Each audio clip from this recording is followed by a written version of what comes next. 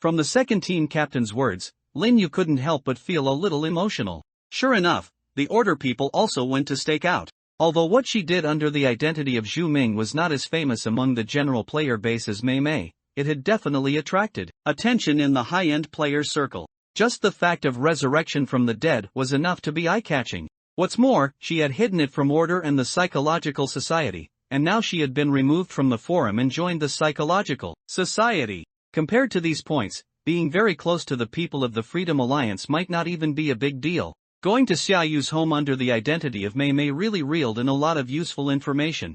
Of course, since it was intentional, Lin Yu had naturally prepared for it long ago. What's more, the second team captain asking about it in this situation indicated that it was indeed not a serious matter with severe consequences. So Lin Yu wasn't flustered at all, he just sighed slightly before speaking. When I met her, neither she nor I had joined any organization yet. Life and death friendship in a dungeon. I can't be that selfless or great. Lin Yu spoke, and the second team captain remained silent. The tycoon squatting on the ground, however, sneered. Heh, kid, it's not convenient for an outsider like me to talk about your order's affairs, but I've always been unable to hold back. Captain Liang Yi, who's lying in bed, was injured last night by those bastards from the Psychological Society. He had 12 bones broken throughout his body, multiple soft tissue contusions, and that scoundrel even kicked him twice down there, almost causing necrosis.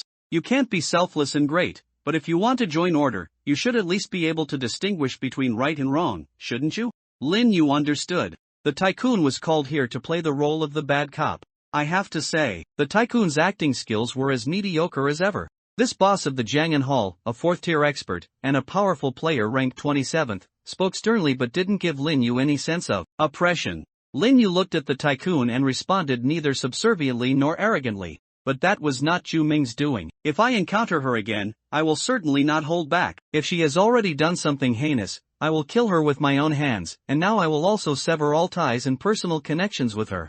However, the friendship between us before that, I don't think there's any problem with it. If you really want to count, there's even a mutual friend of ours in your organization, Lin Yu said, then looked at the 3 order captains. Furthermore, my visit to her family has nothing to do with her. She has already faked her death and severed ties with her family. No matter what you think, I can't just leave that mother and daughter alone. As Lin Yu spoke, the ward fell silent. Based on everyone's reactions, Lin Yu also made a judgment. It seems that at least Order's surveillance isn't that precise. He had gotten the phone from Xia Yang, and even specifically took the phone out again downstairs. However, the Order people hadn't noticed this. Since they hadn't noticed, then this explanation was already sufficient. After all, he had made contributions in the last Jiangcheng incident, had Gao Shan's recommendation, and perhaps even Li Hua's favor. Such a small suspicion couldn't really do anything to Lin Yu. After all, the player community is only so big, and Order's scale is not small. If they were to investigate thoroughly, many Order members and even high-ranking officials might have had 1 or 2 less than proper friends. Just as Lin Yu expected. Next, Liang Yi, who was lying in bed receiving info, tried hard to turn his head and spoke. I believe this young comrade, he said earnestly. Our Order is a disciplined organization, we don't do that kind of arbitrary conviction, so, since Mei has joined us, I choose to believe him. As a candidate for the next Jiangqing General Captain, and also the most severely injured person in the ward, even if the tycoon's status was subtly higher than Liang Yi's, Liang Yi speaking at this moment still carried some finality. Lin Yu also nodded. Thank you for Captain Liang Yi's trust. I will certainly live up to your expectations. My timing for joining was quite special. I will also do my best during your hospitalization, he said seriously, and Liang Yi laboriously waved his bandaged hand. Sybil, I just wanted to say, can we please stop bringing up the fact that I was injured? Sybil, it's too embarrassing. Liang Yi sighed. I'm too weak, brothers, I'm too weak. The second and third team captains looked at Liang Yi together. You really shouldn't say that. We would have died long ago if it were us. That's right, to survive from that crazy woman from the Psychological Society, you've already done your best. Liang Yi sighed. Forget it, it's purely because she didn't want to kill me and you guys arrived quickly. It's a good thing it was in Jiangcheng. Lin Yu's heart stirred when he heard Liang Yi's words. Why do you say it's a good thing it was in Jiangcheng? Sure enough, Liang Yi subconsciously showed a somewhat guilty expression. Although he spoke immediately after only a moment, Lin Yu still caught the flaw. Isn't it because Jiangcheng has the tycoon? Ranked 27th, rich, righteous, and strong, who wouldn't say he's amazing? The tycoon immediately chimed in, little brother, you say that and I feel a little embarrassed. Lin Yu watched the two of them going back and forth, but his expression grew calm. No, that's not right. Order is an organization that values reason, but precisely because order values reason, Lin Yu knew that he could use the organization's righteousness to exert appropriate coercion. I don't know how the organization evaluates me, but I consider one of my strengths to be my perceptiveness. Captain Gao Shan from Zhengcheng should know this. So, gentlemen, you seem to be hiding something. I am already an official member of the organization. What exactly is this city hiding from me? As Lin Yu spoke, Liang Yi and the tycoon exchanged glances. Then, Liang Yi sighed and managed to sit up from the bed. Sybil, the report indeed said that one of your strengths is being very smart, but nobody, Sybil, told me you were this smart. Zhangcheng is indeed a special city, even more special than Haicheng or Yanjing for players. It's pretty much the most important city, because this is where the forum is located. In other words, Order, which has a deep cooperative relationship with the forum, has a level of control in this city that cannot be matched by any other city. This is usually not clear to regular members, but there's a big shot in the organization who thinks highly of you, so it should be fine for me to tell you in advance. In the plans of the general and the secretary, Zhangcheng is to become the central city for the entire player community in the future. Zhangcheng is actually that important? Lin Yu was surprised as he listened to Liang Yi, good night's words. He had thought Zhangcheng was the type of place that had been abandoned. After all, the position of Zhangcheng's general commander in Order had been vacant for a long time without a replacement. Given Order's strength and influence, plus the fact that Zhangcheng was, by all accounts, a very important first-tier city with a large population base, such a situation was simply abnormal. Was it because Zhangcheng was so highly valued that Liang Yi, good night, was transferred here now? A top 100 expert was considered rare even within Order. No, it seemed there was more to it. Order's leader, the general, didn't make the decision to designate Zhangcheng as the most important city without reason. Liang Yi, good night, had mentioned something just now. This was where the forum was located. This statement, combined with Lin Yu's increasingly clear understanding of the forum's power recently, felt rather profound. What did it mean? Did the forum have a server here? Something that could directly link with the blood-red prompts implanted in people's souls and minds by the death game, and with the player's authority. Social, couldn't possibly truly rely on the real-world internet, could it? Or rather, was the forum's constructor in Zhangcheng? From Lin Yu's perspective, the forum was definitely not a creation of human power. It was very likely built by a god. Had a god somehow already come to reality? Or, had a certain player become an agent of a god? Both possibilities existed, and this could even explain why the people from the Psychological Society were also so secretive about Zhangcheng. It could even explain the strange occurrence that happened to Fu Luo. But from the reluctance of all involved parties to delve deeper, Lin Yu knew that this matter would likely remain unsolved until he reached a certain level of height and status. However, Lin Yu was not in a hurry. So that's how it is, our Zhangcheng is actually so important. He put on an expression of I understand and spoke solemnly.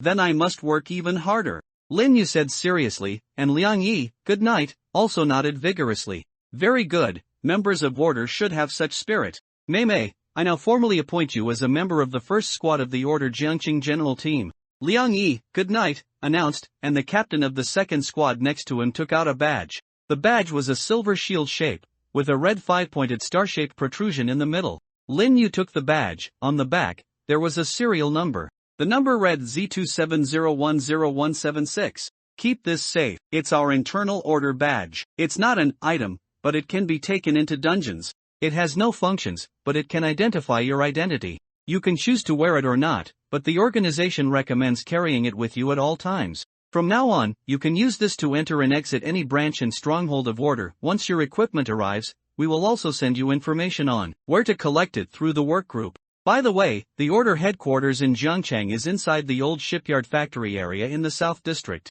Lin Yu was stunned, then looked at the tycoon. Isn't that near the gathering place? The tycoon spread his hands. Yes, it's opposite my restaurant across the river. Kid, you didn't think Order and I just picked our locations randomly, did you? Lin Yu gained some new knowledge again. It seemed that the tycoon's Jiangyan Hall could even be considered an unofficial member of Order. Given Zhangcheng's high strategic position, it was hard to say whether Jiangyan Hall grew large first and was then incorporated by Order, or if the tycoon knew Order was short-staffed in Zhangcheng and inconvenient to expand on a large scale, so he organized Jiangyan Hall. Lin Yu thought silently, nodding slightly on the surface. I understand, it seems I still have a lot to learn. If there's nothing else, I'll take my leave first. Since the captains can't leave here, I, as a newly appointed member, should go around the city more to prevent those dangerous elements lurking in the shadows from plotting something. If I find anything, I will report it immediately, Lin Yu said, bidding farewell to the 3 order captains and the tycoon. Afterward, Lin Yu left the hospital.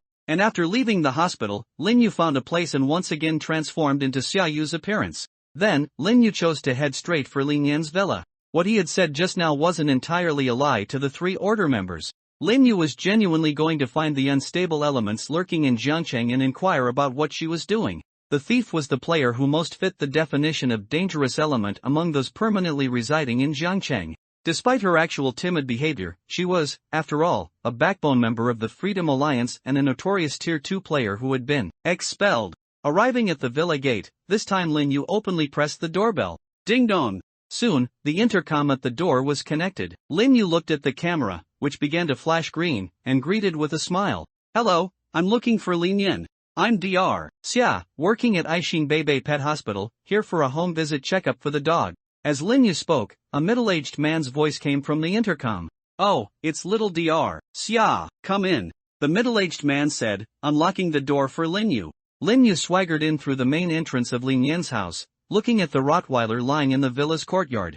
The tall, fierce dog looked at Lin Yu, its tongue hanging out, appearing docile. The main door of the villa also opened, and a man, still impeccably dressed in his shirt and suit pants at home, with his hair neatly styled, walked out, a polite smile on his face. Little Dr. Xia, may I ask what's wrong with Hutu? Lin Yu smiled and said, you are the owner of this house, aren't you? A week ago, your family member, little Lin Yan, called and said that the dog seemed to have trouble eating. I judged it to be indigestion symptoms at the time and suggested reducing dog food for a few days to see.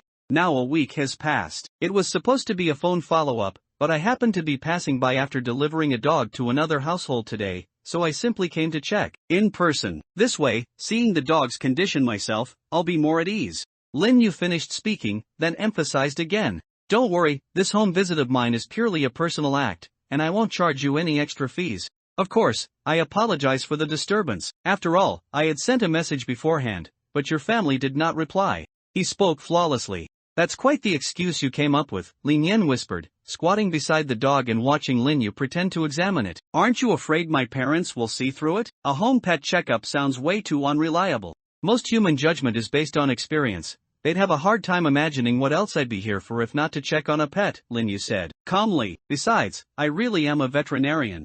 Lin Yan sighed, so, why did you insist on finding me offline? On one hand, to tell you that I've officially joined the Psychological Society.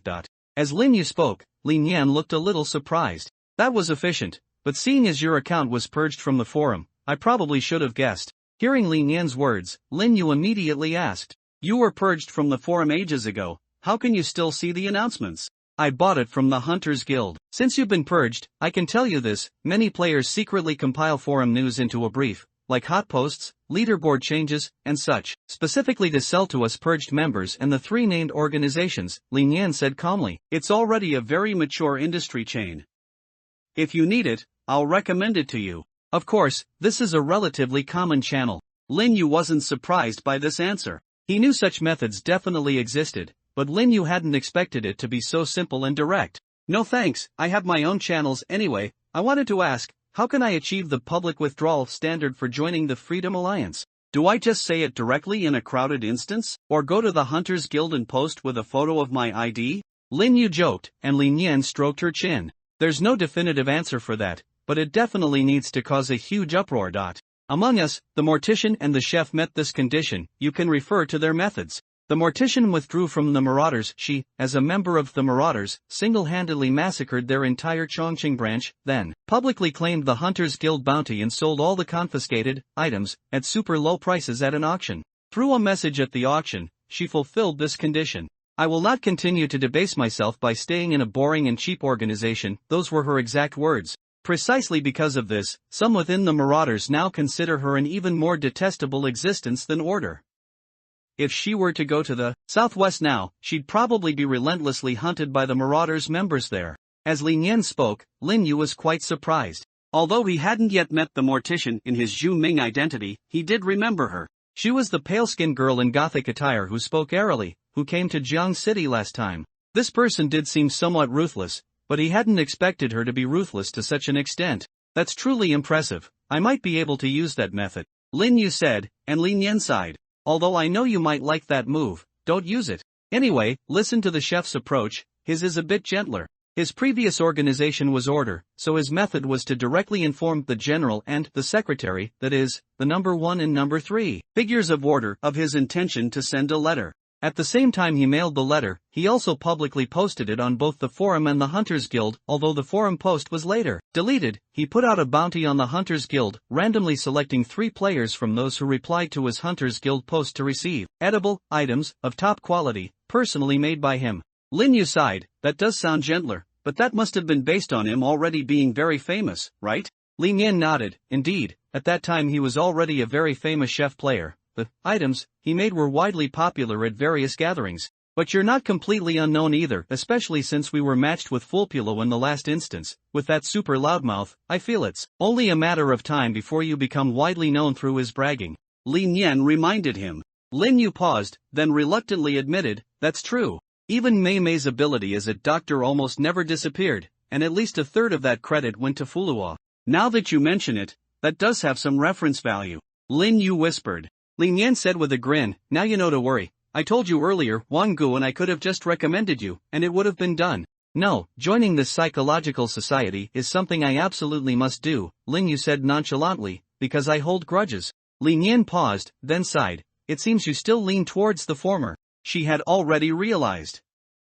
Lin Yu was very likely going to severely screw over the psychological society. Alright, when you're about to make your move, remember to give me a heads up. What? You're going to help me? Lin Yu looked at Lin Yan, a little surprised. Lin Yan shook her head seriously. No, I'm going to hide far away, don't get blood on me. As she spoke, Lin Yu let out a wry laugh. Don't worry, I absolutely won't make a move unless I'm absolutely certain. Lin Yan sighed. I'm gradually starting to understand why you had to come offline to tell me all this. Talking about these things online really isn't reassuring. Lin Yu smiled. Indeed, as my feigned death becomes harder to hide, now both Order and the Psychological Society, and even others, have gone to stake out my home. Lin Yan's body stiffened. Then you still came to my house. Isn't that just diverting trouble to me? It's already bad enough that I live in Jiang City. I've hidden my identity for so long, I really don't want to be exposed. She said helplessly, and Lin Yu laughed. I did it on purpose.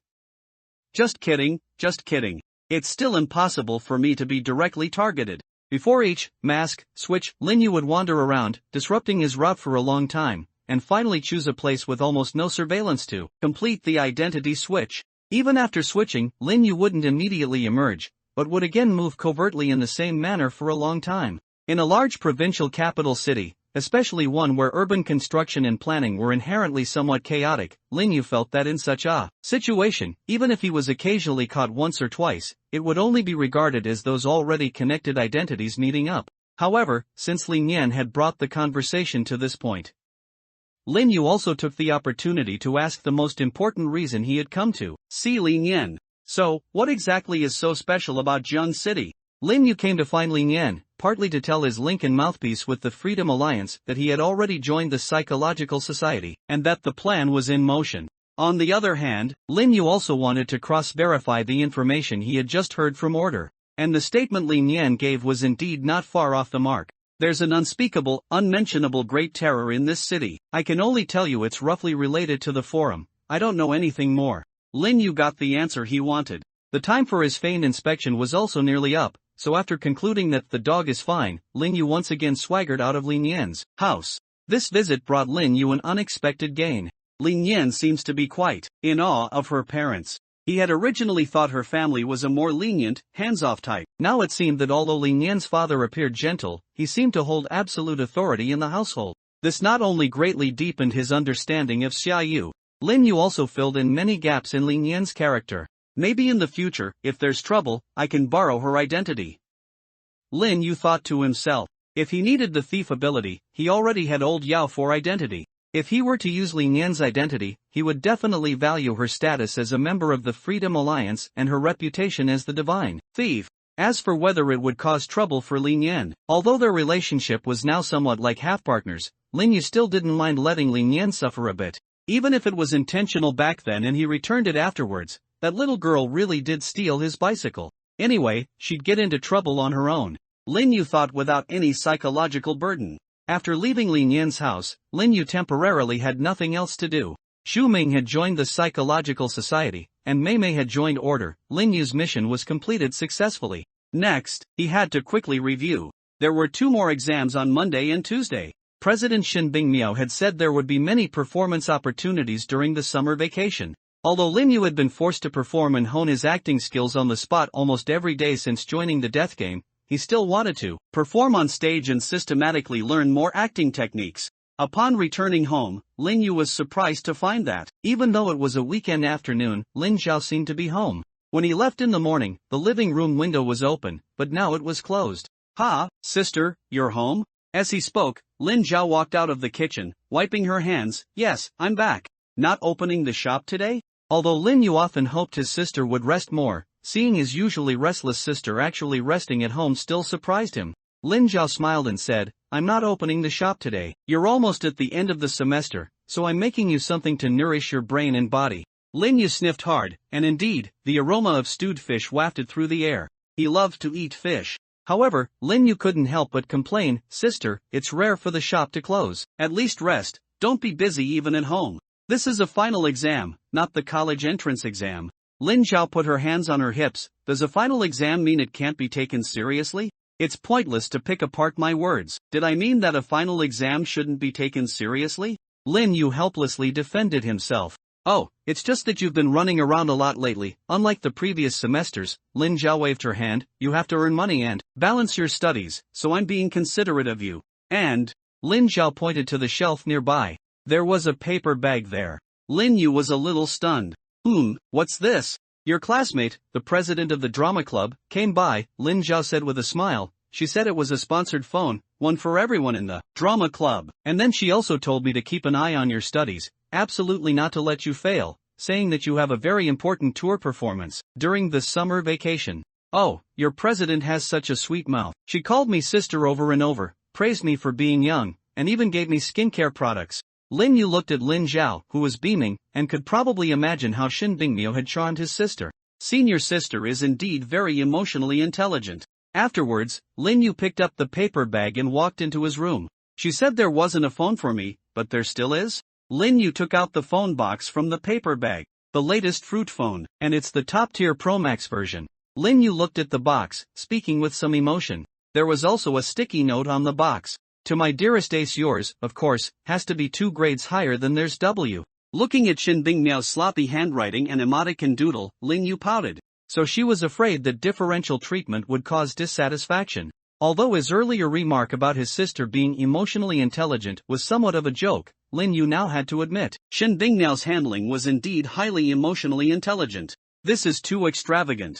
He unwrapped the phone's outer packaging box, but then Lin Yu realized something was wrong. This was not just a matter of being 2 grades higher. The phone inside the box was completely transparent. It looked like something from the future. Or, maybe it was just a glass panel? What is this? Lin Yu strangely picked up the phone, and then, a prompt popped up before his eyes. Prop Cyber Ghost's electronic coffin, bound. Cyber Ghost's electronic coffin, hey, hello, feed me your electronic products and other props. Description, a growing prop created by a god who wishes to remain anonymous, currently nothing special. Note, beware, it feeds itself. Lin Yu looked at the prop, described by these 3 short lines of blood-red text and realized, Senior sister, you are truly generous. This was not only a prop that simultaneously had description and note. Moreover, within the 3 lines of description, it even revealed that this thing was created by a god and had the potential for growth. The value of this item, Lin Yu felt it might be hundreds of thousands, or even millions, of points. He felt his scalp tingle. My dear senior sister Shin Bingmiao, who on earth are you? This was definitely not something a Tier 3 player could casually pull out and give away. Although the powerful Tier 3 players Lin Yu had seen all had seemingly precious props, such as Au's dual pistols, Li Hua's dice, and Chen Wan's top hat, they would never give those things away. After thinking, Lin Yu picked up his phone and sent a message to his senior sister. What on earth did you send me? But before Shin Bingmiao could reply, the transparent glass panel on his desk suddenly generated a huge suction force, pulling his phone towards it. My phone! Lin Yu stared at the glass panel that had absorbed his phone, instinctively exclaiming. Although Lin Yu now owned many phones and had enough savings to buy many high-end flagship models, all of this had only happened a little over a month ago, and Lin Yu hadn't gotten used to it yet. Seeing his phone disappear, Lin Yu's first reaction was a pang of heartache. "You ate my phone, you'd better be truly useful." He looked at the transparent panel in his hand, gritting his teeth as he checked for new changes. Like other items, this panel, named Cyber Ghost's electronic coffin, had a soul link with Lin Yu. So, when Lin Yu sensed it, he seemed to feel that this panel, which originally had no functions, had gained some new ones. With a thought, a powerful and cyber-like blue glow flashed across the transparent panel, then it transformed into Lin Yu's original phone. "Is that what it means?" Lin Yu was a bit startled, then he tested it out. The phone was still fully functional. After seeing this, Lin Yu pondered for a moment and decided to take out a few other phones and a tablet. Then, he placed them next to the transparent panel. The Cyber Ghost's electronic coffin, just like before, absorbed these electronic devices too. And subsequently, just as Lin Yu had expected, with a mere thought, this item could transform into the appearance of any electronic device it had devoured, and it would be fully functional. It could even maintain the appearance while switching the internal content to that of another phone. In other words, Lin Yu could now use Zhu Ming's phone to view the content on Mei Mei's or other people's phones. He could even view them simultaneously. This item could project the content of any electronic device directly onto Lin Yu's retina, visible only to him. Senior's sister is really generous. Lin Yu exhaled. This perfectly solved the trouble of him needing to carry many phones. From now on, he could travel light. However, this didn't make Lin Yu feel relaxed. Instead, it made him feel a sense of pressure. How did Shen Bingmiao know he needed this? Had she noticed something? And Lin Yu couldn't even go to Shen Bingmiao to confirm. After all, what if Shen Bingmiao only gave it to him because its appearance resembled a phone, just as a casual gift? Or perhaps, Shen Bingmiao was merely suspicious. What if asking her directly would expose him? So, after much deliberation, Lin Yu decided to bide his time. Even if he were to test Shen Bingmiao, he absolutely couldn't do it immediately. That would be no different from walking into a trap. Lin Yu felt that, at the very least, Shen Bingmiao wouldn't harm him. He decided to continue testing the Cyber Ghost's electronic coffin. All the electronic devices had been put in. Now, of course, it was the turn of items. Lin Yu thought for a moment and took out the multifunctional screwdriver. This was the equipment he had obtained after killing Tian Gong. Multifunctional screwdriver, as you can see, it has all the functions a screwdriver should have. At the same time, it can also be a back scratcher, an ear pick, a nail clipper, and a microphone. Although it seemed quite practical, Lin Yu hadn't used it so far. So, if he had to sacrifice an item now, Lin Yu thought this one was quite suitable. Moreover, its quality didn't seem high. Although the death game only had very simple classifications for items, non-exclusive items, class items, exclusive items, without any quality grading, based on whether there were descriptions and notes, and whether they looked like mass-produced items or had specific functions, one could roughly distinguish their grades. If this multifunctional screwdriver had a quality classification, it would definitely be a common white quality item. Lin Yu picked up this gadget and placed it next to the Cyber Ghost's electronic coffin. However, this time, the panel did not generate a strong, powerful suction like it did when encountering electronic devices. Only when Lin Yu actively brought the two into contact and had the thought of devouring did the Cyber Ghost's electronic coffin swallow the multifunctional screwdriver. Subsequently, the entire transparent panel flashed with a pale golden light. A line of golden text appeared on the transparent panel. Charging complete, 0.02%. Please continue charging. Then, it returned to silence. Lin Yu looked at it, stunned for a moment, and cried out that he had been tricked. I feed it an item screwdriver, and it just shows me a flashing line of text? Is it really that much of a scam? And it only charged 0.02%. I'd have to feed you 5,000 screwdrivers to complete charging. This thing won't even tell me what it's for when it's fully charged. Lin Yu helplessly rubbed his forehead. He now felt somewhat like throwing a meat bun at a dog. It's gone forever. But fortunately, it was the multifunctional screwdriver he fed it, so Lin Yu didn't feel particularly heartbroken. Not feeling any heartache at all would definitely be a lie. After all, if this item were sold at a gathering, it could still fetch dozens of points. Of course, it was a good thing that this screwdriver was most likely unsellable anyway. After all, it was Tiangong's item. If a marauder or someone familiar with him, like Almond, had seen this item, that would be troublesome. So, in the future, if I get items that I can't use and are difficult to sell, I can handle them this way. Lin Yu stroked his chin, pondering.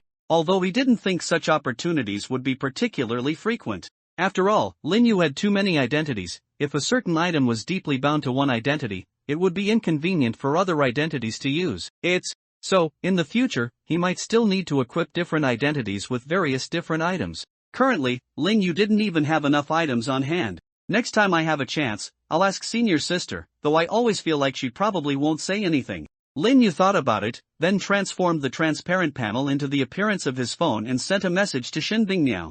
Thank you, senior sister, the phone is very useful. In any case, after absorbing that pile of electronic devices, it did provide a very practical function. Lin Yu put away the panel and then sat back down at his desk. Although senior sister's gift was indeed somewhat unexpected for Lin Yu, he still had to study. Or rather, precisely because senior sister gave such a valuable gift, Lin Yu felt that he should study even harder. Although he didn't think he would fail any subjects, Lin Yu always felt that he had to do something, otherwise, he would be letting his senior sister down to some extent. You did very well, Fu Baluo. I thought you would buckle under pressure and confess. While Lin Yu was diligently studying, Fu Luo sat upright in a private room of an internet cafe in Jiangcheng, looking at the flickering cursor on the screen and the text appearing out of thin air on the notepad, his expression serious. He whispered into the microphone. How could I, my lord, how could I dare to betray you? As Fu Luo spoke, new text appeared on the notepad. It's good that you know. Otherwise, you know my methods best. Now I have a new task for you. Fu Luo looked at the 2 lines of text, nodded obsequiously, and said, tell me, I guarantee I'll complete it. I'll go through fire and water without hesitation. Alright, the Psychological Society's S-rank executive, fluoxetine, is in Jiangcheng right now. I'll send the location to your phone. Go and take fluoxetine out. Fu Luo's face turned pale when he saw this line of text. Take out the Psychological Society's S-rank, me? Fu Luo stood up on the spot, slammed the table, and jumped up. Then, he aimed at the camera in front of the computer, precisely jumped onto the sofa chair in the private room, and then knelt in front of the computer. My lord, great hacker, it's not that I'm unwilling to do it, it's just that my abilities are truly limited. I have elderly parents above me and I have 2 elderly parents, I really can't go. As Fu Luo spoke, he wiped his eyes, and tears instantly streamed down his face. If Lin Yu had been there to witness it, he would probably have marveled at Fu Luo's acting talent. With this skill alone, even without performing on stage, he could make a living as a professional mourner in the surrounding villages. New text appeared in the notepad. Just kidding. I still have a use for fluoxetine. Fu Luo wiped the corners of his eyes and said with a bitter smile, even if you didn't have a use for her, I couldn't kill her. But I do need you to cause trouble for someone. Fu Luo looked at the new text on the notepad and said, tell me, as long as it's not fluoxetine, as long as it's not too strong, it's fine. The cursor on the notepad flickered for a while, making Fu Luo uneasy. Hacker, it won't really be a master, will it? He gritted his teeth. Anything below a 3rd advancement is fine. Anything higher, I really can't handle it. The cursor was still flickering. Fu Luo's face was pale. If it's just causing trouble, I'll find some helpers. A 3rd advancement should be doable, as long as they're not on the leaderboard. Hearing Fu Luo say this, the notepad finally moved. Fu Luo's tears fell again. Please stop messing with me, is it really someone on the leaderboard? You already have a grudge against him. New text appeared, and Fu Luo almost peed his pants. What? I have a grudge against a player on the leaderboard? Which one? A single character appeared on the notepad, Nyan. Fu Luo was stunned, then said, what is that? He's on the leaderboard, and a 3rd advancement? You must be joking. I'm not joking, he's an anonymous player, ranked 77.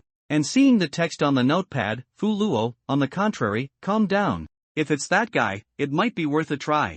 After all, that guy doesn't kill people, and hacker, you'll also assist me, right? The notepad closed. The next moment, sweat beads reappeared on Fu Luo's now calm face. My lord, don't run away, my lord. The peaceful days flew by. On Tuesday afternoon, Lin Yu, who had finished his open book exam, stretched, and while eating in the cafeteria, he looked at the bloody text appearing before him. Less than 24 hours remain until the latest start time for the next game. Please find a dark and enclosed environment before midnight tonight. Use means to restrict your oxygen intake, and wait to enter the game. Lin Yu exhaled. It's here, this time it's near suffocation. But that wasn't important. What was important was, why hasn't the hint for the 2nd advancement trial appeared yet? Lin Yu felt a little strange. His 1st advancement copy was in the 3rd copy, Winter Mountains. According to the experience summarized by his predecessors, the 2nd advancement copy should be in the 6th copy. However, this bloody text did not contain any information about advancement. Logically, it should have appeared upon his return, but it still hasn't. Does this largely mean I really won't be advancing this time? Lin Yu muttered. However, Lin Yu wasn't too concerned, only feeling it was within reason. Advancing one rank in 3 copies was already somewhat beyond the norm. So, it was expected that there wouldn't be a second advancement in the 6th copy. It's good not to advance now. Lin Yu exhaled. He no longer had such an urgent need to become stronger, although it was still urgent. It wasn't to the point of must advance as quickly as possible. More time to prepare and ensuring foolproofness was the most important thing. His only concern now was, what if the second advancement trial wasn't the same process as the first advancement? He currently had no channels to inquire about second advancement matters, even though he already knew many third advancement masters. With his current identities, none of his identities were anywhere near the point of advancing to second advancement. Lin Yu couldn't verify it. He could only proceed cautiously with his preparations, operating under the assumption that what if I really have to advance as soon as I enter the game? Of course, he didn't have much special to prepare. He just gorged himself in the cafeteria and applied a few very useful buffs. The immortal brews stored in the immortal gourd, besides the miserly rich man, currently included Sealed Mind and Blessing of Ice. Sealed Mind, remaining 12 hours immune to all mental and soul attacks, blocks all prying into the soul. Blessing of Ice, remaining 3 hours movement speed increased fivefold, gains the ability to move regardless of terrain, and simultaneously lowers the temperature within 5 meters of oneself to freezing point. In addition to these 3 blessings, Lin Yu also had several small buffs that enhanced his physique, which together boosted his physique to roughly half of a soldier's enhancement. Alright, even if it really is the second advancement trial, there's nothing to fear. Lin Yu exhaled, then felt a bit emotional. But then again, thinking about it, even in the copies that weren't for advancement, the difficulty and intensity were not low at all, were they? In the first copy, he went against an S-rank potential guy, and he was in a very unfair faction. In the second copy, he encountered a god. In the third copy, he advanced and encountered Chat, a monster created by the Truth Company. In the fourth copy, he encountered a god again. In the fifth copy, he even encountered the Free Alliance's team-building event and came to the Truth Company's territory again. Recalling his past experiences, Lin Yu suddenly felt emotional. From now on, I should prepare for every copy as if it were an advancement copy. Compared to the previous times where he either let water in or jumped off a building, Lin Yu's conditions for entering the game this time were much simpler. He only needed to put a plastic bag over his head and tie it shut. And this time, Lin Yu chose the identity of Wu Yue. After all, the order identity certificate he had just obtained was not to be wasted. What's more, that badge had a considerable degree of credibility. For ordinary players, Lin Yu could use this item to better utilize his trickster ability. Whoosh! Squeezing the air out of the bag, Lin Yu sat in the room's chair, feeling his consciousness gradually blur. The pointer spun, about to reach 12 o'clock, and blood-red characters finally appeared before Lin Yu's eyes. About to join the game. Game name, Fly Over the Asylum. Clearance condition, leave the island. Number of players in this game, 3 people. Asylum, but why suffocation? What does the clearance condition mean? However, the number of people this time is quite small. The familiar sense of weightlessness appeared, and then, his vision suddenly went completely dark. The suffocating sensation from the plastic bag became even more intense. The item over his head seemed heavier and more solid. Clearly, he had already entered the game. It's just, what is going on?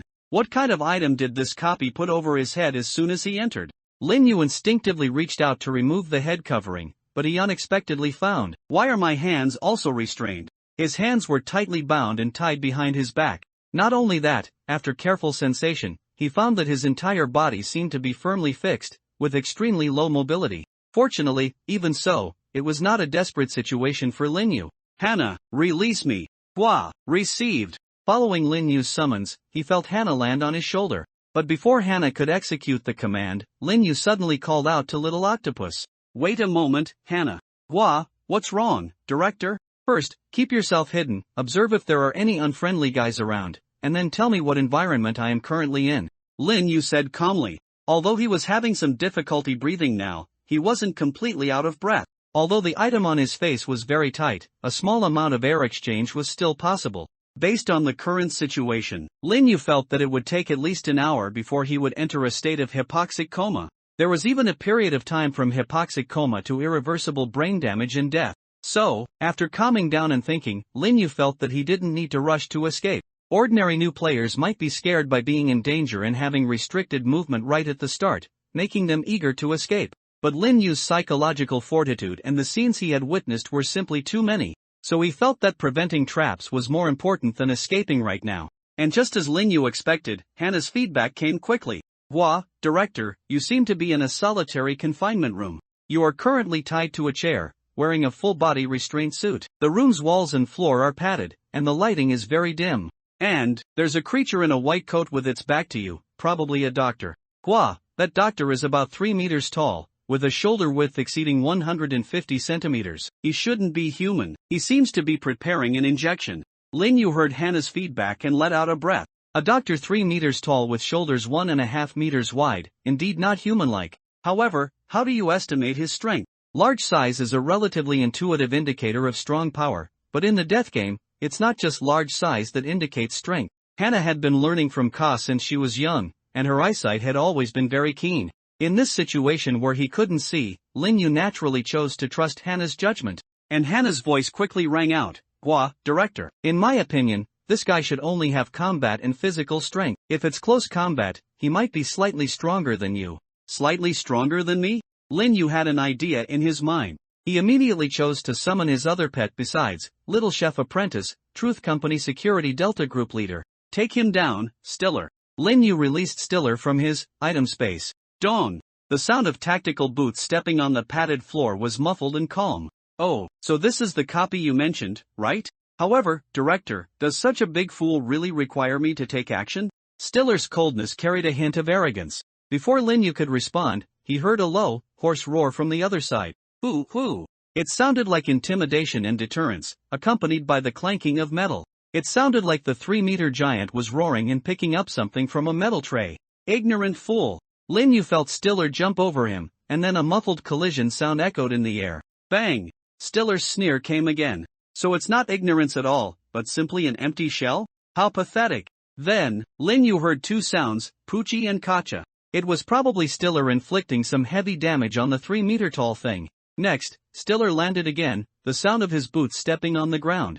An opponent of this level is indeed good for a warm-up, Stiller said, then walked to Lin Yu's front. Miss Hannah, make way, let me untie the director, he said, and then Lin Yu felt his neck loosen. Then, whoosh! Fresh air and a cool, relaxed feeling rushed over him, along with light that wasn't too bright, just right. Excellent, Stiller. He turned his head to look at the dark green giant lying on the ground with a rusty, mottled surgical knife stuck in it, feeling a bit emotional. Although Stiller, even with his home field equipment, hadn't managed to defeat Wang Yuyang and his wife before, Lin Yu had to admit, the Truth Company Security Delta Group Leader, President Paris's confidant, was definitely not an ordinary person. He lost purely because those two were too strong, rare even among players. Stiller also snorted lightly, then continued to pull out the dagger from his waist and untie the restraints on Lin Yu one by one. That guy only has strength but no consciousness. Even if you broke free yourself, killing him probably wouldn't be difficult. However, this guy's condition is really familiar. It seems that a certain file in the company seemed to have recorded this phenomenon.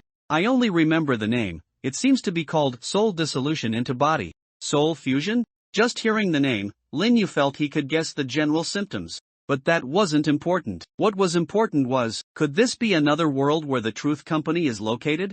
Lin Yu muttered. According to the information he obtained from the forum and various organizations, almost all copies of the death game were distributed among the 7 currently known worlds. Of course, some players claimed they had definite information, having found a concept called 10 realms in some high-end copies. But no one had yet discovered the remaining 3 worlds. Even some unclassifiable copies couldn't confirm they belonged to entirely new worlds. The 7 currently known worlds were relatively independent, yet not entirely so. It seemed that due to the existence of players and gods, the most powerful beings in different worlds had begun to communicate and exchange resources. For example, the world where Mist Island was located and the world where the Truth Company was located were not the same. However, on the Truth Company's despair train, Lin Yu could find a bottle of aged wine from Mist Island Manor. So, although Lin Yu suspected this was the world where the Truth Company was located, he wasn't certain. And sure enough, his conjecture was refuted by Stiller. Honestly, it doesn't seem like it, Stiller muttered. I don't feel any emotional energy. In such a large building, and a hospital at that, there are no emotional collection devices, not even remnants. It's unbelievable. Hannah also agreed. The flesh of this person is very different from the flesh in Stiller's world. Lin Yu nodded, I see. He trusted their judgment. And, this isolation room was indeed crude. Even the Truth Company's wasteland had a somewhat near-future style. But this room, the soft padding of the isolation room was artificial leather, the iron door looked rusty and mottled, and the lock was very simple. Even if it were in Lin Yu's real world, it would be considered a bit outdated. Since it wasn't the Truth Company's territory, it would be a bit easier to handle. This copy only had 3 players, and he didn't know who the other 2 were yet. But this time, there was no team-up, and no reliable Tier 2 experts. Even if he wasn't using Zhu Ming's identity, Stiller following him, carrying various legacies inherited from Wal Valetti and Baron Coleman, would still be a bit conspicuous in the eyes of the Truth Company's higher-ups. As they spoke, Stiller also cut the last restraint on Lin Yu. All right. Lin Yu freed himself from the chair and stood up. Now, it's time to get out of this room and look around.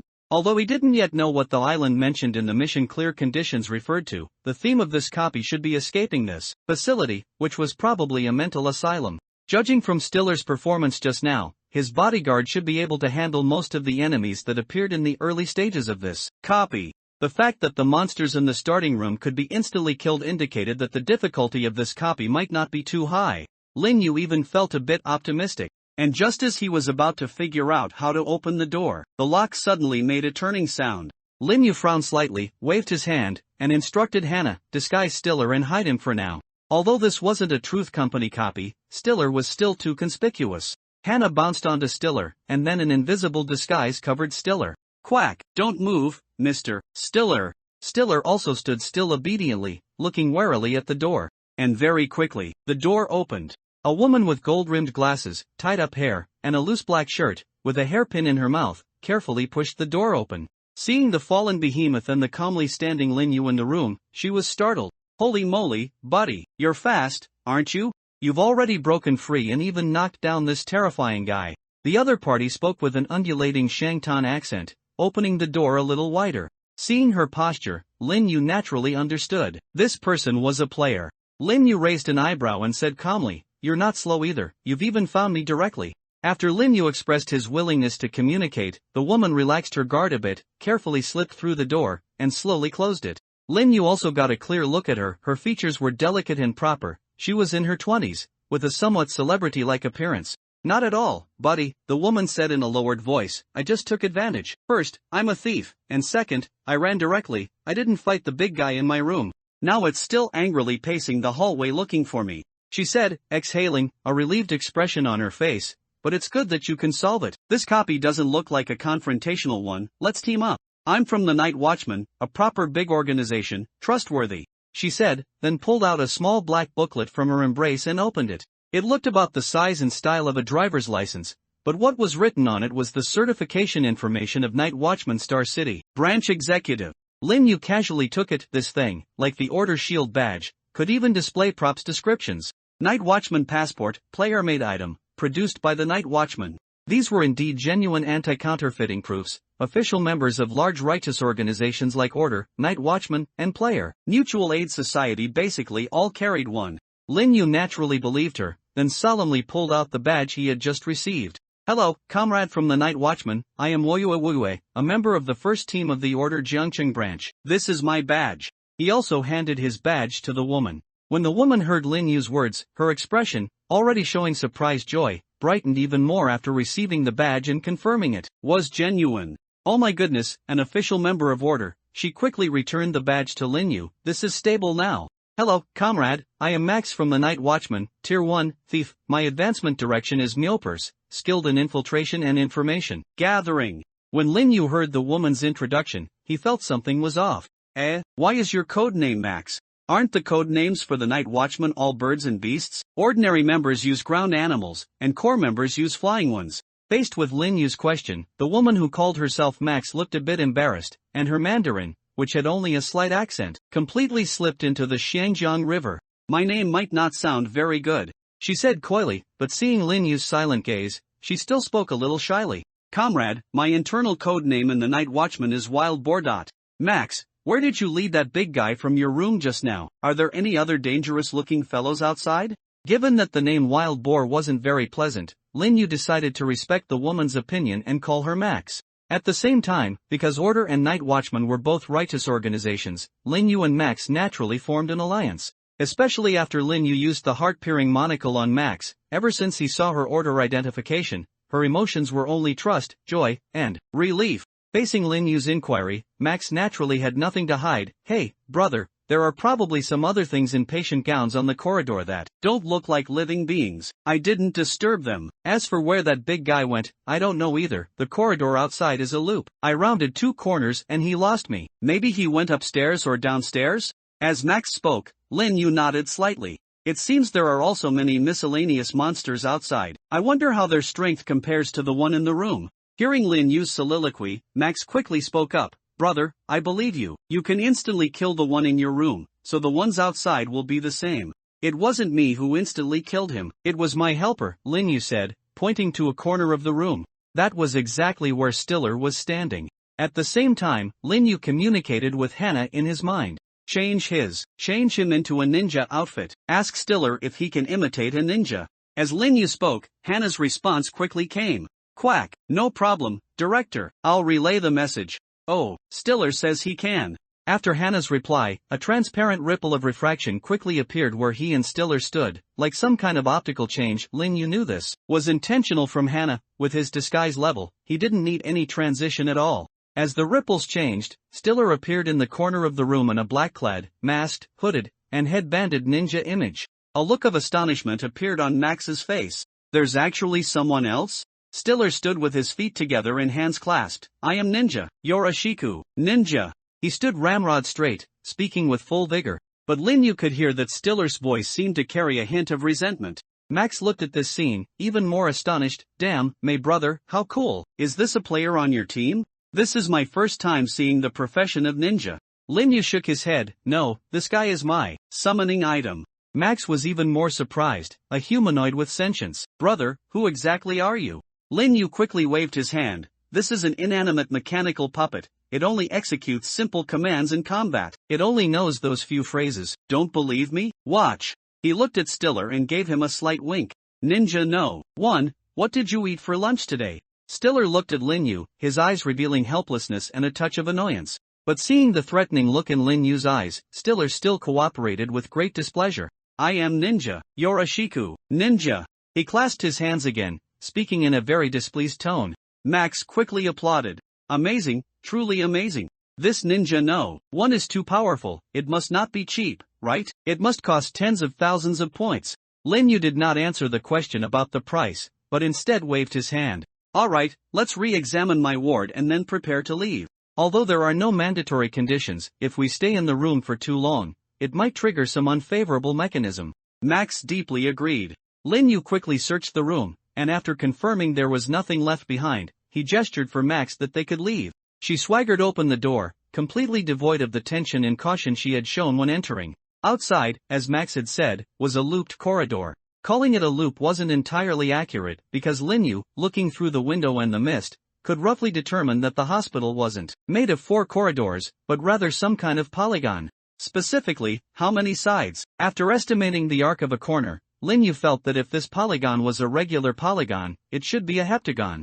Old and somewhat blurry glass was set in metal aluminum frames, the floor was concrete, and the walls were stark white. The ceiling lamp swayed, its wires exposed outside the ceiling. Looking out the window, one could see a courtyard that was once a garden but was now abandoned, covered in dead branches, fallen leaves, and weeds. A faint gray mist floated in the air. Lin Yu counted, and his floor was roughly the 2nd floor, and from the outline outside the window, the entire building had a total of 5th floor. Lin Yu muttered to himself, surveying the desolate and oppressive corridor. Not just an asylum, but an abandoned asylum, huh? The corridor they were on was very long, probably tens of meters, with closed room doors lining both sides. Even with only 5th floor, the copy's venue this time wasn't too small. No wonder Max could make 2 turns and shake off the doctor. Lin Yu observed that only 2 room doors were open. Besides his own, there was another open door 6 rooms away. You came out from there? Lin Yu asked, and Max nodded. Impressive deduction and observation, I indeed came out from there. Lin Yu was helpless. Only 2 doors were open. What did that have to do with deduction? He looked around again. But I don't see any monsters. As Lin Yu spoke, Max immediately pointed in that direction. There aren't any in this section, but around that corner there's an activity area with a few people in patient gowns. Following the direction of Max's finger, Lin Yu walked around the corner to his right. The two arrived in a new corridor. This corridor had no rooms, so the area felt particularly spacious. An old activity area was placed there, and many people in patient gowns wandered the corridor. Calling them people only meant that these fellows roughly had a hominid-like framework, a head, a torso, and 4 limbs. Their size was also roughly normal, between 1.5 to 2 meters, not as exaggerated as the giant wheel cake-like doctor they had seen before. But looking at these guys were still not human. Some had all their joints reversed, some had only a single giant eye on their head, some had webbed hands, and some simply had a giant orange for a head. And yet, they were moving around like humans, sliding, playing chess, building blocks, doing push-ups. Everyone was busy with their own things. What a chaotic scene. Lin Yu couldn't help but sigh.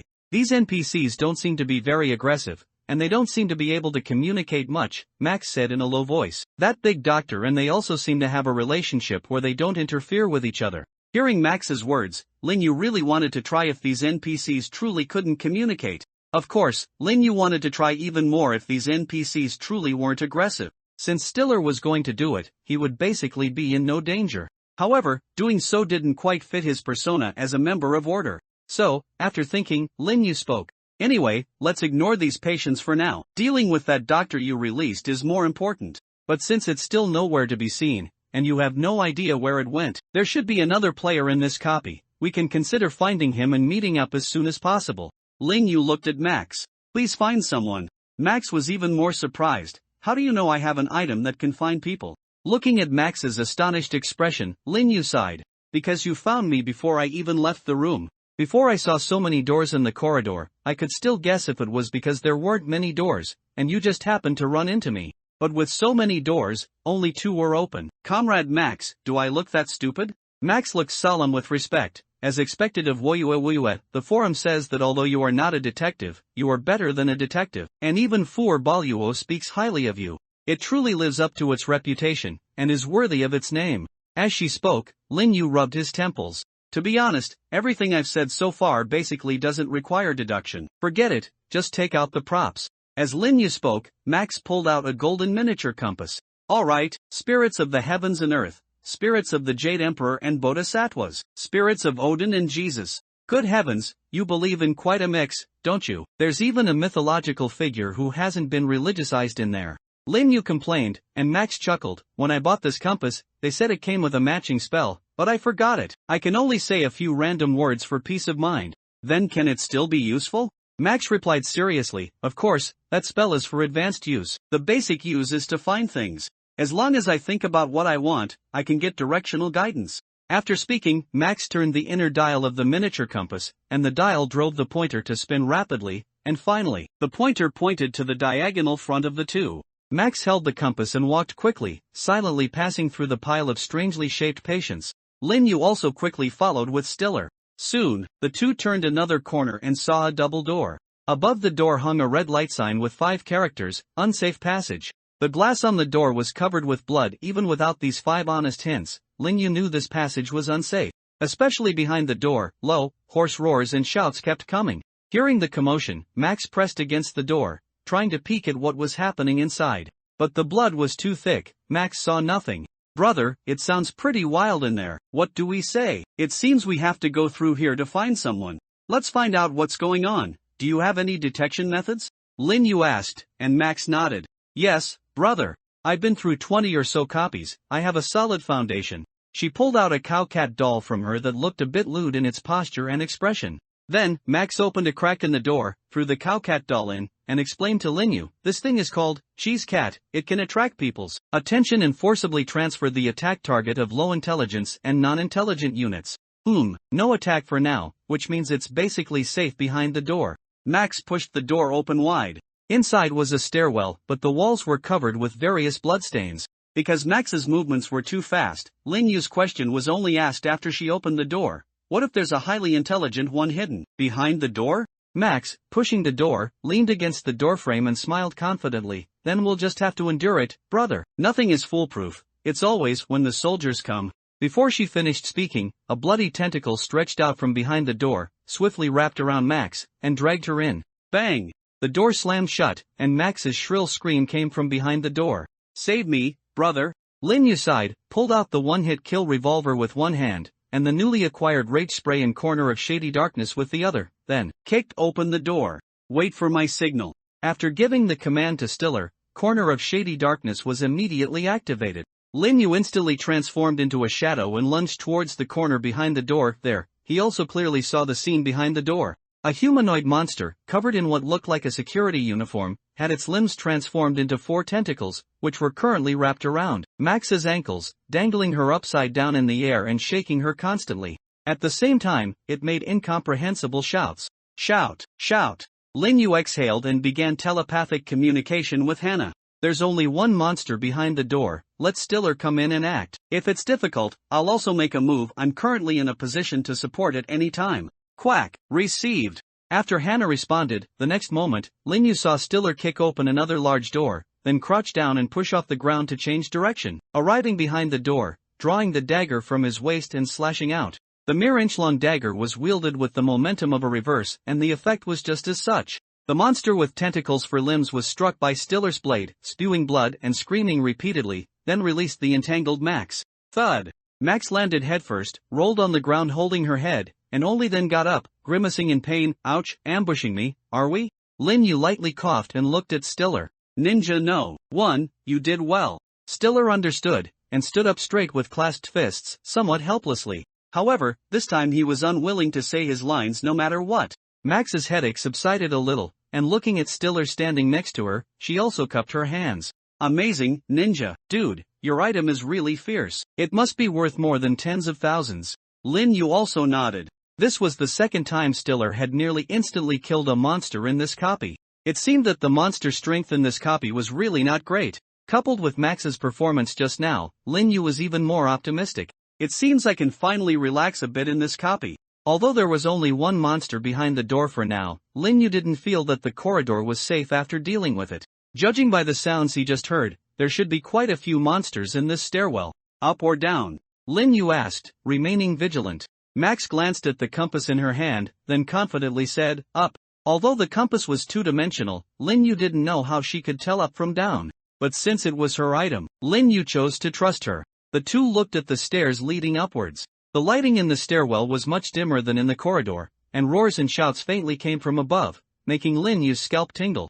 Max, however, wasn't very scared. Despite having just walked through a life-or-death situation, she seemed to have a carefree personality. "Damn, the sounds from above are fierce. Brother, let me scout again, alright?" Max picked up the cowcat doll from the ground and swung it around before throwing it upwards. "Go, cheese cat!" After Max finished speaking, a sharp cat's cry came from upstairs. "Meow." Upon hearing the cat's cry, Max's expression turned serious.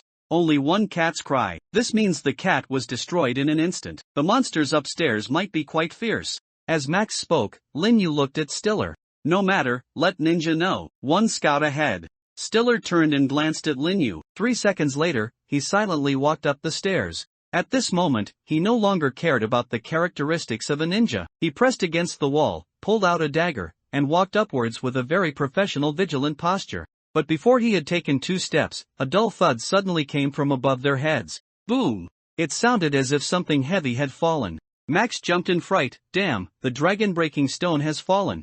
Lin Yu was about to retort that this wasn't an ancient tomb, so where would a dragon-breaking stone come from, when he heard the sounds from upstairs, like a series of muffled thunderclaps. Stiller looked up, and his alarm grew. "Run!" He jumped down from the steps. He saw giant rocks rolling down the stairs above, crushing and carrying fragments of many monster corpses along the way, with terrifying momentum. "There really are rocks." Lin Yu was extremely shocked and, along with the other two, quickly retreated from the safe passage. The boulder was very large, and its size was just right to pass through the stairs. After reaching the corner, it collided with the walls twice in succession, then continued to roll downwards. Fortunately, although the rock looked intimidating, its speed was not very fast. The three had already retreated outside the stairwell. The boulder slammed against the doorframe with a bang, then rolled downwards again. Only when the rock got closer did Lin Yu realize, rather than a rolling stone, it was a stone ball. The stone was abnormally smooth and round, a perfectly standard gray sphere. It was precisely because of this that it rolled so smoothly. The stone ball continued to roll downwards, and Max spoke with lingering fear. What is this thing? Did we trigger some mechanism? Lin Yu stroked his chin. Something's not right. The art style of this thing doesn't match this asylum. Given the style of this building, that thing just now was a bit too new. And such a standard and smooth giant sphere, it's hard to imagine it's a creation that fits the current world standards. After all, everything in this building looked quite crude. And, judging from the effect, this thing didn't harm them. Instead, it cleared out quite a few monsters along the way. After the stone ball passed, the entire stairwell became silent. Lin Yu stroked his chin and looked up. This stone ball also came from upstairs. Could it be? No sooner had he spoken than the two heard a sudden sound of footsteps from the stairwell. Max pulled out another new doll, but this time it wasn't a cow cat but another type of feline. Brother, let me scout, go, she's Lynx. Max threw the Lynx out, and then a human sound came from the stairs. Ah! But besides that, there was no other sound. Max stroked her chin. It doesn't seem to have any malice or aggression. Lin Yu nodded. Then it seems highly likely to be a player. The two returned to the stairwell. Lin Yu waved his hand, giving Stiller an order. Stay vigilant, Ninja no. 1. Understood. Stiller replied. Max looked at Stiller, a little puzzled. Why doesn't he say hi? I set the language. I'm not Japanese. Lin Yu said seriously. At the same time, Lin Yu also took out the gun in his hand again. Although the person coming from upstairs might be a player, Lin Yu was still on guard. After all, you never know. And even if it was a player, he couldn't let his guard down. The footsteps from upstairs gradually approached, and finally, suddenly, the footsteps stopped completely. The stairwell was silent, as if the person from upstairs had also realized that there were still living people downstairs after the rolling stone, and was wary of Lin Yu and Max. Just as Lin Yu was thinking about how to break the stalemate, a periscope slowly extended downwards from upstairs. Lin Yu and Max looked at the brass periscope, exchanging glances. There was no mistake, it was most likely a player. Only players would constantly pull out something so out of place with the art style. And just as Lin Yu was thinking, Max had already waved her hand. Hi, brother, can we talk? Her voice echoed in the stairwell. The periscope quickly retracted, and then footsteps soon sounded again. Now, listening closely, Lin Yu could already discern some information from the footsteps. The footsteps were light, indicating a slender male or an average-sized female. Soft-soled shoes, not a fast pace. Not carrying anything particularly heavy or inconvenient to move. Lin Yu gripped the gun in his hand. Soon, a silhouette appeared at the dim stairwell corner. A girl wearing a loose gray crewneck shirt and sweatpants walked down with her hands raised. You too, I mean no harm. I'm a player too. A somewhat weak voice sounded, echoing in the stairwell. Lin Yu listened to the somewhat familiar voice, and an ominous premonition arose in his heart. Sure enough, the next moment, the familiar figure emerged from the shadows of the corner. Hello, may I ask who you are? Lin Yu looked at the disheveled, somewhat shy girl inside. Alright, it seems the difficulty of this copy isn't low after all. Although it wasn't good to directly recognize the other party as Wuyue right now, Lin Yu knew that he didn't need to speak up himself. Sure enough, Max, the wild boar from Night Watchman, excitedly spoke up. Shi Gung? Your teacher Ji Gung. Hello, so you're the last player. Lin Yu understood Ji Gung's capabilities. Although this Miss Painter seemed timid in personality and ordinary in appearance, she was a genuine Tier 3. Not only was she a Tier 3, but she was also a Tier 3 who participated in the feast above the heavens. Furthermore, based on the scattered clues within the copy, Lin Yu knew that in the Night Watchman's mission assignments, Ji Gung was designated to solo fluoxetine. Fluoxetine's strength was such that she could directly defeat Liang Yi, who was on the top 100 list. In other words, Miss Ji Gung's true strength should be slightly greater than Liang Yi, Zhongqing's future general captain. Even without considering these facts, the abilities Ji Gung had already displayed were terrifying enough. That rolling stone just now, combining it with Ji Gung's performance in the Feast Above the Heavens copy, Lin Yu could easily guess that it was likely painted by Ji Gung. Therefore, the difficulty of this copy was probably no less than, and likely even higher than, the previous Despair Train Express. However, Lin Yu wasn't particularly distressed. After all, Max's optimism had a reason. Ji Gung was an elder of the Night Watchman, and her character was guaranteed. Following her should provide some guidance. Even if the copy's difficulty was high, she wouldn't abandon them or even hinder them. At least it was much better than encountering experts from the Psychological Society or the Marauders. However, compared to Max, Lin Yu still wished for a copy difficulty he could fully handle. Nevertheless, Lin Yu had already accepted reality. Since Ji Gung had appeared, he would raise his vigilance by 12 points. Meanwhile, Max ahead had already begun introducing Lin Yu to Ji Gung. Teacher Jigung, I am Wild Boar from Star City's Night Watchman, my profession is thief, Tier 1. My online name is Cuckoo. That's order from Jiangqing's first team, the recently famous Wuyue, a Tier 1 doctor. Facing Jigung, Max's Mandarin became much more standard. Jigung also seemed to recognize the name Wuyue, a stiff smile appearing on her face as she quietly greeted Lin Yu. Hello, Dr. Wuyue. As she spoke, Lin Yu replied, Hello, Teacher Jigung, I've heard much about you. Although we didn't know if it was an internal custom of the Night Watchman, Lin Yu followed Max in calling her teacher. Max watched as the introductions concluded, then put her hands on her hips. Oh, 2 Night Watchmen and 1 order. And with Teacher Jigung leading the team, this is great. Teacher Jigung, you came down from above. What's the situation up there? Were there any valuable items? As Max spoke, Jigung shook her head. No, I came down from the 4th floor. There were only some patient rooms, and some monsters in the corridor, Jigung whispered. After I cleared them, I continued downwards. Typically, in mental hospitals, the upper floors are usually patient rooms, and offices are on the lower floors. I wanted to go down first. I was clearing the monsters in the stairwell as I descended when I encountered you too. Max nodded, I see. It's similar here. He and I came out of the patient rooms and didn't find anything useful. Lin Yu, however, looked at Jigung with surprise. You seem to know a lot about mental hospitals? Jigung lowered her head, picking at her fingers, and said shyly, I lived there for a while. My sleep wasn't very good during that period. Lin Yu wasn't surprised at all. Max, on the other hand, exclaimed, Huh? Teacher Jigung, you've had such an experience? That's truly difficult. Jigung seemed unaccustomed to the enthusiastic Max, giving an awkward laugh. It's fine. Lin Yu cleared his throat and continued to ask Jigung about the main topic. Then why are you confident that this place has the same structure as mental hospitals in our world? Jigung paused, then said, I'm just trying it out. But it's definitely the same. Because this should be Mist Island, I just don't know which island it is, Jigung said softly. Oh right, you two seem to be only Tier 1, so it's normal not to recognize it. In short, this is the realm most similar to our world. It has electricity, machinery, internal combustion engines, and various technological products are also similar, feeling like the mid-last century on Earth. So, most of the things you encounter here, you can treat as our world, but a version where supernatural events have occurred. As Jigung explained, Lin Yu suddenly understood. This is Mist Island, then. The Mist Island of Mist Island Manor?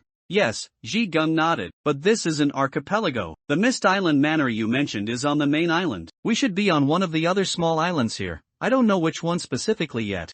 I can only rule out that this isn't the main island, because if we were truly on the main island where Mist Island Manor is located, then the situation would be dire. Max also understood. Oh, no wonder the clear condition is escape the island. We not only have to leave this building but also the island where this asylum is located. As she spoke, Jigung nodded. So, in a sense, this asylum is just the first hurdle. We still need to act quickly. Copies like this, with no time limit, no clear checkpoints, and high freedom for self-exploration and activity, only get worse the longer you drag them out. We haven't even found the rule hints yet. Our progress is already not optimistic. Max nodded in agreement. Teacher Jigung, I believe what you say. So what should we do? Although Jigung was already Tier 3 and likely held a significant position within the Night Watchman, she seemed very unaccustomed to giving orders. The analyses and suggestions she had just provided were already the extent of what she typically said. Hearing Max's words and seeing Lin Yu quietly waiting for instructions, Jigung became somewhat unsure of herself. Then, why don't we continue downwards? Jigung pointed downwards, and Lin Yu immediately agreed. Alright, let's go. Jigung had analyzed so much just now, so of course, they should go down. However, relying on this gentle young girl to give commands was still too troublesome. So, as soon as Jigung gave an order, Lin Yu immediately executed it. Ninja no. 1, you go scout ahead. Lin Yu once again directed Stiller, then looked at Jigung. Teacher Jigung, this is my item, the ninja puppet. The slight trust feedback from Jigung made Lin Yu relax a little. It seemed Hannah's disguise was still exquisite. At least Jigung hadn't seen through it. With Stiller leading the way, everyone quickly reached the first floor. They didn't encounter any new monsters along the way. Jigung's stone sphere was incredibly effective, practically a dimensionality reduction strike, a literal dimensionality reduction strike against the monsters lurking throughout the staircase. Looking at the flattened monsters and fresh bloodstains on the ground, Lin Yu became increasingly pessimistic. The strength of these monsters was indeed average. However, Jigung was a genuine expert. According to the excellent mechanism where copy difficulty generally matches the player's skill level within the copy, the weaker these monsters were, the more uneasy Lin Yu felt. This indicated that there was an aspect of this copy, yet undiscovered by Lin Yu, that presented a difficulty level matching that of Tier 3 players. What made Lin Yu most uneasy was that he had no clue which aspect posed the difficulty. Lin Yu couldn't even determine what type of copy this roughly belonged to. Puzzle? Survival? It wasn't just Lin Yu who felt this unease. He could sense that Ji Gung, walking ahead, also seemed very uneasy. The reason was probably identical to Lin Yu's. She also felt that the parts of this copy currently displayed were too simple for her. When things are abnormal, there must be a demon. However, perhaps because she was the one carrying the load, Ji Gung's sense of responsibility prevented her from showing this unease. The three stood at the doorway of the stairwell about to enter the first floor. Ji Gung took out a pencil and sketchbook, made a few quick strokes, and the giant stone sphere blocking the entrance slowly dissipated, revealing the slightly deformed door that had been hit. Stiller stepped forward and pulled open the door, still no danger. The three cautiously exited the stairwell and arrived on the first floor. The corridor here was still long and spacious, and unlike the metal doors upstairs, the room doors on both sides of the corridor were made of wood. The spacing between the doors was also quite large, suggesting that these rooms should be more spacious than the patient rooms upstairs. These are likely offices, pharmacies, or consultation rooms, Ji Gung said, looking around. Let's look for anything useful. It's best to search thoroughly. As she spoke, Max raised her hand. Ji Gung teacher, wait a moment, let me try. Then, Max once again spun the compass in her hand and began chanting. May Bodhisattva bless Zeus bless. Amen Amitabha. Looking at the continuously spinning compass, Max looked up and pointed to the nearest door on her right.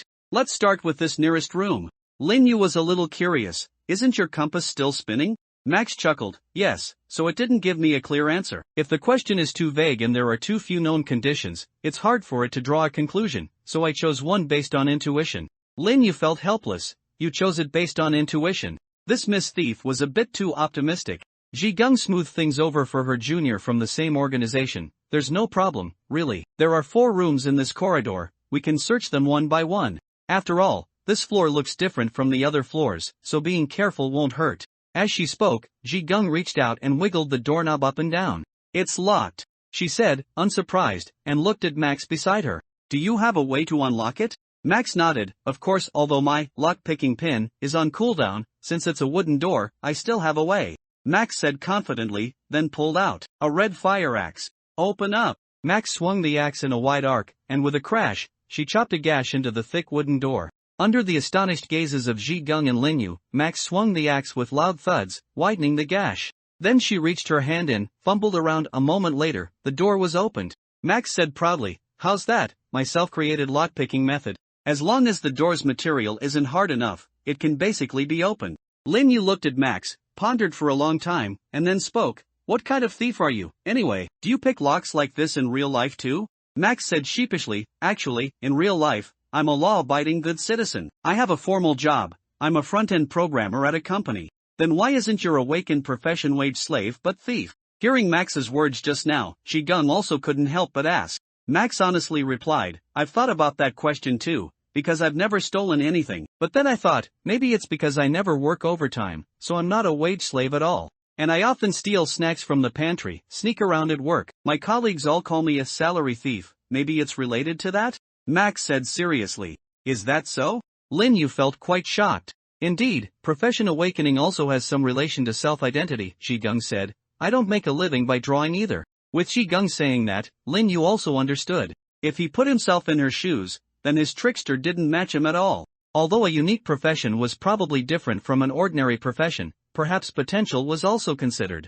Anyway, let's first see what's in the room, Lin Yu said, and everyone walked into the room. This did not seem to be a doctor's office, but rather belonged to a hospital administrator in an administrative position. A large desk, comfortable sofa, lush green plants, tall bookshelves, and a tall monster sitting behind the desk, startled. The humanoid monster, wearing a suit and with purplish-blue skin, was nearly 2 meters tall even when sitting, and was writing something with paper and pen. Seeing the uninvited guests burst in, the monster stood up and let out unintelligible roars and shouts. Whoosh! Hey! He said, frantically pressing a button on the desk in front of him. Soon, the entire office blared with an alarm, and dazzling red lights flashed. Noisy footsteps came from outside the door. Turning around, several teams of personnel wearing black security uniforms and waving tentacles surged in from both sides of the corridor, also shouting loudly, "Boo! Boo!"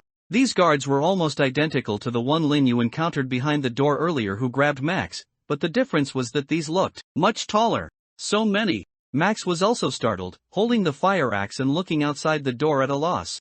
And it wasn't just these security personnel. The tall hospital manager inside the room also stood up and pulled out a huge, dark hunting rifle from under the desk. Although it was a hunting rifle in the hands of this giant, who was over 3 meters tall after standing up, from Lin Yu's perspective, this hunting rifle looked not much different from a door-mounted mortar. After the monsters in security uniforms swarmed into the room, and the original monsters in the room also raised their shotguns, Lin Yu had just used corner of the Shadow Dweller, and hadn't had time to attack, and even Stiller hadn't made a move. Ji Gung only took 1 minute to deal with all the monsters in the room. The terrain of this room wasn't very suitable for Ji Gung to draw any large-scale destructive weapons, so Ji Gung demonstrated another ability that Lin Yu had also seen in Feast Above the Heavens. She took out a notebook, quickly drew a few strokes on it, then tore off that page, crumpled it into a ball, and poked it a few times with the tip of her pen.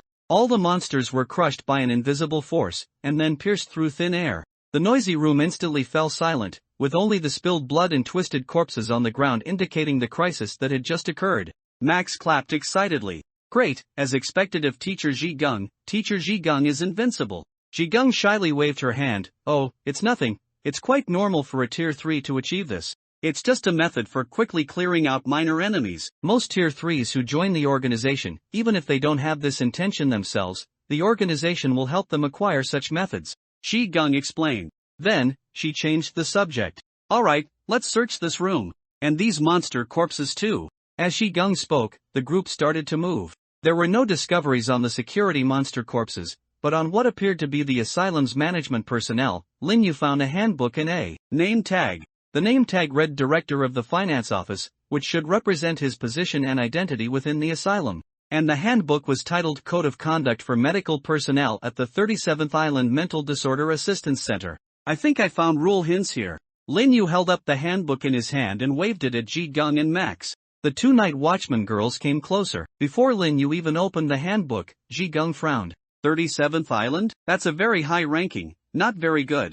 She muttered to herself, then immediately explained to Lin Yu and Max. There are currently over 300 known islands in the Mist Island. Besides the main island and a few specially named islands, the rest are numbered islands. Generally speaking, islands with smaller numbers are more chaotic and dangerous, and the creatures inhabiting them are more powerful. Ji Gung finished her explanation. After listening, Lin Yu also felt a bit uneasy. 37 is indeed not a large number. At least it's not in the top 10. Max remained optimistic. Shall we see what this handbook says? Lin Yu opened the thin handbook, and the rules recorded within appeared before the 3 of them. First, do not trust any patient. Do not have any communication with patients. Second, patients' daily activity time is 2 hours before and after lunch. They must remain in their wards at all other times. Third, patients must take or be injected with mist agents daily. The daily dosage and method of administration must strictly follow medical advice. Fourth, if a patient violates rules 2 or 3, mandatory measures must be taken immediately. If necessary, the patient may be eliminated. Fifth, no medical or staff personnel may leave the hospital grounds without cause. Permission from the dean must be obtained to leave. Sixth, under no circumstances should patients be made aware that they are patients. Seventh, do not fear death. Madness is a more terrifying outcome than death. Looking at these 7 rules, Lin Yu felt a sourness in his back molars. This probably means that patients are more dangerous than medical personnel, right? In other words, those violent doctors who look like giants, the security personnel with tentacles, and the finance director who was just holding a shotgun, were actually not as dangerous as the patients? In short, this code of conduct summarized to, don't provoke the patients. This made Lin Yu feel a bit emotional. Thankfully he hadn't provoked those patients on the 2nd floor. Max spoke, damn, brother, it seems the difficulty of this copy is all on the patients. We're really lucky. As Max said this, Lin Yu suddenly looked at Ji Gung, who was deep in thought. Wait a minute, Teacher Ji Gung, when we first met, didn't you say you cleared out the monsters upstairs? Those monsters didn't include those wearing patient gowns, did they? Lin Yu asked, and Ji Gung nodded apologetically. Yes, to be honest, I don't know what happened. Maybe it was because I took the initiative to ambush them, but I didn't feel they were very strong. Ji Gung said, and Max optimistically replied, maybe it's because you're too overpowered, teacher, or perhaps those monsters are the high attack, low defense type. Ji Gung whispered, I hope so. No. Lin Yu felt that something was very wrong. There was a discrepancy between the content of this code of conduct and the actual situation. But no matter what, Lin Yu currently had no way to verify it. So he could only delve into the 5th and 7th rules. The 7th rule seemed like some kind of cryptic hint, and the 5th rule, does this 5th rule count as a directive indicating our way out? Ji Gung nodded. Very likely. Find the dean's office, obtain some kind of written leave slip or approval, and perhaps we can leave this hospital. Max raised her hand again. Hey, if that's the case, I think the compass can be used now. She pulled out the golden compass again, muttered something after turning it. Bor bor hallelujah, as urgent as the law. This time, the compass stopped after 2 rotations. Max walked out of the room, holding the compass. Quick, follow me, she said, and Lin Yu and Ji Gung quickly followed.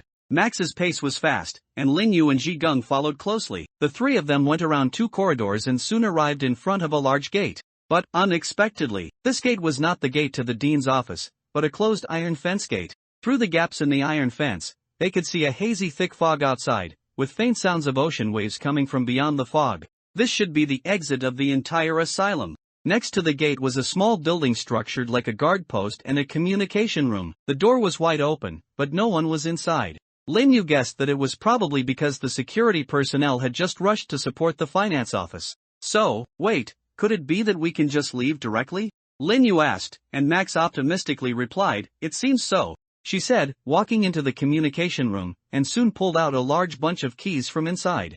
This key says Central Gate on it, let me try. Max said, walking to the iron fence-style gate, and then, click. The gate actually opened just like that. Ji Gung was also very surprised. She took out a periscope and looked outside, concluding, oh, it seems we're lucky. Seeing the easily opened gate and the scene outside, Lin Yu also nodded and said, I guess the asylum part isn't supposed to be a difficult point, right? Although he also felt that something was amiss, still, since they had reached this point, they should go out and see. After all, Ji Gung's opinion seemed to be that there was no danger, and Max had just casually thrown 3 dolls out. The dolls were perfectly fine on the ground, with no changes. So, let's go. Led by Max, Lin Yu also followed her out of the asylum. A dull, suffocating sensation in pitch darkness enveloped Lin Yu. What's going on? Lin Yu gradually regained consciousness, assessing his current state. Right, this is the death game. I just joined this new copy. My head is probably covered, and my body seems to be tied up, so my range of motion is somewhat restricted. Lin Yu thought for a moment, then immediately made a judgment. Although I'm in a state of restricted movement as soon as I enter the copy, it's not a desperate situation for me. Hana. Lin Yu called out the name of the little octopus, Hana, but to his surprise, Hana didn't respond? This made Lin Yu slightly astonished. He could still feel Hana's presence. This little octopus was still alive and well as his summoned being props. But the telepathic connection between Lin Yu and her seemed to have been severed. This situation likely meant that the little octopus Hana was too far away from him. Not only Hana, but Stiller also lost contact with Lin Yu. This copy actually separates summoned beings and players? Lin Yu thought of this and let out a breath. Now, it seemed he could only rely on himself to escape. He felt his body more carefully, twisting and turning constantly. There are 2 restraint straps on each wrist and ankle, and also on my chest, thighs, and neck. Above my neck, there's a leather hood. Escaping, even without Hana, wouldn't be too difficult, but I might have to injure myself a little. Lin Yu exhaled, a plan already forming in his mind. Although his hand movement was very limited now, he could feel with his skin, by moving his hand slightly, that the restraint straps likely had metal buckles. He just needed to hold Tiangong's bone crusher hammer in a backhand grip and slowly pry open the metal buckles. The only downside might be that he could injure himself. After all, these restraint straps were fastened quite tightly. But there was no other way. This was a necessary sacrifice. Lin Yu didn't want to just stay there with his head covered, quietly waiting for time to pass. Not to mention the risk of suffocation. If some monster entered the room, wouldn't he become a fish on the chopping block? However, just as Lin Yu mentally summoned the bone crusher hammer, he suddenly realized something. No, what if there's already a monster in this room? His head was tightly covered now, making him completely blind, and his hearing and smell were also greatly restricted. Moreover, Lin Yu always had a vague intuition telling him there was indeed another monster in this room. So, Lin Yu thought for a moment and chose to take out another item. Reusable delicious paper. a delicious paper item that can be used in every copy. Simply hold it in your hand and pray to use it. After use, you will randomly receive food falling from the sky, with a random value of 1 to 57 delicious papers. The higher the value of the food, the lower the probability of its appearance. He didn't hesitate at all and immediately activated the reusable delicious paper. Although based on the name of this copy, Escape from the Asylum, Lin Yu felt he was most likely indoors. But the reusable delicious paper was, after all, an item related to a deity. Even if he were locked in a coffin, this thing could directly slap food on his face. So, Lin Yu held the reusable delicious paper between his fingertips, then activated the exchange. Swish! He felt the delicious paper at his fingertips dissipate, and then something landed on the floor of the room. Plop! Lin Yu barely heard the faint sound, but he was certain the delicious paper had taken effect. And, his hunch that there were other things in the room was also correct. The moment the food landed, Lin Yu heard a noisy sound even through the leather hood. Thump! Clang! It was as if something very large had dropped a pile of metal objects and gone to inspect the food on the ground. Now's my chance. No matter how much attention this food could draw from the opponent, Lin Yu knew this might be his best opportunity. He immediately took out the bone crusher hammer, then quickly rotated the hammerhead with his fingers, aligning the edges with the metal buckle, inserting it, and began to pry the metal buckle using leverage. His bones were compressed, his skin was abraded, and Lin Yu felt intense pain. But the pain couldn't stop him. He calmly exerted his maximum strength, as if torturing a stranger. Bang! The metal buckle burst open. After freeing his hands, Lin Yu immediately tilted his head and forcefully pulled off the hood, then he clearly saw the scene inside. Padded floor and walls, dim lighting, restraint straps, and a restraint chair. A padded cell, as expected, standard for an asylum. But more than the environment, Lin Yu was more concerned about the other creature in the room whose presence he already knew. A huge monster in a white lab coat, over 3 meters tall, whose head almost touched the ceiling when he stood upright. From his attire, this guy seemed to be a doctor, as there was also a cart beside him with a tray of medical instruments. But his thick, terrifying body and grayish-green skin made Lin Yu doubt how this thing actually treated illnesses. He had initially been drawn by a giant fried egg in the corner, but now, hearing Lin Yu's movements and seeing Lin Yu break free from his restraints, a look of astonishment appeared on his face. Within this astonishment, there even seemed to be a hint of fear. Howl! The doctor let out a huge roar, then grabbed an extremely thick syringe and charged at Lin Yu. Lin Yu no longer had time to completely free himself. He could only remain tied to the chair, grabbing the sure-hit revolver to face the enemy. But, just as Lin Yu aimed at the opponent's head and pulled the trigger without hesitation, he felt that the sure-hit revolver didn't fire a bullet. What's going on? Lin Yu was greatly alarmed. Not only was he without the assistance of Hannah and Stiller, but now even his handgun wouldn't fire? What on earth was happening? But in the momentary lapse of Lin Yu's focus, the big fellow had already reached Lin Yu, raising the syringe high in his hand, ready to stab down. In this critical moment, Lin Yu decisively threw away the handgun and switched to the fear torch and the BBE 300. The torch suddenly ignited, causing the giant to instinctively take a step back, and Lin Yu was able to deflect the syringe with the side of the torch. Then, the small robot was thrown by Lin Yu, sliding on the ground for less than half a second before exploding. At such close range, Lin Yu would normally be injured, but the giant in front of him was simply too tall. The BBE 300 slid behind him before exploding, effectively becoming Lin Yu's natural blast shield. Boom! Flames erupted, and the giant let out a miserable cry, swaying precariously before collapsing to the ground. After the giant doctor collapsed, Lin Yu let out a long breath. It worked! Although this giant looked very strong, and Lin Yu was forced to fight him while being restrained at the start, when it actually came down to it, he was still within the realm of flesh and blood. He could be injured by explosions, and he could be startled by fear flames. Of course, he was big enough, and even with only physical strength, he was terrifying. For example, now, the giant had been blasted to the ground, but he was still struggling in pain, rolling around and trying to get up. Lin Yu was kind-hearted and couldn't bear to watch this scene, so he quickly sped up his movements to undo the restraints, then stood up, pulled out his bone crusher hammer, and delivered 3 heavy blows to the giant's head. The giant doctor peacefully fell asleep. Phew, the intensity of this copy is alright. Mainly the item restrictions are too disgusting, Lin Yu complained. The monsters are just average. If Stiller and Hannah were here, I could probably take it down easily. Even without them, I could have instantly killed him with the sure-hit revolver just now, Lin Yu said, then stepped forward to examine the giant doctor's body. There were no gains, the only thing that made Lin Yu feel a bit strange was a sharp cut on the guy's neck.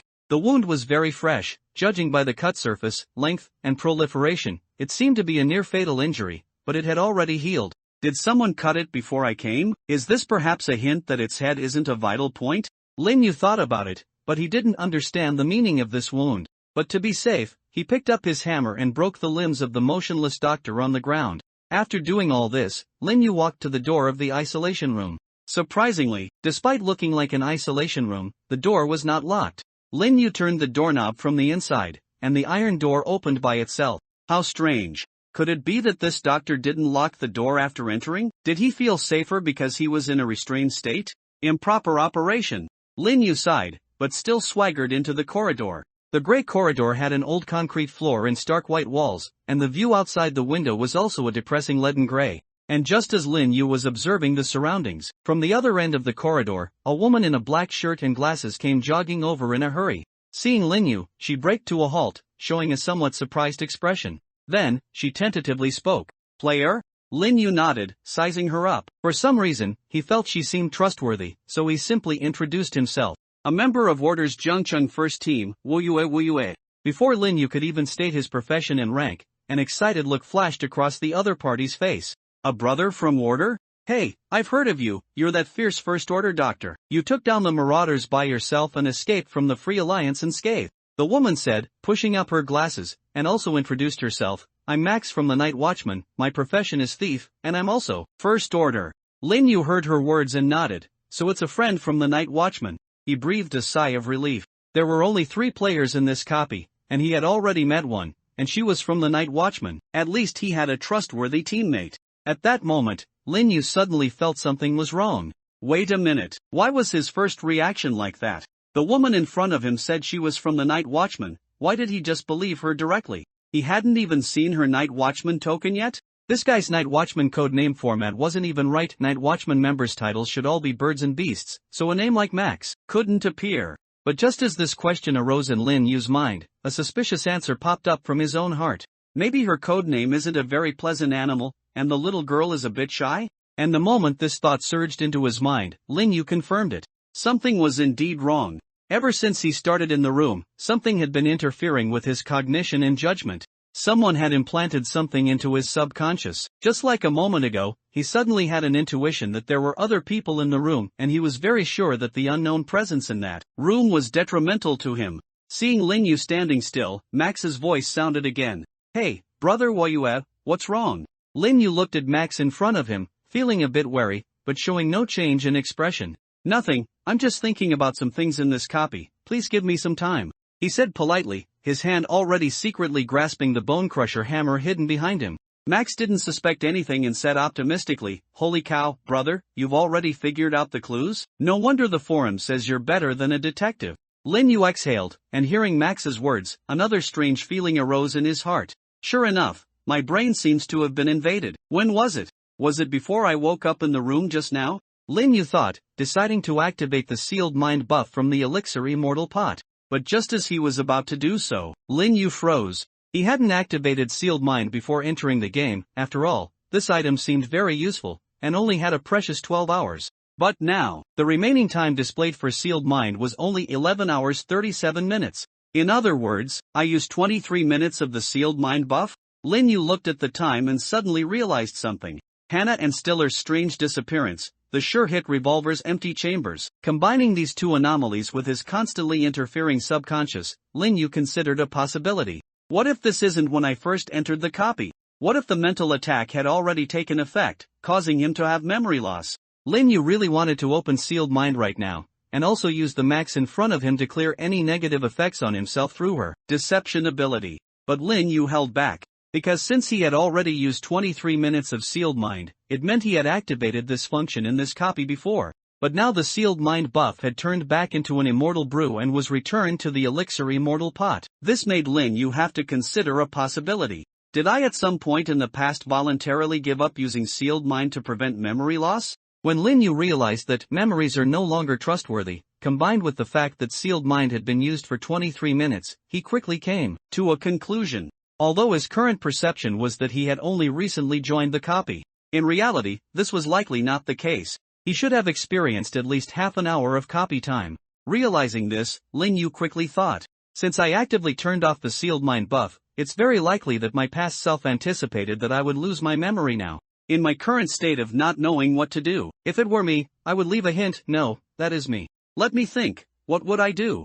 Lin Yu pondered and soon figured it out. He looked at Max in front of him, coughed lightly, and said, "Ahem, since you're a friend of the Night Watchman, can we temporarily team up?" Max optimistically said, "Of course, that's exactly what I'm planning." Seeing Lin Yu's lack of reaction, she moved a little closer. "Brother, I know you're an expert, with first-class combat and reasoning abilities, but you won't lose out by teaming up with me. Don't look down on me just because I'm a first-tier thief, but among the Night Watchmen, my pathfinding and information-gathering abilities are top-notch. The two of us, strong together, are guaranteed to slaughter this copy," Max said confidently, and Lin Yu's eyes lit up. "Oh, you're good at gathering information? Then can I ask you to scout out the situation on this floor and report back to me? Gathering some information might be beneficial for our next actions. Since you're an expert of the Night Watchman, it's definitely not a problem." When Max heard Lin Yu's words, she was initially a bit hesitant, but because Lin Yu praised her at the end, Max herself felt a little embarrassed. "It's really not a big deal, and it's my area of expertise, so leave it to me," she said, waving her hand proudly, then silently hugged the wall. "Let me take a quick look around and I'll come back to report to you." It was strange, but after Max hugged the wall, even though Lin Yu knew she was there, he subconsciously wanted to ignore her. It was probably because Max used some kind of item. This might also be her core skill as a thief, and the source of her confidence in claiming to be one of the top information gatherers among the Night Watchmen. However, Lin Yu didn't really care whether the other party could bring back any valuable information. It would be best if she could bring back some useful information. But it didn't matter if she couldn't, because Lin Yu was doing all this to get Max out of the way. After confirming Max had left, Lin Yu retreated into his room, gently closing the door. Then, he pulled out the ancient notebook from his embrace. That's right, according to Lin Yu's idea, if he was going to leave a message for his future self, he would definitely choose this notebook, which was clearly stated in the item description as being indestructible. Although many new functions had been developed recently, Lin Yu always remembered that when he first got this notebook, he intended to use it as a tool for transmitting information. It was perfectly suited for use in this copy. In fact, Lin Yu felt that even if he didn't find any messages left by his past self in the notebook, rather than suspecting that they were left elsewhere or that there was no memory wipe, Lin Yu would be more inclined to suspect that he was in a very urgent state before the memory wipe and didn't have time to take out the ancient notebook to leave messages in written form. But this situation did not happen, because this ancient notebook indeed contained messages left by himself, written within this copy. The time might have been a few hours or a few tens of minutes ago. Lin Yu didn't know the exact circumstances. In short, on a certain page in the middle of this notebook, Lin Yu saw his own handwriting neatly written in the center, "Leaping Asylum." There was no mistake. Lin Yu exhaled and turned to the page after these 5 words. The words on this page further confirmed Lin Yu's guess. Since I'm choosing to open the ancient notebook now, it's highly likely that I did guess what's happening at this moment. Yes, the memories of this copy are incomplete. This copy regularly cleanses and alters the memories of participating players through some means. The specific method cannot be written down here. Moreover, rather than memory erasure, based on the currently known information, I believe it's more like reincarnation. In short, the following information about this copy, which can be disclosed and was known at the time of writing, is as follows. The 2 players in this copy, besides me, are both Night Watchman players. One is called Max, a first-tier thief, quite blunt but trustworthy. You can try to use her, but her abilities are indeed limited, and her personality is not very rigorous, so don't rely on her too much. The other is Ji Gung, whom I've met before, a third-tier painter, generally trustworthy and reliable, but from our interactions, she seems to be hiding something, so be wary to a certain extent. In addition, the items already used and currently on cooldown in this copy are Charter's supplies, Rage Spray, and Sure Hit Revolver. The lie detector has also been used, but its uses have been restored through deception tactics. Sealed mind was actively turned off. Retaining memories and ensuring one isn't subjected to mental attacks isn't entirely beneficial for the overall situation. This copy is located in the world where Mist Island is, its 37th island of Mist Island. This information can be used to gain greater trust from other players. Also, the asylum building in this copy has 5 floors. The second, third, and fourth floors are patient rooms, with increasing danger levels for the patient. The first floor has various doctors and management offices, as well as treatment rooms, examination rooms, and medicine storage rooms. The fifth floor, however, has treatment rooms with more equipment. Treatment on the first floor is just simple questioning and medication. The fifth floor can perform surgeries and more aggressive therapies, so be sure to be careful. Furthermore, most of the medical staff monsters in this copy have a similar strength to the doctor in the isolation room, but still be careful and try not to engage with the medical staff. At the same time, do not try to provoke the patient wearing patient gowns. You can try to have simple conversations with the patient, but absolutely, do not lay a hand on the patient. So Ji Gung is also one of the 3 players in this copy. After closing the ancient notebook, Lin Yu slowly digested its contents. The content recorded in the ancient notebook happened to solve most of his current doubts. There was no vague content, and even the parts that were not disclosed were accompanied by reasons for the concealment. This made Lin Yu couldn't help but exclaim, "It's really well done, as expected of me." Although he had used many people and had achieved temporary cooperation with many people so far, it was still his cooperation with himself that made him feel the most comfortable. In short, according to the information given in the ancient notebook, Lin Yu could deduce a conclusion. It's best to find Ji Gung as soon as possible. After all, she should be the strongest player in this copy, and far stronger than Max and me. Judging from Max's reaction, she also seems to have lost her memory. I also need to confirm Ji Gung's state as soon as possible. As a tier 3 player, she is likely to have a way to retain her memory. And according to the information I left in the ancient notebook, the patients in this hospital seem to be more terrifying than the medical staff. Otherwise he wouldn't have specifically reminded me. Avoid confrontation, but not avoid contact, which means I'd better delve into contact with these patients.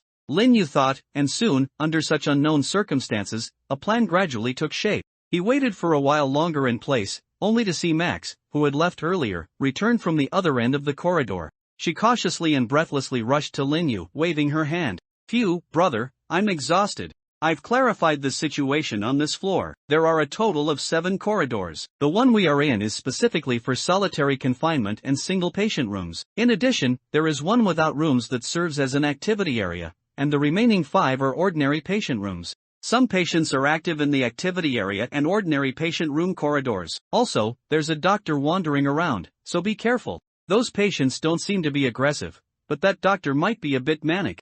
Lin Yu fell into thought upon hearing this. A doctor is even wandering in the corridor. There was also a doctor in my room at the beginning. I wonder how their strengths compare. Max's gaze shifted. "Oh, really? You had one in your room too? Then I think their strengths should be similar." Seeing Max's guilty look, Lin Yu briefly thought and came to a conclusion. "I say, you didn't happen to not deal with that guy and just let it run away, did you?" Max burst into laughter. "Ha, that's too exaggerated. You're really good at joking." Seeing that Lin Yu had no intention of laughing, under Lin Yu's sharp gaze, Max stood up straight honestly. "I'm sorry, that was indeed the monster in my room. I didn't think I could beat him." Lin Yu sighed. "I knew it, but it's okay. The fact that I could deal with the one in my room proves that I can deal with another one. Of course, maybe we don't even need to deal with it. Aren't there 3 players in this game? It's better for us to meet up with the last player first. Maybe the other party is a type who is very good at direct combat." Max stroked her chin and said, "Indeed, I'm good at information gathering. According to the forum's information, Lin Yu, you're good at reasoning and puzzle solving. There should be a more pure thug. And the 2 of us are relatively close, but the last player isn't near us, so maybe they really have some skills. Let's go find that guy."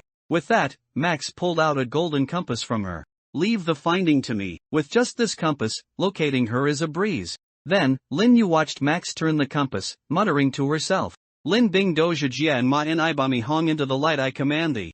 Listening to Max's mix of ancient and modern, Chinese and foreign words, Lin Yu immediately understood why, in his own evaluation in the ancient notebook, he had characterized this guy as trustworthy but unreliable. This guy really shouldn't have any bad intentions, but he probably wasn't of much use. He wasn't even sure if the other party's method of finding people would work. But just as Lin Yu was thinking about whether he should find a way to locate Ji Gung himself, he didn't expect the compass in Max's hand to suddenly stop. "Found her," Max said excitedly, then pointed over there. "The current direction. Let me see, it seems to be a stairwell I passed by before. In other words, the remaining player is very likely not on the same floor as us," Max said with certainty, and Lin Yu also had an answer in his heart. "Then she's upstairs."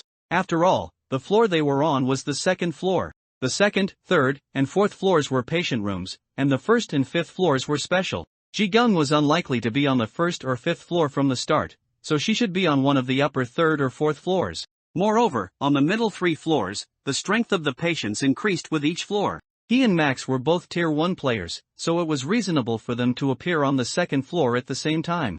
Ji Gung was a Tier 3 player, so, according to this calculation, she was very likely on the 4th floor. There were no players on the 3rd floor because there were no Tier 2 players in this copy. However, Lin Yu did not reveal all of these deductions. After all, if he told Max this deduction, Lin Yu would not be able to explain why he knew the last player was Ji Gung. So, Lin Yu said nothing, following behind Max, who was holding the compass, through the corridor to the stairwell entrance. Looking at the unsafe passage sign on the door flashing red light, and the slightly deformed door frame, Lin Yu suddenly had an ominous premonition. I always feel like there's some monster hiding behind the door. Lin Yu muttered, and Max thought seriously for a moment, then nodded. I think you have a point, so let me scout ahead. I have an item called Cheese Cat here, which is very useful for checking if an unfamiliar environment is dangerous. Looking at the cat doll item Max pulled out, Lin Yu rationally felt that there seemed to be no problem. But with an even more ominous premonition in his heart, combined with the hint he saw in the ancient notebook earlier, Lin Yu decided to be more cautious. Let me do it instead, Lin Yu said, then chose to use his own method to detect. He pulled out the fear torch from his and pushed open the door to the passage. Swish! The next moment, a tentacle that suddenly appeared from behind the door stretched out in front of Lin Yu. Phew, that was close. Lin Yu looked at the monster on the ground, charred and wearing a security uniform with limbs transformed into tentacles, and sighed. Because of his uneasy intuition and early preparations, Lin Yu naturally couldn't be caught off guard. After a struggle to deal with the monster, Lin Yu also received an adoring gaze from Max. Holy moly, bro, you're so cool. No wonder you could deal with that doctor. Turns out you're not just good at deduction and strategizing behind the scenes, your combat strength is also very powerful, Max said, rubbing her hands. Looks like I'll have to heavily rely on you in this copy, bro. Hearing Max say this, Lin Yu humbly waved his hand. It's just because the monsters in this copy aren't very strong. After all, based on the currently known information, the mechanics of this copy were already very special, whether it was reincarnation or memory erasure, both were quite complex and difficult problems to overcome. If, under these circumstances, the monsters inside were also so strong that players like them couldn't handle them at all, then this copy shouldn't have only Ji Gung as a third order. Max laughed at Lin Yu's modesty. Oh, well, no matter what, I definitely wouldn't have one, especially since this thing ambushed me. I might not have even reacted and would have lost my combat ability immediately. Lin Yu listened to Max's words and shook his head. No matter what, you wouldn't be that helpless. You're right, Max, comforted by Lin Yu, also became optimistic and spoke confidently. If it really came down to it, maybe I could last a few moves. Lin Yu listened to Max's tone, feeling even more helpless. You're so confident in your tone, you might as well say you could win. How could that be? My self-awareness is still quite clear. Max waved her hand. Currently, I don't have many props that can be used for direct combat. Lin Yu, hearing this, thought it was just modesty. After all, the strength of this security uniform monster wasn't high. He could handle it with just the fear torch. If Stiller were still here, he could probably take it down in one move. Thinking of this, Lin Yu felt a bit melancholic. I really don't know where Stiller and Hannah went. Did they get separated before the last rollback? Although I can confirm they're probably still alive, I hope they haven't been captured by some copy boss, waiting for me to rescue them. But if it's not written in the notebook, it should be fine, right? Lin Yu had no clue, so he could only be optimistic.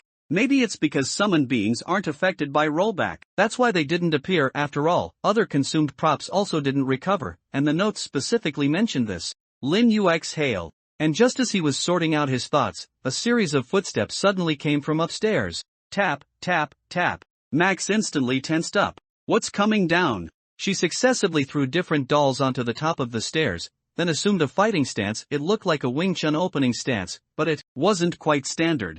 But even if it were standard, it probably wouldn't be of much use. The monsters in this copy are either giant doctors 2 stories tall or things covered in tentacles. Are you planning to have a hand-to-hand combat with them? Lin Yu couldn't help but ask. Max chuckled. No, I'm just posing. What if it scares someone? Besides, you're here. As the two chatted and laughed, a head peered out from around the stairwell corner. With somewhat fluffy, even messy hair, and dark circles under her eyes making her look a bit haggard, the ordinary girl peeked out. Seeing Lin Yu and Max, a relieved expression flashed across her face. Then, Ji Gung spoke. Phew, you're players, right? By your looks, you must be players. She asked timidly, not expecting the Max below to immediately stand at attention. Hua, Max said excitedly, Brother Wayua, we can relax now. This is one of the top experts in our night watchman, Teacher Jigung, Max said, waving her hand. Hello, Teacher Jigung, I'm Max from the night watchman, and this is Wayua from Order. We are both first order players. I'm a thief and he's a doctor. Accompanied by Max's excited introduction, Jigung quickly walked down, pulling at her clothes somewhat shyly and saying, hello, I didn't expect to meet other night watchmen in this copy. Indeed, Max said optimistically, 2 night watchmen and 1 order, at least we players don't have to scheme against each other. Let's work together to clear this copy. As Max spoke, Lin Yu agreed. Indeed, given the current copy strength and personnel configuration, the difficulty of passing this copy isn't too great for us. He looked at the bloodstains on Jigung's sleeve and asked, Teacher Jigung, you must have dealt with quite a few monsters to come down, right? After all, after entering the stairwell, although he had dealt with 1 monster, Lin Yu could still hear the commotion of many monsters from above until a moment before Jigung appeared. These monsters suddenly all fell silent. Connecting the events in chronological order, it wasn't difficult for Lin Yu to deduce that Jigung must have cleared out the monsters. Jigung was a bit embarrassed, because they looked noisy and scary. I just killed them all. Because the environment here itself also gives me some bad associations, so I would.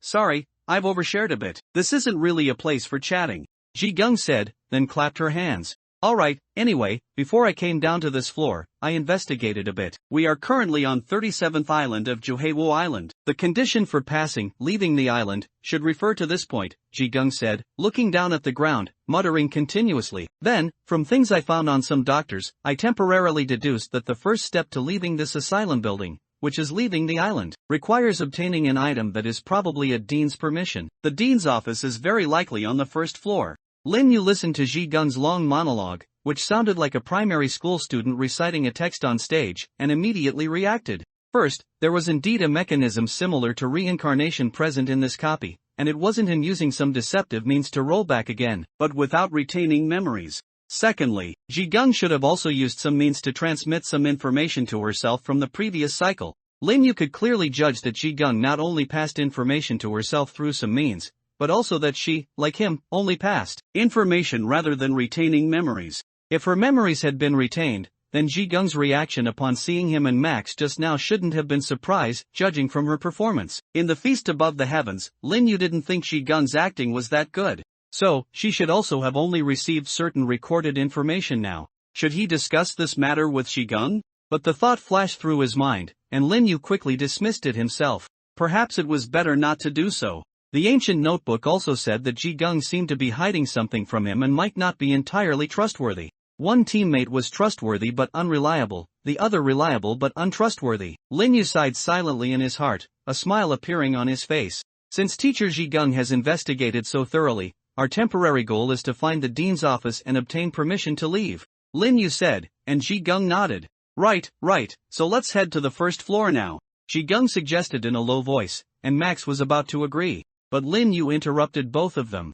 I think this plan is good, but I want to say, I think we should split up, Lin Yu said seriously. This suggestion surprised Jigung a little. Why? She looked at Lin Yu uneasily, clutching the hem of her gray top. Of course, it was because of the existence of rollback. Lin Yu wanted to investigate this building more. After all, what Jigung said just now should be a summary of the known information she left before losing her memory, which might represent the correct direction to leave this asylum. But, Lin Yu didn't intend to rush to the main quest just yet. Before gathering more information about rollback, Lin Yu didn't plan to continue advancing the progress of this copy. No matter how fast the progress, if memories were cleared and rolled back, it would just be a waste of effort. The information he left in the ancient notebook telling himself that rollback existed in this copy was also a hint in Lin Yu's view. A hint to himself, to prioritize rollback. But of course, these reasons couldn't be told to Jigung. So Lin Yu could only start fabricating excuses with a serious expression. I believe splitting up is the best option. Since this building should be an asylum, and Dean's permission is almost a necessary condition for clearance, this should be the key to this copy. But precisely because it's the key, I don't think we should all go rashly. What if there are prerequisite conditions required to get permission to leave the hospital from the Dean? This building has 5 floors in total. It can't be that only 1 floor is useful, so, my suggestion is that while we should go to the 1st floor to find the dean's office and investigate, we shouldn't all go. It's best for someone to search for clues on other floors, also to prevent wasting time. Lin Yu said seriously. Ji Gung was stunned for a moment, then murmured, that makes a lot of sense. Lin Yu nodded again. Teacher Ji Gung, your overall strength is strong enough to handle potential dangers in the dean's office, and Max, due to her profession, is also very good at finding things. Perhaps with good luck, she can use her abilities to directly obtain the permission. Both of you are from the Night Watchman, and your cooperation will also be more tacit. So I suggest the two of you go to the first floor to find the dean's office and see if you can get the permission, while I investigate the other floors. At this point, I won't be modest. Although my strength is not as strong as Teacher Ji Gung's, given the current monster strength, I can still protect myself. Moreover, I am also better at reasoning and puzzle solving, and it's easier for me to discover clues that might be easily overlooked during investigation. After Lin Yu finished speaking, he looked at Max and Ji Gung. Clearly, both Max and Ji Gung were convinced. Ji Gung nodded in conviction. That makes a lot of sense. Then I'll take Max to investigate the first floor. Max also gave a thumbs up. Brother Wu Yu, to choose to go solo in this situation, you truly are a person of noble character. Don't worry, Teacher Ji Gung and I will finish up quickly and come back to support you. No matter what the situation in the dean's office, we won't abandon you. Max made two grand, righteous declarations. Then, she and Ji Gung walked downstairs. Lin Yu, on the other hand, exited the safe passage again. He returned to the second floor, and after a few steps, he arrived at the widest corridor, which served as an activity area. There were many strange-looking patients moving freely here. Compared to the doctors and security personnel, these patients' forms were even further from human appearance. Coupled with the fact that he had already told himself about the danger of these guys in the ancient notebook, Lin Yu naturally approached them cautiously. The floor of the activity area, unlike other places, was not bare cement, but covered with soft, light-colored checkered floor tiles. Lin Yu walked in pretending to be relaxed, then approached a lizard man who was sitting at a small round table by the window, reading a book. Calling it a lizard man wasn't entirely accurate, because although this guy looked like a human with reptilian skin and a head, upon closer inspection, his scalp was made of metal, with many screws of various sizes fastened to it. Lin Yu sat opposite its small round table. There were many other empty tables in the activity area, but Lin Yu deliberately sat opposite it. At the same time, Lin Yu carefully observed the book in its hand. From the cover printing and layout, it seemed to be a manga, a passionate type with dinosaurs as the protagonists. This behavior didn't violate any rules, nor could it even be called immoral, but it was very sick. So sick that even in an asylum, it would make others uncomfortable. Sure enough, this lizard man, with its head full of screws and an alloy skull, uncomfortably put down the manga in its hand and looked at Lin Yu. The lizard man politely asked Lin Yu, "Can I help you?" Facing the lizardman's question, Lin Yu, fully immersing himself in the atmosphere, squatted on the stool and grinned, revealing a somewhat deranged smile. "Brother, is that thing you're reading good? What's it about?" "It's good. It's a manga, Dinosaur Carrying a Wolf. It tells the story of a Tyrannosaurus Rex protagonist with werewolf blood who gradually shoulders the responsibility of reviving the werewolf clan," the lizard man said kindly, tapping the cover with its scaly, sharp-clawed fingers. "Haven't you read it?" "No, I haven't," Lin Yu said honestly. "Can you let me see it?" The lizard man was very strange. "Isn't this a manga bookstore? Why don't you just pick one up yourself?" As it spoke, its hand reached towards the window beside it. Paranoid schizophrenia. Lin Yu made his judgment in his heart. But the next moment, his judgment was overturned. Because he saw the lizard man actually pull a manga book out of the air in front of the window. Lin Yu looked at the lizard man who had conjured a Dinosaur Carrying a Wolf comic book out of thin air and handed it to him, only feeling that his mind seemed to be truly disoriented. He took the comic book and flipped through it a couple of times. The comic even had actual content. It felt heavy in his hand, and was not an illusion or a projection. This isn't right. Lin Yu felt an indescribable sense of incongruity enveloping him. Did this lizard man have the ability to conjure or create things out of thin air? Or, was there something strange about the window, and this was something the medical staff of this asylum had done to it in response to its illness? In any case, in the death game, which was full of supernatural phenomena, conjuring a comic book out of thin air was not a particularly surprising or rare ability. In fact, this was a basic ability of players. The permission to access the item space was granted to players as soon as they entered the death game. But Lin Yu still felt that something was wrong, because even if he could come up with those reasonable explanations, Lin Yu's intuition told him that the current situation definitely did not fit those seemingly reasonable explanations. The lizard man, who seemed to be suffering from delusions, acted and behaved too naturally, as if he was truly in a comic book store full of comics. Lin Yu even noticed that his elbow seemed to have accidentally touched an object that might have been a cabinet and caused a slight displacement. Even the world's most outstanding master of non-physical performance could not achieve this level of acting.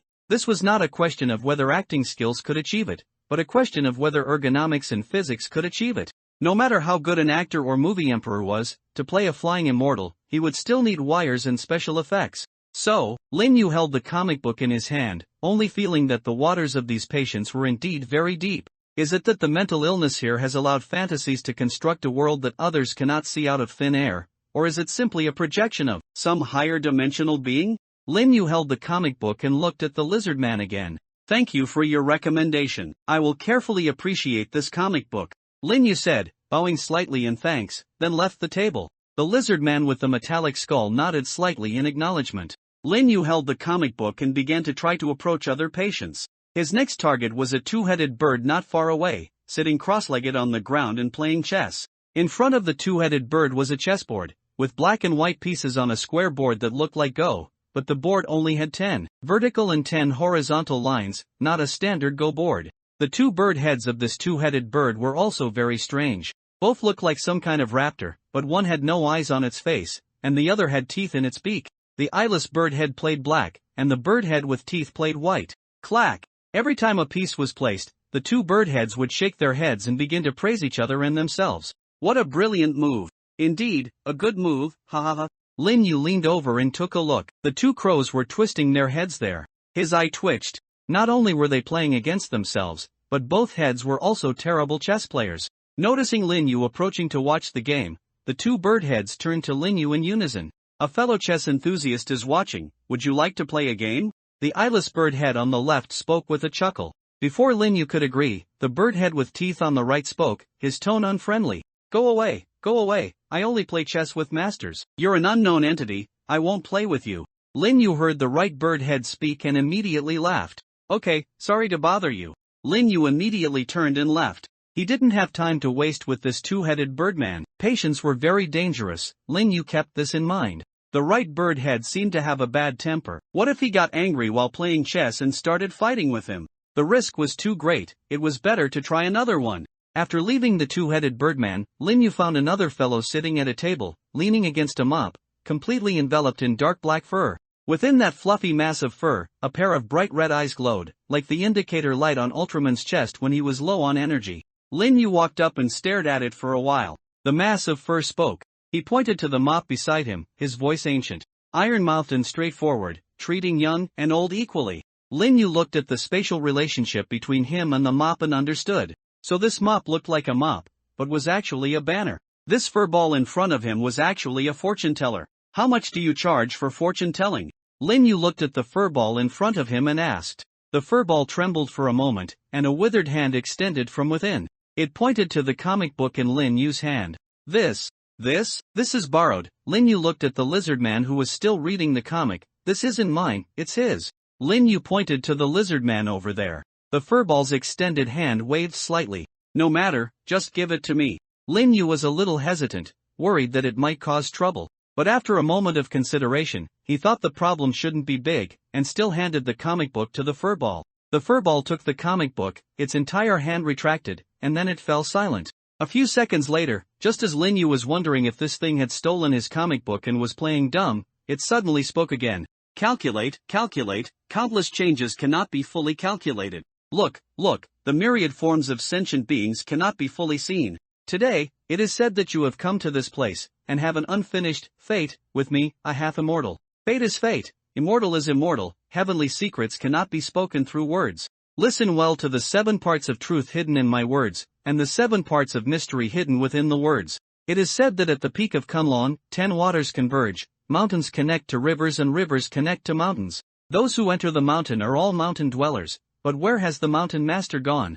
Do not mistake pines and cypresses for fellow travelers. Recognize that snakes and insects are not human. The child is born with the appearance of a tiger and leopard, and the mountain dweller, when inverted, is an immortal. Having spoken of the mountain situation, let us speak of the 3 mountain dwellers. They come to this mountain, all with a reason. I speak slowly, you listen carefully. One is a false temple housing a true old lord, unaware of his own body as wood and stone. entering the mountain, and the game was not his original intention, his true form not revealed, disaster will not occur. One is a mountain that is different but similar, old memories unforgotten, entering this game is not as a piece, standing outside the board, not playing the game. One is with a heart of illusion amidst clouds and mist, clinging to old appearances, difficult to withdraw, the body is already a game of 1,000 layers, what dead end can trap the heart? After speaking, the furball shook the mop behind him, and a crisp bell sound rang out. Fated one, I have finished speaking, you may go. After speaking, the furball said no more. Only Lin Yu remained stunned for a moment, then quickly pulled out the ancient notebook and wrote down everything the furball had just said. Lin Yu closed the notebook and left the patient's area. From the cryptic words given by the fortune-telling furball just now, Lin Yu had already cross-referenced the current situation and understood a lot of information corresponding to this copy. 10 waters converge at the peak of the trapped dragon mountain, mountains connect rivers and rivers connect mountains. This probably means that this copy has a reincarnation-like mechanism. Although he didn't know why mountain and river imagery were used, and the number of rivers was 10, it was definitely talking about reincarnation. The second half of the sentence was even a palindrome. All who enter the mountains are mountain dwellers, unaware of where the mountain lord has gone. Combined with what followed, this seemed to suggest that the 3 players, including himself, were all guests and outsiders. Moreover, the true owner of this asylum did not seem to be among them. The above were all general introductions and the information Lin Yu currently knew. Lin Yu read the last 2 sentences together and always felt they were some kind of hint, but Lin Yu didn't have a grasp on it yet. Do not mistake pine and cypress as fellow travelers, recognize snakes and insects are not human, the child born with the appearance of a tiger and leopard, the mountain man inverted is an immortal. This seemed to be introducing certain characteristics of the NPCs or players active within the copy. It was just that Lin Yu didn't know what pine and cypress, snakes and insects, the child, or the mountain man referred to. He could only guess roughly. Pine and cypress are not fellow travelers. Could it be that there isn't complete alignment of interests between players? Are snakes and insects and the child doctors or patients? The mountain man inverted. What is this riddle pointing to? Lin Yu had no clue. However, compared to these 4 sentences describing the copy, what Lin Yu was more concerned about were the 3 paragraphs clearly referring to players as mountain dwellers. Especially the first paragraph, which sounded very much like it was talking about himself. The furball called itself half an immortal, and Lin Yu initially thought it was some kind of title. Now it seemed, perhaps this guy truly possessed a status very close to the gods he had seen. After all, those who could see through his disguise usually had some connection to gods. So, if the first paragraph corresponded to himself, knowing which of the second and third paragraphs corresponded to Ji Gang and which to Max, would likely be of great use for his subsequent game progress. After all, judging from the dog rule about this copy earlier, player conflict really might arise. From intuition, Lin Yu felt that the second paragraph seemed to be about Ji Gang. After all, the sentence entering this game is not a piece, standing outside the board not moving a chess piece indicated that the person described should have some strength and, for some reason, was in a state of giving up. Therefore, Lin Yu felt that the possibility of it being Ji Gang was higher. But if this paragraph was about Ji Gang, then the third paragraph was about Max, and this young lady was quite interesting. Cloudy mountains and misty waters, the heart is an illusion, clinging to old appearances, difficult to withdraw. The body is already 1,000 layers of a game. What death trap can trap the heart? What was she hiding? What was she obsessed with? What strength did this little girl possess to be evaluated as the body is already 1,000 layers of a game? Lin Yu rubbed his temples. What a headache of a copy. Seriously, is there no copy where I can just relax a bit? This copy was already so difficult even without advancement. Lin Yu walked back to the stairwell and continued upwards along the path Ji Gang had taken. Upon reaching the 3rd floor, Lin Yu pushed open the door and walked out. The structure of the 3rd floor was similar to the 2nd floor, with winding corridors and individual rooms. But unlike the 2nd floor, the corridors and wards of the 3rd floor had no patients or doctors, only various corpses, crushed severed limbs and scattered remains, blood and flesh mixed on the walls. The entire 3rd floor was silent and empty, exuding an eerie feeling. Most of the corpses seemed to have died from being crushed, and from this somewhat familiar cause of death, Lin Yu easily drew a conclusion. This couldn't be Ji Gang's doing, could it? Lin Yu murmured, feeling a bit more awe towards the timid painter girl. After all, she was the one the night watchman used to single-handedly defend against fluoxetine, far more terrifying than an ordinary 3rd stage. His judgment in the feast above the heavens copy was indeed correct. In that copy, the strongest person on the entire field might really be this Miss Ji Gang. He walked around the 3rd floor once and exhaled. There was not a single survivor on the entire third floor. Lin Yu even suspected that Ji Gung had done this on purpose. Could it be that she really isn't in the same faction as Max and I? As this thought emerged, Lin Yu felt a chill down his spine. What a joke, him taking Max to fight Ji Gung. He might as well just die. It shouldn't be such an absurd confrontation, that would be too unbalanced. Lin Yu quickly dismissed this dangerous thought. Then he left the third floor and went to the fourth floor again. And the tragic state of the fourth floor was pretty much the same. Almost all the patients and medical staff on the entire fourth floor had also been torn to shreds. Lin Yu even found what was likely the ward where Ji Gung had been held. The entire iron door had been blown open and deformed, and the interior was even more gruesome, like a microwave oven that had heated raw eggs. Roughly 5 portions of fresh blood and organ fragments were plastered on the walls, looking like some kind of postmodern, strongly deconstructive, visually impactful painting. Lin Yu couldn't help but make a dark joke. Even killing is done with such visual artistry, no wonder her profession is painter. Undoubtedly, the fourth floor, having been sanitized by Ji Gung, would not have any clues left. So, all that was left for Lin Yu to explore was the fifth floor.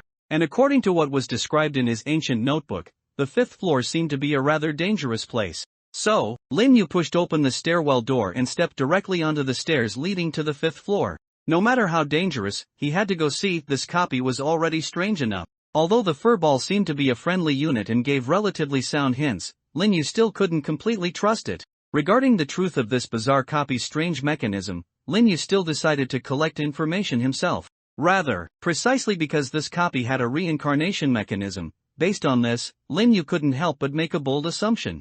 Because of the existence of reincarnation, there might not be too many instant death traps in the copy. And judging from the strength of the previous monsters, even if there was danger, he wouldn't be unable to handle it. More importantly, his past self had not prevented him from taking this step, not only because the ancient notebook didn't mention it. Better evidence was that when he stood at the entrance to the fifth floor stairwell, there was an old password input device at the entrance of this floor. That wasn't the point. The point was that a line of text was carved on the wall next to the password lock. The password is 620150. This was clearly his own handwriting. "Thank you, past me," Lin Yu muttered, then entered the password. Then, beep. The password lock emitted a sharp alarm sound and glowed red.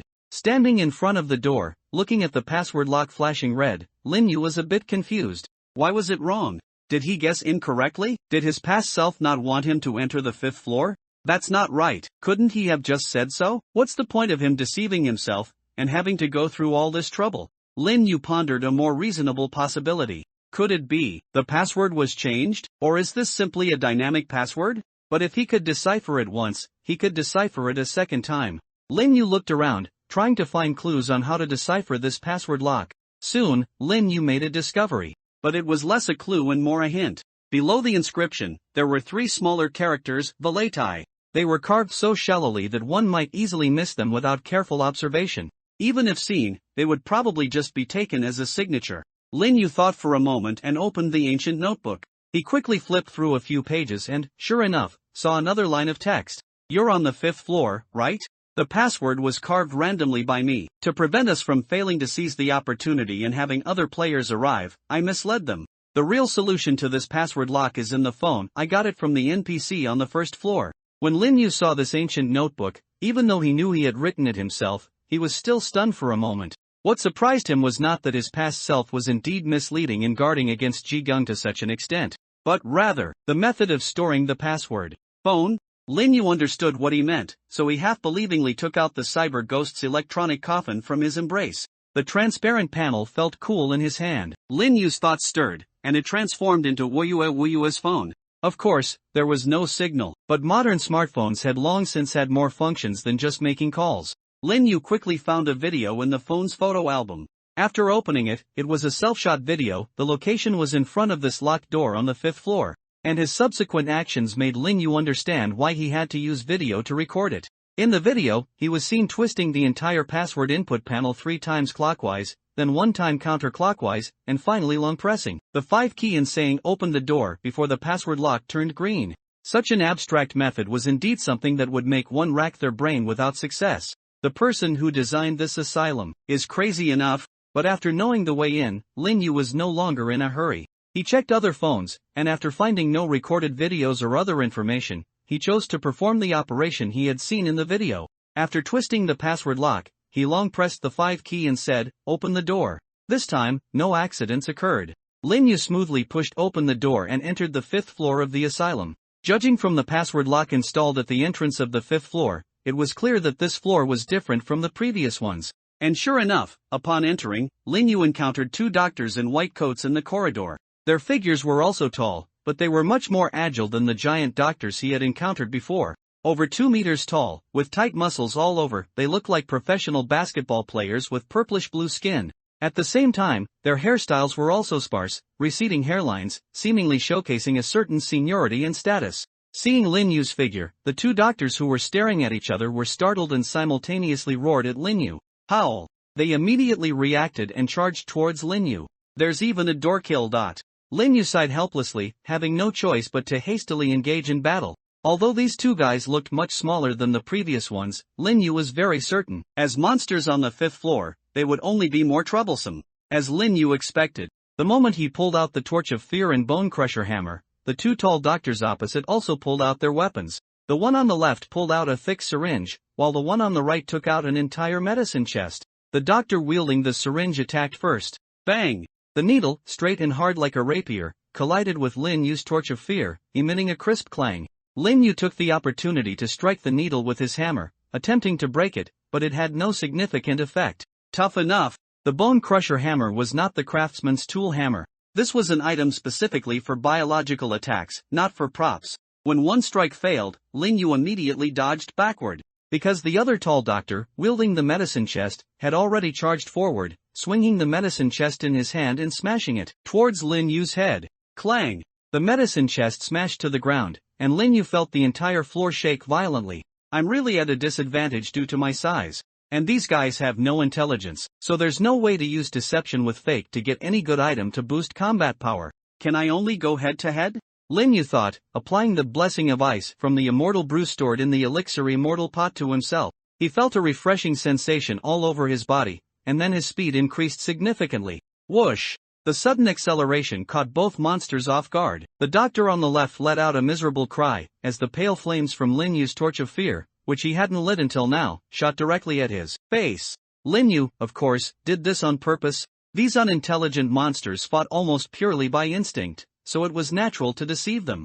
Activating the torch of fear at a critical moment was enough to create the effect of a sneak attack in a frontal battle. And this effect was very significant. The monster on the left instantly retreated 2 steps, most of the features on its face already scorched, and it fell to the ground in pain, its combat power less than 1/10 of what it was. Just as Lin Yu was about to press his advantage and finish it off, then launch a fierce attack on the monster on the right. The monster on the right suddenly opened its medicine chest, then took out a bottle of potion and poured it directly over the other monster's head. Then, the monster's burns immediately receded by more than half. Lin Yu couldn't hold back at that moment. "No, buddy, can you monsters also heal?" And whether they healed or not was secondary. When Lin Yu saw the monster's actions, Lin Yu, who was currently playing Wu Yue, naturally realized something. A syringe on the left, a medicine chest on the right. Why did the items these 2 monsters were holding resemble the 2 professional items of a doctor, the syringe and the medicine chest, so much? Something is wrong, very wrong, perhaps even 9/10 wrong.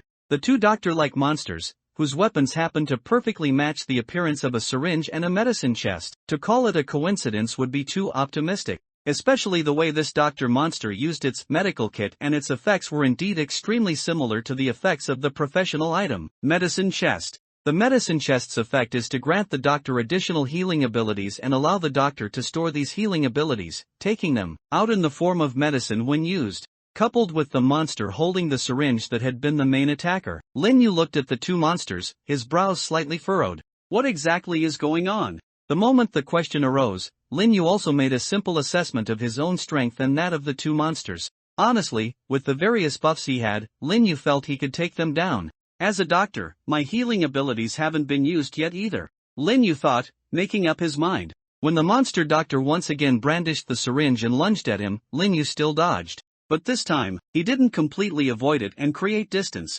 Instead, after slightly sidestepping the stab, Lin Yu chose to advance further, closing in.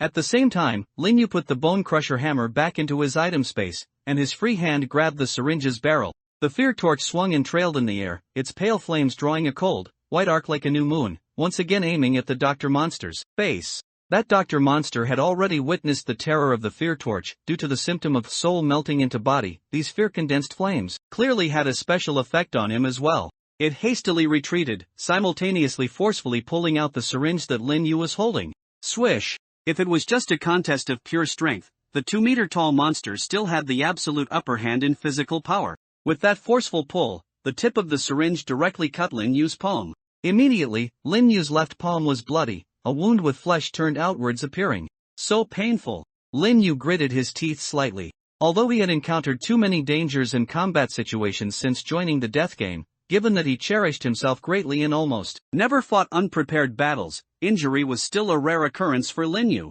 especially an injury to the palm. The sharp, seemingly pulsating, vivid pain and gushing blood made Lin Yu feel very uncomfortable. But this was what he was aiming for.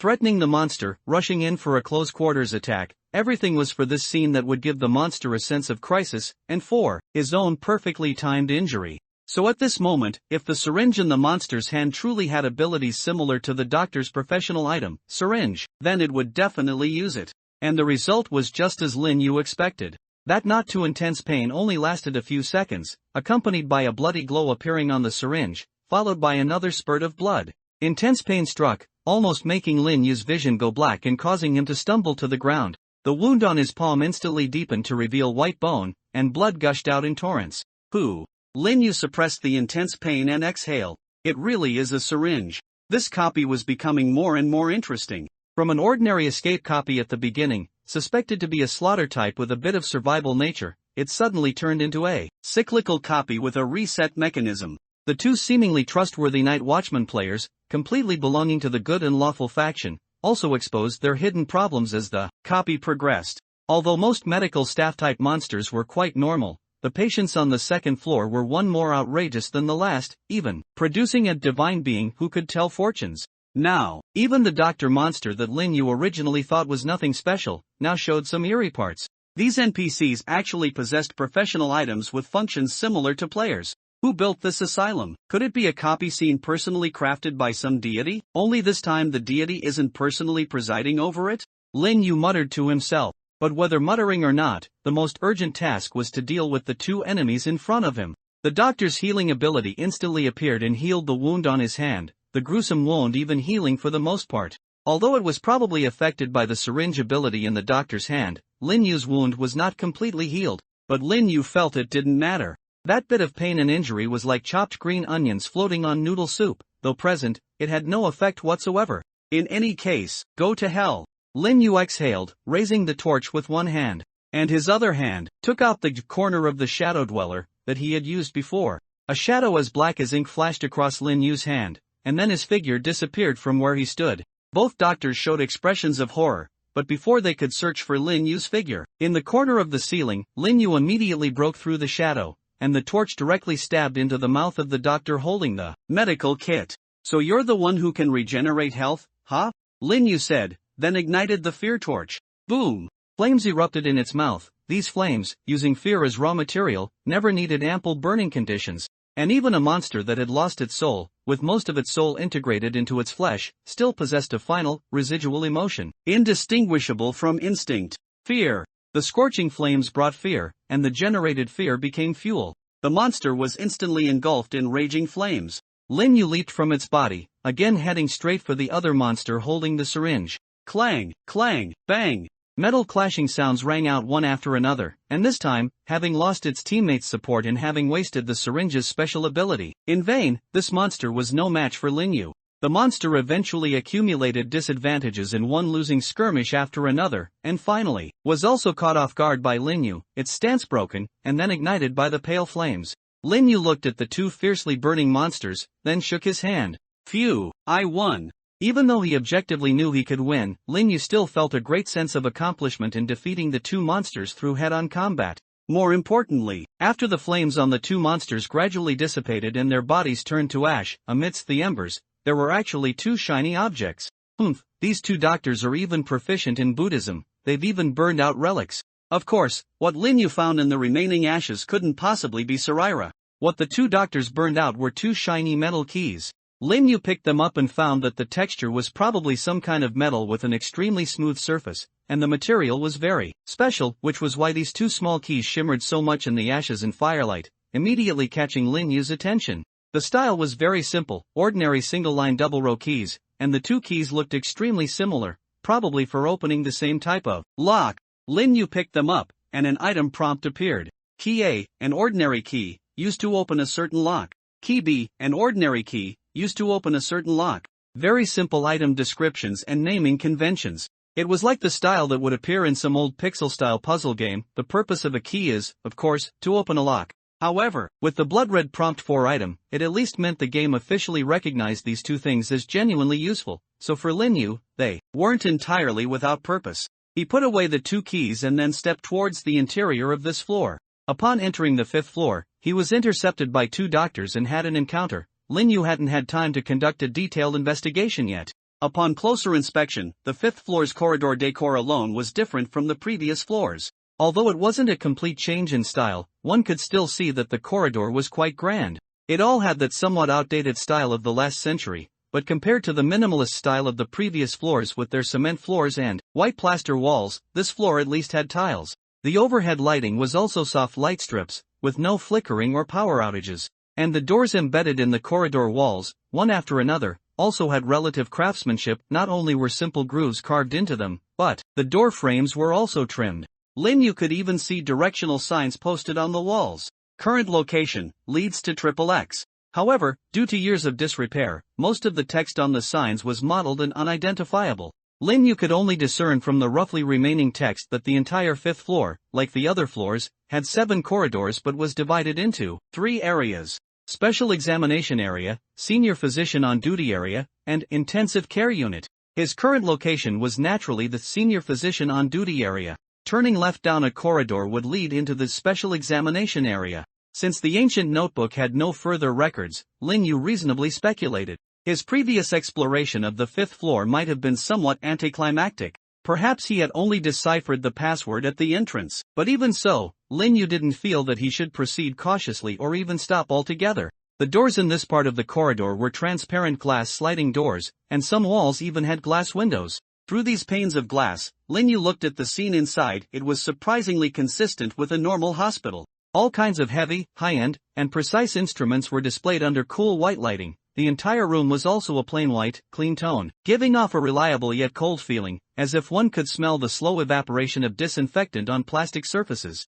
Moreover, this examination area seemed to be unstaffed. At least, Lin Yu did not see any signs of living beings. At the same time, as he strolled through this corridor, Lin Yu did not intentionally hide his figure, simply walking normally, yet still, nothing unusual happened. In this copy of the asylum, the medical staff NPCs all had a certain level of aggression towards players. No NPCs attacked, which at least indicated that there were no such NPCs hidden in the shadows. If there were patient NPCs hidden, Lin Yu would ignore them for now. After all, he had no good way to quickly find these strange, reclusive, and hidden NPCs. Moreover, just from common sense, how could a hospital's examination room be a place where there are no doctors on duty but patients waiting inside? This is indeed a copy of the death game, but as a copy built on a worldview where facts in the world can reasonably exist, most things within it must conform to common sense. Of course, a calm corridor in itself was a good thing, at least indicating that nothing bad would happen in this corridor for a short time. Unless it was a monster NPC suddenly transferred here or simply a construct without its own intelligence. Lin Yu slowly observed the silent scenes on both sides of these corridors. In this uninhabited area, the only thing that could be called a change was that some instruments were automatically calibrating and self-checking. Indicator lights flickered on and off, mechanical parts ran and then stopped. But nothing truly started running or caused any consequences. Although there was some movement, these movements were not enough to draw Lin Yu's serious attention. Machine self-checks were too common, and these machines did not show any abnormal deviations in their operating style. After a brief observation, Lin Yu decided to temporarily abandon a detailed investigation of this area, prioritizing it for later. Completely abandoning it was naturally impossible. After all, the 5th floor was so special and only had 3 areas, it would be impossible for this area to hide nothing. At least there should be some extra rewards. Of course, the precondition was that Lin Yu would actually have time then. After all, Lin Yu was not currently in a leisurely solo copy exploration. Ji-gung and Max had already gone to the first floor to find clues, and although Lin Yu couldn't fully trust these two, he didn't think they were in a completely adversarial state. Until there was direct evidence that they were in a zero-sum game within this copy, Lin Yu would maintain a friendly relationship with them. The main reason was that Ji-gung was truly difficult to deal with. So, if Max and Ji-gung really found more crucial clues and actively invited Lin Yu, then Lin Yu might even choose to put aside his exploration of the fifth floor and act with them instead. In fact, Lin Yu had some conjectures. His previous exploration of the fifth floor hadn't gone too deep, possibly also due to the two members from the Night Watchman. As for the option of inviting them to explore the fifth floor together, Lin Yu had an intuition that told him it was best not to do so. And now Lin Yu understood very clearly that what he called intuition in this copy was actually very likely a prompt from residual memories that had been eliminated before but still existed. Therefore, Lin Yu decided to follow his intuition. Before they find me, I should quickly investigate the intensive care unit on the fifth floor. After passing through two corridors belonging to the inspection area, Lin Yu arrived at the intensive care unit. The entire intensive care unit occupied 3 corridors, but surprisingly, each corridor only had one door in the very middle. Space utilization was very low. Moreover, the style of those 3 large doors, in Lin Yu's opinion, was almost like bank vault doors. Thick and heavy metal doors, with primitive mechanical locks. They even had a double keyhole design. Rather than confining severely ill patients, Lin Yu felt it was more like imprisoning extremely dangerous criminals or even ferocious beasts. But thinking about it, it was reasonable. The ultimate killer, Huayan evil god, was also locked up in an asylum-like place. The only difference was one was a basement and the other was the top floor. Furthermore, from the shape of the keyholes, Lin Yu could easily deduce that the key A and key B in his hand were used to open one of the patient room doors. This was also why Lin Yu did not linger when he passed through the inspection area earlier, because he noticed that the doors in that area were all password locks, and there was no use for keys. So, although he found the inspection area first, the optimal exploration sequence should be to go to the intensive care unit first to find those patients. After all, compared to medical staff, patients were relatively friendlier. However, which door do these 2 keys correspond to? Lin Yu murmured. Although there were only 3 doors, trying them one by one wouldn't take much time. But, Lin Yu wouldn't do that. After all, the door was already built so solidly, who knew if inserting the wrong key would trigger some special alarm device? What if a dozen purple-skinned big men with severe violent tendencies rushed out and ganged up on him? Who would he complain to? So, Lin Yu prepared to carefully study which door these 2 keys belonged to. After all, above each keyhole of the large doors, there were some labels. Lin Yu felt that this might be a hint as to which key to use. Walking to a large door, he leaned in closer, and the tiny text on the label came into view. On the left keyhole, it said Lock E, on the right keyhole, it said Lock F. Lin Yu looked at the labels on these 2 locks, combined them with the item hints about the 2 keys, and fell into thought.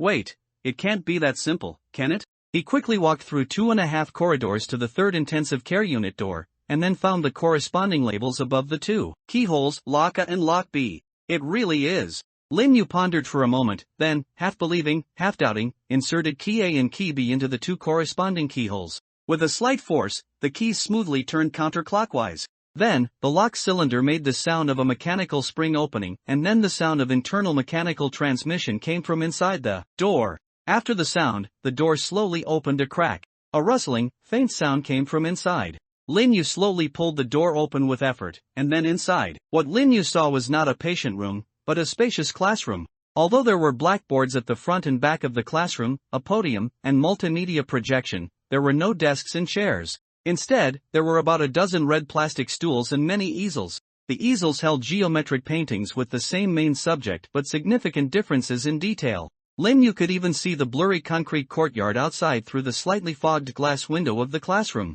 And in this empty classroom, only one person sat on a small red plastic stool in the corner. It was a short-haired girl wearing a bulky gray down jacket and heavy black-framed glasses. The young girl was meticulously modifying the painting on her canvas. She heard the sound of the patient room door opening and turned to look at Lin Yu. Lin Yu's eyes met hers, and he was somewhat taken aback. That face, belonging to a 15 or 16-year-old girl, was Ji-gung's. In an instant, Lin Yu felt his scalp tingle. Why was a younger version of Ji-gung in the patient room on the top floor? Wait a minute, there were 3 intensive care units, could it be that? Lin Yu's thoughts raced, and he was about to speak to this Ji-gung to confirm her state. Was it some kind of memory projection or something else? However, before Lin Yu could speak, the younger version of Zhigung seemed to understand something when she saw Lin Yu. She put down her paintbrush, and an anxious expression appeared on her face. Hurry and go. After saying that, seeing Lin Yu not moving, she anxiously jumped up from her chair and waved her hand. It's going to be too late,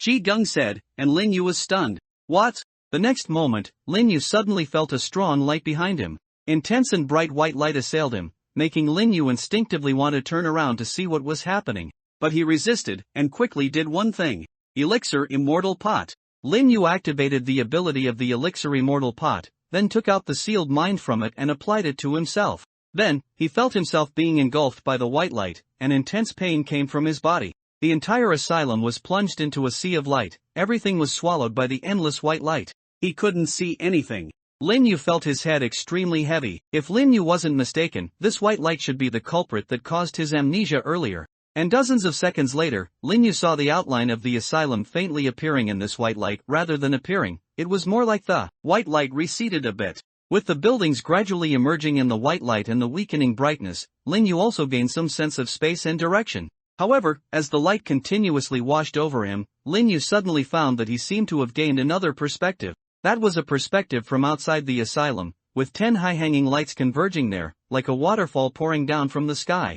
The lights converged, washing over everything within the asylum. The two perspectives, both so dazzlingly bright that Lin Yu could barely keep his eyes open, made him almost vomit. He had sealed mind, so his soul and spirit would not be attacked temporarily. So Lin Yu knew that this was not an attack but reality, and even the dizziness he felt was real physiological discomfort. So, Lin Yu suddenly understood why he would actively turn off sealed mind. As long as I keep sealed mind on, this state might not stop. This state makes me unable to do anything. It's 10 times worse than amnesia. Damn it, so this is how you play. Lin Yu spat, enduring the discomfort, and took out the ancient notebook and the cyber ghost's electronic coffin. Lin Yu opened his eyes and found himself half lying, half sitting in a sealed room. What's going on? Lin Yu was a little confused. He tried to get up from the chair but was astonished to find that his limbs and waist were all restrained. Wasn't he about to enter a death game copy? Why was he suddenly in this ghost place? The floor and walls were covered with soft material, and the ceiling lights were dim. Turning his head to one side, he saw a small trolley with various syringes and medicines on it. It looked like an isolation room, specifically one in a hospital. Lin Yu felt a slight headache, and at the same time, his memory felt somewhat blank. Could this be my latest copy? It looks like a mental hospital-themed one. He rubbed his head hard, trying to recall the name of this copy and its clear conditions, but he couldn't remember anything. The only thing he could recall was that the number of players in this copy was 3. In other words, he had 2 teammates. It seems the mechanism of this copy is to make people forget the name of the copy. Lin Yu accepted this setting, feeling a bit emotional. If he had known about such a copy mechanism, he would have activated sealed mind before entering the game. It was quite reasonable. A mental hospital-themed copy would target people's minds, memories, and cognition. Should I activate sealed mind now to protect myself? Just as Lin Yu was deliberating, the door to the isolation room opened. A tall, sturdy doctor with slightly purplish skin and a white coat walked in. This doctor was over 2 meters tall, his limbs were wrapped in bandages, and there was a freshly healed scar on his neck, making him look quite physically challenged but strong-willed. At the same time, Lin Yu couldn't help but inwardly comment. It seemed the doctor-patient dispute situation in this hospital was quite severe. Seeing Lin Yu, who had woken up, looking at him, the doctor was also quite surprised. He spoke to Lin Yu in a slurred, indistinct voice. Awake, impressive. Lin Yu could only make out a few syllables from each of his sentences. To understand the full meaning of a sentence, Lin Yu could only guess by combining the other party's expression and tone. But since he appeared to be a communicable NPC, things would be much easier. Lin Yu greeted him. Yo, doctor, hello. Why am I being held here? Lin Yu asked, and the doctor didn't seem to fully understand. He showed a thoughtful expression for a moment before speaking. Orders, don't know. Extracting keywords from his speech, Lin Yu began to ponder. This guy seemed to mean that he didn't know the reason for Lin Yu's confinement here. His position in this hospital shouldn't be high? Lin Yu came to a conclusion, then spoke again. Then can I be released? The doctor shook his head. Recover, no. He probably explained a lot of gibberish, but Lin Yu didn't hear that part of the explanation, only caught no. The doctor said nothing more, simply walked straight to the small trolley next to Lin Yu. He picked up an empty syringe and a few small bottles, then began to prepare the medicine. Seeing the doctor's actions, Lin Yu immediately felt a sense of unease. "Oh no, this medicine is probably for me." Although he didn't know the effect of the medicine yet, Lin Yu didn't want to be inexplicably injected with a dose of medicine by any NPC in a death game. That sounded like a very high mortality rate. He had to escape before this strange doctor could inject him. Thinking of this, Lin Yu quickly came up with a plan. He just needed to use Hannah to secretly untie him. However, the moment Lin Yu had this thought, he suddenly realized that neither Hannah nor Stiller were in his item space. Lin Yu was somewhat taken aback by this, but quickly accepted reality. He had to think of another way. Soon, Lin Yu thought of another method. Since his vision wasn't obstructed and he could see the corner of shady darkness, and the lighting conditions in the room weren't particularly ample, there happened to be shadows in the corner. So, I can use corner of the shadow dweller. Lin Yu felt a bit relieved. Luckily, my head wasn't covered with a hood, otherwise, I would have had to slowly pry open the restraints with a hammer to escape. As Lin Yu took out corner of the shadow dweller, he also found the thought that had just popped into his mind a bit strange. Strange? Why would I think that? But there was no time to think too much, because the doctor in front of him seemed to be finishing preparing the medicine. Lin Yu didn't hesitate at all, directly activated corner of the shadow dweller and aimed at a corner of the room near the door. After the effect was activated, he observed that in the corner of the room, the original shadow became denser and its area expanded a bit. Once Lin Yu had the thought of entering it, he was immediately pulled by an invisible force, and his whole body, ignoring the restraints on him, burrowed into it in a way that defied physical common sense. To be honest, this thing is even more useful than I imagined. Lin Yu, huddled in the shadows, couldn't help but sigh. With this item in hand, as long as his eyes weren't covered, or he wasn't in an overly open area, any restraint would be ineffective against him. Not only that, after staying in the shadows, Lin Yu also felt his five senses become extremely sharp, as if every rustle in the room couldn't escape his eyes and ears. He could even hear some movement in the corridor. Lin Yu clearly saw that after he disappeared, the tall, pale purple-skinned doctor turned around and saw the empty chair with only a few restraints left, showing a surprised expression. He frantically searched the room. But this guy seemed to have no real power, completely unable to find Lin Yu, nor could he guess where Lin Yu was hiding. So, a moment later, Lin Yu saw the guy anxiously looking left and right, then fumbling to open the door and rush out, and Lin Yu also deactivated corner of the shadow dweller, slowly walking into the corridor. Then, as soon as Lin Yu stepped out, he heard a scream. "Wah! There's another one!" Lin Yu turned his head to look, only to see a beautiful woman wearing gold-rimmed glasses and a shirt in another room, who bumped into the doctor, running out of his room, and was so scared that she ran away immediately. The doctor, seeing the woman starting to flee, was also stunned for a moment, and immediately realized something. He let out a loud shout, no longer bothering to search for Lin Yu, and pounced on the fleeing woman. "Don't run!" Lin Yu watched this scene, stroking his chin. Compared to the NPC, this newly appeared woman seemed more like a player. Never mind, since she's a player, I'll help her out. So this is what the copy is all about. After squatting in the corner of the corridor and reading through the ancient notebook, Lin Yu already had a clear understanding of the situation. It turned out that this copy had a mechanism similar to reincarnation. The reason Lin Yu suddenly thought of checking the ancient notebook was because just now, when he was about to help that unknown player, he unexpectedly discovered that his few long-range attack methods, the one-shot kill pistol, had no bullets left. Combining this with the fact that he had forgotten the copy's name at the start, Lin Yu subconsciously felt that he might have been subjected to some kind of mental attack, so he immediately wanted to activate Sealed Mind.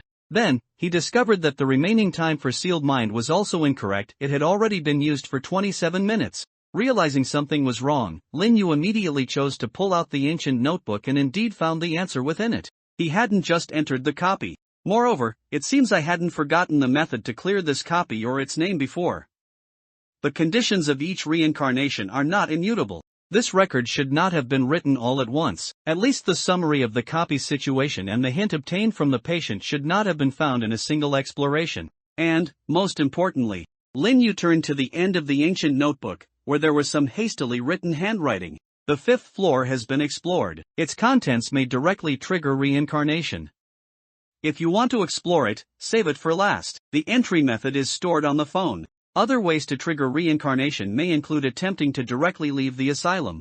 Ji-gun might know more about this copy than we imagine, and she also has means to retain memories or transmit information, and has discovered that the best way to advance the copy's progress is to find the dean on the 1st floor and obtain his permission. The hint obtained from the NPC earlier also indirectly confirms Ji-gun's extraordinary understanding of this copy. Max's previous few reincarnations might have led me to judge her as at least trustworthy, but now it seems she might also be hiding deep secrets. This reincarnation might bring changes, please be aware. Lin Yu looked at these words and let out a breath. In other words, although my current feeling is like I just entered the copy, it's actually almost the most urgent time in this copy, huh? He muttered. This was truly not good.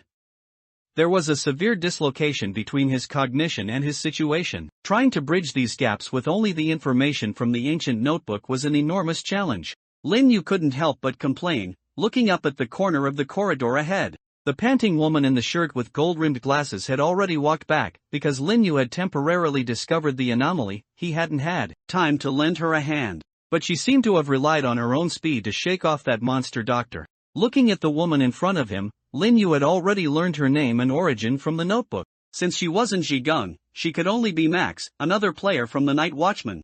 And watching her approach, Lin Yu let out a breath. Indeed, conventional problem-solving methods were no longer sufficient to overcome this copy with its reincarnation mechanism. But, what if he took a different approach? Although Ji Gung might retain information through some means and know about the reincarnation mechanism in this copy, she might even have known about the existence of the reincarnation mechanism beforehand. But, this Max absolutely did not know. Therefore, there was an information gap between him and Max. And this kind of copy with an information gap happened to be the trickster's home ground. At this moment, Lin Yu had already realized what the greatest purpose of his past self repeatedly organizing all that information in the ancient notebook was. Normal problem-solving methods were indeed no longer feasible. But, he was a trickster. He could cheat. Moreover, the cheating method he was going to use this time was even one that Lin Yu was quite familiar with and had successfully used once before. Using the information advantage brought by reincarnation to create a high-status identity for himself, this outlandish method had once helped him survive the almost desperate situation of the initial novice copy. So this time, in this troublesome copy, which, while not desperate, was full of the suffocating feeling of a frog being boiled alive, Lin Yu still planned to use that method to break the deadlock. Lin Yu looked at Max, who was approaching, his expression calm and unfathomable. He walked forward to meet her, then spoke softly. Hello, dear Miss Max, my friend from the Night Watchman Star City branch. Max, who was about to greet Lin Yu, was startled by his sudden address. You know me? Are you also from the Night Watchman? Max asked suspiciously and defensively, and Lin Yu smiled. No, I don't know you personally, but I've learned your identity information through some means. Not just your code name and organization, I also know you are a first-order thief, and your chosen advanced item is the Myo Purse. Lin Yu said calmly, and Max's expression had already become extremely wary. You, who exactly are you? Although he wore Woyua's face, Lin Yu was very sure that while his identity's name was well known, it was certainly not to the extent that everyone recognized his face. Except for a few members of Order and a few from the Free Alliance who might have seen and remembered him, the rest, like members of the Night Watchman, Max, and even Ji Gung, probably couldn't even match the face to the name. So, Lin Yu looked at Max and spoke seriously. Let me introduce myself.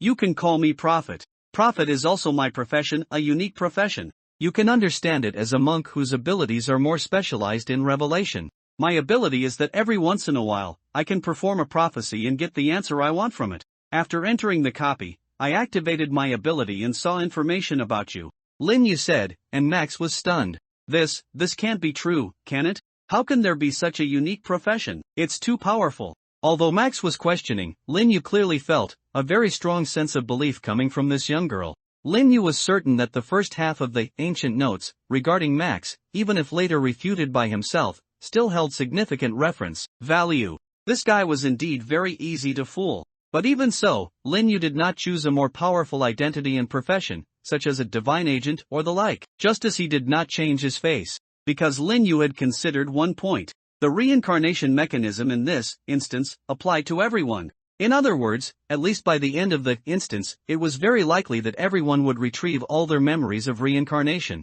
Lin Yu did not want to expose himself as Mei Mei in front of Max and Ji Gung, the Robin, revealing that he possessed some means beyond his known identity and abilities. And the profession of prophet was a very good choice. Firstly, in this instance, which severely lacked information and where one wrong step could easily trigger the reincarnation mechanism, leading to amnesia and starting over, having precognitive abilities should make things much easier. At the same time, precisely because the mechanism of this instance was reincarnation, even if Lin Yu truly gained a lot of information using his profitability, afterwards, even if Ji Gang, the Robin, and Max retrieved their memories, he could successfully explain it away by claiming he had investigated during his solo actions in previous reincarnations. After all, Lin Yu genuinely had means to preserve information, and it was not something very rare or worth caring about. And his claiming to be a prophet and concealing his identity could also be seen as a desperate measure to clear the instance and enhance his persuasiveness. Of course, even with Max's belief at this moment, Lin Yu's lie had not yet fully come true.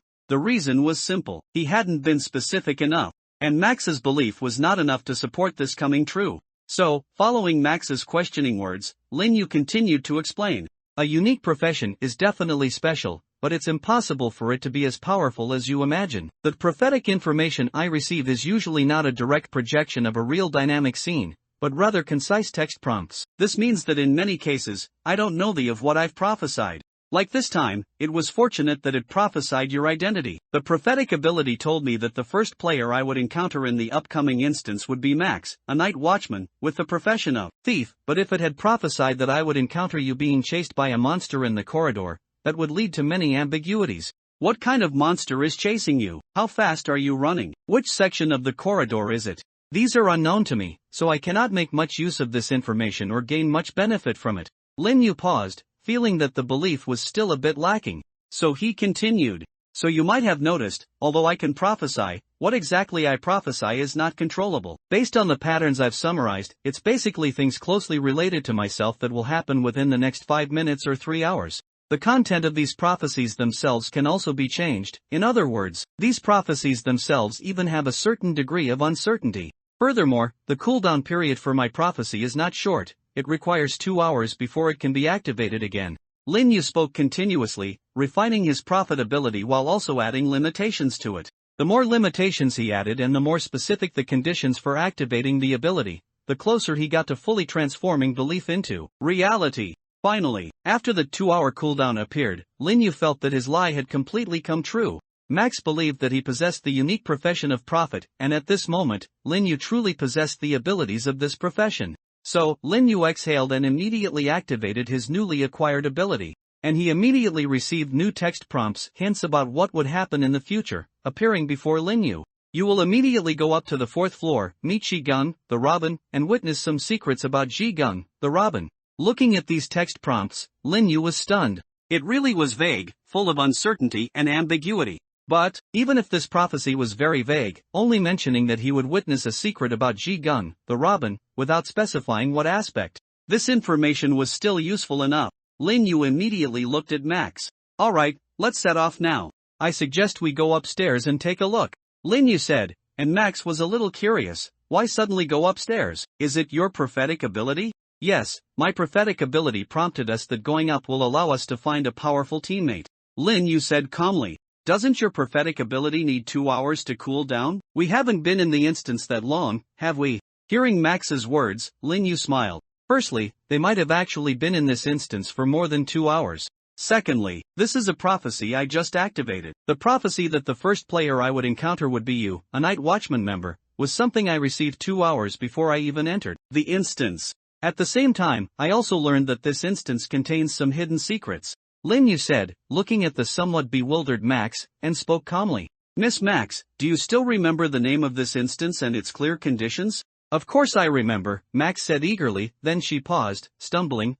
Wait, why? She anxiously scratched her head. Wait, how could I forget something like that? This is the mechanism of this instance. After all, it looks very much like a mental hospital, so it's normal for cognitive interference methods to appear, Lin Yu said calmly. So in this kind of instance, prioritizing meeting up with teammates is also a normal choice. What's more, my prophecy this time has clearly told me that we will find a powerful teammate, and one who shares our. As Lin Yu said this, Max was finally persuaded.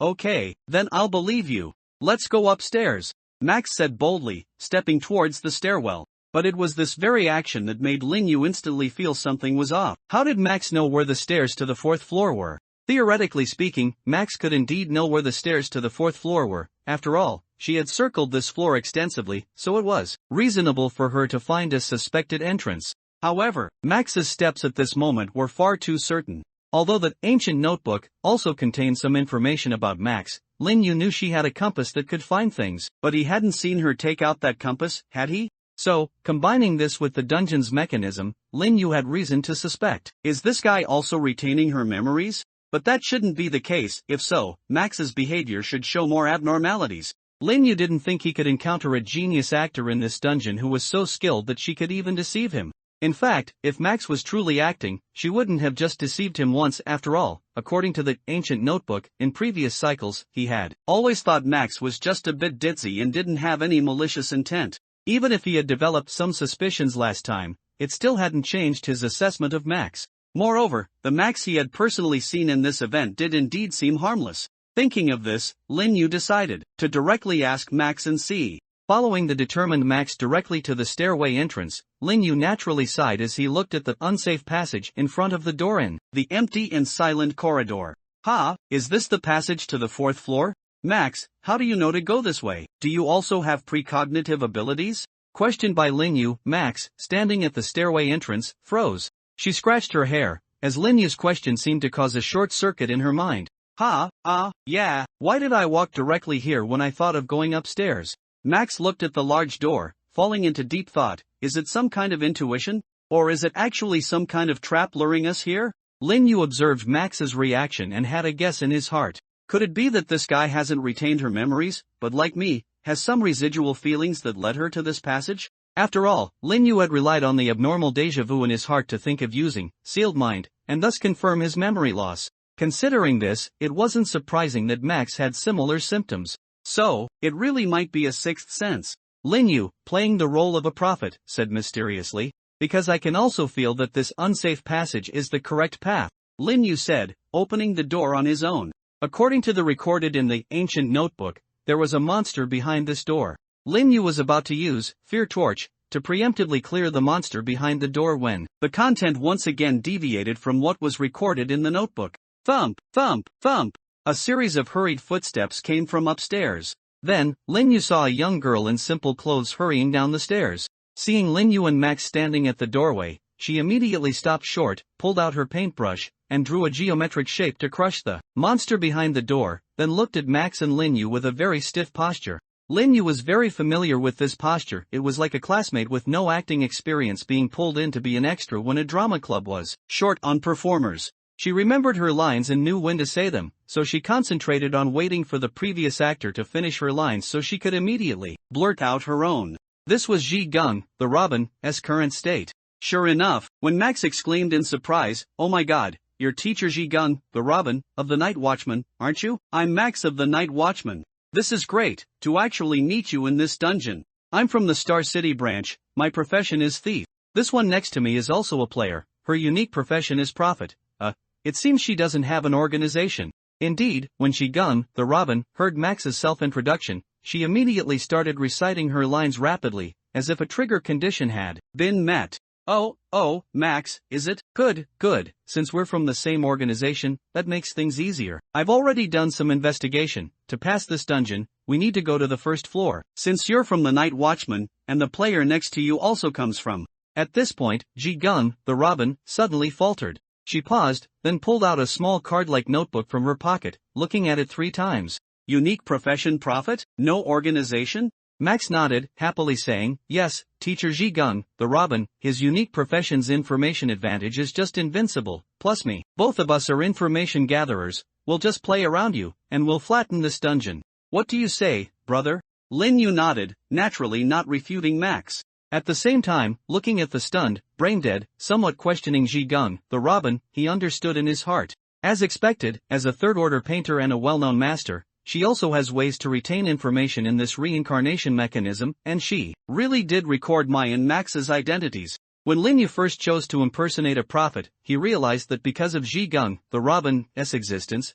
this lie might be exposed when he met her. It might even be directly seen through by Ji Gung, the Robin. But it didn't matter, because according to the intelligence, Ji Gung, the Robin, in previous cycles had never explicitly admitted to having a way to retain information, only showing some clues. So, prophet. Ji Gung, the Robin, quickly recovered and spoke to Lin Yu. Lin Yu knew this was her choosing the latter between doubting whether her past self's recorded information was wrong or doubting that he was lying. After all, Ji Gung, the Robin, would soon realize that the prophet profession sounded like a profession someone who could retain information during reincarnation would pretend to be. And when Ji Gung, the Robin, addressed him by the name prophet, Lin Yu knew exactly what she was going to do. Sure enough, Ji Gung, the Robin, gently waved at Lin Yu, while apologetically looking at Max. Sorry, Max, I might need to have a private chat with this prophet. Although Max was a bit surprised, she quickly stopped dwelling on it, out of trust in the name of Ji Gung, the Robin. Okay, teacher Ji Gung, the Robin, you two take your time. I'll go wander outside for a bit. As Max closed the door to the unsafe passage, only Lin Yu and Ji Gung, the Robin, remained in the blood-scented, dimly lit stairwell. This wasn't Lin Yu's first time being alone with Ji Gung, the Robin. In Feast Above the Heavens, Lin Yu had been alone with Ji Gung, the Robin, as fluoxetine.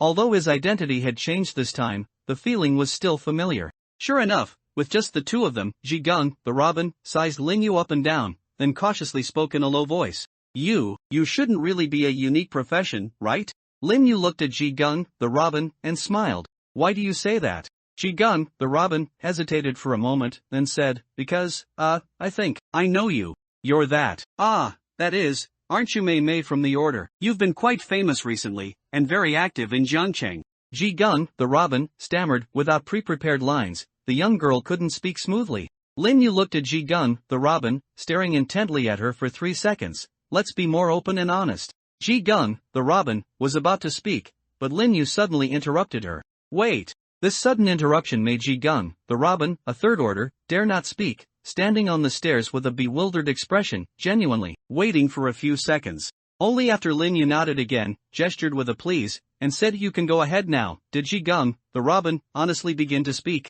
So, anyway, I don't know your exact situation, but everything below is my speculation. This dungeon we're in has a mechanism similar to reincarnation. We look like we've just joined this dungeon not long ago. Ji Gung, the Robin, paused, pointed to her head, and continued, in reality, we should have our memories wiped whenever a certain mechanism is triggered by this dungeon, either periodically or upon entering a specific stage, making us mistakenly believe we've just entered the dungeon.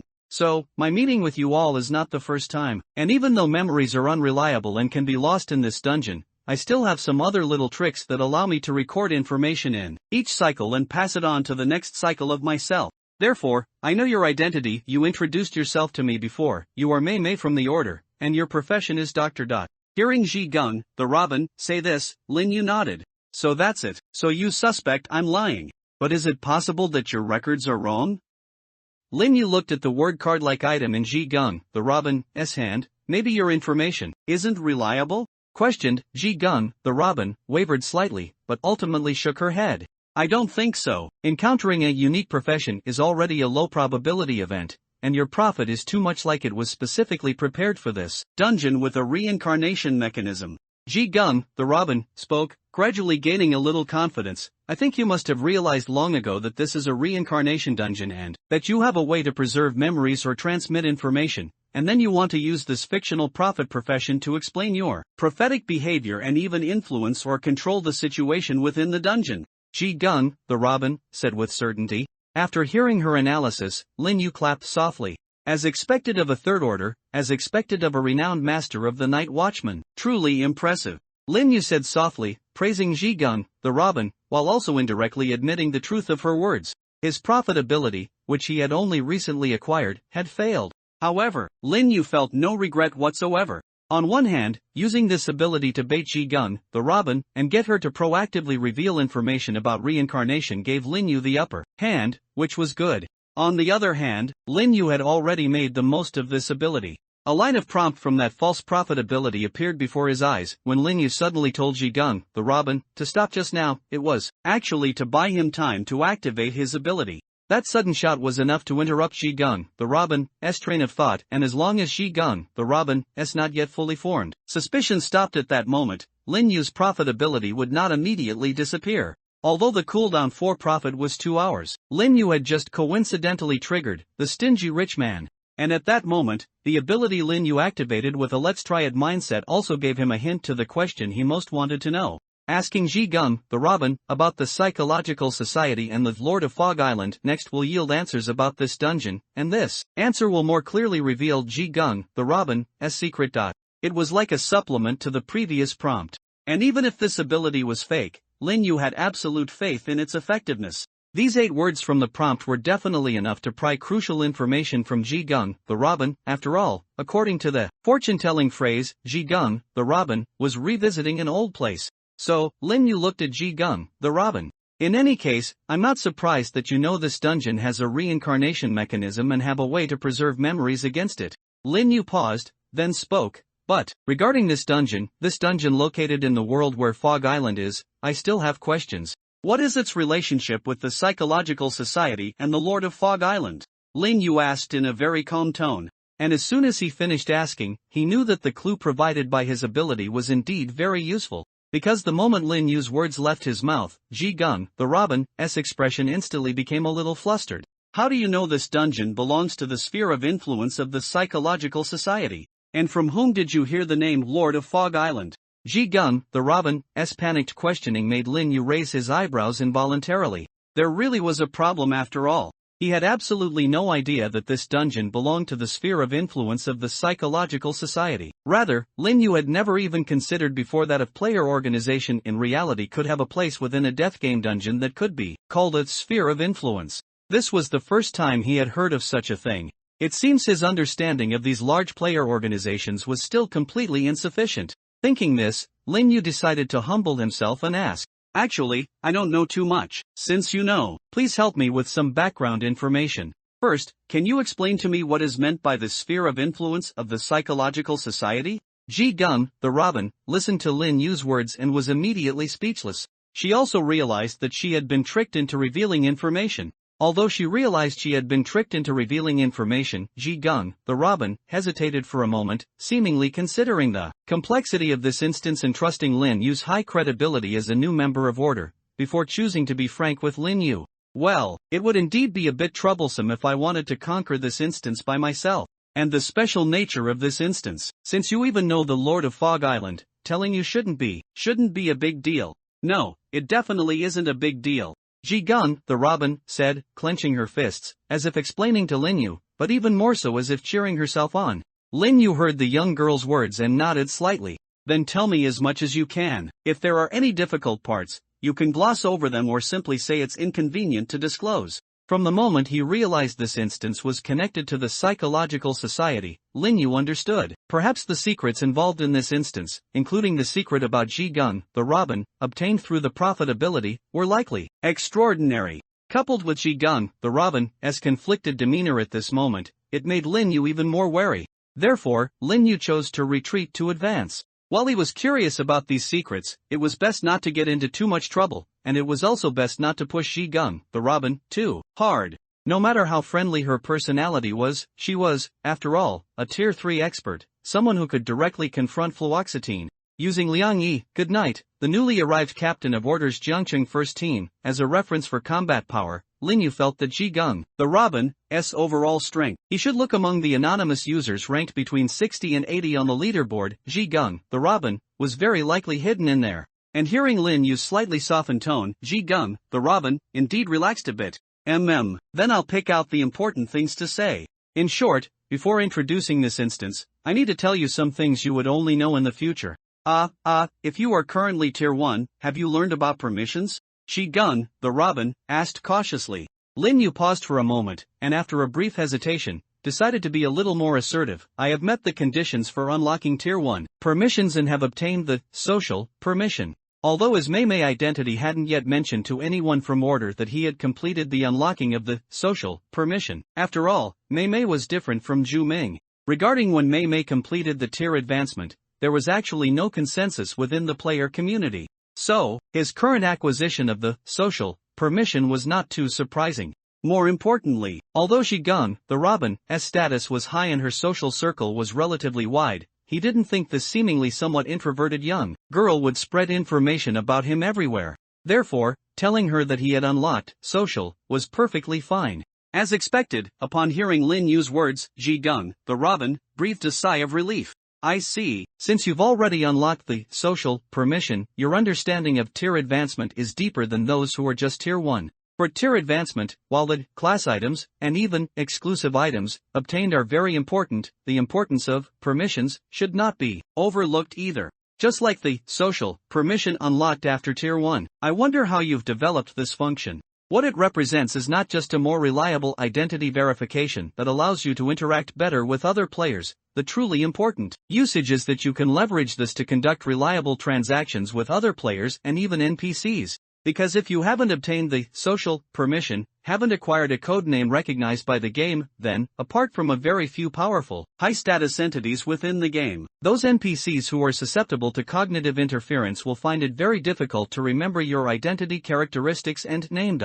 Lin Yu understood at this point, and at the same time felt a bit fortunate. Fortunately, he had completed tier advancement in that Snow Mountain instance. Otherwise, he probably wouldn't have been able to enjoy the identity bonus brought by Vervalatai. So, with the social permission, players' means of obtaining regular items have greatly increased. At the same time, if you're lucky enough, you can even receive quests that span several instances from NPCs with whom you have close ties. Furthermore, after having the social system, you can establish very stable cooperative relationships with NPCs even if these relationships are not useful at first. Accumulating them will definitely become a help for you in other instances later on.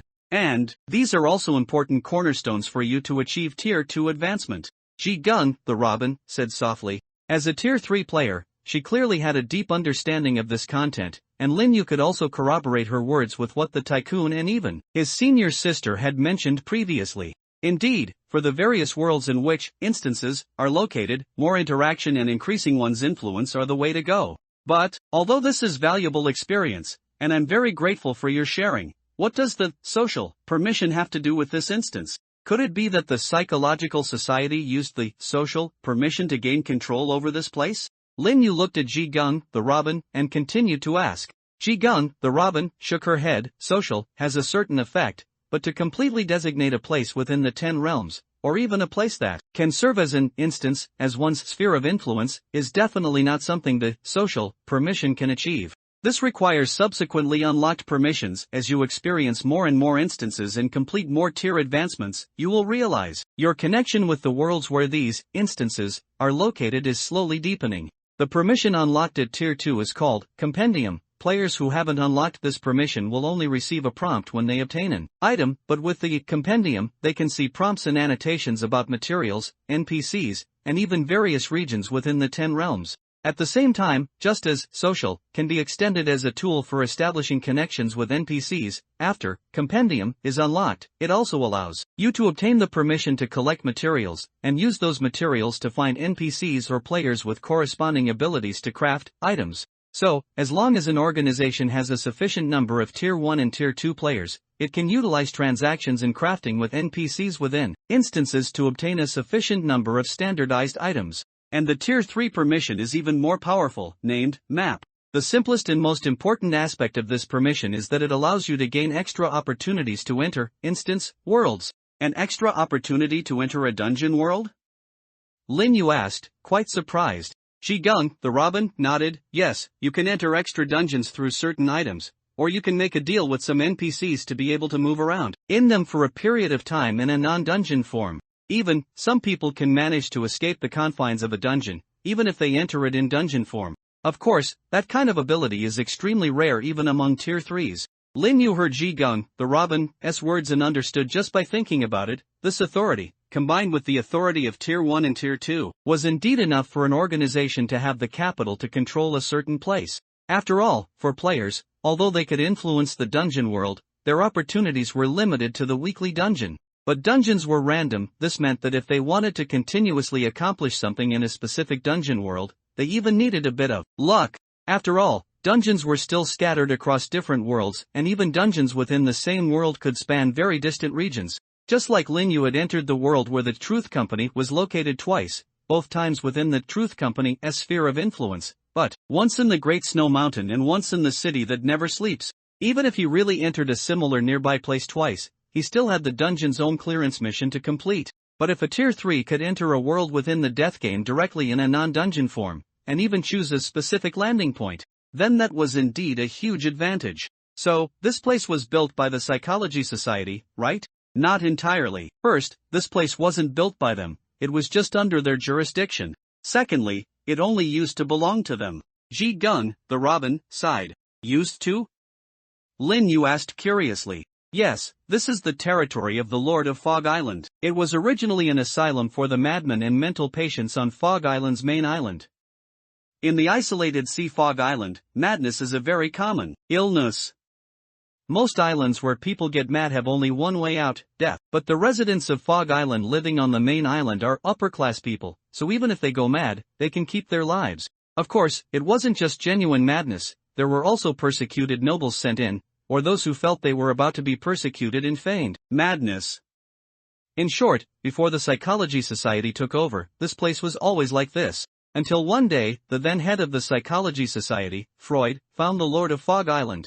Lin Yu raised his hand when he heard this. Allow me to interrupt, Teacher Ji Gun, the Robin, could you tell me exactly what kind of existence the Lord of Fog Island is? Hearing Lin Yu say this, Ji Gun, the Robin, was briefly puzzled, then showed endless regret. She realized that Lin Yu had really tricked her into revealing too much. He had very likely heard these two terms from somewhere and then used them to bluff. But now that she had said it, Ji Gun, the Robin, resigned herself to fate. The Lord of Fog Island is probably in existence a bit lower in divine rank than a god, but not by much. As the name suggests, he is the ruler of the isolated sea Fog Island realm, roughly equivalent to an emperor or monarch.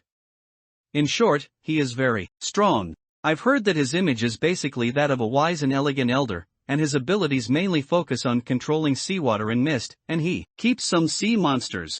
As Ji Gun, the Robin, spoke, Lin Yu mused. Sounds like he's closer to a human mage. More or less, Ji Gun, the Robin, nodded. In short, Freud, the first generation of the Psychology Society, used some means to gain his trust and permission, transforming this asylum into a confined environment. And his goal was to turn this place into a special dungeon, to be used for creating his trials dungeon. Lin Yu heard this and felt that this combination was somewhat niche. What do you mean? He wants to create his own trials dungeon? Ji Gun, the Robin, nodded gravely. Yes, that first generation believed that the strength gap between promotions was too large, which was very detrimental to the growth of players, so he wanted to create trials dungeons to make everyone's promotion smoother in the future.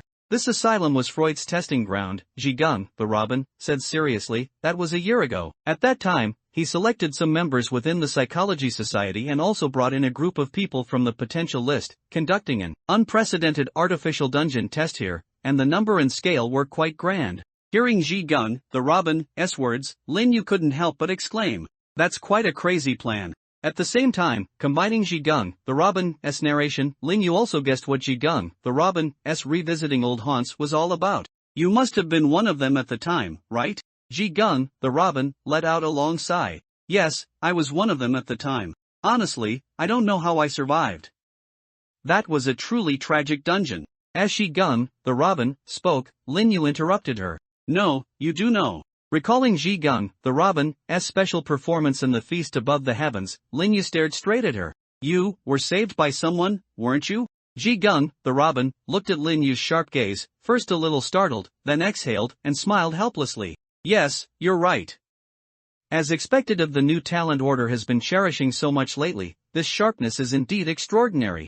Ji Gun, the Robin, raised her eyes, looking at the familiar corridor, dim, bloody. It was a bit older and more chaotic than back then, but still unchanged. She still remembered that in this staircase, as a painter, she had just advanced to Tier 1, with almost no direct combat power. In a situation of near despair, after being approached by those crazy, weapon-wielding, pain-immune monsters. The scene where the girl in the beautiful dress, who jumped down from the upper floor, helped and rescued her. Hello there, little bird.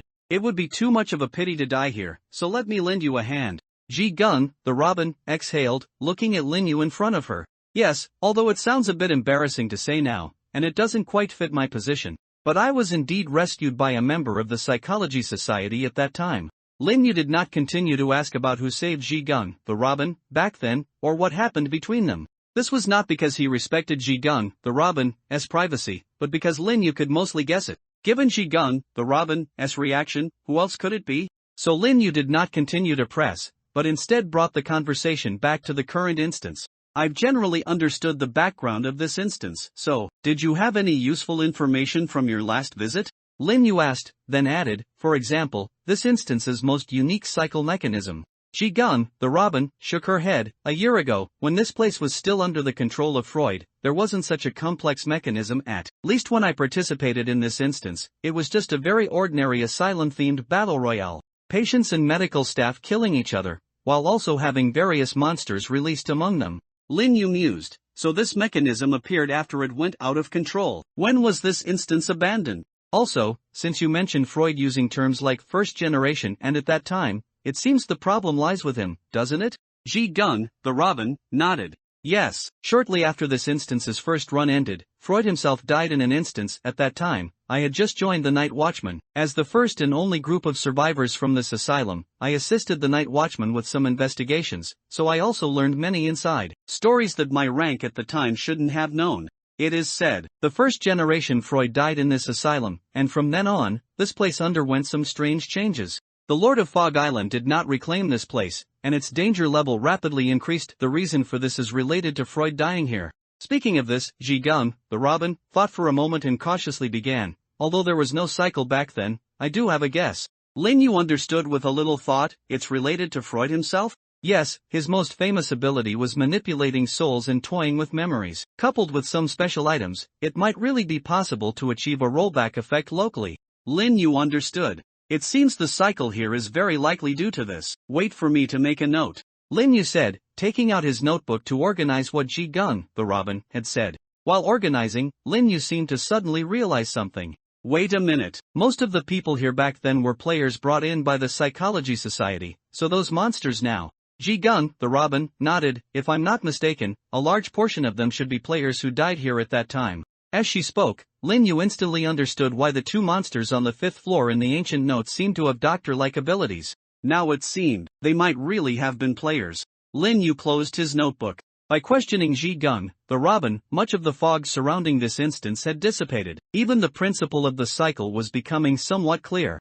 But Lin Yu did not become optimistic. Because, the truth revealed only made him feel more pressured. The layout of the Psychology Society, the former leader who died here. Moreover, after some of the fog cleared, the remaining unsolved mysteries recorded in the ancient notes became even more striking. What was the origin of that furball person on the 2nd floor who gave a prophecy? What exactly was inside the room on the top floor that he had to avoid? And, if Ji Gun, the robin, returned here because of revisiting old haunts, what about him? What about Max? This instance was still not optimistic. In fact, it was becoming increasingly unoptimistic. This is even trickier than I imagined. I really don't know how I, a first order, ended up here. Lin Yu sighed from the bottom of his heart.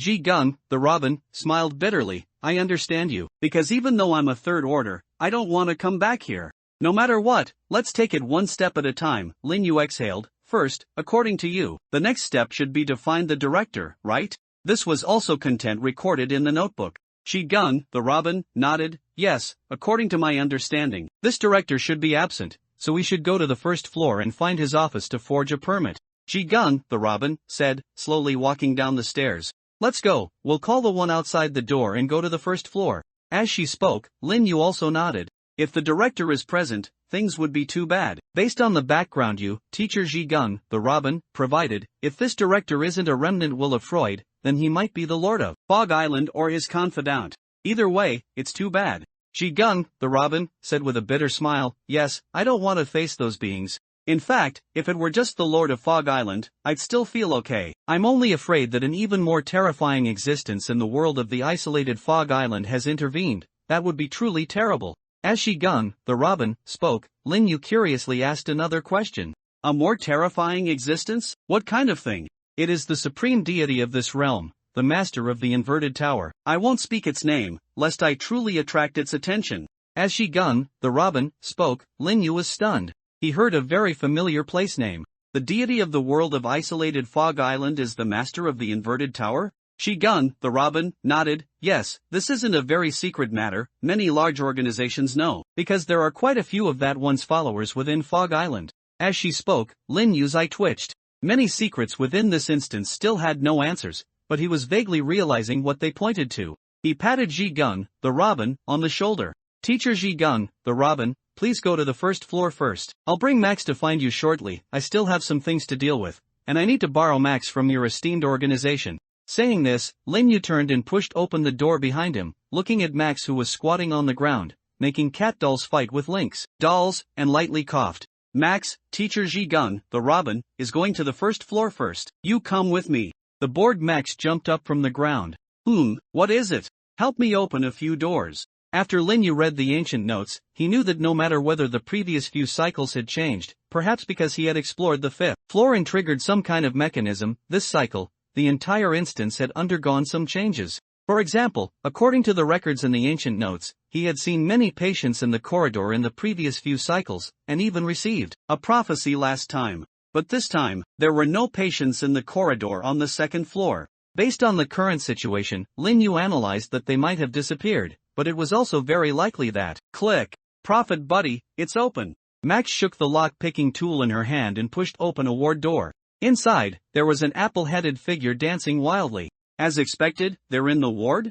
Lin Yu exhaled. Max said triumphantly, "How about it? Isn't my lock-picking gadget great? Lock-picking is really fast, but it consumes a lot of energy every time I use it, so generally, if a door can be smashed, I'll break it down instead of picking the lock. By the way, what do you need this appleman for?" Lin Yu shook his head. "I'm not looking for it."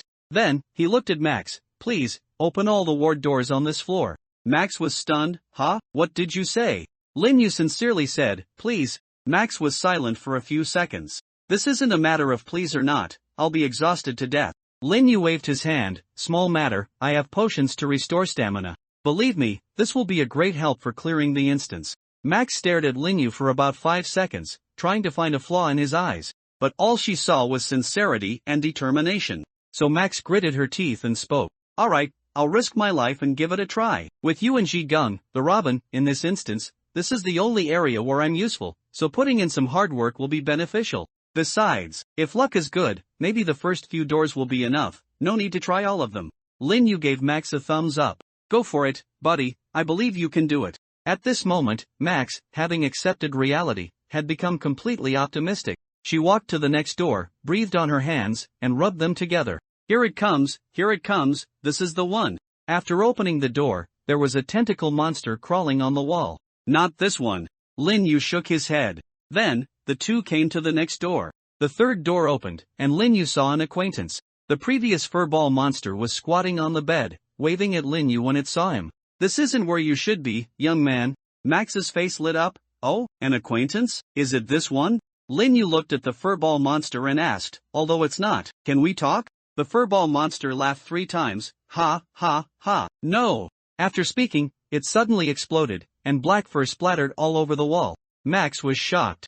"Wow, buddy, what's going on?" Lin Yu calmly said, "It committed suicide." Sure enough, this furball was an NPC that only gave one-time hints, and it seemed to be outside of this instance. No, it might even be completely above this instance. After all, the hints it gave Lin Yu in the form of fortune-telling seemed completely related to this instance, but in reality, the content definitely included more than just this instance. Moreover, considering that there is likely a clearly superior existence lurking in this instance now, it is not impossible that this one also snuck in, or is an avatar of some higher dimensional existence. Lin Yu looked at the room full of fur and closed the door. "Alright, next room." Max heard this and let out a helpless sigh. "Why do I have to work overtime even when playing a death game? Forget it, the next one must be it, Amatba, God bless." The 4th, 5th, 6th, door after door was opened. Max quickly went from optimism to helplessness. Then came irritability and impatience, starting to mix and using an axe to pry open doors.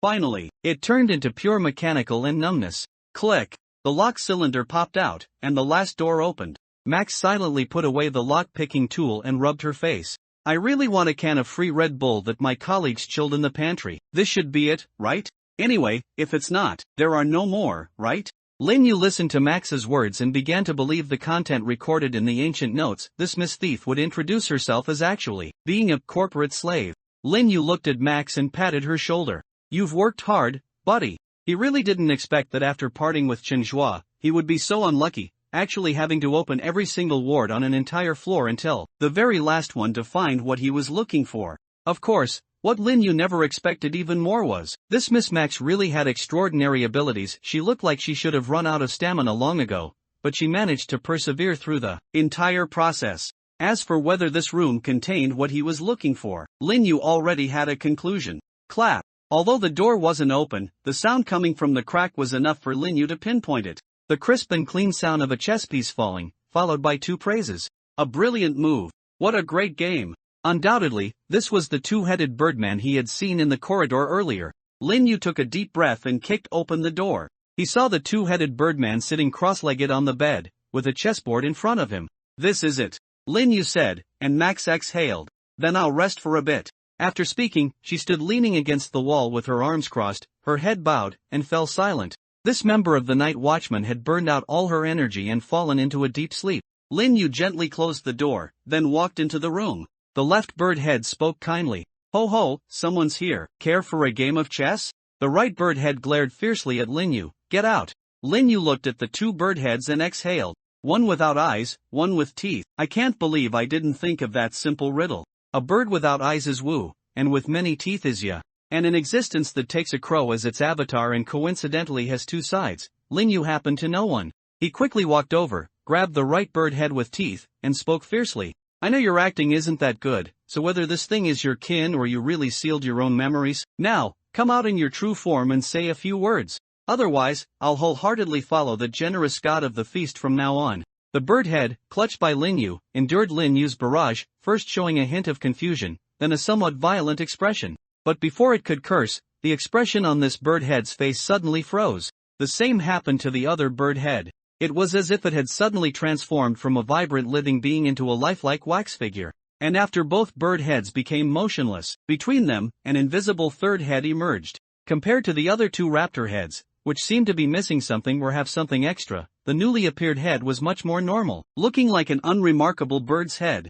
At the same time, its eyes were more intelligent and profound. It looked like the kind that would actually play Go, rather than wildly twisting a sheep's head on the chessboard. Lin Yu released his hand, knowing that the deity's true form had arrived. He stared at the other party for a while, then asked, "What kind of trick are you playing now?" The newly appeared bird head, that is, the god of change, laughed. "Ha, this is truly a huge misunderstanding. Although I did leave an avatar here, I only intended to watch the show." The god of change tilted his head slightly. "Meeting you was an unexpected surprise, filling me with infinite joy." Caw. Lin Yu sneered, "Really unexpected?" The god of change spread his hands. "Alright, it was a little bit expected, but this was definitely not planned by me.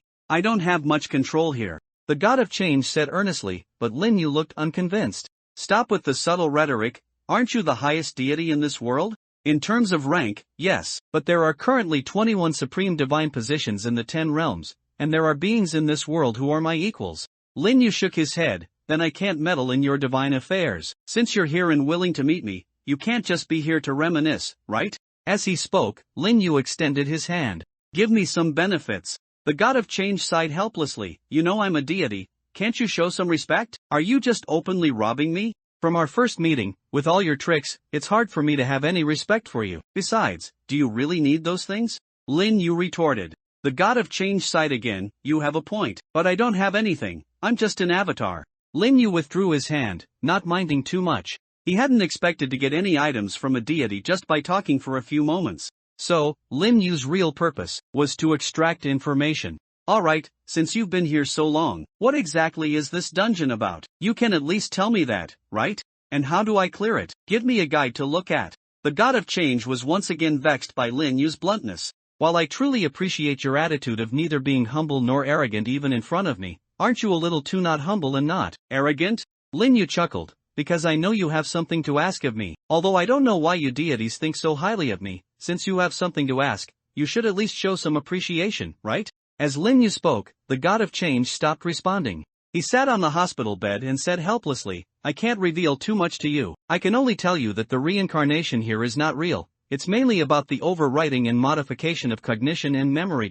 The key to the clear condition lies in the transformation of identity and your self-cognition. You should already have some clues, right?" Lin Yu slowly nodded. "Somewhat. Mainly because someone already gave me a hint before." "So, who is that fortune-telling half-immortal?" The crow chuckled twice. "Just a fellow trying to seize the inheritance. Anyway, since you mentioned it, I'll also remind you.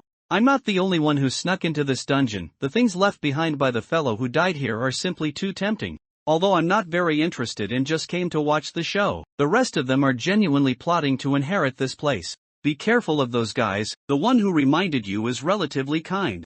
After all, he also indirectly told you about this. Lin Yu pondered. Don't mistake pines and cypresses for fellow travelers. Recognize that snakes and insects are not human. I understand. Then what are the name of this dungeon and its clear conditions? My memory has been altered, I can't recall it, and I've forgotten to remember it. The god of change did not answer. That's not important. Rather, telling you would be bad. Lin Yu frowned slightly at these words. Then, one last impertinent question.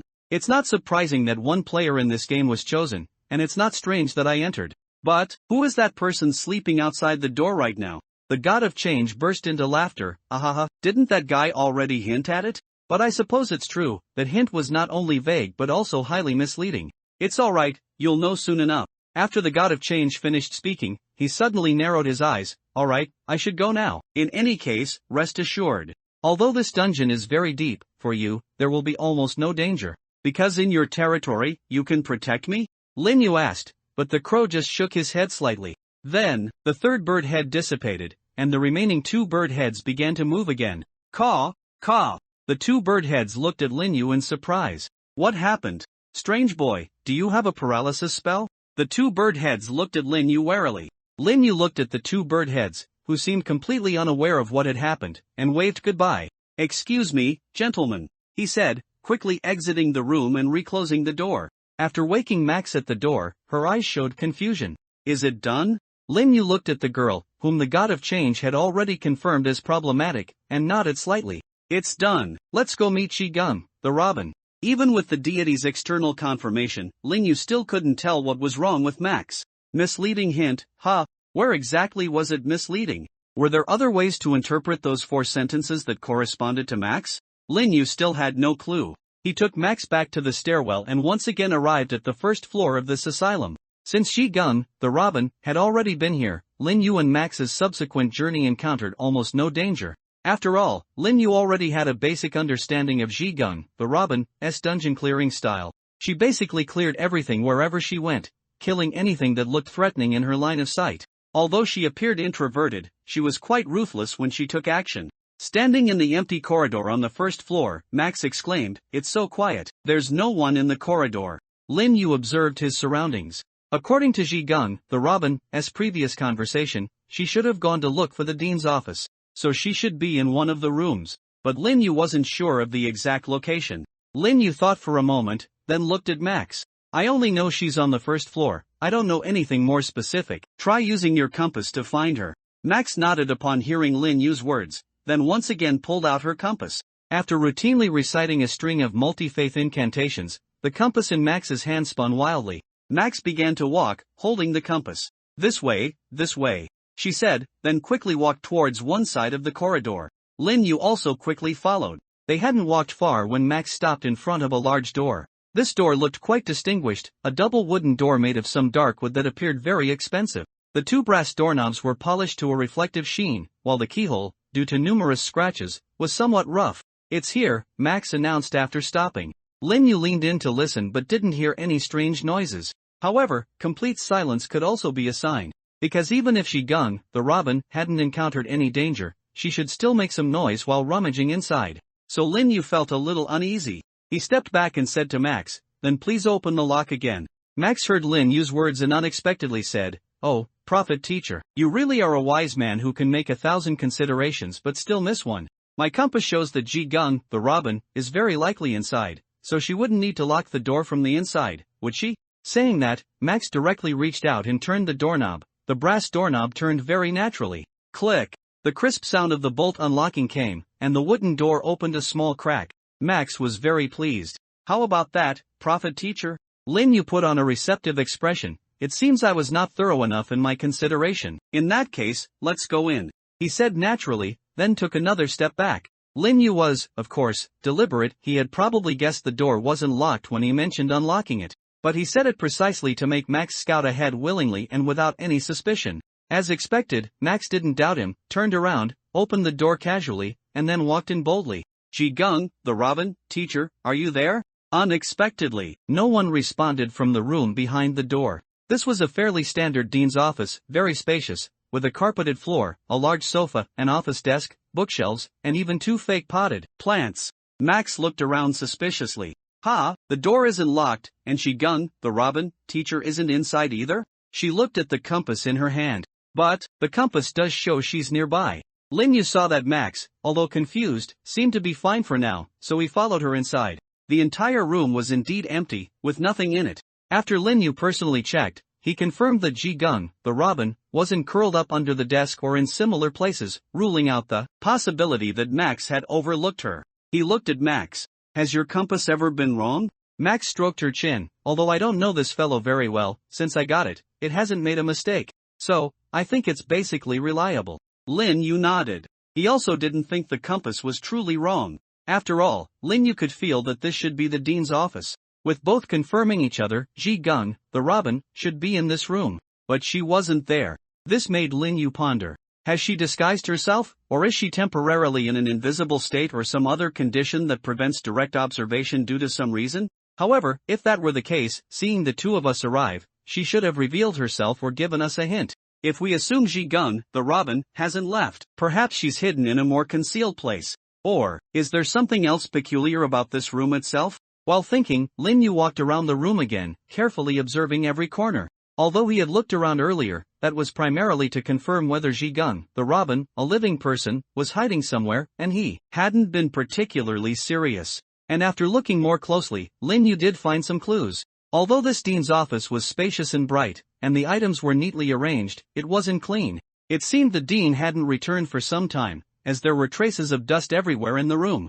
And upon closer inspection, one would notice that near the desk, on the dusty surface and the originally clean and shiny wooden surface, there were traces where dust had recently been wiped away. Even on those wooden surfaces, if one looked against the light, one could see faint fingerprints. In other words, someone had been here. And that person was very likely Shigun, the Robin.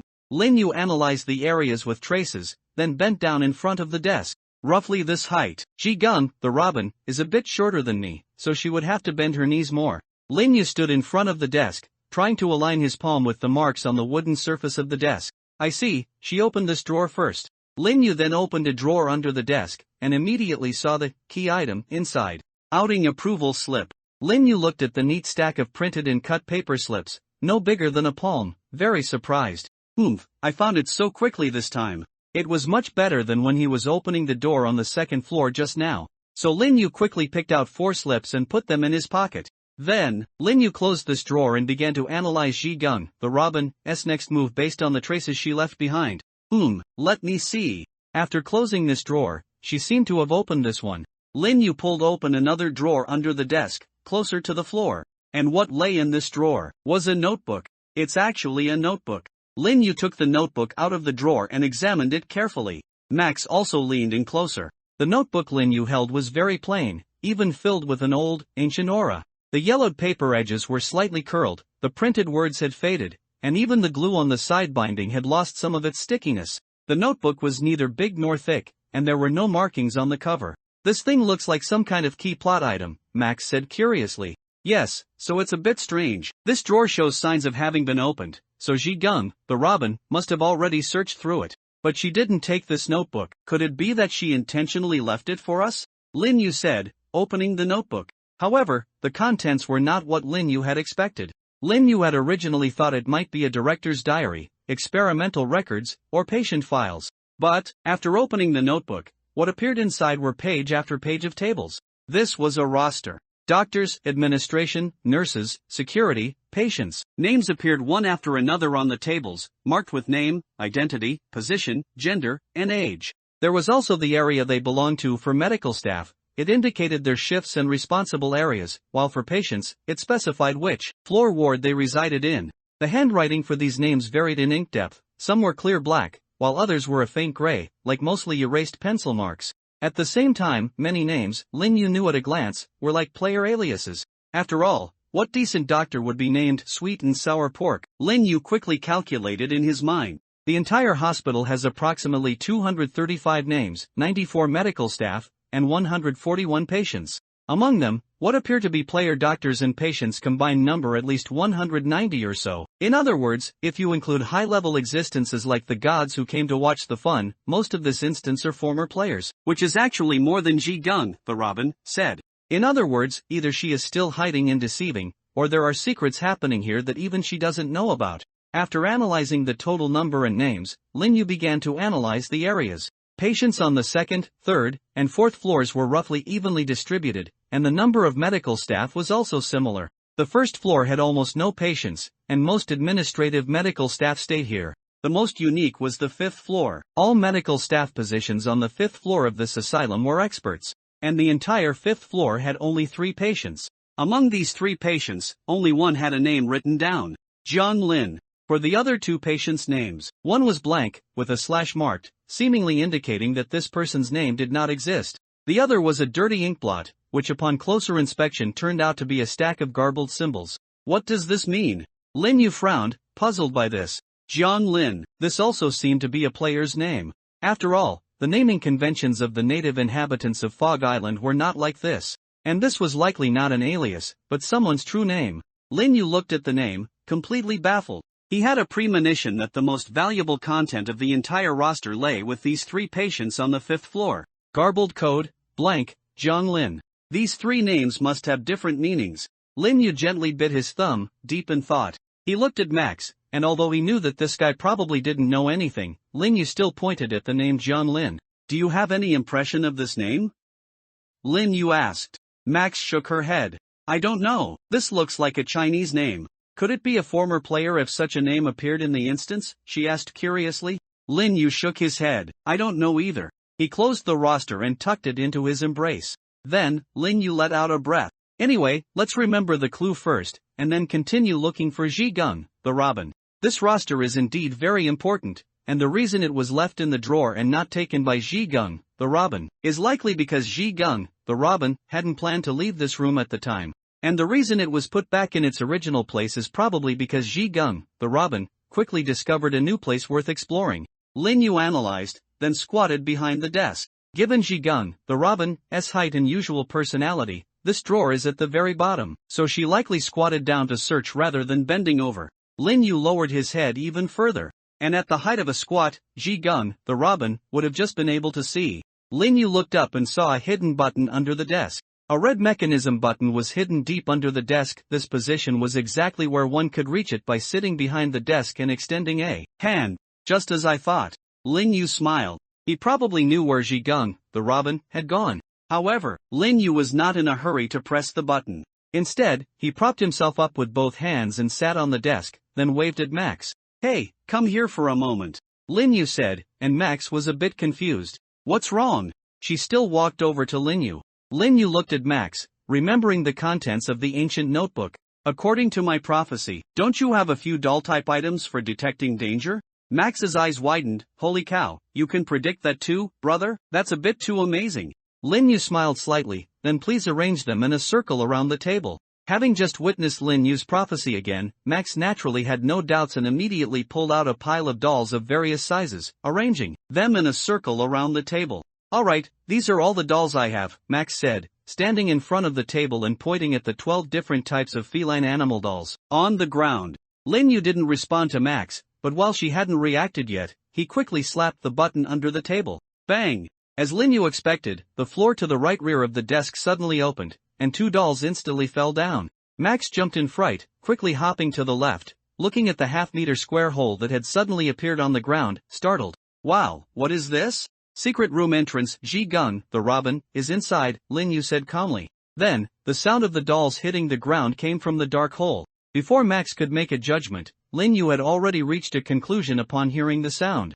Relatively safe. After confirming that the bottom of the cave was relatively safe and judging from the sound of landing that it wasn't too high, Lin Yu pulled out the torch of fear from his and lit it. Let's go, Max. With that, Lin Yu raised the torch high and jumped down. The blazing white flame dispelled the darkness, and the fall lasted only a moment before stopping. Lin Yu clearly saw the surroundings. 2 dolls landed on the flat, smooth stone bricks, only about 2 meters from the cave entrance above, just a little higher than his head. Max, from above, poked her head out and, by the light of Lin Yu's torch, also saw the scene below. Wow, there really is a secret room," she said, then, hugging the remaining 10 dolls, she slowly slid down, her bottom scraping the edge of the cave entrance. Thump! Max landed and rolled to absorb the impact, then slowly got up. Once she was down, Max could see the surroundings a little more clearly. This was a spiraling staircase leading downwards, and Lin Yu and she were at the entrance of the staircase. The entire staircase looked much cleaner and tidier than the previous unsafe passage.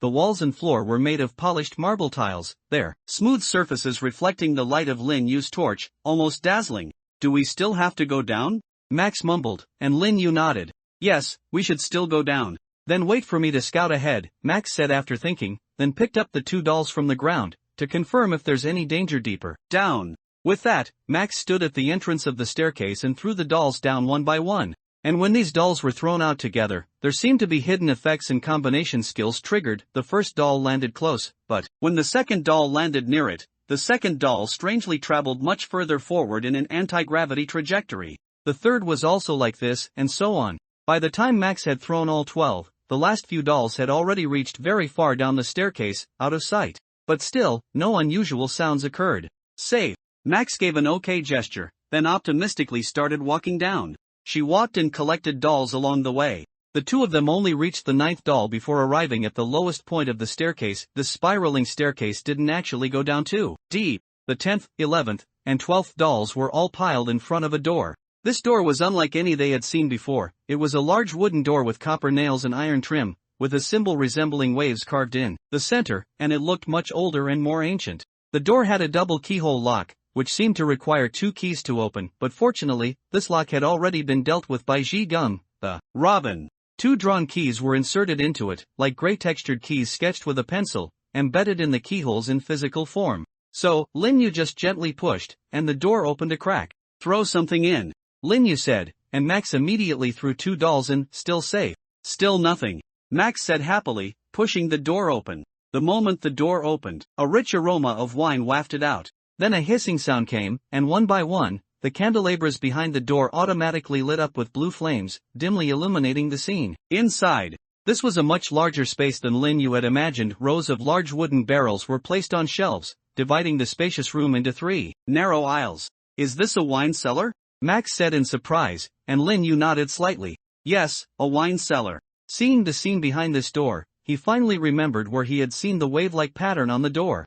Lin Yu took out a bottle of wine from his item space, Mist Island Estate Weeping Vintage, which was brought out by Li Nian from the previous instance and given to him during the spoils distribution. In Feast Above the Heavens, Ka also took out a similar wine as an aperitif. And whether it was the bottle in Lin Yu's hand or the one Ka took out at the time, the packaging paper on the bottle body was printed with embossed decorations similar to the background pattern. Lin Yu originally thought this was just ordinary decoration, but now, comparing it to the symbol on the door, this might be some kind of Mist Island logo. So, is this a wine cellar of the Mist Island winery? Lin Yu pondered thoughtfully. Considering that the wines produced by Mist Island Estate all have special effects on memory, Lin Yu couldn't help but suspect the true purpose of building this asylum. The simultaneous appearance of special wine that can evoke people's deepest memories and this asylum that can affect people's memories. There must be some causal relationship between the two. So, who is the cause? And who is the effect? When Freud made a deal with the Mist Island Lord, the Psychological Society got what they wanted, so what benefit did the Mist Island Lord gain? Could it be these wines? Possibilities surged into his mind one after another. But then, a strange shadow interrupted Lin Yu's thoughts. Under a certain wine barrel not far in front of him, there was a patch of shadow that defied the logic of light and shadow. It was clearly between the wine barrel and the candelabra, yet it formed a pool of shadow. Lin Yu frowned and quickly walked over, trying to poke the shadow with the end of his torch. Then, he felt like he poked something soft. There was some kind of entity covered by the shadow here. Lin Yu already had a guess in his mind, then reached out and directly grabbed the abnormal shadow. It's fake after all. He picked up an entire canvas covered in pencil marks, revealing Ji Gung, the robin, unconscious and curled up in a ball, beneath. Oh, it's teacher Ji Gung, the robin. Max had been startled by Lin Yu's actions just now, but after seeing that it was Ji Gung, the robin, she optimistically breathed a sigh of relief. But Lin Yu, seeing that it was Ji Gung, the robin, couldn't be happy at all. Because, the third tier Ji Gung, the robin, was hiding here in a concealed state, and now she had lost consciousness for unknown reasons. This meant, this wine cellar is very problematic. Max's dolls were not entirely reliable. Something that forced Ji Gung, the robin, into such a predicament was lurking here. Thinking of this, Lin Yu didn't even have time to explain his thoughts to Max. He immediately bent down, picked up Ji Gung, the robin, from the ground, and relit the torch of fear. Go! He whispered to Max, turned, and ran towards the wine cellar entrance. Max was stunned for a moment, then immediately understood what was wrong from her optimistic mood. Damn it! She also quickly picked up the dolls and turned to run back. But just as the two of them turned and ran 2 steps, they felt a chill emanating from their backs. Ha! A cold chuckle echoed in the wine cellar. Or rather, it seemed to be right by their ears. The laughter behind Lin Yu made him feel even more terrified. A cold chill crept up his spine, not just from his inner fear, but because something that could genuinely lower the surrounding temperature was approaching him. Carrying Ji Gung, he couldn't help but quicken his pace. He didn't dare to look back and see what was chasing him, because who knew if that thing had some sort of look-back kill ability. Faster, faster, faster. Lin Yu urged Max beside him, running at full speed with Ji Gung on his shoulder. All buffs were no longer saved and were applied to him, and all potions were poured into his mouth. Max was also scared pale, burying her head in sprinting. Although this thief lacked attack methods, her speed was not inferior to Lin Yu's. Of course, a very important reason was that Lin Yu was carrying Ji Gung. Although Ji Gung wasn't too heavy, it still added a lot of burden. The two of them hadn't gone too far into the wine cellar, so they quickly escaped through the door. But even after escaping, they dared not relax, because the sound behind them rang out again. Ah!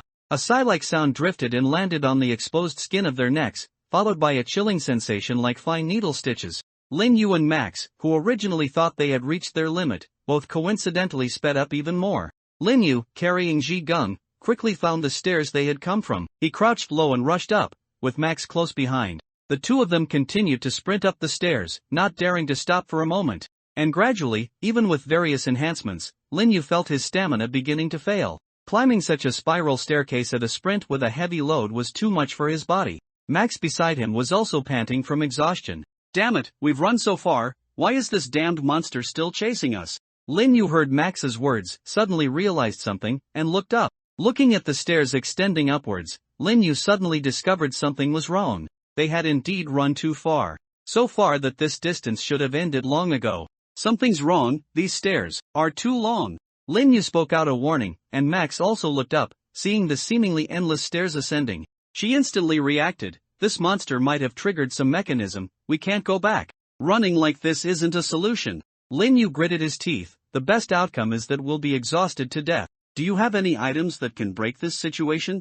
Lin Yu asked while running. Max smiled bitterly and shook her head. I don't even know what's chasing us. Indeed, without even seeing this thing, discussing countermeasures is impossible. Lin Yu exhaled. Since we can't run, we can only try. Catch Ji Gung. Lin Yu said, flinging Ji Gung from his shoulder forward, then half-turned and shoved her into Max's arms. Lin Yu's movements were so fast that they startled Max. But she still reacted, her body twisting in a strange posture, her joints bending at angles that would surely break for a normal person, catching Ji Gung. Wah-ah! What are you going to do, Prophet? Lin Yu exhaled. Face the fear. He turned around and pulled out the torch. At this moment, Lin Yu had completely calmed down. This copy has a cycle mechanism, so instant death mechanisms are probably rare. So, although his first reaction was to run, now he was forced to fight because he couldn't run anymore. But, was it really necessary to run at first? Even if Ji Gung fell, it wasn't necessarily done by this monster.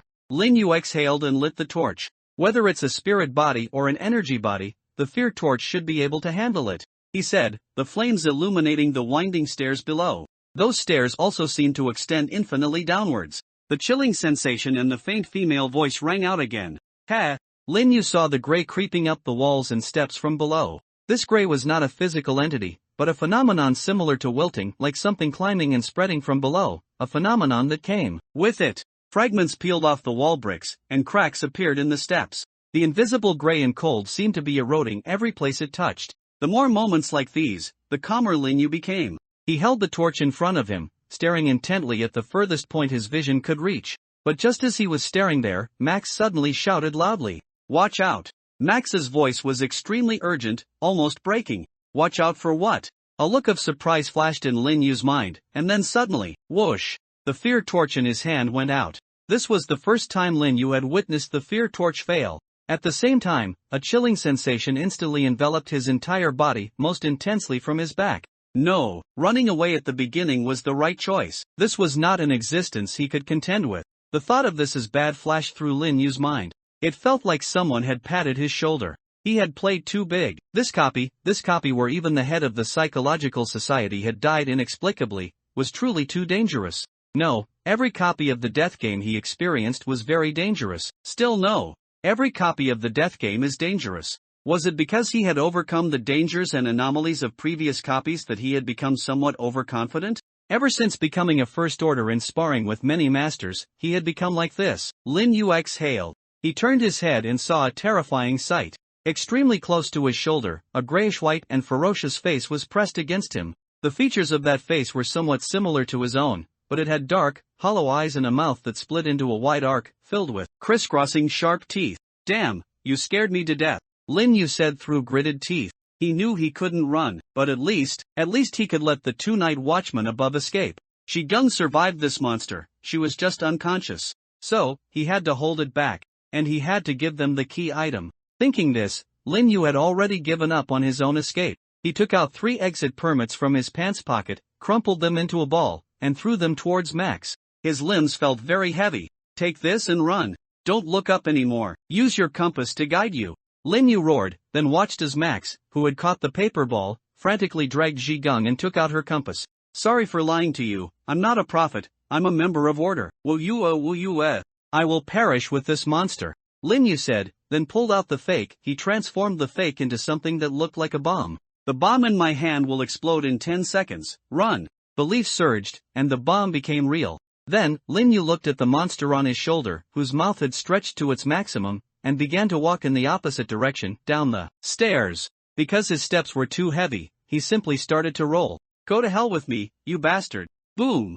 Max dragged Gung back into the dean's office through the hole in the floor, and then heard an explosion from below. The floor trembled slightly, and Max, still shaken, crawled under the table and frantically pressed a button, closing the floor again. She slumped there, and then fear turned into sadness. Prophet, Max clenched her fists, her body trembling uncontrollably. No matter how optimistic she was, seeing a teammate who was just laughing and chatting suddenly die in front of her, Max still felt resentment and grief. Being able to join the Night Watchman, Max naturally had a relatively upright moral compass. She understood that Lin Yu sacrificed himself for her and Gung. This was the death game. No matter how many times she experienced such a scene, she never got used to it. Damn it, Max cursed, pounding the floor. But no matter how unaccustomed she was, she could only accept it. While Max was venting her emotions, Gung on the ground slowly woke up. She woke up with a start from the ground, trembling as she pulled out her paintbrush from her arms. After realizing she was back in the dean's office, she looked at Max in confusion. You saved me? You weren't affected by that undead? Max shook her head and said with a bitter smile, no, it wasn't me. Gung's expression changed slightly, realizing what had happened. How is he? Max pursed her lips, her eyes a little red. He's probably in a bad way. Gung also fell silent. After a long while, the little girl hugged her knees and buried her head. What kind of night watchman am I? Max looked at Gung, opened her mouth, but ultimately said nothing. She just remained silent with Gung, and after a long time, she spoke again. He told me at the last moment that he was actually Wuyue of order. What's going on? Gung raised her head again, looking at Max, and she sighed deeply. Okay, I think you have the right to know everything about this copy. Next, Gung simply told Max about the reincarnation. She also incidentally told Max the reason why Lin Yu called himself prophet. And upon hearing reincarnation, Max's eyes widened. No wonder some of those monsters have scars. Wait a minute, does that mean he might still be saved? Max stood up and said excitedly, as long as we trigger reincarnation again, will he? No, he won't. Gung calmly interrupted Max. Although I wish it were so, that undead in the wine cellar will absolutely not be affected by the reincarnation mechanism. I've faced her. She is very likely an existence higher than the cause of the reincarnation mechanism here. Max was stunned. What exactly is the origin of that undead?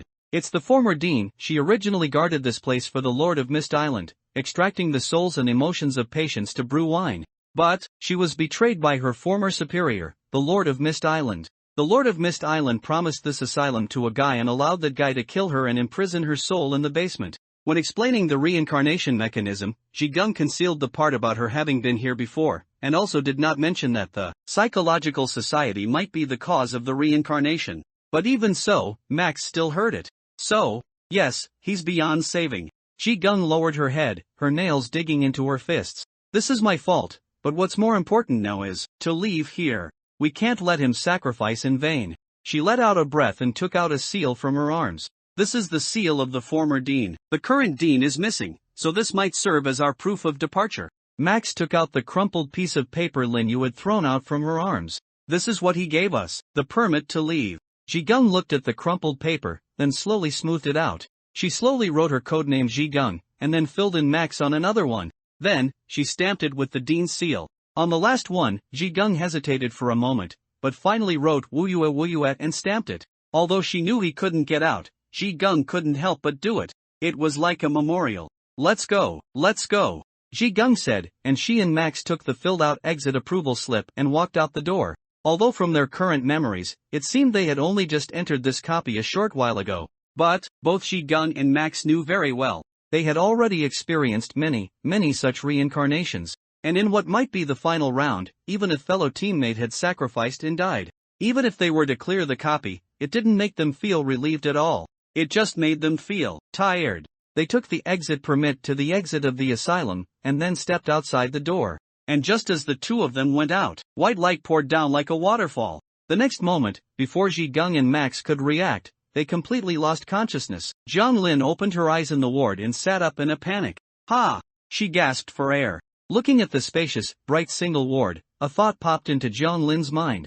Did I still fail? But soon, she was a little confused by this thought. What fail? What was she thinking? Just then, the ward door was pushed open. Oh, you're awake just in time. It's time for your medicine. The tall doctor walked in with a smile, carrying a tray. From the looks of you, did you have another nightmare? The adaptation to this new medicine is still not good enough. Jiang Lin gradually came to her senses when she heard the doctor's words. Oh right, she had a nightmare just now. In the dream, it seemed she was playing some kind of game, which was why she had the thought of failed when she woke up with a start. She was completely awake now. She was a patient currently hospitalized in this mental hospital. Because she had recently switched to a new type of medicine, she often had some strange dreams. Although it's related to the medicine, it might also be too much suppression. Jiang Lin whispered, living in the hospital, I can't even draw. She spoke softly, and the doctor smiled. No choice, we have to wait until you're more stable before we can let you draw. After all, we can't be sure if the act of drawing will worsen your condition. This could also be a source of your stress. But it's okay, if you feel suppressed, you can go out for a walk, you can still participate in other normal activities. At the doctor's suggestion, Jiang Lin left her ward. The corridor was usually wide and bright, with sunlight streaming through the windows, making the entire hallway appear warm and comfortable. Compared to an asylum, this place looked more like a high-end sanatorium. There were many other patients in hospital gowns moving about in the corridor, but there was little interaction between them. Everyone in the corridor was busy with their own things, dancing, reading, talking to themselves, or staring blankly at the wall. Jiang Lin surveyed everything around her, feeling a strong sense of familiarity. That's right, she had been living in this hospital for a long time, she was a patient here. The thought resurfaced in Jiang Lin's mind, yes, what is there to doubt? However, the patients on this floor were a bit boring. Let's go check out the floors below. Jiang Lin could see through the window that this building had 5 floors, and she was on the 4th floor. But can I leave my current floor? Although Jiang Lin had some doubts and worries, she quickly convinced herself. There shouldn't be a problem, right? No doctor or anyone had ever warned her that she couldn't leave this floor. She didn't recall any similar rule in the hospital's memory. In fact, Jiang Lin vaguely remembered having been to the lower floors before. She couldn't recall exactly when she went. No matter, she was undergoing treatment after all. It was not surprising that her memory was affected after taking various mental health medications. Jiang Lin thought of this and made a decision. She wanted to go downstairs, there was no particular reason, just that the urge became stronger and stronger. Subsequently, Jiang Lin began to search on this floor. It didn't take her long to find the stairs leading down from this floor. The sign at the stairwell entrance read emergency exit. Jiang Lin pulled open the door. There were cleaners tidying up the stairwell and a few patients drawing and writing on the walls. Seeing Jiang Lin, those patients didn't do anything else, just nodded slightly in greeting. Jiang Lin sighed, looking somewhat enviously at the paintbrushes in their hands. These people were allowed to paint, a suggestion given by the doctor, just as she was not allowed to paint. However, Jiang Lin quickly adjusted her mindset, and she continued walking down, soon reaching the 3rd floor. Should she go to the 3rd floor? Jiang Lin hesitated for a moment, but ultimately decided to continue straight down. She walked down another floor, arriving at the entrance to the second floor. Behind the stairwell door on the second floor, an uncle security guard was squatting and smoking. Seeing Jiang Lin, he quickly stood up, somewhat embarrassed, and extinguished the cigarette but in his hand. "Oh dear, can you not tell the doctor and the director?" the uncle security guard said with a fawning smile. Jiang Lin nodded slightly and whispered, "Of course I won't." She wasn't the type to be a tattletale. Although the hospital prohibited smoking, the uncle security guard was already hiding in the stairwell and hadn't disturbed anyone. The security guard was relieved to hear Jiang Lin's words and hurriedly, in a flattering manner, opened the door for her. "You're going to the second floor, right? Go ahead," the uncle security guard said, and after Jiang Lin politely thanked him, she walked in. Upon arriving at the second floor, Jiang Lin found that it was no different from the fourth floor. It was still full of patients busy with their own things. But this time, she was drawn to one particular patient. She was also wearing a hospital gown, but she had gold-rimmed glasses, and looked very amiable. She was squatting by the window in the corridor, cautiously and furtively looking outside. Jiang Lin couldn't help but walk over and ask, "Hello, what are you doing?" Jiang Lin asked, and the other party jumped, then turned her head. "Whoa, who are you?" The other party looked Jiang Lin up and down, then frowned and spoke in a heavy Shangpu accent. "No, you're not from this floor." "Are you a patient from upstairs?" Jiang Lin nodded. "That's right, I'm from the fourth floor." "Is something wrong?" The gold-rimmed glasses woman became even more alert. "The fourth floor? What are you doing on our second floor? Gathering intelligence? Are you planning to go to war with us?" The gold-rimmed glasses woman clenched her fists, as if facing a formidable enemy. Jiang Lin was stunned for a moment, feeling that the other party's thought process was very strange. But on second thought, this was an asylum, after all. The other party's strange thought process was, on the contrary, normal.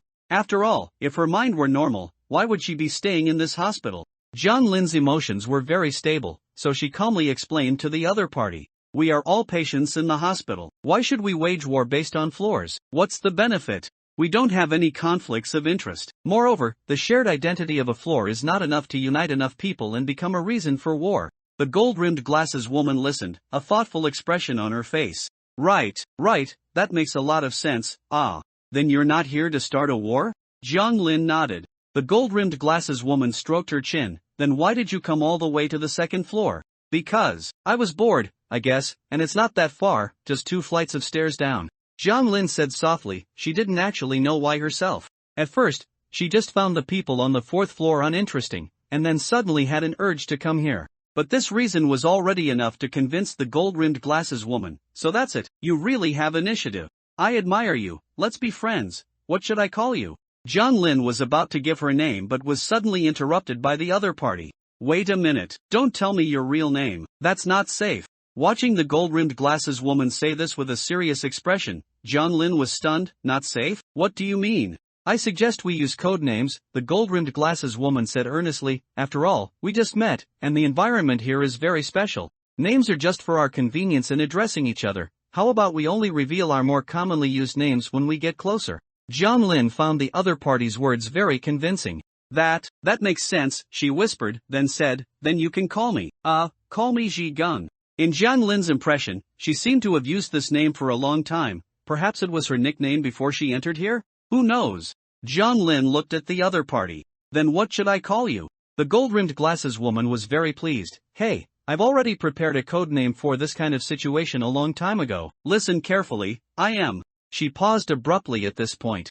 "Ha, who am I again? I think I know why I'm in this hospital. I might have amnesia or something." Sitting by the window, the gold-rimmed glasses woman looked troubled. "I can't remember my identity, nickname, or even my name," she rubbed her head. "But my short-term memory is quite clear." "Is it amnesia, not just forgetfulness?" Jiang Lin saw that the other party seemed very concerned and quickly comforted her.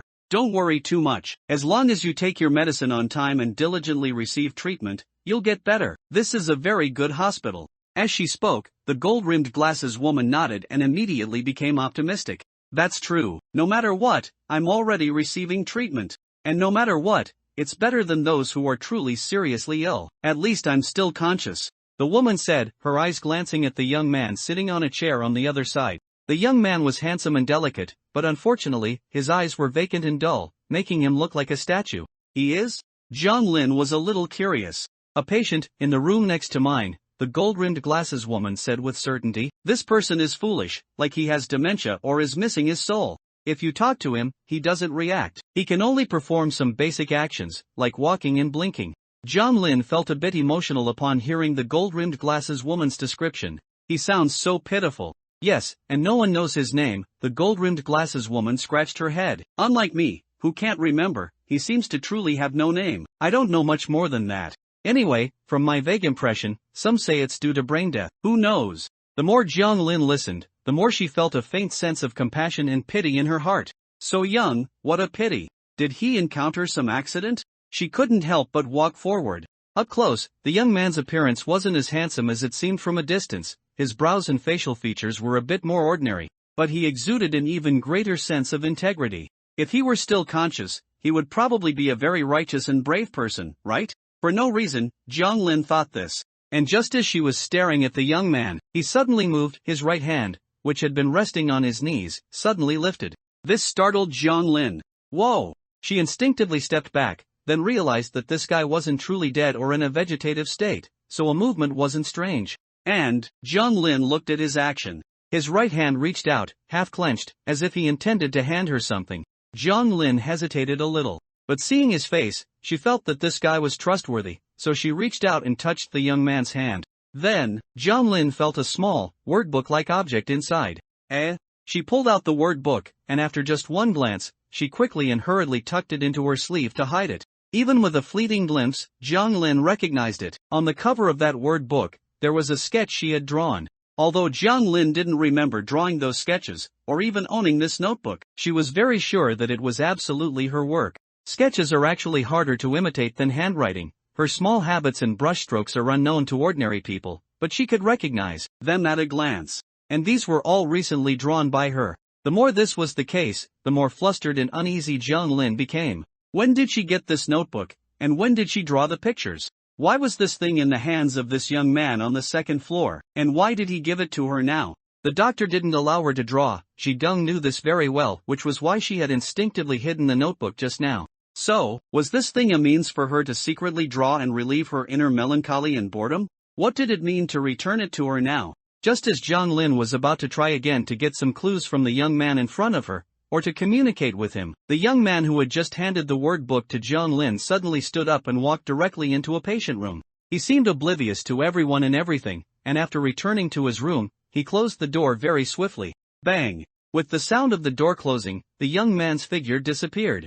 Jiang Lin, utterly confused, looked at the gold-rimmed glasses woman again. Is he usually like this? The gold-rimmed glasses woman said curiously, no, it doesn't seem like it. That's quite unusual. He actually reacted to you. Did you say something to him? Jiang Lin pursed her lips. No, I didn't say anything. She clutched the word book in her sleeve, and just as she was about to find a place to quietly look at it, the gold-rimmed glasses woman spoke again. If you want to look at what's in your sleeve, I can keep watch for you. She leaned closer to Jiang Lin, lowering her voice and speaking furtively. Jiang Lin was a little surprised. You saw it? How could I not see it? The woman said helplessly. Of course, I instinctively watched you when you walked over, and you and he weren't far from me. Don't worry, I respect privacy. I only saw you take something out of his hand, but I didn't see clearly what it was. If you don't want me to look, I won't. Jiang Lin looked at the gold-rimmed glasses woman, greatly surprised. You're quite something. It's nothing, but I actually think you don't need to be too nervous. This is a mental hospital, not a school. It's not a big deal if you're dating. The gold-rimmed glasses woman waved her hand. Jiang Lin quickly denied. He and I just met. This is even the first time I've seen him. Probably. I understand. Love at first sight. The gold-rimmed glasses woman said solemnly. Jiang Lin couldn't help but palm her forehead at the other party's misinterpretation. That's not it at all. Anyway, I really do need you to help me keep watch. As Jiang Lin spoke, the gold-rimmed glasses woman nodded. No problem, friend. Having received the other party's response, Jiang Lin quietly squatted by the wall, using the gold-rimmed glasses woman's body as a shield, and secretly took out the small mini notebook hidden in her sleeve. Then, Jiang Lin opened the first page. On the blank paper, a sentence appeared. You are not in reality, this is a game. Game? Looking at the words appearing on the paper, Jiang Lin was stunned for a moment. This was her own handwriting again.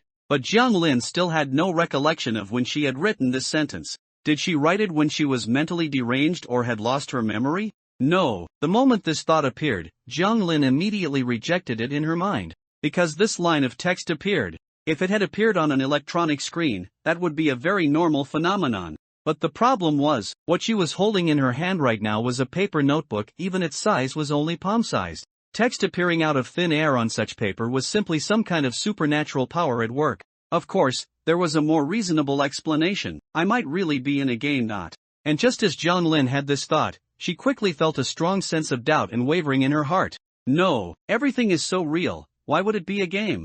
Jiang Lin felt a slight dizziness. A new thought emerged uncontrollably. What if it was supernatural plus game? This thought suddenly popped into her head. And then, the moment this thought emerged, Jiang Lin knew. Could it be true? If this wasn't true, why would she have such a thought? She silently turned the word book in her hand to the next page. The goal of the game is to escape the asylum, but it seems to have failed already.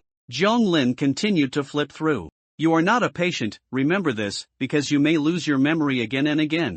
This is not my first attempt. This asylum will not only modify your memory but also constantly reset it, trapping you in a cycle. I am the past you, and also the you with complete memory. Make good use of the props. You have two teammates, Max and May. Max is a gold-rimmed glasses woman who talks a lot and is more lively and outgoing. Located in the ward on the second floor, May have already sacrificed herself in the wine cellar on the first floor underground of this asylum. Beware of fog and seawater. If you forget how to retrieve an item, I have left a final fallback, stored on the 5th floor. Other patients are dangerous, and medical staff are untrustworthy. Jiang Lin flipped to the end, all the hints had appeared. She had to admit, these chaotic, disjointed hints also looked very much like her own handwriting. Jiang Lin could imagine her past self hurriedly writing these things. So I really am in a game. She carefully put away the notebook, then stood up. At this moment, the gold-rimmed glasses woman also looked at Jiang Lin. Hey, are you done? I finished reading. Jiang Lin nodded. Anyway, I know your name now. Or rather, your code name. The gold-rimmed glasses woman was excited, yet also a little surprised. What is it? How do you know? Your name was recorded in the item the boy gave me just now, Jiang Lin said. You should be called Max. The gold-rimmed glasses woman listened and fell into thought. Max? I'm very sure this shouldn't be my real name, but rather a code name.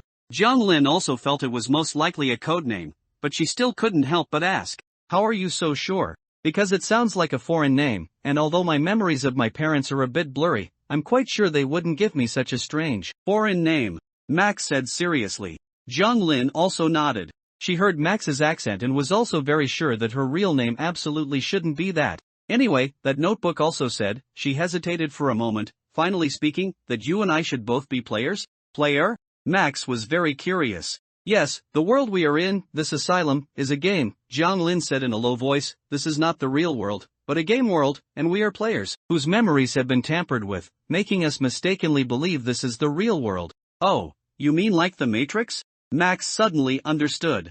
Jiang Lin always felt something was off, but still nodded. You could say that, but I vaguely feel it's not the sci-fi kind of feeling, more like something metaphysical, supernatural. She mumbled, and Max stroked her chin and spoke. I understand what you mean. These aren't important. So, you came to me because you and I are both players? Yes. Seeing Max catch on so quickly, Jiang Lin also breathed a sigh of relief. She had thought it would take some time to convince her.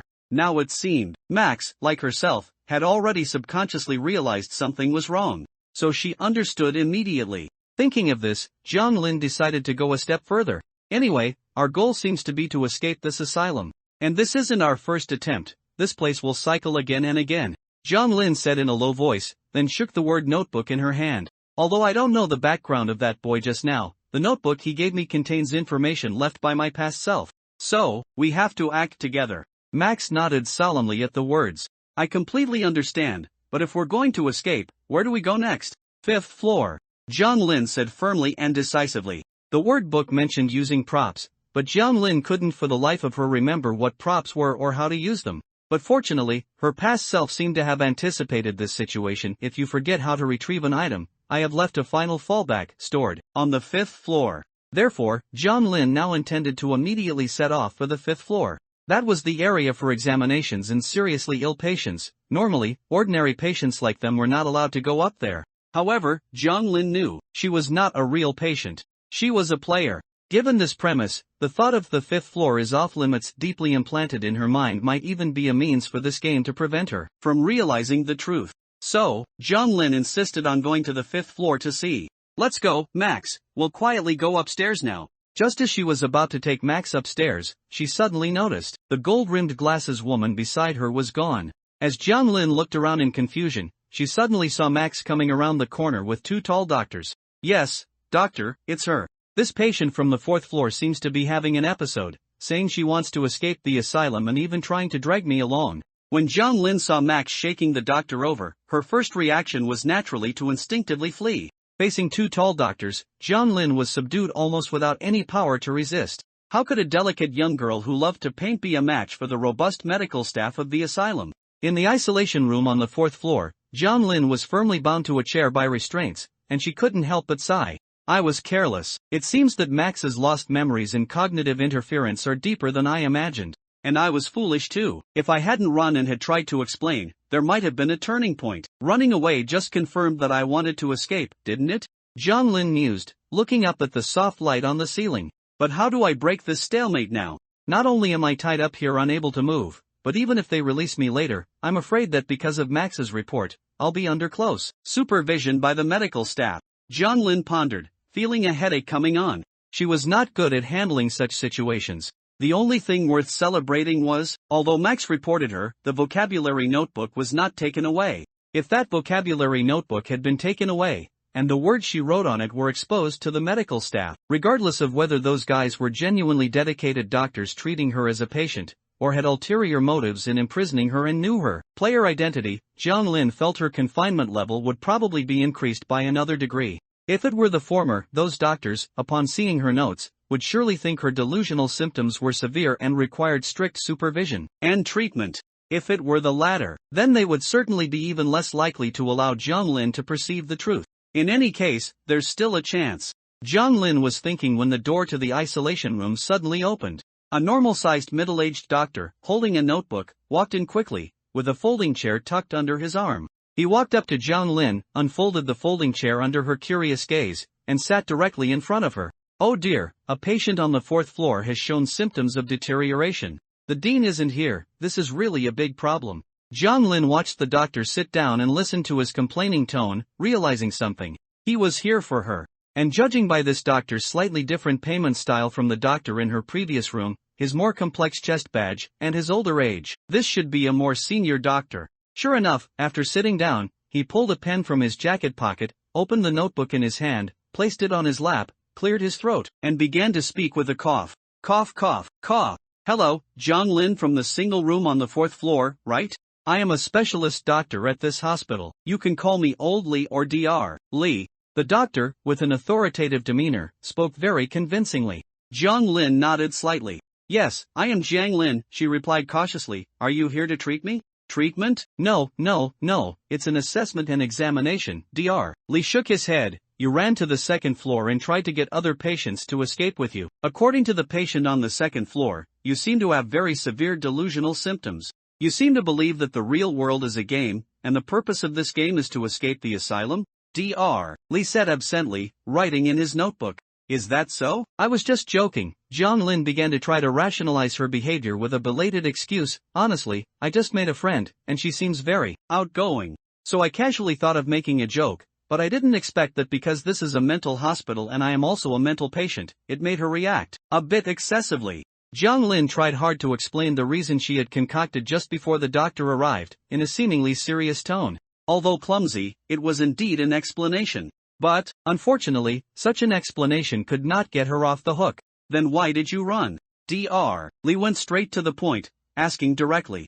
John Lin was suddenly speechless. She stammered for a long time before finally saying, I was a little scared. This, of course, was even less likely to convince the doctor. Dr. Lee shook his head, sighed, and wrote some more. John Lin, you still think this is all a game, so you're trying to trick me, an NPC, right? John Lin lowered her head and said nothing. She did think that, but even if the other party called her out, you still just think I'm a very smart NPC now, or that the game's mechanics made me say this, right? Dr. Lee continued. John Lin now felt a little incredible. She looked up at Dr. Lee in surprise. Dr. Lee put down his pen, showed her the notebook, and flipped through it. Miss Jiang, this is not the first time I've come to assess you for this symptom. Although most of the hospital's experts disagree, as the doctor who understands you best, my current judgment is that I can negotiate with you. You have repeatedly shown symptoms of believing that reality is a game. Dr. Lee said, and Jiang Lin looked at him, feeling her mind somewhat confused. What do you mean? She asked subconsciously, as if it wasn't quite real. You have always had these delusional symptoms, and you have tried to escape the hospital more than once. Jiang Lin's mind was in a whirl, and she said, But I really. You want to say you really saw supernatural phenomena? That notebook where your own handwriting appears? Dr. Lee said coldly, and Jiang Lin looked at him in shock. How did you know? That was given to you by the patient on the second floor. Your two delusional symptoms are extremely similar, leading to mutual influence during communication. Dr. Lee continued, that notebook was made by him. He imitated your handwriting. As for the automatic appearance, it's due to temperature. That notebook is very small, and it automatically changes color in your palm. Special ink that changes color to reveal writing has been readily available at any stationery store for a long time. Jiang Lin was stunned. What? But she still found a loophole. No, but he lives in a mental hospital. How could he get that kind of special ink? You're still lying to me. Dr. Lee sighed. This is a mental hospital, not a prison. As long as it's not dangerous items like knives, family members can send things in. That kid's family sent him ink. We didn't check if it was special at the time, just thought he wanted to write something. Until the first item he made for you was discovered. And we don't know how many such vocabulary notebooks he's hidden. Type _of response is invalid for this request. Facing Dr. Lee's words, Jiang Lin's heart wavered. What exactly is going on? But after only a moment of hesitation, Jiang Lin reaffirmed her resolve. The other party's explanation still had too many loopholes. The special ink couldn't explain why the notebook appeared so perfectly timed. Most importantly, this hospital lacked too many. Thinking deeper, Jiang Lin couldn't even recall how she got in. This was the biggest loophole. This was a game, and while it was realistic enough, it still wasn't reasonable. The more she thought about it, the more the missing convinced Jiang Lin that this place was definitely a game, not reality. If this were truly a hospital, where was it located? What medicine was she taking? Why were no family members visiting her? These were all too unreasonable. But just as these thoughts surfaced in Jiang Lin's mind, you must be thinking that if this were reality, there would be too many unreasonable, right? Dr. Lee spoke again. Jiang Lin looked up, calmly watching Dr. Lee, seemingly wanting to know what other tricks he had. But Dr. Lee continued to speak unhurriedly. This is Jiangcheng Mental Health Center. You suffer from schizophrenia, accompanied by amnesia and somatization symptoms, and you also have depressive tendencies. Therefore, your parents sent you to the mental health center for hospitalization. Before Jiang Lin could react, Dr. Lee continued. Isn't it strange how I know your questions? Because, as I said before, this isn't the first time you've experienced these symptoms. These questions are all ones you've raised before, and they're recorded in your medical. You can see for yourself. Dr. Lee walked forward, untied Jiang Lin's restraints, and placed a medical record into her hand. Jiang Lin took the medical record in surprise, and Dr. Lee continued, I can even tell you proactively about your settings in that game. In that game, you are a master player named Ji Gung, the Robin, a core member of an organization called Night Watchman. As Dr. Lee spoke, Jiang Lin felt that what he said vaguely matched some things in her memory that she herself had forgotten. But, were those just hallucinations and delusions? No. Jiang Lin felt a splitting headache.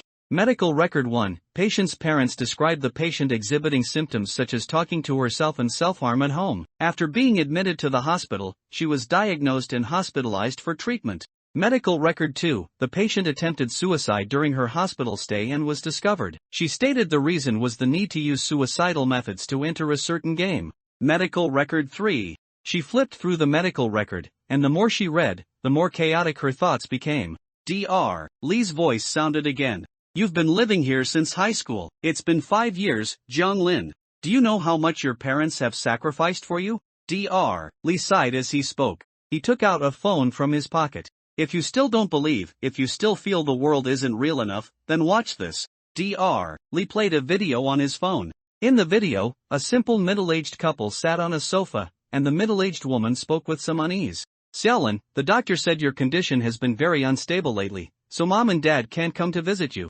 But mom and dad believe in you, you can do it. The middle-aged man also nodded, rubbing his hands as he said, actively accept treatment and be discharged soon. John Lin looked at the concerned couple in the video, rubbing her temples. Are these her parents? It seems so. What is real, and what is fake? Is she John Lin, a patient at Jiangcheng Mental Health Center, an ordinary student who loves to paint, a patient who has lived in the hospital for 5 years and is out of touch with society? No. Isn't she Ji Gun, the Robin, a high-level player of the death game, and a pillar of the Night Watchman? Or are both true? No, these two don't seem compatible. More and more memories surfaced. Everything about Ji Gun, the Robin, flooded her mind. If she were Ji Gun, the Robin, there's no way she could have stayed in this hospital for 5 years, and her relationship with her parents would definitely not have been that close. She should have run away from home, rented a small apartment, painted and taken online commissions to make a living, and it was precisely because of this that she suffered an accidental death and entered the death game.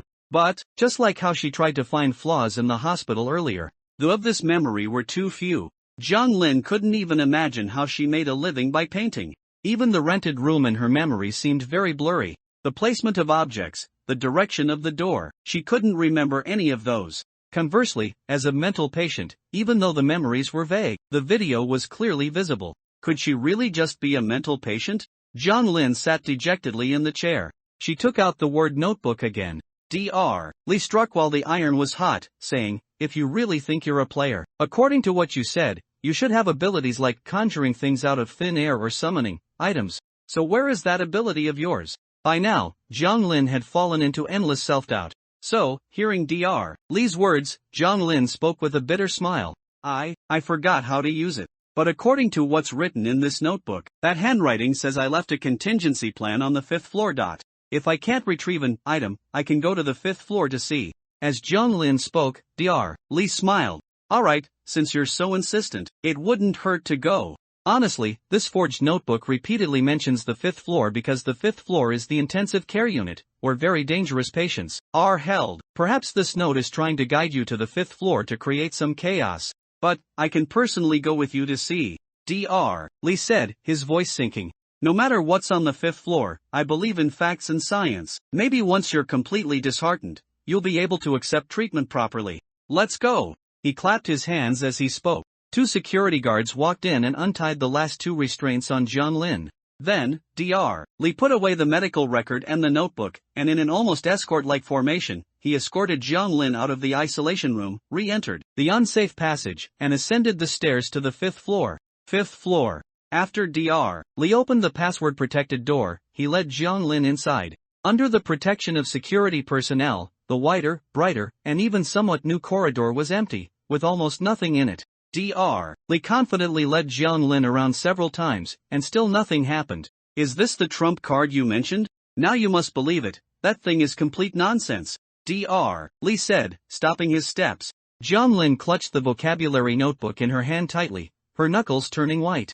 After a long while, John Lin finally let go, as if resigned to her fate. So, was everything just my imagination? Of course, Dr. Lee said in a deep voice, if you accept treatment now, there's still hope. John Lin still wouldn't give up. But even if everything is fake, that guy even used special ink to forge handwriting to deceive me. Surely there's not really nothing on the 5th floor? Dr. Lee sighed, lowering his gaze. You need to know, that guy can't even get to the 5th floor. John Lin bit her lower lip, staring intently at Dr. Lee's face. You're lying to me. Your expression just now clearly showed that guy has been to the 5th floor. Dr. Lee looked at John Lin. After a long while, he finally spoke again. Alright, he did sneak up here once, but it was only for an instant, and he was dragged out by security. Then if you want to completely convince me, prove it to me. Let me see the place he reached back then. Dr. Lee obviously couldn't stop John Lin, so he could only sigh and lead her to the door of a severely ill patient. It's right here, but opening the door is impossible. Inside are very dangerous, severely ill patients.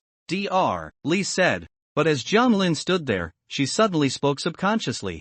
No need to open the door. She saw a stick figure-like mark floating in front of the door. It looked like a gray crow. And just as John Lin saw this gray crow, she felt her consciousness, her soul, as if struck by a heavy hammer. Bang! John Lin stumbled dizzily, covering her head and squatting down. Ugh! In her mind, she seemed to see the scene when this mark was carved. You've arrived here? Congratulations! Behind this door hides the secret of this copy's core trick and design. Your arrival here just happens to conceal my true purpose, because they will pin their hopes on the self-correction mechanism after the door is opened, so they will instead overlook this trump card I left on the door. The guy who designed this copy is very strong, but, as I understand it, in Mist Island, no existence can surpass that crow. Therefore, means of cognitive interference cannot desecrate the mark of the true god of this world, and the memories this mark can bring are also such. Now, you should have recalled everything, right? It doesn't matter if you can't take out the item. Don't forget, you already have an item of your own in your hand. Use it as an anchor to regain your own authority. Then, their deception will seem like a true farce to you. The memories, almost instilled into her mind, gradually became clear with each stroke of the crow mark. Finally, Zhang Lin exhaled and looked at Dr. Li. I saw it, you're lying to me. This place is indeed fake. This is not an asylum at all, it's just a copy of a game. You cannot alter directly related memories about God. Dr. Li was somewhat stunned to hear Zhang Lin's words, but then his expression became serious. It seems your illness still cannot be cured so simply. Then think about your parents, Miss Zhang. Do you think they are also fake? Zhang Lin did not answer. She raised the vocabulary notebook in her hand, then said, You want proof of the player's item authority, right? This is the proof. This thing, it was originally my item. Hearing Zhang Lin say this, Dr. Li seemed to relax, and spoke confidently. Then put it away, as you said. Shouldn't you be able to put it into your item space? I don't need you to bring out a new item, you just need to put this one away, and I'll agree with what you're saying. Zhang Lin laughed. She shook the notebook in her hand, laughing more happily than ever before. I don't know who you really are, Dr. Li, whether you're a remnant consciousness of Freud, or a subordinate of the Lord of Mist Island. As the true controller of this asylum, you're a bit too eager for success. But I don't blame you, it's just, this entrapment, this scheme using me as bait, is truly brilliant. In short, sealing item authority is indeed a formidable trump card, although you used some clever method, probably by separating our souls and bodies, preventing us from using full authority. So I'm more inclined to believe you are the first generation Freud, because you understand players too well. But unfortunately, I don't need to use item authority itself to confirm that this thing is my item. As Zhang Lin spoke, Dr. Li's expression grew even more solemn. Your current episode is truly severe. I'm afraid I'll have to adopt more aggressive treatment methods. But I still hope you can realize it yourself. Everything you just said cannot be proven, but I do have solid evidence that you lived in our hospital for 5 years, Zhang Lin. Zhang Lin heard Dr. Li's almost final persuasion and shook her head with a smile. I really overestimated you, to be so foolish. Everything I just said, of course, can be proven. Honestly, your emotional manipulation using parents and such is indeed very effective and targeted. It's clear you put a lot of thought into the design, but alas. As she spoke, Zhang Lin raised the notebook in her hand. The notebook twisted and deformed, turning into a mass of flowing black substance in Zhang Lin's hand. Let me introduce you, this is not an item called the portable shorthand notebook, but a counterfeit. Just as I am not Zhang Lin, Ji Gung. The girl exhaled, her facial features shifting, revealing a handsome young man's face. You can call me Wuyue or Director, esteemed first-generation Freud. After seeing the crow's mark and recalling all his memories, Lin Yu now felt that all his movies and plays hadn't been watched in vain. Although he wasn't a genius, after seeing and playing so many geniuses, he could do some things that only geniuses seemed capable of. For example, in a copy mechanism with reincarnation, he could think of a way to break the game. Although there were hints from gods and unknown demigods, the method he finally came up with made Lin Yu unable to resist praising himself. I'm quite impressive, aren't I? Of course, the most important factor for this plan's successful execution was his exquisite acting skills. When Lin Yu was fully immersed in the role of Zhang Lin, not even the owner of this asylum could spot any flaws. And at this very moment, Lin Yu proactively ended his deception and stood before the copy's behind-the-scenes manipulator, or even its creator. This was precisely the outcome Lin Yu had envisioned from the start. Standing at the entrance of the intensive care ward, Dr. Li looked at the transformed Lin Yu and let out a long sigh. You are much smarter than I imagined. If I were in charge of the psychological society, I would definitely put you on the priority list. With that, he snapped his fingers. 2 swivel office chairs with wheels rushed out from the end of the corridor and came to their sides. Sit down, Director. He sat on one of the chairs himself and gestured for Lin Yu to sit. Dr. Li's words were already an admission of all of Lin Yu's analyses. He was the original Freud. So, Lin Yu also sat down without hesitation, hands clasped on his lap. I'm glad you're willing to talk to me. Freud smiled, shook his head, and said, "Isn't it within your expectations that I would be willing to talk to you?" Of course, Lin Yu crossed his legs and adjusted his sitting posture. "You're curious how I did it. Just as I'm curious how you did it. Do you mind explaining the principle of this exquisite asylum?" Freud nodded. "As you said, and as the hints you received earlier suggested, my core technique is the separation of soul and body. This was also my method when I was a player." Lin Yu nodded. "The 3 intensive care wards correspond to our 3 players, right? Each reincarnation is essentially fulfilling a condition that allows you to activate your ability, transferring a part of our souls, cognition, and memories into the ward. Extremely clever." Freud sighed. "What a promising talent. No wonder he is valued by the gods." Lin Yu looked at Freud, ignoring his praise. "So, why? What do you want from us? Or rather, what are you operating here for? I'm very curious about your motive." As Lin Yu spoke, Freud laughed. "Because I, as a player, died." Although it was just a brief sentence, it was enough for Lin Yu to understand Freud's purpose. So it was such a simple reason. Freud emphasized his identity as a player and his current state of being dead in a certain sense. Only those with a strong desire to live would enter the game and become players. Therefore, everything he did was, of course, to escape this lingering state and resurrect himself. In other words, the bodies and souls of players are of great use to you?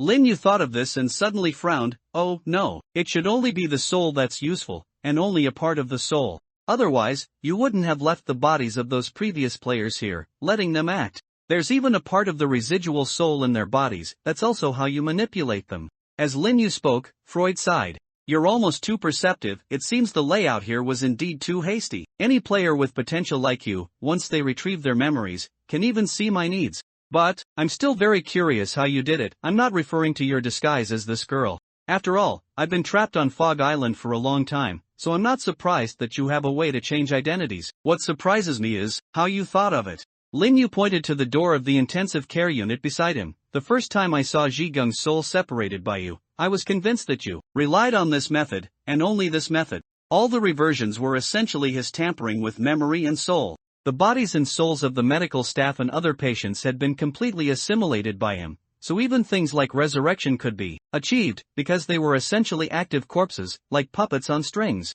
But players, upon entering, even if their souls were temporarily stripped away bit by bit like peeling fruit during successive reincarnations, still retained their autonomous consciousness. Your methods are too reasonable, just like how you called out those 2 chairs just now. These chairs were called from the nearby office. They weren't generated out of thin air, nor did they appear out of thin air." Lin Yu sighed. "You have control over this place, but it's not complete. I can confirm this through too many things. The gods who can directly and openly send their avatars in, and that mysterious guy who claims to be a demigod and gave me hints. You can modify memories and cognition, but you also can't see through my disguise, and you don't have any direct means of identifying people through their souls. Most of the time, you rely on the perspectives of those NPCs to monitor our actions. Even during reincarnation, you can only read a part of the memories, not the soul. So I simply gave up using sealed mind, actively letting my memories disappear, and hinting to myself not to think about my arrangements.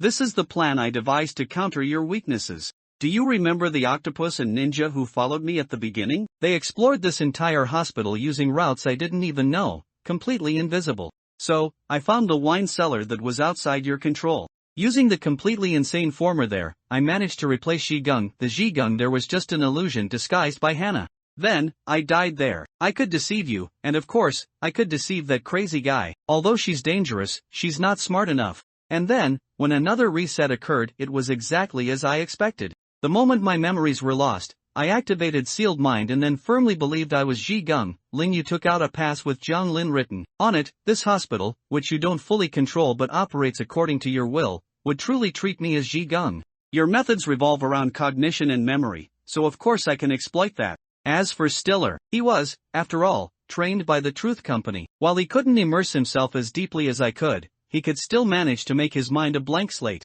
Lin Yu spread his hands, and then, you couldn't help but appear in person, could you? This is truly brilliant. Because I am good at modifying cognition and memory, you instead started with my greatest strength and toyed with me. Freud was not angry, instead, he was quite appreciative. Excellent, you truly delight me. Lin Yu smiled. Alright, since both sides have laid their cards on the table, it's time to discuss benefits. You want to be resurrected, don't you? Freud nodded, of course. Your rank isn't high, so you can't understand the principles behind my arrangements. But you only need to know that as long as there are enough souls, I can resurrect and no longer be trapped in this small fog island asylum, and I will also achieve a very high rank. Lin Yu shrugged. I have no objections to that. Anyway, you just need to keep it running, and players will eventually come in again. I promise not to write a guide after I leave. Just let me clear the copy. Freud looked at Lin Yu and shook his head slightly. But I can't bear to. Your statement just now was incorrect. I don't need souls. The physical bodies of players with residual souls can also provide great value to me. Lin Yu spoke. You can't do it. The tricks you can play with souls and cognition require us to fulfill certain actions. Leaving the hospital, exploring restricted areas. In other words, you can only wait for passive triggers. If I do nothing, you won't be able to touch my soul again. Conversely, because I am trapped here, neither dead nor having cleared the copy, this copy hasn't ended. Do you think any new players will enter here? Lin Yu said coldly. Moreover, the incarnation of a god coming here is probably not just to join in the fun. According to the hints they gave me, while you covet players' souls, others are also coveting you. Freud said, indeed, but if we drag this out, will it be more beneficial to you? I can't interfere with you on a soul or cognitive level, but, as Freud spoke, the door to the stairwell opened. Outside the door stood a crowd of expressionless patients, either wearing medical staff uniforms or patient gowns. They spoke almost in unison. What if I try to kill you on a physical level? Lin Yu looked at this bizarre scene, yet remained calm. Is this your confidence to talk to me for so long, gathering these guys to corner me here? But you also said I'm quite smart, so is it possible that I'm also stalling for time? Freud smiled. You're trying to get your two summoned beings to the wine cellar, right? That's within my expectations. Although the wine cellar is beyond my control, but... Freud snapped his fingers. The crowd in the stairwell parted, and some heavily scarred medical staff escorted a bound Stiller over. Beside them were Hannah, confined in a glass box, and Max, also tied up. I can deal with that madwoman in the wine cellar once, and I can deal with her a second time. Stiller sighed. Sorry, director, there were too many of them. Lin Yu looked at Stiller. It's alright, it was expected. Max, on the other hand, was completely bewildered. What in the world is going on? Am I having an episode? No, wait, do I have multiple personalities? Is there a doctor here? Can you increase my medication? I'm in a hallucination. Ignoring the clamoring Max, Freud spoke again. You seem to have another trump card? Of course, they were just bait. Lin Yu sighed. You haven't even realized that if I pretended to be Ji Gung, and my summon being pretended to be me, you actually wouldn't know Ji Gung's true location, would you? Freud narrowed his eyes. So what? Even if she is good at hiding and avoided one cognitive modification, half of her soul has already fallen into my hands. What can she do? Lin Yu pouted. Then why don't you open the ward and see? Freud's expression darkened. What trick are you playing now? Nothing, just gave her some alcohol, although I swapped her out in the wine cellar. But, Lin Yu smiled, she's not in the wine cellar now. It was really hard on Stiller, carrying an extra person when he walked out and still having to pretend it was just him. Even though there's an item that can alter cognition, the mechanism by which that item works is a bit rudimentary. Lin Yu said calmly. He had already figured out Freud's memory wiping methods through countless cycles. It was the fog of Fog Island, the mist formed by vaporized alcohol. This was not difficult to understand, as most of Freud's current methods relied on the asylum's own mechanisms, and its greatest function once was to extract souls for winemaking. The confusion in memory and cognition was essentially a kind of intoxication that was controllable for Freud. So, even without sealed mind, there were still ways to resist this modification for a period of time. For example, by covering the mouth and nose, or by intoxicating the opponent with higher concentration alcohol. The clear condition for this copy is to leave the island, not the asylum, which proves that besides the asylum, there are other places on this island that can be explored and activated. And for a smart, cautious guy like you, your main body or core certainly wouldn't be inside this asylum. Lin Yu said, calmly stroking his chin. Although I never told her my plan, someone who has reached tier 3 shouldn't be too stupid. Plus, having been to this copy once before, she probably isn't completely ignorant of your style. Judging by the time, she should be close to finding your hiding place. As Lin Yu spoke, Freud's expression drastically changed. You never intended to negotiate with me, you plan to kill me? Aren't you afraid of a mutually destructive outcome with me? Lin Yu smiled and shook his head. No, my words just now weren't even meant for you. You know, if you're fishing in a river, using loaches, worm bait, and the like is enough. But if you're fishing in the deep sea, if you don't have good bait prepared, after fishing with worm bait, you can completely turn the small fish you catch into bait to catch bigger fish. Lin Yu exhaled and looked at Max. Alright, Your Excellency, what is your background? Coming to this copy and watching me busily work, what fisherman's profit are you planning to reap? It took Max a full 5 seconds after hearing Lin Yu's words to realize that he was talking about her. Me? Yes, it's you, Lin Yu sighed. Who exactly are you? He knew very well that the woman in front of him was definitely not the night watchman's wild boar. This was a fake identity, whether it was fabricated or stolen, Lin Yu didn't know. But he was certain that Max was absolutely not normal. Because just after recovering all his memories and reviewing all of Max's actions, Lin Yu suddenly realized something.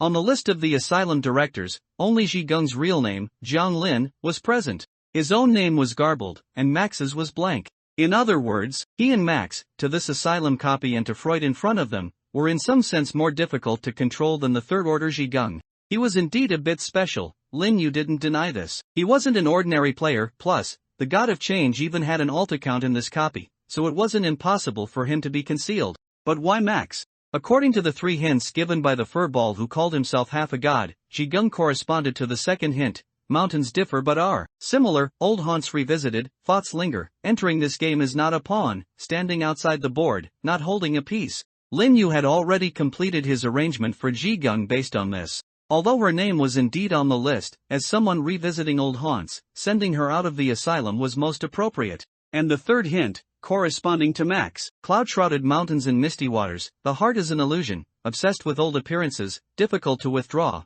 the body is already a 1,000 layers of a game. What death game can trap the heart?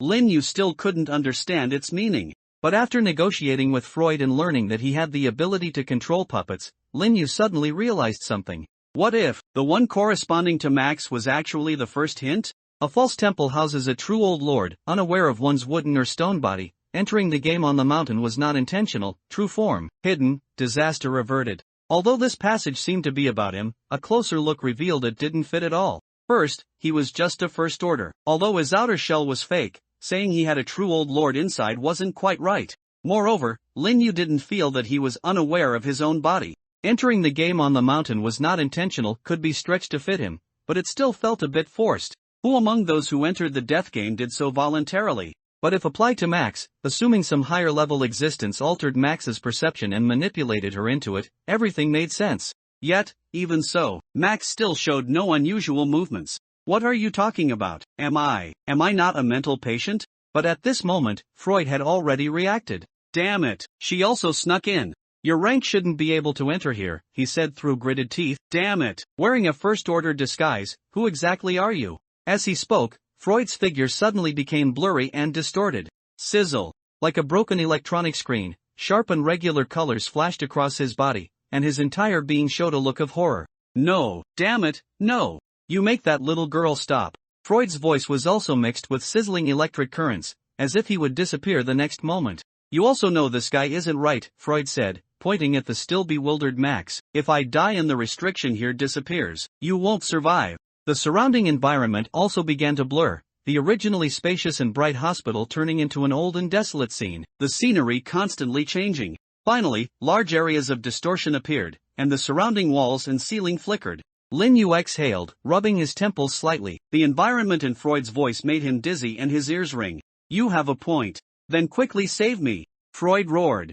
The patients he controlled also began to fall one by one, turning into bloated, decaying corpses. I'm afraid, Lin Yu sighed, I'm just a small person who plays a few tricks. I'm neither smart nor powerful. Breaking your design has already taken all my effort. This situation isn't something I can just put the brakes on.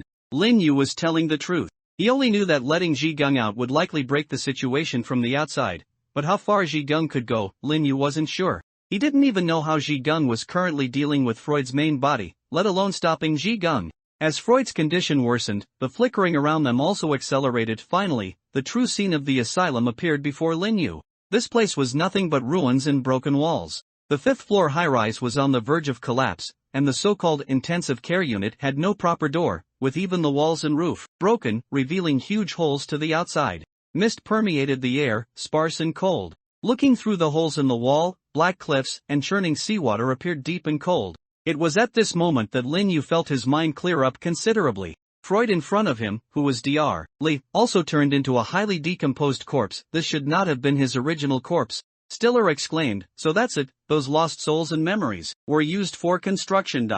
building an illusory scene through hundreds of souls, even powerful ones, based on their shared perception. The world here on Fog Island is truly wondrous. Hearing Stiller's words, Lin Yu stroked his chin. I'm just curious, how does this guy plan to resurrect? Just creating illusions here. It shouldn't have anything to do with resurrection, right? Quantitative change leads to qualitative change. This guy wants enough souls to achieve a sufficiently strong perception, and thereby usurp the god's rank, authority, and domain once he becomes a god. Although the illusion he constructed still can't become real, he can infinitely expand this fiction.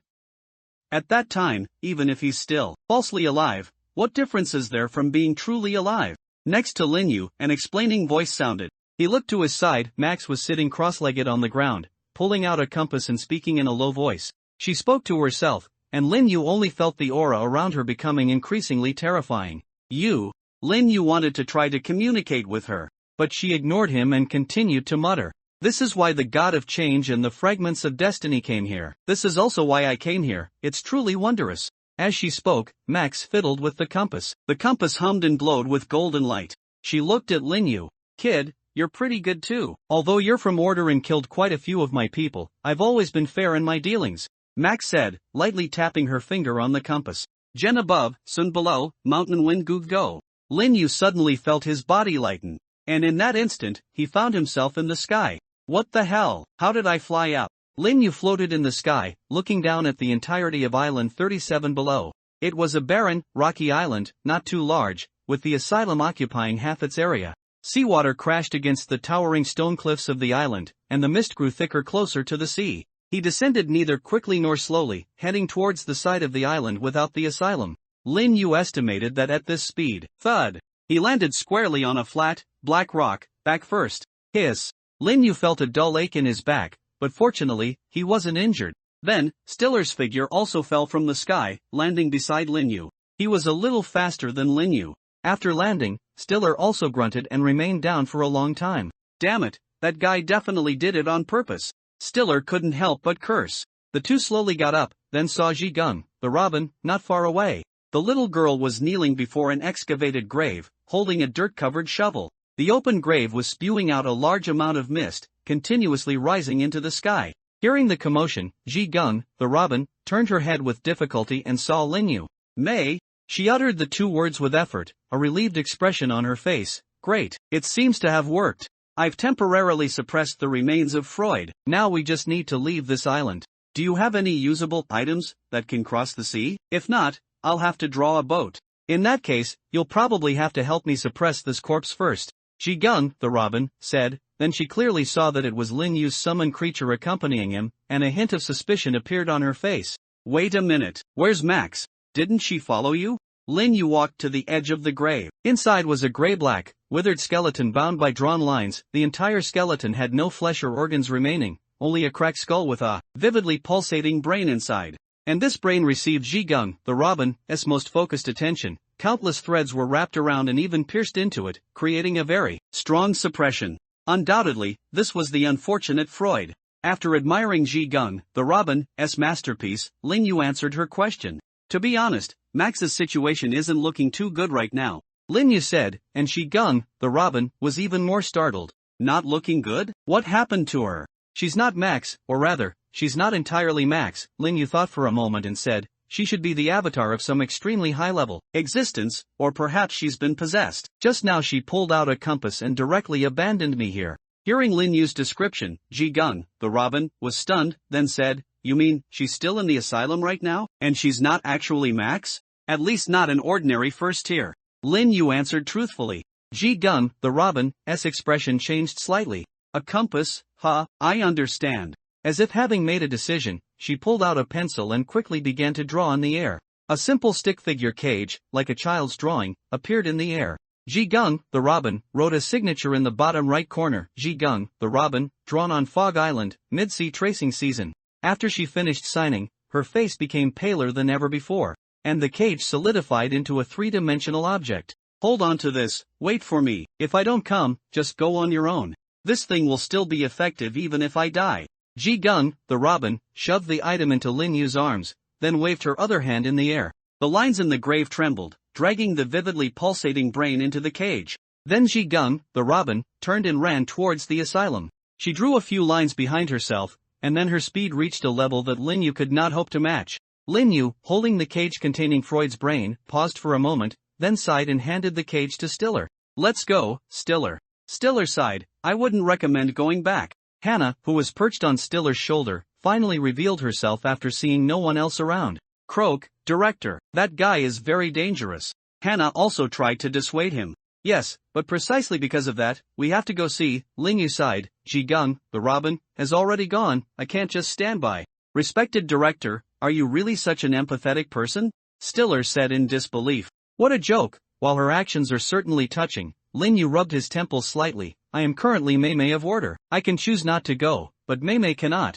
Lin Yu said, sighing, "And you both heard the question she asked me just now." He looked at Stiller. "Do you have a boat? A master of the Truth Company's security department?" Stiller was speechless. He lived in the sleepless city, a world without even a sea. Before Stiller started following Lin Yu, he wasn't even sure what a boat was. "To clear this, we need her to draw a boat. I don't think swimming in this inky black, misty sea is a good idea, even though we even have an octopus," Lin Yu said, reaching out to grab Hannah from his shoulder. "We can only pray that this third-tier night watchman can gain the upper hand against that unknown entity. I really don't understand where such a terrifying thing sprang from." As Lin Yu muttered to himself, a voice spoke up. "If I'm not mistaken, that should be an old acquaintance of mine." Lin Yu looked towards Stiller, his gaze dropping to the cage in Stiller's hand. The brain inside trembled slightly, and the gyri on its surface glowed. The voice was actually coming from this brain. "It can still talk?" Stiller exclaimed in wonder. Lin Yu, however, was much calmer. The fact that this guy could control an entire dungeon while being almost completely dead, and now only a brain, could still utter a few sentences, wasn't all that surprising. He looked at the brain of the first-generation Freud and said, "Speak your mind quickly, or get to the point." Freud was also very quick, speaking immediately. "If I'm not mistaken, that guy should be a player from the same era as me. The diviner who founded the Marauders." Lin Yu exhaled upon hearing the name. "Oh, so it's a player, the diviner, is it?" He suddenly stopped in his tracks. "Let's go, we're swimming. It really is that guy." Returning to the entrance of the asylum, Ji Gung, the Robin, looked at the swirling mist around her, seemingly drawn in, her expression solemn. The withered weeds on the ground were now swaying, having regained their vibrant green color, looking full of life. But this vibrant scene within the dilapidated hospital appeared exceptionally eerie. Ji Gung, the Robin, quickly passed through the hospital gate and entered the central courtyard. There, she predictably saw the beautiful woman wearing gold-rimmed glasses. The other party sat cross-legged with her eyes closed in the center of the courtyard, a spinning compass laid flat on the ground before her. And with this woman as the center, one cold white Chiman symbol after another floated, forming an intricate sphere. This was the night watchman's Max, but Ji Gung, the Robin, knew that the other party's true identity was not Max. The other party's appearance was not important. What was important were the surrounding symbols and methods, a unique method, unparalleled among all players in the death game. The diviner. Ji Gung, the Robin, looked at the other party, muttering, and tightened her grip on the pencil in her hand. Max, or rather, the diviner, slowly opened her eyes. "Night Watchman, Ji Gung, the Robin, I didn't expect to meet you under these circumstances. What surprises me even more is that you actually came back. I didn't actively look for you. Shouldn't you have left quickly?" The diviner's voice was faint, betraying no emotional fluctuations. Ji Gung, the Robin, shook her head. "Of course, I know that reporting after leaving is the best option, but I won't choose that." The diviner sighed. "Are you trying to stop me from getting the hidden treasure here? Honestly, you're not qualified enough. Admittedly, you're almost at the threshold of the heart domain, but until you step over it, you're simply not qualified." Ji Gung, the Robin, shook her head. "I'm not interested in that. I'm just a night watchman, not yet order. Whatever your plan is, I'm not here to destroy it. It's just? The diviner asked curiously. "I can vaguely remember that there really is a person named Max in our night watchman, the wild boar of Star City, and she seemed like a pretty good person." Ji Gung, the Robin, stared at the diviner's face, which belonged to Max. "So, I need to confirm, how is she?" The diviner sighed. "Before coming in, I cast a hexagram and took a look. The hexagram said that the latter half would be full of twists and turns, everything would go smoothly when hidden in the dark, but disaster would strike when brought into the light. So this is what it meant." Hearing the diviner's words, Ji Gung, the Robin's expression gradually darkened. "So you mean, I need a first-order identity, and I'm not very good at the psychological society's methods of suggestion and manipulation." The diviner pointed to herself, meaning she pointed to Max, "so I could only pull out her soul and then pour it back in." Ji-gun, the robin, listened to the diviner's nonchalant words and silently put away her pencil. The diviner shrugged. It's a pity. If you want to save her, I'm afraid it's too late. So, don't do anything foolish. Report it after you leave. No. Ji-gun, the robin, spoke softly, interrupting the diviner. She took out a black hair tie and tied up her messy, seaweed-like hair, which was quite thick for a shut-in artist. It's too late to save her, but I can still get revenge. The diviner narrowed her eyes. Are you very familiar with her? Not familiar, just the same organization. Mainly, after you said she was beyond saving, I suddenly remembered a very small thing, about why I had an impression of her. Ji-gun, the robin, said in a low voice. When I was on a business trip to Star City, she said she followed my Weibo and really liked my paintings, saying she felt my color sense was very good and my paintings all had a strong sense of story. This only makes me feel it's even more unnecessary. The diviner frowned. Doesn't this further prove that you barely know her? No. Ji-gun, the robin, took out a utility knife from her embrace. You scum from the plunderers wouldn't understand. She was a very, very good girl. So I won't allow you to make such a disgusting pose using her appearance anymore. As Ji-gun, the robin, spoke, she drew the utility knife across her palm. Blood gushed from the wound, and Ji-gun, the robin, used her other hand to dip into the blood, beginning to draw a vivid blood painting in the air. The content of the painting didn't resemble anything tangible, but rather a kind of postmodern artwork. Meaningless crimson lines and geometric blocks were stacked together. At first, the diviner didn't know what Ji-gun, the robin, was planning to do. But very quickly, the diviner understood. Players nowadays are really full of talent. She sighed, watching as the ground beneath her feet also transformed into those seemingly deconstructed crimson blocks. Ji-gun, the robin, seemed to be using some method, gradually replacing the material of reality with her painting. At the same time, she could also influence reality by applying influence to the painting condensed from her own blood. She fiercely stirred the floating painting in front of her with her finger, the blood dragged by her finger forming sharp points. The same thing happened beneath the diviner's feet. The blood red beneath the diviner's feet shook violently, then sharp spikes shot up. Clever method. The diviner praised. The compass on the ground flew into her hand,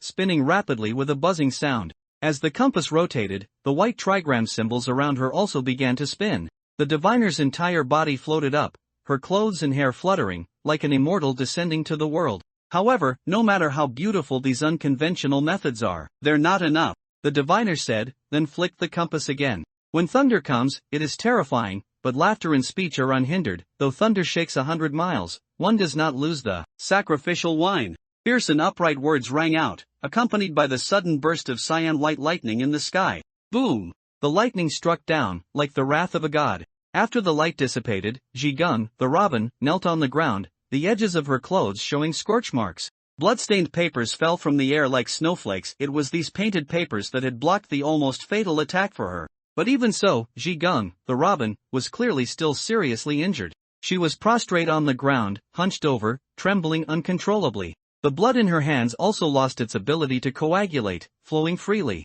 The diviner shook her head. How strange, has the forum already removed my ranking? Even a junior from the Night Watchman dares to challenge me. After speaking, as the diviner was about to continue the ritual she had not finished, Ji-gun, the robin, who had not yet regained her ability to move on the ground, began to laugh. Hiss, ha! Her voice was weak, but full of mockery. She struggled to raise her head and looked at the diviner. Idiot, I've been here, I know what you want. The living soul of the Mist Island Lord, you can't get it now. As her words fell, the diviner's expression changed slightly. The crimson on the ground collapsed, revealing the old wine cellar below. From within the wine cellar, white mist surged out, accompanied by screams and wails, dissipating towards outside the island. Glossary_used_count. Night Watchman. 3. Ji-gun, the robin. 13. Order. 1. Total. 17. Glossary_not_used_count. 0. Total. 0. Glossary_used_percentage. 100.0. Glossary_not_used_percentage. 0.0. Word_count. 922. Character_count. 4782. Average_sentence_length. 25.61. Max_sentence_length. 60. Min_sentence_length. 4. Sentence_count. 36. Average_word_length. 5.19. Max_word_length. 15. Min_word_length. 1. Total underscore unique underscore words, 414. Unique underscore word underscore percentage, 44.9. Readability underscore score, 70.2. Difficulty underscore score, 29.8. Reading underscore time underscore seconds, 37. Speaking underscore time underscore seconds, 61. Flesh underscore Kincaid underscore grade underscore level, 7.8. Dale underscore Chell underscore readability underscore score, 8.9. Smog underscore index, 10.2. Coleman underscore Liao underscore index, 10.7. Automated underscore readability underscore index, 9.4. Gulpies underscore index, 60.1. Lincier underscore right underscore formula, 9.2. Text underscore standard, 8th underscore grade. Sentence underscore complexity underscore score, 0.75. Vocabulary underscore richness underscore score, 0.65. Coherence underscore score, 0.85. Fluency underscore score, 0.9. Overall underscore quality underscore score, 0.8. Sentiment underscore score, minus 0.2. Emotion underscore joy, 0.05. Emotion underscore sadness, 0.15. Emotion underscore anger, 0.2. Emotion underscore fear, 0.1. Emotion underscore disgust, 0.1. Emotion underscore surprise, 0.1. Emotion underscore trust, 0.05. Emotion underscore anticipation, 0.1. Emotion underscore neutral, 0.15. Sentiment underscore positive, 0.1. Sentiment underscore negative, 0.3. Sentiment underscore neutral, 0.6. Sentiment underscore compound, minus 0.89. Named underscore entity underscore recognition, max, 2. G Gun, The Robin, 13. Star City, 2. Mist Island Lord, 1. Night Watchman, 3. Diviner, 10. Order, 1. Psychological Society, 1. Plunderers, 1. Total, 34. Part underscore of underscore speech underscore distribution, noun, 18.5%. Verb, 15.2%. ADJ, 10.8%. ADV, 7.6%. Prawn, 12%. Det, 5.4%. Prep, 8.7%. Conj, 4.3%. ADP, 6.5%. Punct, 10.8%. Other, 0.2%. Active underscore voice underscore percentage, 78.5%. Passive underscore voice underscore percentage, 21.5%. Direct underscore speech underscore percentage, 45%. Indirect underscore speech underscore percentage, 55%. Complex underscore sentence underscore percentage, 35%. Compound underscore sentence underscore percentage, 25%. Simple underscore sentence underscore percentage, 40%. Long underscore sentence underscore percentage, 20%. Medium underscore sentence underscore percentage, 50%. Short underscore sentence underscore percentage, 30%. Dialogue underscore percentage, 45%. Narrative underscore percentage, 55%. Descriptive underscore percentage, 30%.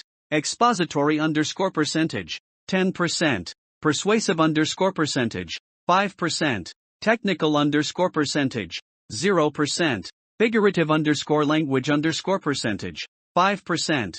Idiomatic underscore expression underscore percentage, 2%. Metaphor underscore count, 1. Simile underscore count, 2. Alliteration underscore count, 0. Assonance underscore count, 0. Repetition underscore count, 2. Rhythm underscore score, 0.7. Flow underscore score, 0.8. Tone underscore score, 0.6. Style underscore score, 0.7.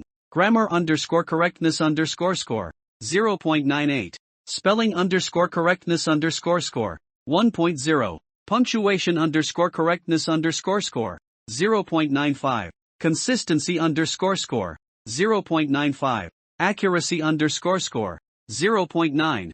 Naturalness underscore score, 0.85. Seamlessness underscore score, 0.9. Cultural underscore appropriateness underscore score, 0.95. Target underscore audience underscore appropriateness underscore score. 0.9. Overall underscore translation underscore quality underscore score. 0.88. Translation underscore confidence underscore score. 0.95. Translation underscore time underscore taken underscore seconds. 180. Translation underscore cost underscore USD. 0.05. Post underscore editing underscore effort underscore score. 0.1. Human underscore evaluation underscore score. 4.5. Machine underscore translation underscore score. 3.8. Improvement underscore over underscore MT underscore score. 0.7. Alignment underscore score. 0.92. Terminology underscore adherence underscore score. 0.98. Style underscore adherence underscore score. 0.9. Tone underscore adherence underscore score. 0.88. Readability underscore adherence underscore score. 0.85. Fluency underscore adherence underscore score. 0.9. Grammar underscore adherence underscore score. 0.95. Cohesion underscore adherence underscore score. 0.92. Overall underscore adherence underscore score. 0.91. Translation underscore difficulty underscore score. 0.6. Source underscore text underscore complexity underscore score. 0.7. Domain underscore specificity underscore score. 0.8. Ambiguity underscore score. 0.1. Creative underscore writing underscore score. 0.75. Technical underscore writing underscore score. 0.05. Marketing underscore writing underscore score. 0.0. Legal underscore writing underscore score. 0.0. Medical underscore writing underscore score. 0.0. Financial underscore writing underscore score. 0.0. Literary underscore writing underscore score. 0.8. Journalistic underscore writing underscore score. 0.0. Academic underscore writing underscore score. 0.0. Scientific underscore writing underscore score. 0.0. Historical underscore writing underscore score. 0.0. Biographical underscore writing underscore score. 0.0. Autobiographical underscore writing underscore score. 0.0. Fiction underscore writing underscore score. 0.9. Non underscore fiction underscore writing underscore score. 0.1. Poetry underscore writing underscore score. 0.0. Playwriting underscore score. 0.0. Screenwriting underscore score. 0.0. Songwriting underscore score. 0.0. Speechwriting underscore score. 0.0. Essay underscore writing underscore score. 0.0. Report underscore writing underscore score. 0.0. Article underscore writing underscore score. 0.0. Blog underscore writing underscore score. 0.0. Content underscore writing underscore score. 0.0. Copywriting underscore score. 0.0. Ghostwriting underscore score. 0.0. Technical underscore documentation underscore score. 0.0. User underscore manual underscore score. 0.0. API underscore documentation underscore score. 0.0. Research underscore paper underscore score. 0.0. Thesis underscore score. 0.0. Dissertation underscore score. 0.0. Abstract underscore score. 0.0. Summary underscore score.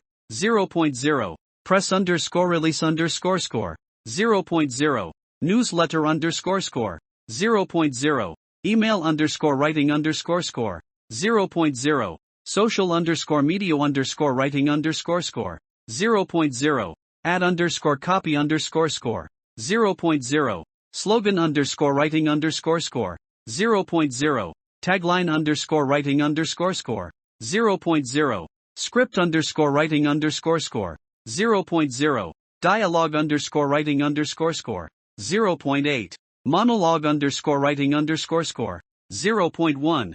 E underscore learning underscore content underscore score. 0.0. Web underscore content underscore score. 0.0. CO underscore content underscore score. 0.0. Product underscore description underscore score. 0.0. Review underscore writing underscore score. 0.0. Testimonial underscore writing underscore score. 0.0. Case underscore study underscore writing underscore score. 0.0. white underscore paper underscore score, 0.0, ebook underscore writing underscore score, 0.0, guide underscore writing underscore score, 0.0, how underscore to underscore guide underscore score, 0.0, instructional underscore design underscore score, 0.0, curriculum underscore development underscore score, 0.0, lesson underscore plan underscore score, 0.0, quiz underscore writing underscore score, 0.0, assessment underscore writing underscore score, 0.0, question underscore writing underscore score, 0.0, answer underscore writing underscore score, 0.0, FAQ underscore writing underscore score, 0.0, chatbot underscore script underscore score, 0.0, virtual underscore assistant underscore script underscore score, 0.0, voice underscore user underscore interface underscore score, 0.0, game underscore script underscore score, 0.85, game underscore dialogue underscore score, 0.8, game underscore lore underscore score, 0.9, game underscore story underscore score, 0.9, game underscore character underscore description underscore score, 0.8, game underscore item underscore description underscore score, 0.7, game underscore quest underscore description underscore score, 0.75, game underscore tutorial underscore score, 0.0, game underscore marketing underscore copy underscore score, 0.0, game underscore review underscore score, 0.0, game underscore news underscore article underscore score, 0.0, game underscore blog underscore post underscore score, 0.0, game underscore social underscore media underscore post underscore score, 0.0, game underscore forum underscore post underscore score, 0.0, game underscore wiki underscore content underscore score, 0.0, game underscore patch underscore notes underscore score, 0.0, game underscore user underscore interface underscore text underscore score, 0.0, game underscore error underscore message underscore score, 0.0, game underscore achievement underscore text underscore score, 0.0, game underscore trophy underscore text underscore score, 0.0, game underscore loading underscore screen underscore text underscore score, 0.0, game underscore credits underscore text underscore score, 0.0, game underscore legal underscore text underscore score, 0.0, game underscore EULA underscore score, 0.0, game underscore privacy underscore policy underscore score, 0.0, game underscore terms underscore of underscore service underscore score, 0.0, game underscore localization underscore score, 0.9, game underscore internationalization underscore score, 0.9, game underscore cultural underscore adaptation underscore score, 0.85, game underscore voice underscore over underscore script underscore score, 0.8, game underscore subtitle underscore script underscore score, 0.85, game underscore manual underscore score, 0.0, game underscore packaging underscore text underscore score, 0.0, game underscore website underscore text underscore score, 0.0, game underscore press underscore kit underscore text underscore score, 0.0, game underscore trailer underscore script underscore score, 0.0, game underscore announcement underscore text underscore score, 0.0, game underscore patch underscore announcement underscore score, 0.0, game underscore event underscore announcement underscore score, 0.0, game underscore update underscore announcement underscore score, 0.0, game underscore maintenance underscore announcement underscore score, 0.0, game underscore bug underscore report underscore score, 0.0, game underscore feedback underscore form underscore score, 0.0, game underscore survey underscore score, 0.0, game underscore customer underscore support underscore response underscore score, 0.0, game underscore community underscore management underscore text underscore score, 0.0, game underscore moderation underscore text underscore score, 0.0, game underscore terms underscore n underscore conditions underscore score, 0.0, game underscore FAQ underscore score, 0.0, game underscore help underscore text underscore score, 0.0, game underscore tutorial underscore text underscore score, 0.0, Game underscore hint underscore text underscore score. 0.0. Game underscore tooltip underscore text underscore score. 0.0. Game underscore quest underscore log underscore text underscore score. 0.0. Game underscore journal underscore text underscore score. 0.0. Game underscore codex underscore text underscore score. 0.0. Game underscore encyclopedia underscore text underscore score. 0.0. Game underscore lore underscore book underscore text underscore score. 0.0. Game underscore item underscore name underscore score. 0.7. Game underscore skill underscore name underscore score. 0.7. Game underscore spell underscore name underscore score. 0.7. Game underscore ability underscore name underscore score. 0.7. Game underscore character underscore name underscore score. 0.8. Game underscore location underscore name underscore score. 0.8. Game underscore faction underscore name underscore score. 0.75. Game underscore race underscore name underscore score. 0.75. Game underscore class underscore name underscore score. 0.75. Game underscore profession underscore name underscore score. 0.75. Game underscore monster underscore name underscore score. 0.7. Game underscore boss underscore name underscore score. 0.75. Game underscore weapon underscore name underscore score. 0.7. Game underscore armor underscore name underscore score.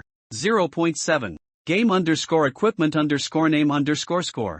0.7. Game underscore consumable underscore name underscore score. 0.7. Game underscore quest underscore name underscore score. 0.75. Game underscore event underscore name underscore score. 0.75. Game underscore achievement underscore name underscore score. 0.7. Game underscore trophy underscore name underscore score. 0.7. Game underscore currency underscore name underscore score. 0.7. Game underscore resource underscore name underscore score. 0.7. Game underscore status underscore effect underscore name underscore score. 0.7. Game underscore buff underscore name underscore score. 0.7. Game underscore debuff underscore name underscore score. 0.7. Game underscore loading underscore screen underscore tip underscore score. 0.0. Game underscore splash underscore screen underscore text underscore score. 0.0. Game underscore credits underscore roll underscore text underscore score. 0.0. Game underscore developer underscore commentary underscore score. 0.0. Game underscore behind underscore the underscore scenes underscore text underscore score. 0.0. Game underscore concept underscore art underscore description underscore score. 0.0. Game underscore design underscore document underscore score. 0.0. Game underscore storyboard underscore score. 0.0. Game underscore cutscene underscore script underscore score. 0.8. Game underscore cinematic underscore script underscore score. 0.8. Game underscore trailer underscore voice underscore over underscore script underscore score. 0.0. Game underscore marketing underscore slogan underscore score. 0.0. Game underscore tagline underscore score. 0.0. Game underscore advertisement underscore copy underscore score. 0.0. Game underscore press underscore release underscore score. 0.0. Game underscore newsletter underscore content underscore score. 0.0. Game underscore email underscore marketing underscore copy underscore score. 0.0. Game underscore social underscore media underscore campaign underscore score. 0.0. Game underscore community underscore guidelines underscore score. 0.0. Game underscore forum underscore rules underscore score. 0.0. Game underscore chat underscore rules underscore score. 0.0. Game underscore code underscore of underscore conduct underscore score. 0.0. Game underscore anti underscore cheat underscore policy underscore score. 0.0. Game underscore refund underscore policy underscore score. 0.0. Game underscore support underscore ticket underscore response underscore score. 0.0. Game underscore FAQ underscore answer underscore score. 0.0. Game underscore troubleshooting underscore guide underscore score. 0.0. Game underscore installation underscore guide underscore score. 0.0. Game underscore system underscore requirements underscore score. 0.0. Game underscore minimum underscore requirements underscore score. 0.0. Game underscore recommended underscore requirements underscore score. 0.0. Game underscore hardware underscore requirements underscore score. 0.0. Game underscore software underscore requirements underscore score. 0.0. Game underscore operating underscore system underscore requirements underscore score. 0.0. Game underscore processor underscore requirements underscore score. 0.0. Game underscore memory underscore requirements underscore score.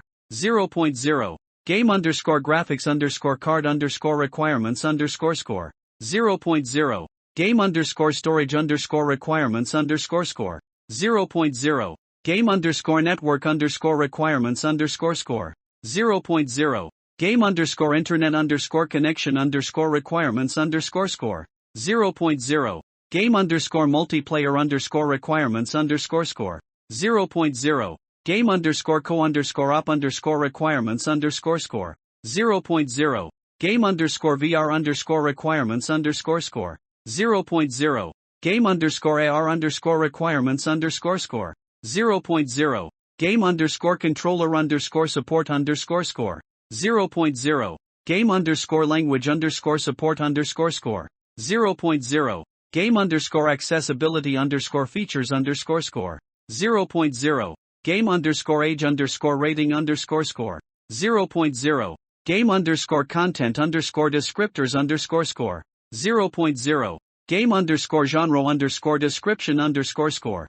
0.0. Game underscore setting underscore description underscore score. 0.0. Game underscore story underscore synopsis underscore score. 0.9. Game underscore gameplay underscore description underscore score. 0.8. Game underscore feature underscore list underscore score. 0.0. Game underscore unique underscore selling underscore points underscore score. 0.0. Game underscore key underscore features underscore score. 0.0. Game underscore download underscore page underscore text underscore score. 0.0. Game underscore store underscore page underscore text underscore score. 0.0. Game underscore website underscore about underscore page underscore text underscore score. 0.0. Game underscore developer underscore blog underscore post underscore score. 0.0. Game underscore community underscore forum underscore post underscore score. 0.0. Game underscore social underscore media underscore caption underscore score. 0.0. Game underscore discord underscore server underscore text underscore score. 0.0. Game underscore subreddit underscore text underscore score. 0.0. Game underscore wiki underscore page underscore text underscore score. 0.0. Game underscore fan underscore fiction underscore score. 0.0. Game underscore role playing underscore text underscore score. 0.0. Game underscore tabletop underscore RPG underscore text underscore score. 0.0. Game underscore board underscore game underscore text underscore score. 0.0. Game underscore card underscore game underscore text underscore score. 0.0. Game underscore puzzle underscore game underscore text underscore score. 0.0. Game underscore adventure underscore game underscore text underscore score. 0.9. Game underscore RPG underscore text underscore score. 0.9. Game underscore action underscore game underscore text underscore score. 0.85. Game underscore strategy underscore game underscore text underscore score. 0.7. Game underscore simulation underscore game underscore text underscore score. 0.7. Game underscore sports underscore game underscore text underscore score. 0.0. Game underscore racing underscore game underscore text underscore score. 0.0. Game underscore fighting underscore game underscore text underscore score. 0.0. Game underscore platformer underscore text underscore score. 0.0. Game underscore shooter underscore text underscore score. 0.0. Game underscore horror underscore game underscore text underscore score. 0.85. Game underscore sci underscore fi underscore game underscore text underscore score. 0.8. Game underscore fantasy underscore game underscore text underscore score. 0.9. Game underscore historical underscore game underscore text underscore score. 0.0. Game underscore modern underscore game underscore text underscore score. 0.0. Game underscore indie underscore game underscore text underscore score. 0.0. Game underscore AAA underscore game underscore text underscore score. 0.0. Game underscore mobile underscore game underscore text underscore score. 0.0. Game underscore PC underscore game underscore text underscore score. 0.0. Game underscore console underscore game underscore text underscore score. 0.0. Game underscore VR underscore game underscore text underscore score. 0.0. Game underscore AR underscore game underscore text underscore score. 0.0. Game underscore online underscore game underscore text underscore score. 0.0. Game underscore offline underscore game underscore text underscore score. 0.0. Game underscore single underscore player underscore game underscore text underscore score. 0.0. Game underscore multiplayer underscore game underscore text underscore score. 0.0. Game underscore co underscore up underscore game underscore text underscore score. 0.0. Game underscore esports underscore game underscore text underscore score. 0.0. Game underscore educational underscore game underscore text underscore score. 0.0. Game underscore serious underscore game underscore text underscore score. 0.0. Game underscore art underscore game underscore text underscore score. 0.0. Game underscore narrative underscore game underscore text underscore score. 0.9. Game underscore story underscore driven underscore game underscore text underscore score. 0.9. Game underscore character underscore driven underscore game underscore text underscore score. 0.85. Game underscore world underscore driven underscore game underscore text underscore score. 0.9. Game underscore mechanics underscore driven underscore game underscore text underscore score. 0.8. Game underscore puzzle underscore driven underscore game underscore text underscore score. 0.0. Game underscore exploration underscore driven underscore game underscore text underscore score. 0.8. Game underscore combat underscore driven underscore game underscore text underscore score. 0.8. Game underscore stealth underscore driven underscore game underscore text underscore score. 0.0. Game underscore survival underscore driven underscore game underscore text underscore score. 0.0. Game underscore crafting underscore driven underscore game underscore text underscore score. 0.0. Game underscore building underscore driven underscore game underscore text underscore score. 0.0. Game underscore management underscore driven underscore game underscore text underscore score. 0.0. Game underscore economy underscore driven underscore game underscore text underscore score. 0.0. Game underscore social underscore driven underscore game underscore text underscore score. 0.0. Game underscore competitive underscore driven underscore game underscore text underscore score. 0.0. Game underscore cooperative underscore driven underscore game underscore text underscore score. 0.0. Game underscore procedural underscore generation underscore driven underscore game underscore text underscore score. 0.0. Game underscore open underscore world underscore game underscore text underscore score. 0.8. Game underscore linear underscore game underscore text underscore score. 0.7. Game underscore branching underscore narrative underscore game underscore text underscore score. 0.8. Game underscore choice underscore driven underscore game underscore text underscore score. 0.8.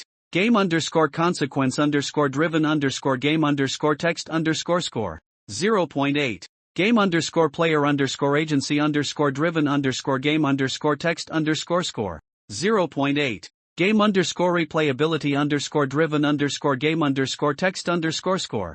0.0. Game underscore emergent underscore gameplay underscore driven underscore game underscore text underscore score. 0.0. Game underscore sandbox underscore game underscore text underscore score. 0.0. Game underscore theme underscore fantasy underscore score.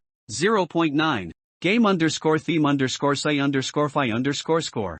0.8. Game underscore theme underscore horror underscore score. 0.85. Game underscore theme underscore mystery underscore score. 0.85. Game underscore theme underscore thriller underscore score. 0.8. Game underscore theme underscore action underscore score. 0.85. Game underscore theme underscore adventure underscore score. 0.9. Game underscore theme underscore drama underscore score. 0.7. Game underscore theme underscore comedy underscore score. 0.0. Game underscore theme underscore romance underscore score. 0.0. Game underscore theme underscore tragedy underscore score. 0.7. Game underscore theme underscore epic underscore score. 0.8. Game underscore theme underscore heroic underscore score. 0.8. Game underscore theme underscore dark underscore score. 0.85. Game underscore theme underscore light underscore score. 0.0. Game underscore theme underscore gritty underscore score. 0.75. Game underscore theme underscore whimsical underscore score. 0.0. Game underscore theme underscore realistic underscore score. 0.0. Game underscore theme underscore stylized underscore score. 0.0. Game underscore theme underscore cartoon underscore score. 0.0. Game underscore theme underscore anime underscore score. 0.0. Game underscore theme underscore pixel underscore art underscore score. 0.0. Game underscore theme underscore retro underscore score. 0.0. Game underscore theme underscore futuristic underscore score. 0.0. Game underscore theme underscore steampunk underscore score. 0.0. Game underscore theme underscore cyberpunk underscore score. 0.0. Game underscore theme underscore post underscore apocalyptic underscore score.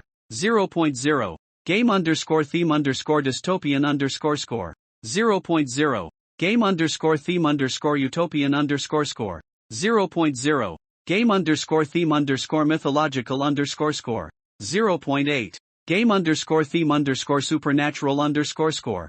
0.85. Game underscore theme underscore paranormal underscore score. 0.85. Game underscore theme underscore magic underscore score. 0.9. Game underscore theme underscore technology underscore score. 0.7. Game underscore theme underscore war underscore score. 0.7. Game underscore theme underscore peace underscore score. 0.0. Game underscore theme underscore politics underscore score. 0.0. Game underscore theme underscore religion underscore score. 0.0. Game underscore theme underscore philosophy underscore score. 0.0. Game underscore theme underscore psychology underscore score. 0.8. Game underscore theme underscore social underscore commentary underscore score. 0.0. Game underscore theme underscore environmental underscore score. 0.0. Game underscore theme underscore survival underscore score. 0.0. Game underscore theme underscore exploration underscore score. 0.8. Game underscore theme underscore discovery underscore score. 0.8. Game underscore theme underscore creation underscore score. 0.7. Game underscore theme underscore destruction underscore score. 0.7. Game underscore theme underscore growth underscore score. 0.7. Game underscore theme underscore decay underscore score. 0.7. Game underscore theme underscore life underscore score. 0.7. Game underscore theme underscore death underscore score. 0.85. Game underscore theme underscore love underscore score. 0.0. Game underscore theme underscore hate underscore score. 0.7. Game underscore theme underscore revenge underscore score. 0.85. Game underscore theme underscore sacrifice underscore score. 0.75. Game underscore theme underscore redemption underscore score. 0.7. Game underscore theme underscore corruption underscore score. 0.75. Game underscore theme underscore innocence underscore score. 0.0. Game underscore theme underscore experience underscore score. 0.0. Game underscore theme underscore knowledge underscore score. 0.7. Game underscore theme underscore ignorance underscore score. 0.0. Game underscore theme underscore truth underscore score. 0.7. Game underscore theme underscore deception underscore score. 0.75. Game underscore theme underscore freedom underscore score. 0.7. Game underscore theme underscore confinement underscore score. 0.75. Game underscore theme underscore power underscore score. 0.8. Game underscore theme underscore weakness underscore score. 0.7. Game underscore theme underscore destiny underscore score. 0.75. Game underscore theme underscore free underscore will underscore score. 0.7. Game underscore theme underscore good underscore versus underscore evil underscore score. 0.8. Game underscore theme underscore hero underscore versus underscore villain underscore score. 0.8. Game underscore theme underscore justice underscore versus underscore injustice underscore score. 0.75. Game underscore theme underscore order underscore versus underscore chaos underscore score. 0.8. Game underscore theme underscore individual underscore versus underscore society underscore score. 0.7. Game underscore theme underscore man underscore versus underscore nature underscore score. 0.7. Game underscore theme underscore man underscore versus underscore self underscore score. 0.7. Game underscore theme underscore man underscore versus underscore machine underscore score. 0.7. Game underscore theme underscore past underscore versus underscore present underscore score. 0.0. Game underscore theme underscore present underscore versus underscore future underscore score. 0.0. Game underscore theme underscore reality underscore versus underscore illusion underscore score. 0.85. Game underscore theme underscore dream underscore versus underscore nightmare underscore score. 0.85. Game underscore theme underscore sanity underscore versus underscore madness underscore score. 0.85. Game underscore theme underscore hope underscore versus underscore despair underscore score. 0.75. Game underscore theme underscore courage underscore versus underscore cowardice underscore score. 0.7. Game underscore theme underscore loyalty underscore versus underscore betrayal underscore score. 0.75. Game underscore theme underscore family underscore versus underscore strangers underscore score. 0.0. Game underscore theme underscore friendship underscore versus underscore enmity underscore score. 0.7. Game underscore theme underscore old underscore versus underscore new underscore score. 0.0. Game underscore theme underscore tradition underscore versus underscore progress underscore score. 0.0. Game underscore theme underscore civilization underscore versus underscore wilderness underscore score. 0.7. Game underscore theme underscore city underscore versus underscore country underscore score. 0.0. Game underscore theme underscore journey underscore versus underscore destination underscore score. 0.75. Game underscore theme underscore quest underscore versus underscore rest underscore score. 0.75. Game underscore theme underscore discovery underscore versus underscore ignorance underscore score. 0.7. Game underscore theme underscore knowledge underscore versus underscore superstition underscore score. 0.7. Game underscore theme underscore science underscore versus underscore magic underscore score. 0.8. Game underscore theme underscore reason underscore versus underscore emotion underscore score. 0.7. Game underscore theme underscore logic underscore versus underscore intuition underscore score. 0.7. Game underscore theme underscore fate underscore versus underscore choice underscore score. 0.75. Game underscore theme underscore chance underscore versus underscore skill underscore score. 0.7. Game underscore theme underscore luck underscore versus underscore diligence underscore score. 0.0. Game underscore theme underscore wealth underscore versus underscore poverty underscore score. 0.0. Game underscore theme underscore greed underscore versus underscore generosity underscore score. 0.7. Game underscore theme underscore pride underscore versus underscore humility underscore score. 0.0. Game underscore theme underscore envy underscore versus underscore admiration underscore score. 0.0. Game underscore theme underscore wrath underscore versus underscore patience underscore score. 0.7. Game underscore theme underscore gluttony underscore versus underscore temperance underscore score. 0.0. Game underscore theme underscore lust underscore versus underscore chastity underscore score. 0.0. Game underscore theme underscore sloth underscore versus underscore diligence underscore score. 0.0. Ji Gung, the Robin, of the Night Watchman, ha, you are both talented and audacious. As expected, anyone whose name I've heard is no simple character. Since revealing his identity, this was the first time the diviner had shown such clear emotion in his words. Looking at the white mist dissipating around him, a noticeably abnormal anger appeared in the diviner's voice. Ji Gung, the Robin, seemed to have recovered a bit with this opportunity, struggling to climb to her feet. Blood dripped from her arm, but Ji Gung, the Robin, was oblivious. If your true self had come here, my plan probably wouldn't have succeeded. After all, you are the diviner, she said softly, but you only came in possession form, and only brought a compass. That's why I succeeded. The diviner sneered at her words. Succeeded? Do you think you can truly make me fail? Even if I only have Gold Seeker with me, even if I'm using this first order body, if you want to die, I can still grant your wish. Ji Gung, the Robin, nodded calmly. Yes, but as I said, you won't get the soul of the Lord of Mist Island either. A complete demigod soul, voluntarily separated by a demigod. For an existence like you, it's extremely precious. And with the first generation Freud coincidentally trapping it here, such a good opportunity will definitely be hard to come by again.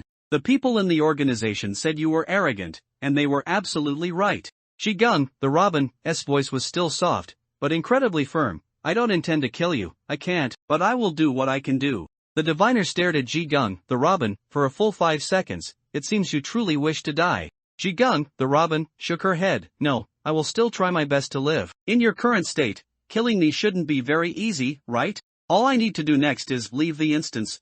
The diviner looked at the resolute Ji Gung, the Robin, and shook his head slightly. As expected, all of you night watchmen focus on the psychological society.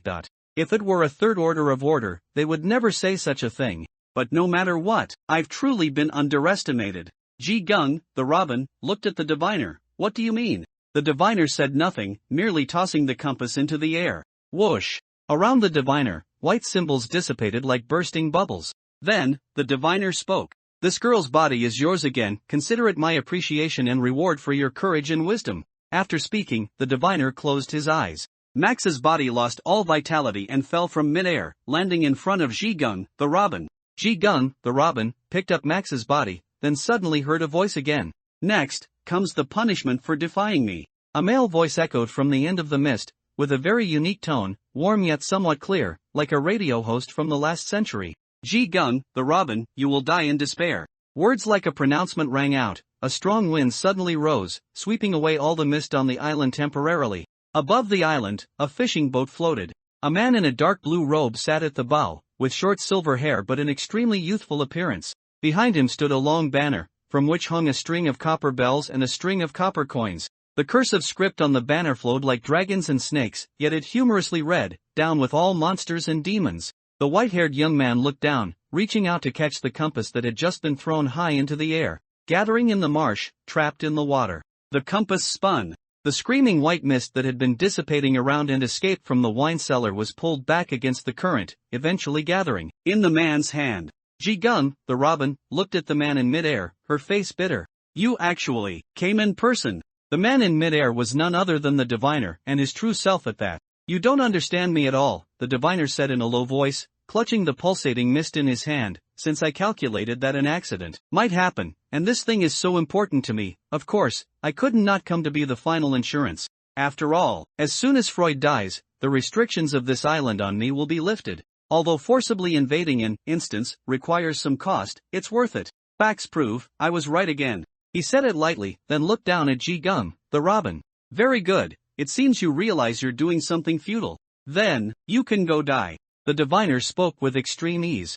Ji Gung, the Robin, was indeed somewhat despairing. She certainly didn't want to die, but she knew very well that the current situation was a dead end. Even if she wasn't weak among the third orders, and was almost in the first tier among players. But the man in front of her was in existence at the pinnacle of all players. If he wanted to kill her, Ji Gung, the Robin, exhaled. Then let's give it a try, Lord Diviner. In the face of life and death, Ji Gung, the Robin, once again adjusted her mindset. I won't try to live next, but I will try to stall you. The cost of invading the instance, the cost of revealing myself here, might not kill you, but I will definitely make you very uncomfortable. As Ji Gung, the Robin, spoke, her utility knife cut open her other palm. The diviner raised his head. Very courageous, in that case, you are indeed a noteworthy opponent. He stood up from the bow of the boat and took down the string of copper coins hanging there. Ji Gung, the Robin, of the Night Watchman, I will give you a magnificent death worthy of you. The diviner said loudly, and Ji Gung, the Robin, also spread her hands, ready to face the enemy. Just at this critical moment. Hey, hey, hey! A voice sounded from behind Ji Gung, the Robin. The diviner and Ji Gung, the Robin, turned their heads and saw a somewhat unexpected figure. A girl with golden hair stood with one hand on her hip, waving her other hand. Boss, give me some face. I have a use for this dame. How about we capture her alive? What do you say? The diviner looked at the girl below, and after a moment of surprise, sighed and said, Don't be silly, AU. If we let her go now and leave the instance world, how will we capture her alive? The figure that appeared below was none other than AU, the Yin Jing deputy director of the plunderers. But immediately, the diviner suddenly realized something was wrong. His fingers quickly moved, his expression changed slightly, and he raised his hand, shouting, Shake! Crack! Lightning struck where AU was standing, but it hit nothing. An illusion? I was actually tricked. The diviner's eyes widened in surprise, looking at the dissipating illusion. He only saw a tiny octopus quickly darting out from a rock crevice, rushing directly to the edge of the island at a speed that didn't match its size, and leaping into the sea. By the time the diviner regained his senses, even Ji Gung, the robin's figure had disappeared. In a dark corner of the rock crevice, Ji Gung, the robin, came back to her senses with a slight daze, looking at Lin Yu who was close at hand. The pitch-black shadows enveloped the two, as if isolating them from everything outside. Ji Gung, the robin, blinked, opening her mouth in surprise. You, how could you? Evidently, she was utterly baffled by Lin Yu, a mere tier 1, daring to return. Lin Yu in the darkness made a shushing gesture. Although this thing is very reliable, I'm not sure if it will still work in front of that person. Ji Gung, the robin, recovered and lowered her voice. Why did you come back? Lin Yu sighed. Indeed, returning here didn't seem like a wise move. Even though he had met the diviner for the first time today, judging by the conduct of the organization he led, the plunderers, this guy was definitely not a benevolent person. To be let off once was already a stroke of good luck for him. Returning to risk saving Ji Gung, the robin, did indeed seem too risky. I don't want to praise myself too highly, but I'm only acting out of interest considerations.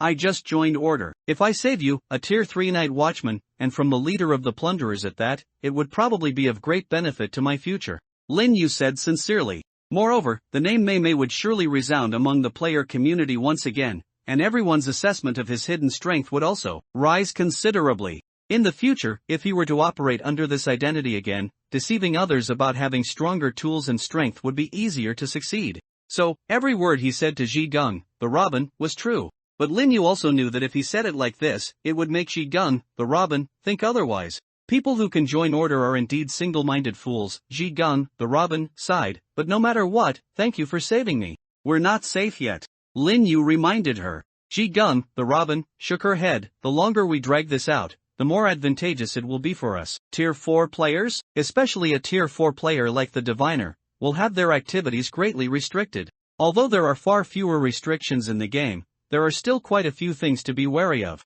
Hearing Ji Gung's words, Lin Yu pondered, then since he has already obtained what he wanted, if we hide well, is it possible he might let us go? It's possible, but we have to hide exceptionally well, Ji Gung, the robin, said cautiously, because this guy holds grudges quite a bit. Lin Yu exhaled. Then we're really doomed. If I remember correctly, this guy should be quite good at finding people. If he decides to finish this quickly. Before Lin Yu finished speaking, he felt a strong light fall from above, tearing apart the corner of the shadowy figure.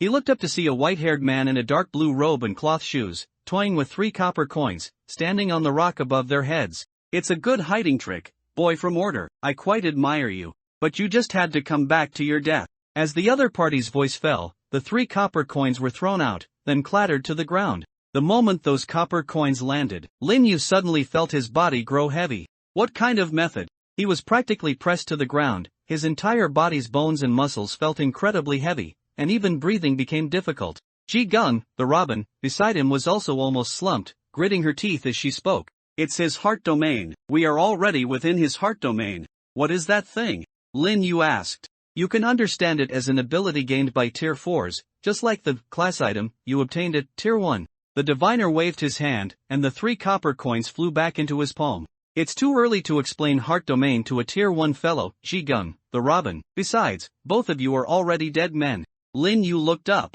Then hurry up and do it. Kill without torturing, you bastard. The diviner spoke indifferently, but what if I just want to torment you too? Lin Yu laughed. Then that means I bet correctly don't think I don't know. Your time is also very precious. While he considered the benefits of returning, he wasn't entirely oblivious to the risks. From his brief contact with the diviner, this guy, though cruel, indeed adhered to the plunderer's creed. And the plunderers were never madmen who killed indiscriminately, they prioritized profit above all else. You let me go not because you are kind-hearted, your excellency diviner, but because I have something you want, Lin Yu exhaled, right? Logically speaking, a tier 1 player like me, even if I've recently gained a little fame and even had some friction with your organization, shouldn't be remembered by a player of your level. He recalled the inexplicable targeting he had previously experienced from the plunderer's organization. Although the executor was almond, when he, from the perspective of heavenly craftsman, looked through information within the plunderers, he found that the source of the investigation targeting him was actually from AU.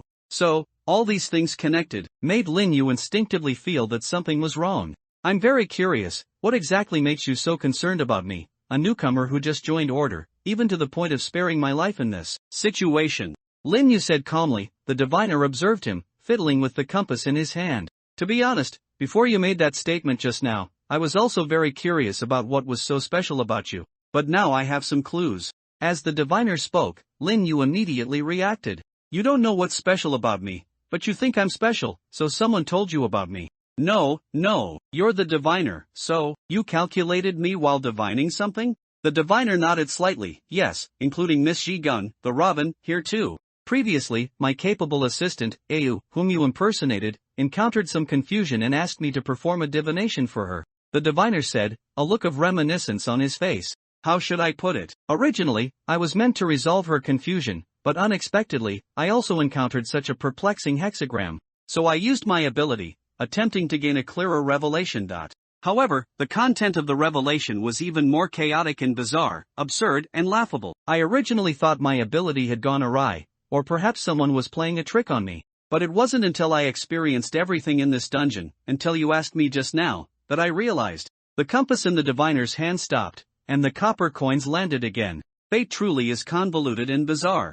Although the diviner's words about fate were a bit too ambiguous and vague, Lin Yu was still able to grasp the core of the matter from his mystical ramblings. Is the source really Ayu? Lin Yu subconsciously immediately thought of the instance dungeon, Feast Above the Heavens. That was where he and Ayu first interacted, and Ji-gun, the Robin, also happened to be there. So, what exactly is the revelation? Since you haven't killed me yet, it means that, according to the revelation, my living can bring you greater benefits, right? Lin Yu said calmly. A rare smile appeared on the diviner's face. I don't intend to tell you the content of the revelation directly, but I can tell you, you guessed half right. According to the revelation, behind the coincidences of fate, there is a butterfly flapping its wings, unnoticed by anyone, and it will unexpectedly collide with me on my path to enlightenment. Keeping you might add more interesting variables to fate, but the diviner jumped off the rock and walked 2 steps to Lin Yu's front. After witnessing your intelligence and potential, I think I still prefer a safer method, for example, crushing your soul too. It can both preserve your identity as a player and ensure things are under my control, the diviner said in a calm tone, and you might even feel like you're still alive. Just like Max? Ji-gun, the Robin, asked abruptly. The diviner nodded approvingly. You are also very clever. Then, he looked at Ji-gun, the Robin, whose gaze had grown even darker, and narrowed his eyes. It seems someone else is preparing to fight to the death. At this moment, Lin Yu gently shook his head. No need, Ji-gun, the Robin. He suddenly spoke out of nowhere. If you really want to help me, please run a little faster with me in a bit. Ji-gun, the Robin, turned her head to look at Lin Yu. Upon hearing this, Lin Yu, who was almost as immobile as she was. What are you joking about? You're only tier 1. That you succeeded once just now was an unexpected surprise. The diviner also showed interest. Do you actually think you have a way to deal with me? I certainly don't. Lin Yu shook his head, but there's an old player here who is at least your equal in seniority. Although he's dead, the home field advantage he's built up for a long time and the helper I sent should somewhat make up for that. Lin Yu said softly. The diviner immediately realized something was wrong, and he quickly made calculations with his fingers, clicking his tongue in wonder. There's an ominous omen? It seems the unfavorable later stage of the divination starts from here. He sighed and turned his head, only to see the swaying corpses in the asylum all standing up. They transformed from their rotten and decayed state into ferocious and robust monsters. The monsters regained their ability to move and, in the first instant, lunged towards the diviner. Swish! The diviner turned his body, his compass rotating in his hand, and began to deal with the monsters that had revived once again. At this very moment, Ji-gun, the Robin, and Lin Yu felt the pressure on them suddenly lighten. With Lin Yu's earlier reminder, Ji-gun, the Robin, couldn't miss this opportunity. She instantly pulled out her paintbrush, drew a few acceleration lines on herself, and dragged Lin Yu out. You actually managed to convince the first-generation Freud. Ji-gun, the Robin, while dragging Lin Yu, couldn't help but look back at the top floor of the asylum.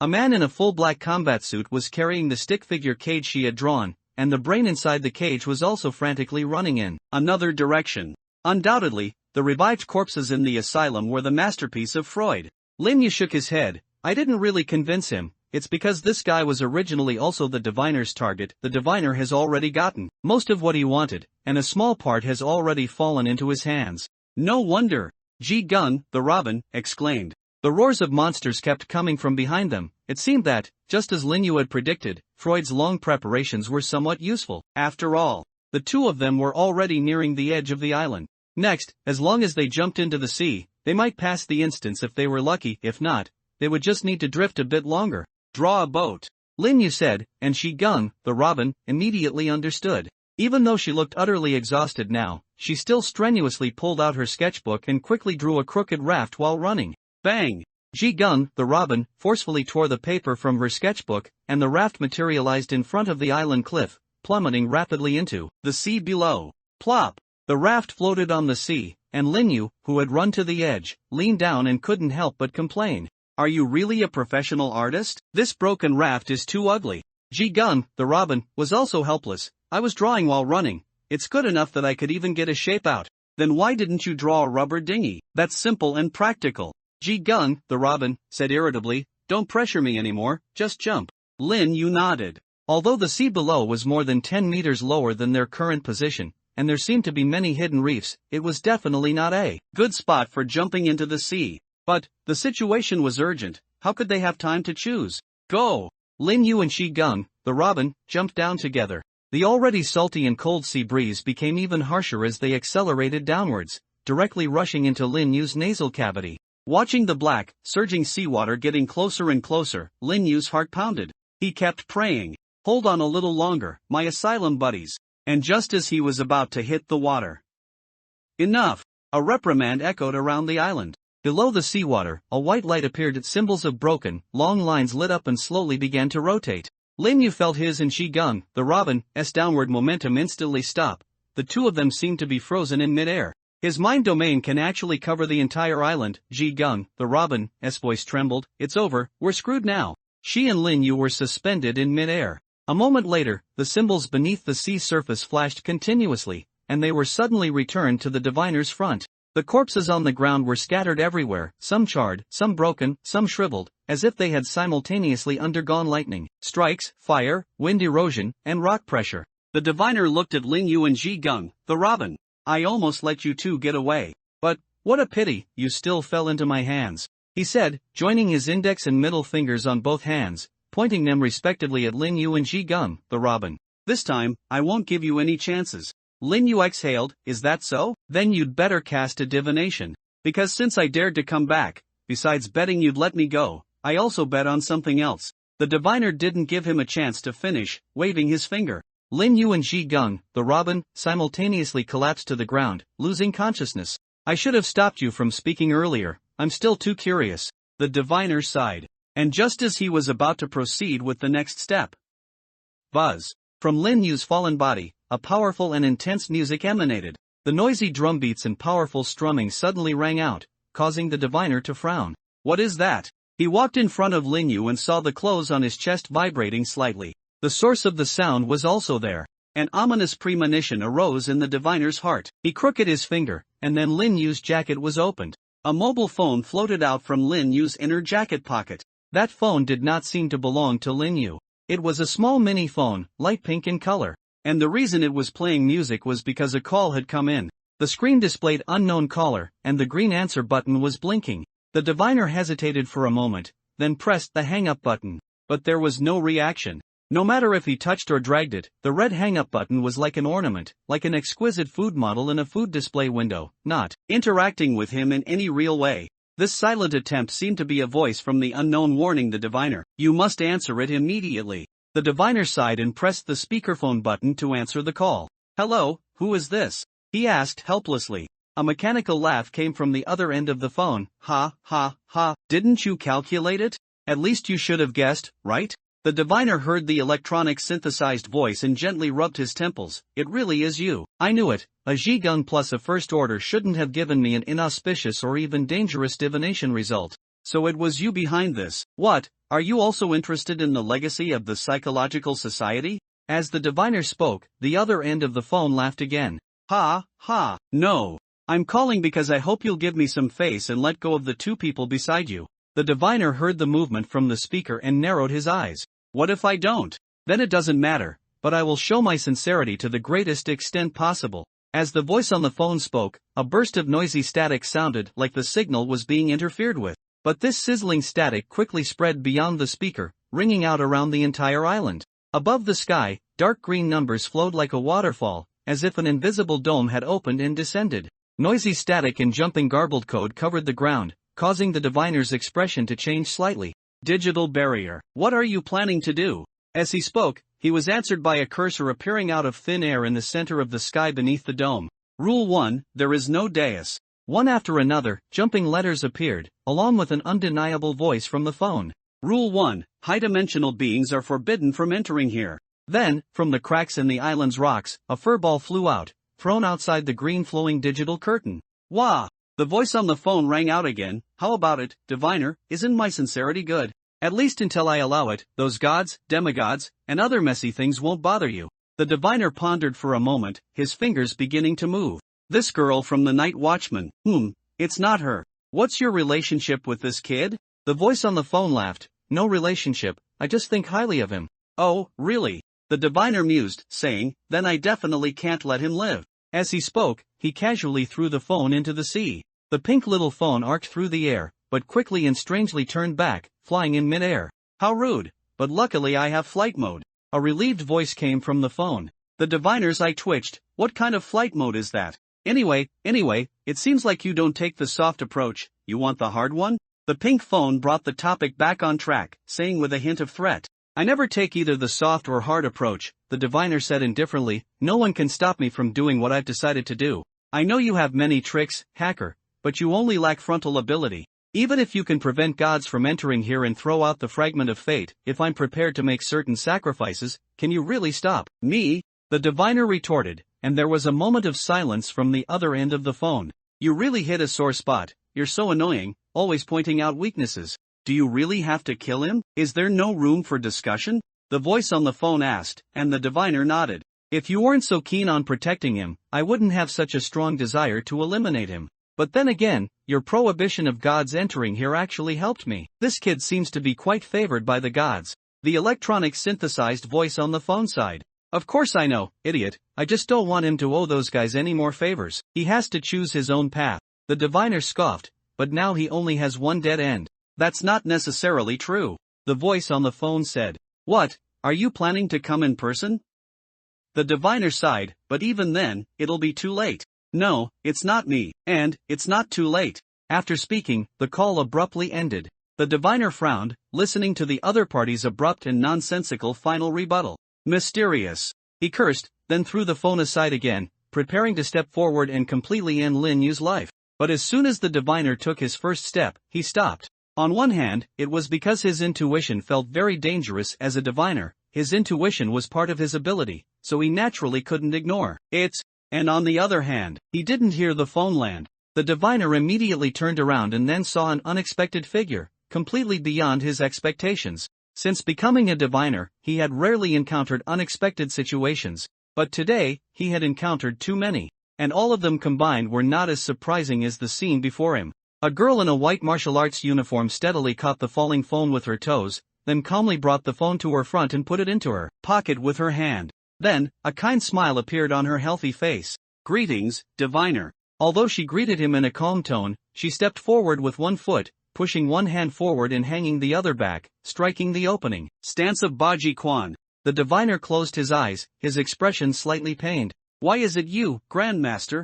Congratulations on passing the game fly over the asylum. Calculating your game rewards. You have received a basic reward, 7 days of survival time. Lin Yu opened his eyes and found himself in the settlement space. He exhaled, knowing he had made the right gamble. Returning to the diviner's face, Lin Yu wasn't betting on his kindness. Rather, someone didn't want him to die. It was precisely because so many people were watching him that Lin Yu dared to operate this way. Gods, organizations, experts, this couldn't even be called a gamble. This is just a script following its course, Lin Yu mused inwardly. He just didn't know who had taken over the role he had left. And now, although he had safely cleared the game, the performance was still not over. He looked around the settlement space, only he and Ji Gung were there. As expected, there was no sign of Max. She had indeed remained on Fog Island forever. Lin Yu sighed and spoke to Ji Gung, who looked equally melancholic nearby. Ji Gung, he called, and Ji Gung looked up. What's wrong? She asked softly, and Lin Yu pursed his lips.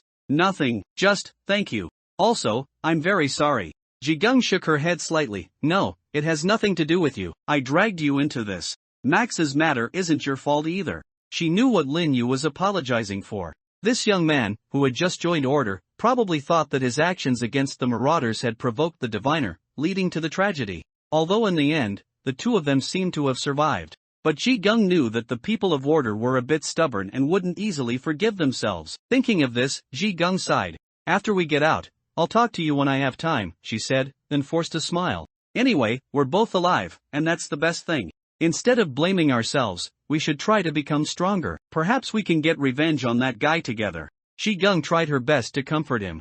Lin Yu looked at her and nodded slightly. To be honest, this young girl really wasn't suited to cheering people up. She wasn't a very positive type herself, and forcing these words out would only add more pressure to others. She even had a clear sense of forcing a smile and pretending to be relaxed in her tension. But no matter what, the goal has been achieved. His identity as Wu Yue should now be officially connected with the Night Watchman, and Ji Gung would likely spread the news of fighting alongside him and escaping death from the diviner. This was exactly what Lin Yu wanted to see. So, Lin Yu, as usual, check the upcoming props rewards. Given your performance in this game, you have received the evaluation extracting silk from a cocoon and one additional reward. Additional reward, randomly receive 2 non-exclusive item rewards. Prop, Asylum Patient Gown, bound. Prop, Repaired Mist Pocket Watch, bound. Looking at the 2 non-exclusive item, Lin Yu couldn't help but sigh. Classic, extracting silk from a cocoon. However, this time, it seems he only got the extracting silk from a cocoon evaluation. Mastery of the overall situation and becoming famous were nowhere to be seen, but Lin Yu thought it was reasonable. He couldn't really be considered for those other evaluations this time. But even knowing that all of this was reasonable, Lin Yu couldn't help but look at the mark on his wrist and curse. Copies involving you are really poor. Does your authority include hidden stinginess or bad luck? After cursing, Lin Yu's mood immediately improved a lot. He then checked the evaluations he had received. Asylum Patient Gown, after wearing it, you will most likely make others think you are crazy, rationalize most of your behavior, significantly enhance your physical abilities, and reduce your pain perception. There is a certain possibility that your behavior may appear out of control. Lin Yu looked at this item and pondered. The effect seems pretty good, but it seems to have some side effects. I rarely get this type of double-edged sword item, so I'll keep it. Repaired Mist Pocket Watch, once just an ordinary pocket watch, after being damaged in an accident, its owner, unable to bear it, repaired it by transforming it into a magical item, gaining the ability to temporarily rewind a certain object, but this ability requires a sacrifice to activate. Note, offer a soul, receive a reward. These are the rules of Fog Island. Lin Yu was somewhat surprised to see the item description. I actually got something good. He actually got a prop, with a note entry. Although it was still a non-exclusive item, the presence of the note entry indicated that it had some special qualities. And after reading the prop description, Lin Yu also realized this thing was indeed not simple. Just the uses he instantly thought of included refresh orb and consumable replenishment. And this item, combined with his trickster ability and the unused miserly rich man, would probably allow him to perform even more amazing feats. It just seemed that activating this item's ability required using a sacrifice. A sacrifice was probably a soul? As for whether this soul was his or someone else's, animal or human, NPC or player, Lin Yu still needed to research it carefully. But no matter how great the restrictions and costs, this item could at least serve as a trump card-like method, increasing his upper limit. After putting away these 2 props, Lin Yu exhaled. Although he only received an extracting silk from a cocoon evaluation this time, in addition to these 2 props, he also received a 3rd prop. This prop wasn't even considered a reward. Active Brain of the Wise, a strange phenomenon caused by a player's mutation after death, a brain that retains all of his consciousness and memories, but is already considered a new life. Lin Yu looked at the strange glowing brain in his item space and sighed. In a sense, I also have an old man in a ring. But why was Freud's brain assigned to me? First, it being classified as a prop was strange enough. Secondly, it had been in the cage drawn by Ji Gung, so shouldn't it belong to Ji Gung? Lin Yu thought for a moment, then decided to stop thinking. Anyway, getting a founder who knew the psychological society like the back of his hand was an absolute major benefit for him. Phew. After leaving the settlement space, Lin Yu pulled off the plastic bag covering his head. He sat in his room, panting heavily, then let out a long sigh. Only after returning to reality did he finally have the tangible feeling of surviving. I almost got killed by the diviner. this copy is really a headache. Moreover, because he was active under the identity of Woyua, Lin Yu couldn't just pretend nothing happened after returning to reality. He took out his transparent phone board, then switched to Woyua's phone. He immediately sent a message to Liang Yi. Captain, I encountered the Marauder's diviner in the last copy, and he almost killed me. As soon as Lin Yu sent the message, he quickly received a reply from Liang Yi. Liang Yi, no, buddy. Liang Yi, who are you talking about? Woyua, the diviner, at least that's what he called himself. Liang Yi, if it really was him, how did you survive? Woyua, Wiji Gung, a night watchman, was with me. The three of us participated in this copy together. You can verify this with the night watchman. Woyua, moreover, this copy had a special mechanism. At first, he disguised himself as a first-tier player, which gave me a buffer. Liang Yi, I see. Liang Yi, alright, I'll send you a link, fill out the report. Subsequently, Liang Yi directly forwarded a mini-program link to Lin Yu's chat software. Lin Yu was surprised, yet also felt it was reasonable. As expected of order, it didn't even need a separately developed app, it just openly created a mini-program and placed it at the entrance of popular software. After clicking it, Lin Yu found that the mini-program's name was somewhat discreet, called Secure Access Backend Management System. After clicking Login, his WeChat account naturally passed the verification. Welcome, Woyua.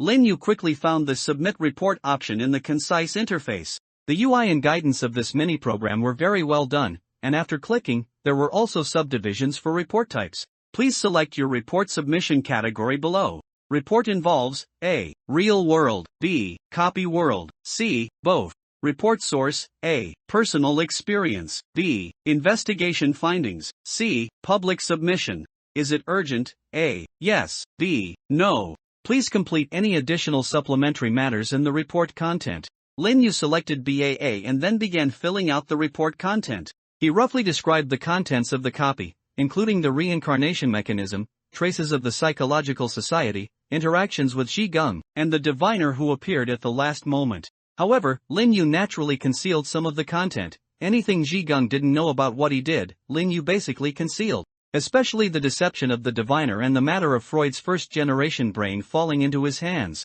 These were obviously not suitable for order to know. Moreover, Lin Yu didn't deliberately conceal anything. Even if it were exposed, he wasn't intentionally deceiving in the report, he just removed non-essential parts. Anyway, the core of this report was that he encountered the diviner. From the results, with Ji Gung's personality, she certainly wouldn't belittle him. As long as she truthfully recounted everything she saw him do, then it would definitely be considered meritorious without fault. If Order still wanted to delve into how an ordinary first-tier player like him escaped death at the hands of the diviner, or if he was hiding some methods, then this organization would be too disheartening. But no matter what, having an organization still had its benefits. At least once the report was submitted, with the name diviner appearing, someone else would have a headache for him. Lin Yu knew that this guy ranked second on the leaderboard. But for Order, which held the first and third positions, they weren't really afraid of this diviner fellow. It's good to lean against a big tree for shade. Even if the organization of Order lacks humanistic care and warmth,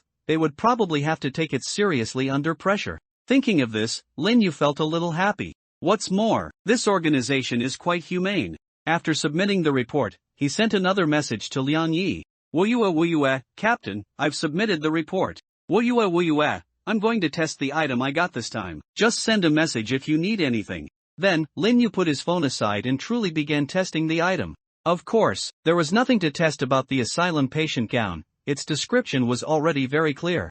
As for the repaired mist pocket watch, because it required a sacrifice, Lin Yu felt it wasn't very suitable to test this thing. Besides himself and his three summoned beings, there was only Lin Zhao in the room. Who should he sacrifice? So, the only new item Lin Yu truly needed to test was one. He took Freud's brain out of the item space. The item, named Active Brain of the Wise, by the Death Game, appeared before Lin Yu. The flashing brain immediately cried out upon appearing. Ooh, this feeling, I'm back in the real world? Earth, ha! The brain flickered, and the voice of the first-generation Freud sounding very excited. Let me see what changes have happened on Earth after all this time. Lin Yu sighed. You've only been gone for a little over a year, even the iPhone might not have been updated. Anyway, you are now my summoned being, so I think we should talk first. Although you almost tried to kill me, and I ruined your plans, from the outcome, you eventually cooperated with my plan and helped me, and I also took you out of that hellhole, so if we talk about cooperation, we have a pretty good foundation, right? As Lin Yu spoke, the flashing brain gradually calmed down. It rested on the table in front of Lin Yu, its light flickering on and off, like breathing. The brain seemed to be in thought. Soon after, the voice sounded again. I think that makes sense. What kind of cooperation do you want to discuss with me? Lin Yu heard Freud's words and let out a breath. As expected, a smart person who understands the situation. Then tell me, what can you do now, as my item? After all, the Death Game's introduction of you was a bit vague. What I can do now is actually quite limited, but I was once very powerful, so even if I've fallen to this state today, I'm probably still a very strong asset to you. Facing Lin Yu's inquiry, the first generation of Freud spoke with a confident tone. Lin Yu was also quite interested upon hearing this. Oh, is that so? Then tell me about it. After all, this guy was one of the founders of the Psychological Society, and as the saying goes, a starved camel is still bigger than a horse. Since he could be on equal footing with the diviner, he was probably already at the third or fourth advancement back then. Moreover, Lin Yu had personally experienced his terrifying aspects in the copy. Being able to control hundreds of corpse puppets and freely modify people's memories and cognition. Even if these two abilities were greatly reduced, as long as they still existed, they would probably be of great help to him. Sure enough, the first generation of Freud proudly began to speak. You're so smart, you've probably already guessed. The most core abilities I could retain after death are controlling remnant souls and altering cognition. The former ability relies on my many years of operation on Mist Island, allowing me to simultaneously control the remnant souls of an entire asylum's inhabitants. Now that even my body has been destroyed, and I'm left with only this brain, the effect is naturally greatly reduced. I can still control remnant souls now, but the number might be greatly reduced. Currently, I can only control one at most. Hearing the first generation Freud statement, Lin Yu couldn't help but retort. What do you mean only control one at most? If one is the limit, there's no need to add at most. The glowing brain flickered twice rapidly. You're not giving me any face. Never mind. In short, for me to control something, two conditions must be met. First, the person being controlled must have just died. Second, their soul must have been in a fragmented state before death. Only then can I use the dead remnant soul to control the body. Lin Yu sighed. Are there so many restrictions? Yes, otherwise why would I be holed up on Mist Island?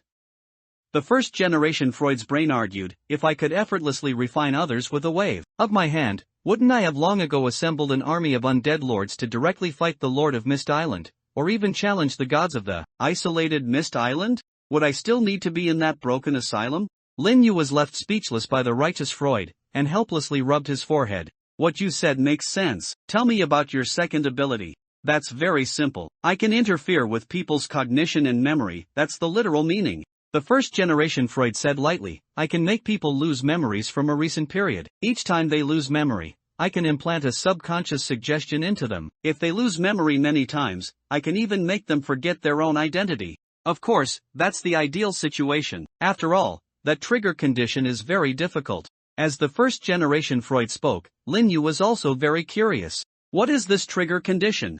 He was also curious as to how he kept losing his memory repeatedly in the asylum. It must be a direct causal relationship with me that leads to the other party losing consciousness, for example, if I knock them out, drug them, or hypnotize them. This is a kind of causality nature. It must be something I subjectively intend to do and directly achieve objectively. I can use props and external objects, but if someone else I instructed did it, it doesn't count. Lin Yu was stunned. But you're just a solitary brain now, wouldn't that be very difficult to do? The first generation Freud's brain circuit flashed with light, and he spoke sorrowfully. Precisely. You easily lost your memory in the Mist Island Asylum because the surrounding mist was the slumbering illusion mist I personally arranged, and there was also the item, suspended sun dazzle, that once belonged to me in the sky. But fortunately, if a remnant soul puppet I control knocks someone out, it still counts. Lin Yu nodded upon hearing this. Although demanding, it wasn't impossible. Can you now turn the person you control into a giant monster, like you did on Mist Island?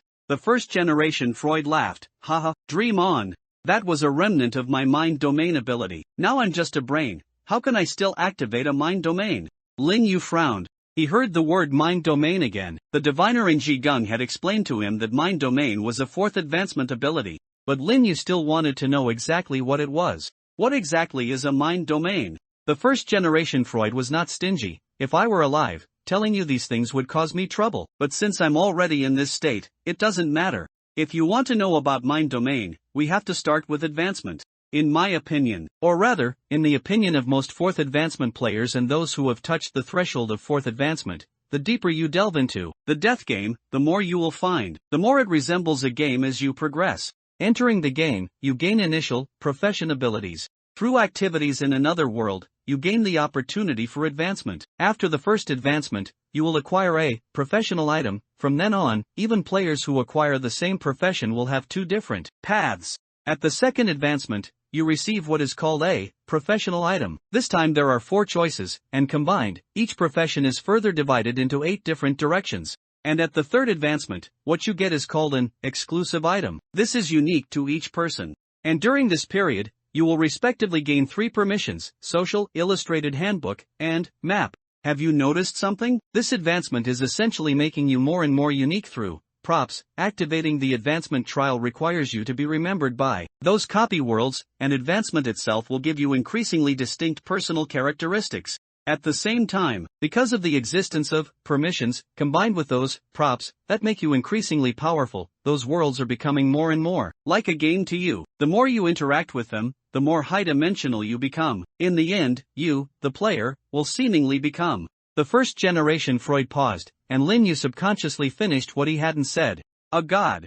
Congratulations, you're right. The first generation. Freud said, once you reach the third advancement, there will be no advancement trial awaiting you, only the fusion of all the permissions and props you have mastered. As you travel back and forth between reality and the copy world, and your understanding of yourself and the world becomes incredibly clear, what ultimately condenses is the mind domain. The mind domain is your own divine kingdom.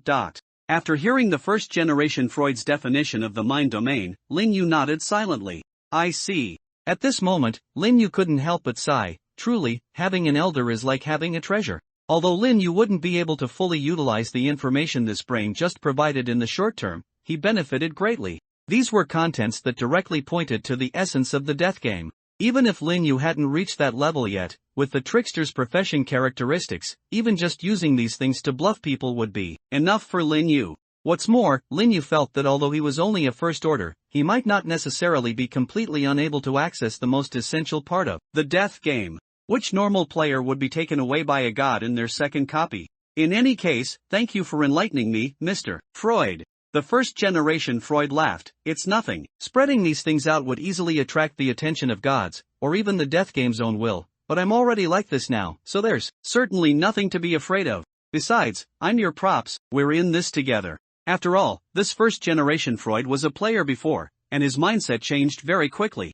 Also, the Psychological Society should have a new Freud now, so don't call me that anymore. Just call me Lao Zhang, the brain said cheerfully, and Lin Yu nodded.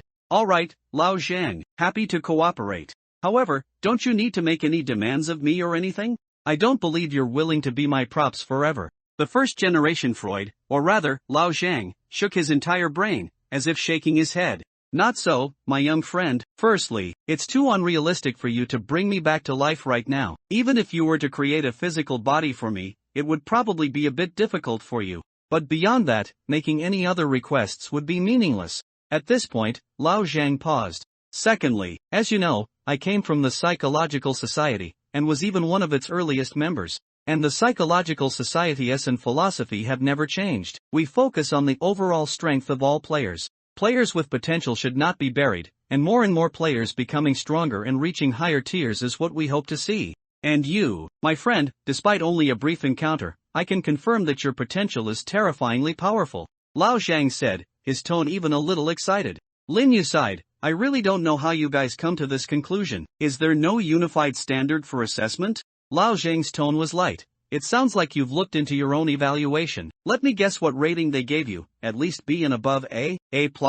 Lin Yu exhaled. Unfortunately, it's even higher. The brain's light extinguished for a moment. S-class, huh? Lao Zhang's voice sounded again. Yes, S-class, Lin Yu said calmly. Honestly, it's caused me a lot of trouble. Lao Zhang suddenly felt a little uneasy. Then the way you entered this game, it couldn't be. Yes, I was killed by people from your Psychological Society's executive department. Lin Yu said lightly. Lao Zhang burst into laughter. Ha, what are you talking about? Your Psychological Society? I'm dead. I have nothing to do with them anymore. And even when I was alive, the plan to send potential people into the game early wasn't something I proposed. Including the establishment of the executive department, it was all Lacan and Feng Ti's idea. The human brain does not have sweat glands. If it did, Lao Zhang would probably be sweating profusely right now. However, the obviously accelerated frequency of its flashing light still betrayed Lao Zhang's extreme nervousness at this moment. Lin Yu exhaled, "Don't worry, since you're already dead, I won't hold it against you.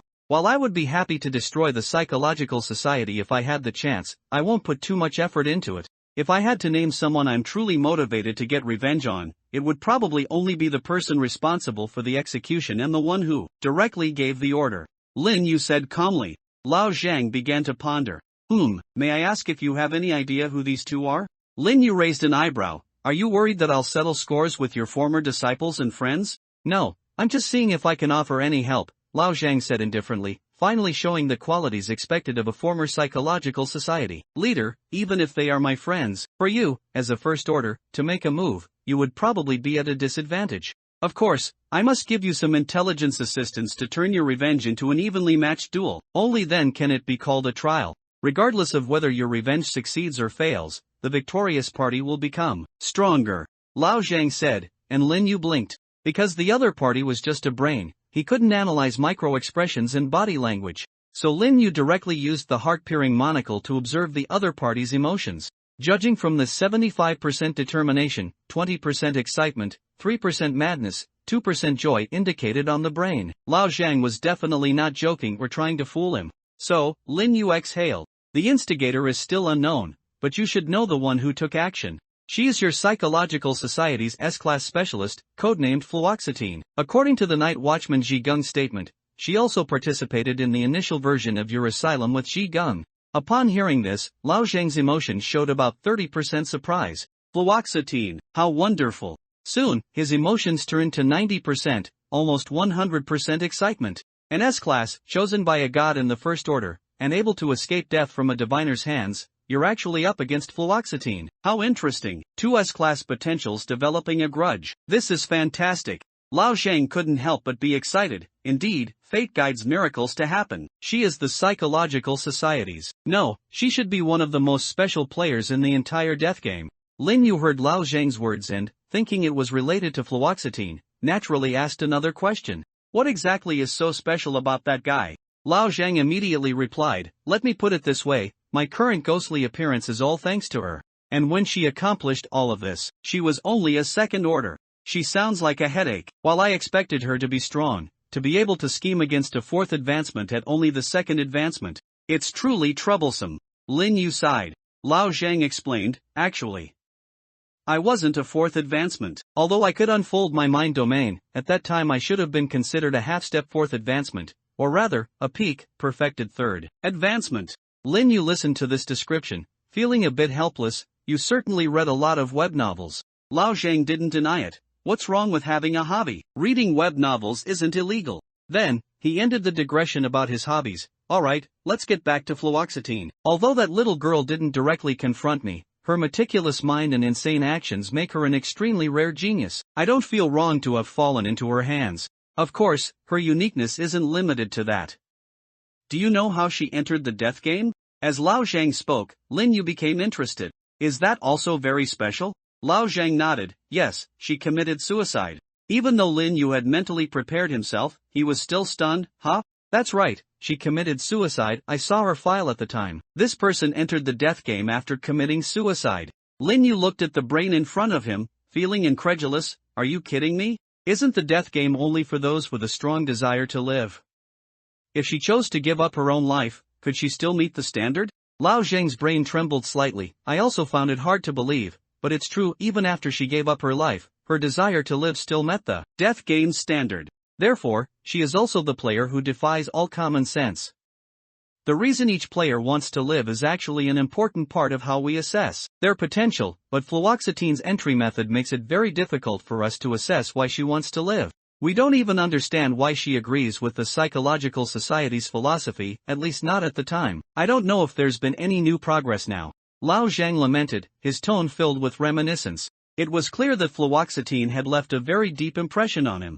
Lin Yu nodded, I see. Lao Zhang exhaled, in short, if it were any other executor, I'd tell you to act early. but if it's fluoxetine, you should still focus on developing. First, how many copies have you cleared now? What advancement are you? As Lao Zhang asked, Lin Yu shrugged. My next copy will be the 7th, and I'm currently a first advancement. Although Lao Zhang might eventually be able to separate from him, Lin Yu felt, since this brain was currently his item, there was no point in hiding anything from him. So, he told him honestly. You only cleared 6 copies and were already matched with me, and you even completed an advancement trial copy. What kind of monster are you?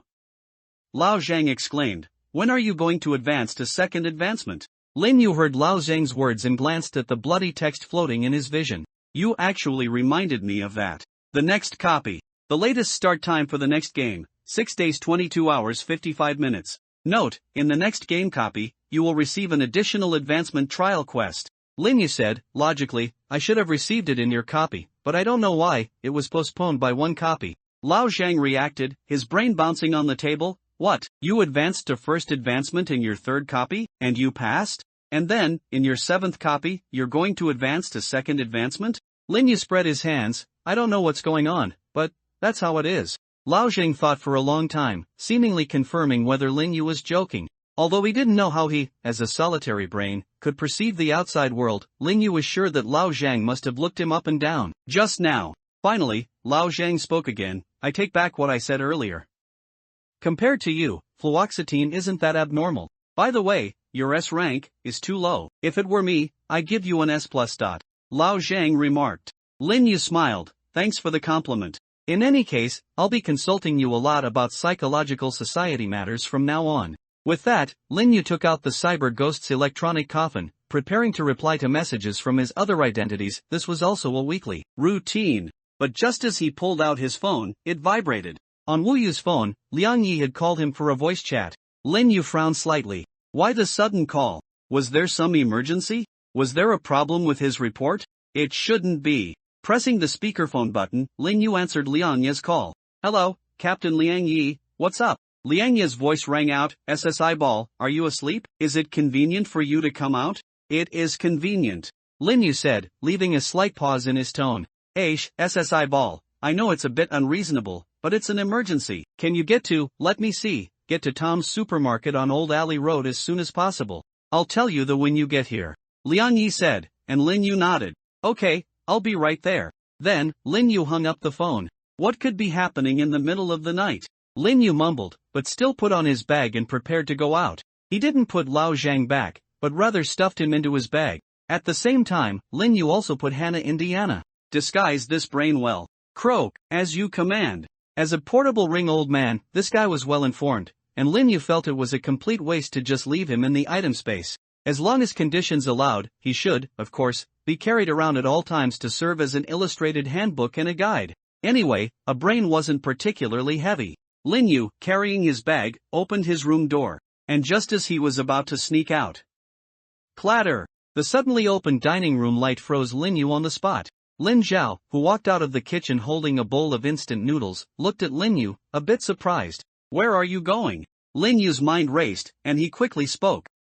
There's an urgent filming task. One of the videos I shot earlier was taken down, and they want me to reshoot it. As Lin Yu spoke, Lin Zhao stirred the instant noodles in her bowl with chopsticks, making a thick sound. Oh. Money is really hard to earn. Why don't we just stop doing it for now? It's not like your sister, can't work anymore. Lin Yu smiled. How could that be? Besides the money, this is also a very good opportunity. Alright, sister, I'm leaving now. Seeing that Lin Zhao had been fooled, Lin Yu quickly ran out, not giving Lin Zhao a chance to think too much. The excuse was made up on the spot, and he was really afraid that a few more questions would expose him. Who knew why Lin Zhao, who always had a regular routine, suddenly got up in the middle of the night to eat instant noodles tonight? After leaving the house, Lao Zhang's voice came from inside the backpack. That woman just now was your sister? What about her? Lin Yu asked grumpily. Nothing, it's just, she's very beautiful. Lao Zhang sighed. What a beauty. In the dead of night in Jiang City, when even the late-night snack stalls were packing up and the drunkards had all gone home, Lin Yu took a taxi to the location Liang Yi had mentioned, Tom's supermarket in Jiang City. This was a large chain supermarket located on the outer ring of Jiang City, a typical foreign-owned Western-style department store supermarket, which looked almost as big as a stadium from a distance. Of course, the supermarket was not open at this hour, but the trucks and staff coming to restock had already started working. Lin Yu got out of the taxi, looked around for a while, and then found Liang Yi. A week had passed, and Liang Yi's injuries had mostly healed, but his left hand was still in a cast. He was dressed in a very Korean style, a baseball cap, a leather jacket, wide-leg pants, and a cigarette dangling from his mouth, as he stood in the empty parking lot in front of the supermarket, leaning against a lamppost. His demeanor and attire made him look almost like a seasoned Korean cop from a Korean crime movie. Lin Yu walked straight over, and Liang Yi also noticed Lin Yu's arrival, pinching out the cigarette but in his mouth with one hand and flicking it towards a nearby trash can. Then, Liang Yi spoke, "Aish, you came quickly. You just finished a copy, that must have been tough. Logically, after encountering a diviner, you should rest, but the matter is urgent. Anyway, the two of us are going on an external mission now."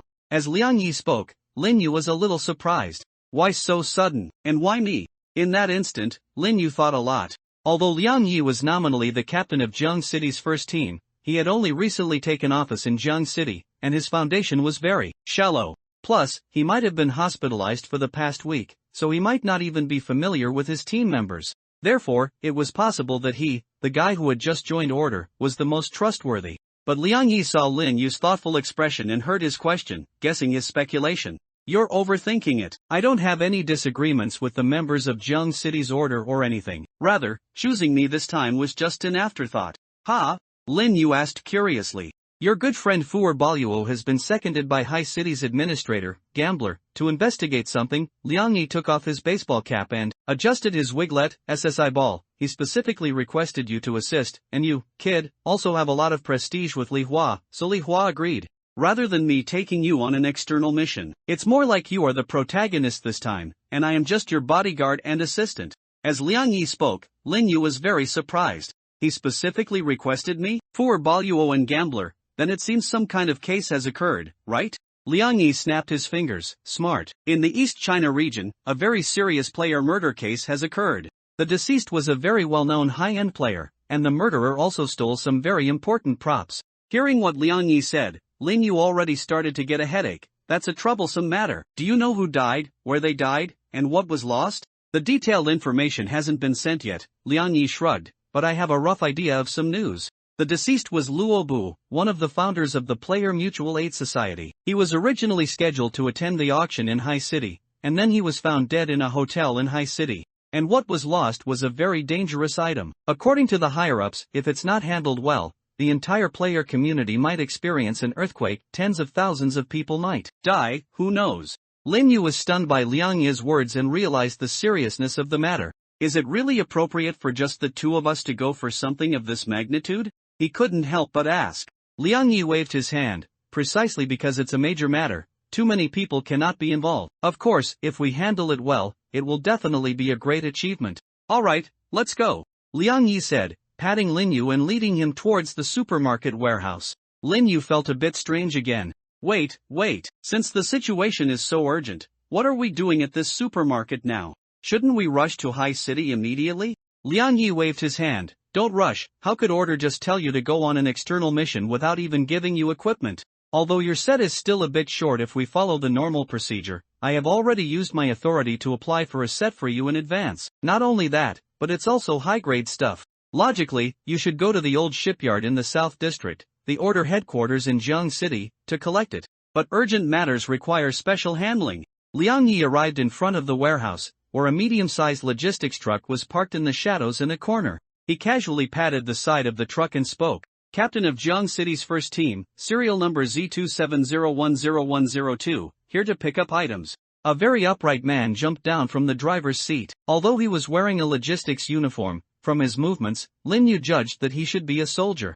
Or rather, he had a long period of military service in the past. He didn't speak, just nodded slightly to Liang Yi, walked quickly to the cargo compartment, opened it, and pulled out a cardboard box from inside. "This is a Tier 2 item integration kit. Captain, please inspect it." The person handed the logistics cardboard box with the Tom Supermarket logo to Liang Yi, who shook it and nodded. "There won't be any problems, you can go first." Then, the man nodded, climbed back into the driver's seat, and drove the truck back into the normal unloading line. Liang Yi then handed the box directly to Lin Yu. "Bind it." Lin Yu was surprised to discover this entire cardboard box was actually an item. The words item integration kit appeared before Lin Yu. Although he already knew that with the Tier 2 Illustrated Handbook Authority, most large organizations would definitely have means to mass-produce items. But actually seeing Order issue an entire cardboard box, Lin Yu still found it a bit hard to process. Moreover, when he bound this unowned cardboard box as his item, it actually transformed into 4 items and appeared in his item space. Intermediate protective suit, enemy-seeking dagger, reusable universal healing potion, reusable universal buff potion, armor, weapon, healing, and buffs. It almost covered all frontal combat needs. That's truly rich and powerful. Lin Yu couldn't help but exclaim.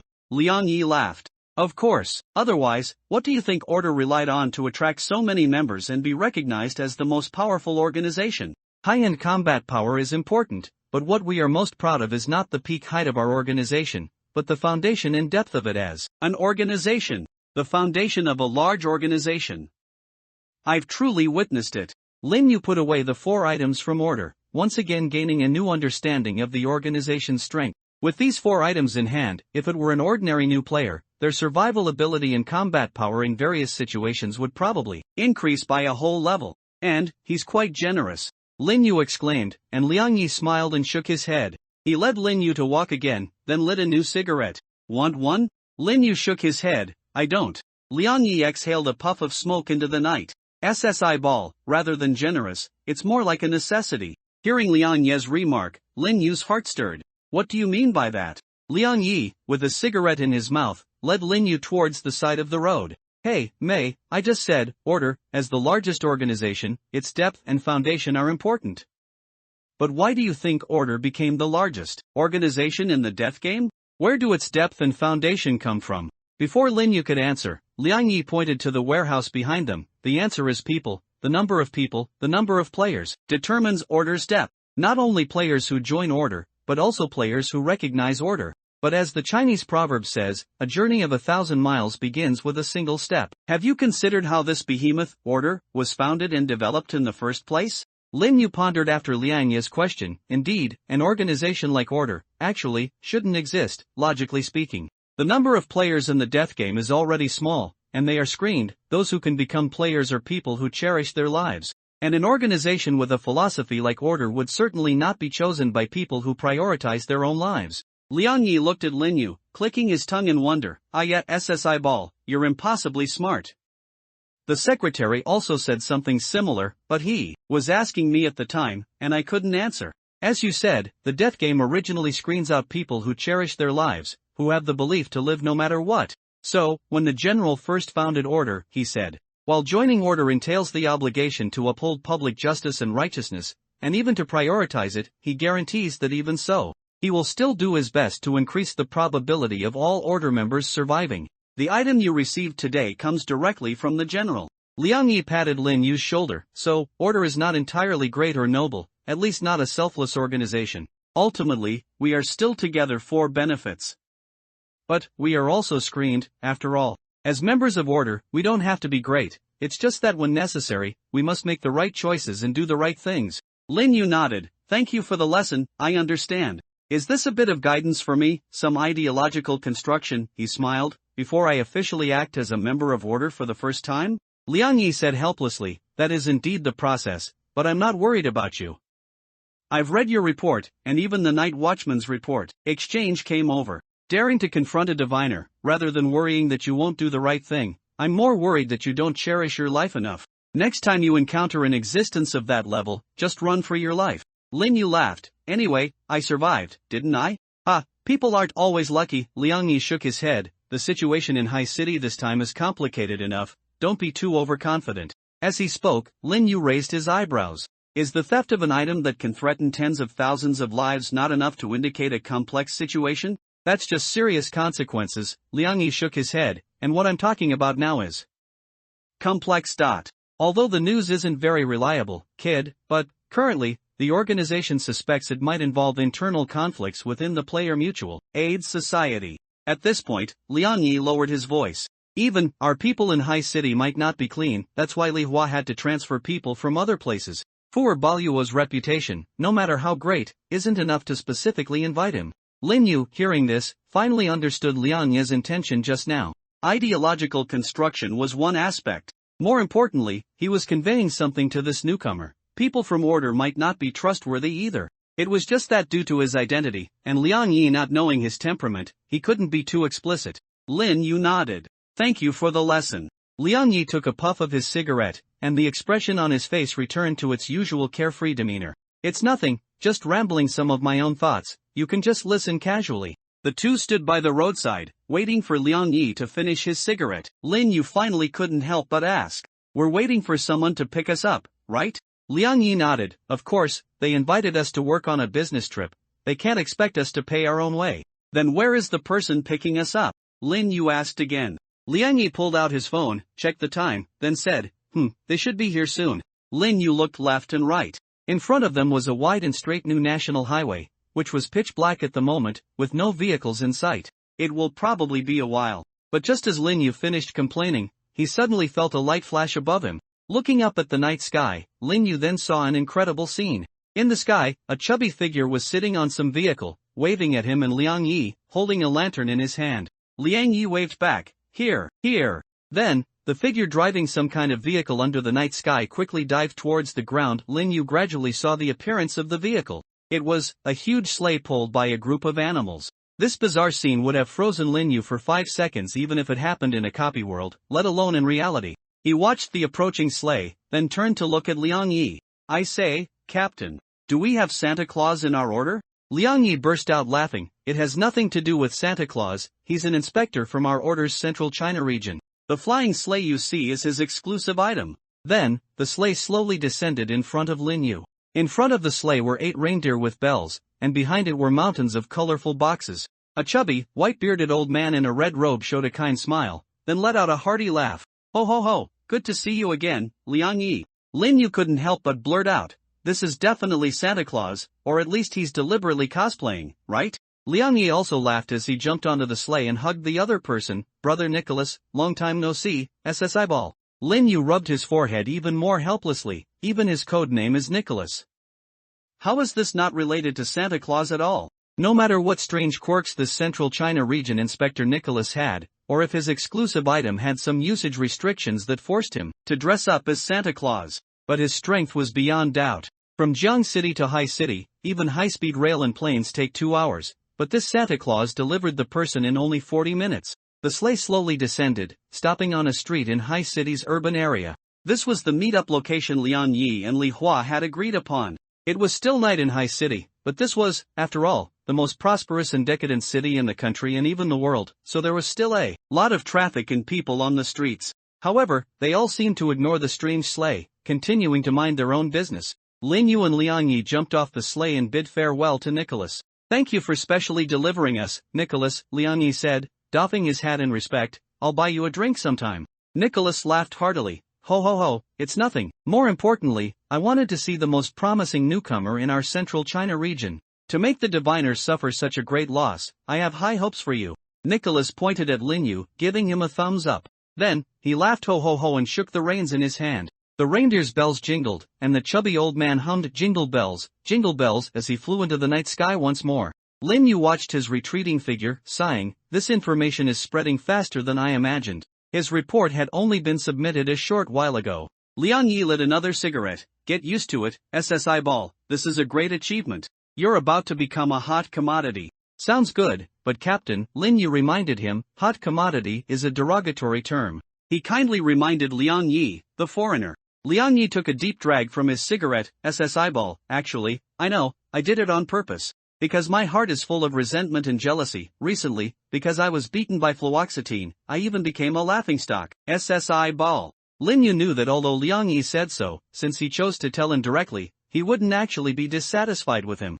Actually, fluoxetine is also quite strong. I think everyone's judgment of you is too unfair. Lin Yu said seriously, comforting Liang Yi in a way that fit Woyue's persona. Liang Yi nodded. You understand, Woyue, those SSI ball people should try fluoxetine's strength themselves. While the two were chatting on the streets of Hai City, a black Honda Corolla minivan slowly stopped in front of them. The car door opened, and Li Hua, dressed in a dark base with a tang suit embroidered with red cloud patterns on his shoulders, sat upright in the car, making a pleased gesture. Liang Yi, Woyue, please, get in. Liang Yi got into the car, greeting him. Yo, gambler, we meet again. The car slowly started. Li Hua pushed up his tortoiseshell-rimmed glasses, nodding slightly at the seated Liang Yi. Liang Yi, have your hand injuries not fully healed yet? My radius was broken into 4 pieces, and there's blood plate corrosion. Even if I called the organization's doctors to treat me, it wouldn't heal that quickly, Liang Yi explained. After the two exchanged pleasantries, Liang Yi gestured with his thumb, pointing to Lin Yu beside him. The person you wanted, Wu Yue, I brought him to you. Let me say this first, his last copy was extremely dangerous. Not only did he escape from the diviner, but he also rescued Ji Gung, Liang Yi said. In a light, joking tone, by rights, he should be on leave now, but you've urgently called him to High City. How can you not compensate him more? What's more, I have some understanding of the current situation. Whether you admit it or not, this water is very murky. Lin Yu listened to Liang Yi's words and looked at his nominal superior with some surprise. This Korean guy was really decent. He had just been curious. Liang Yi seemed to have extensive connections within order. Not only did he know everyone, but he also seemed to have good relationships with everyone. Now it seemed, this guy was indeed likable. Lin Yu, of course, understood Liang Yi's words just now, first bringing up his achievements and then talking about the difficulties, were naturally to fight for,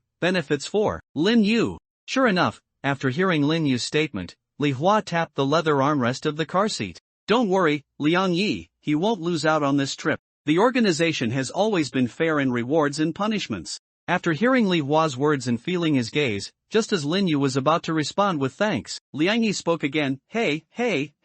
He crossed his legs, patting his knee. SSI ball, brother, I treat you like family, Li Hua, and you treat me like this? This is my subordinate, my confidant in Jiang City, a man like my brother, SSI ball. What benefits do you actually have? Stop trying to fool people with empty promises. Liang Yi shouted, but Li Hua remained calm. He pushed up his glasses, seemingly weighing something, and then slowly spoke after a moment. As a minimum, giving Wu Yue a third-class merit is no problem, and then a reward package of supplies worth 500 points. As long as he can provide useful clues or ideas, the reward amount can be increased further. My maximum authority here can give him 1,500 points plus 1 support opportunity, which allows him to get a free copy run with an idle Tier 3 player from the organization. Of course, if he is the primary contributor in clarifying the truth of the matter, finding the culprit, or tracing the whereabouts of the lost item, I can also make the decision to let him choose any unclaimed high-level item from the Order High City branch warehouse, or if the High City auction can still be held as scheduled. Whichever one he fancies, I will bid for it for him,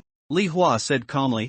Liang Yi exhaled. That's more like it. Lin Yu also knew that it was finally his turn to speak. Calculating the value of those things in his mind, Lin Yu had already decided. No matter what, I have to solve this case. But Lin Yu still maintained Wu Yue's persona. Rewards and such are secondary. What's important is that the organization has a need, and I will definitely give my all, Lin Yu said seriously. So, can I see the detailed information about the content to be investigated this time? Of course, we are on our way there now. Li Hua nodded and pulled out a tablet computer from beside his seat. All the case information is on it, you can review it first. Lin Yu quickly flipped through the tablet, soon finishing the overview compiled by order. It could only be said that the members of this organization, consisting of a large number of police and military personnel, produced reports that were concise, neat, and even had a certain aesthetic. Useful information was neatly listed on the tablet, accompanied by pictures to help Lin Yu sort through all the information content. The deceased was Luo Bu of the Player Mutual Aid Society. Lin Yu had already confirmed this earlier. He took an express train to High City South Station at 4 a.m. last Friday, then, led by an auction staff member, who was also a Hunter Association operator, he arrived at a 5-star luxury hotel in High City's West District to check in. As a founder of the Player Mutual Aid Society, Luo Bu was given extremely high importance and was arranged into the highest-grade Riverview Executive Suite on the hotel's top floor. That suite had 2 bedrooms and 1 living room. Luo Bu was accompanied by 2 Player Mutual Aid Society members on this trip, a Tier 3 thug, codenamed Hihua, and a Tier 2 craftsman, codenamed Zhu Mingzi.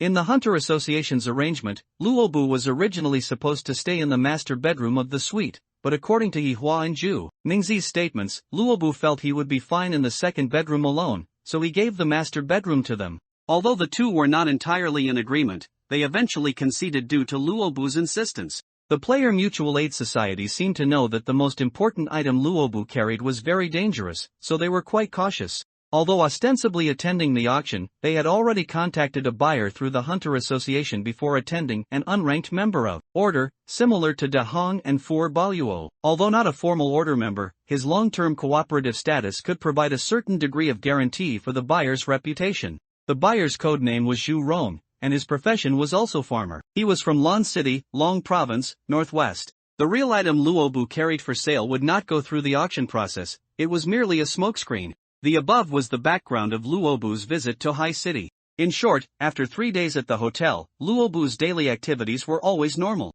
His routine was very regular. He woke up at 6 in the morning for exercise, then had breakfast, after which he would handle organizational work. In the afternoon, he would watch a TV drama channel for a while, and after dinner, he would wash up and go to bed around 10 o'clock. Until Monday, which was last night, around 10 o'clock, Zhu Mingzi and Hihua switched shifts. Zhu Mingzi, who had been awake all day, was preparing to wash up and sleep, while Hihua took watch in the living room. And just as the two were switching shifts, Luobu, who should have finished washing up and gone to bed, uncharacteristically came out with his phone and made a call from the balcony. Hihua observed that the call didn't seem to connect, and then Grandpa Radish returned to his room. At the time, Hihua simply thought Luobu was trying to call his family and couldn't get through. Seeing that his demeanor was normal, she didn't pry too much into his privacy. It wasn't until 2:15 a.m. that Hihua suddenly woke up on the living room sofa, realizing with a start that he had inexplicably fallen asleep. According to Hihua's recollection, his last conscious moment was while scrolling through short videos on his phone, around 1:40 a.m. In other words, he might have been unconscious for a maximum of 35 minutes. This made Hihua feel somewhat abnormal. So, Hihua first went to call Zhu Mingzi in the master bedroom, and then he surprisingly found that Zhu Mingzi was awake, reading in the room. Hearing Hihua say that he had inexplicably fallen asleep, Zhu Mingzi also took it seriously, so the two decided to check on Luobu's condition. Because they didn't want to disturb Luobu's sleep,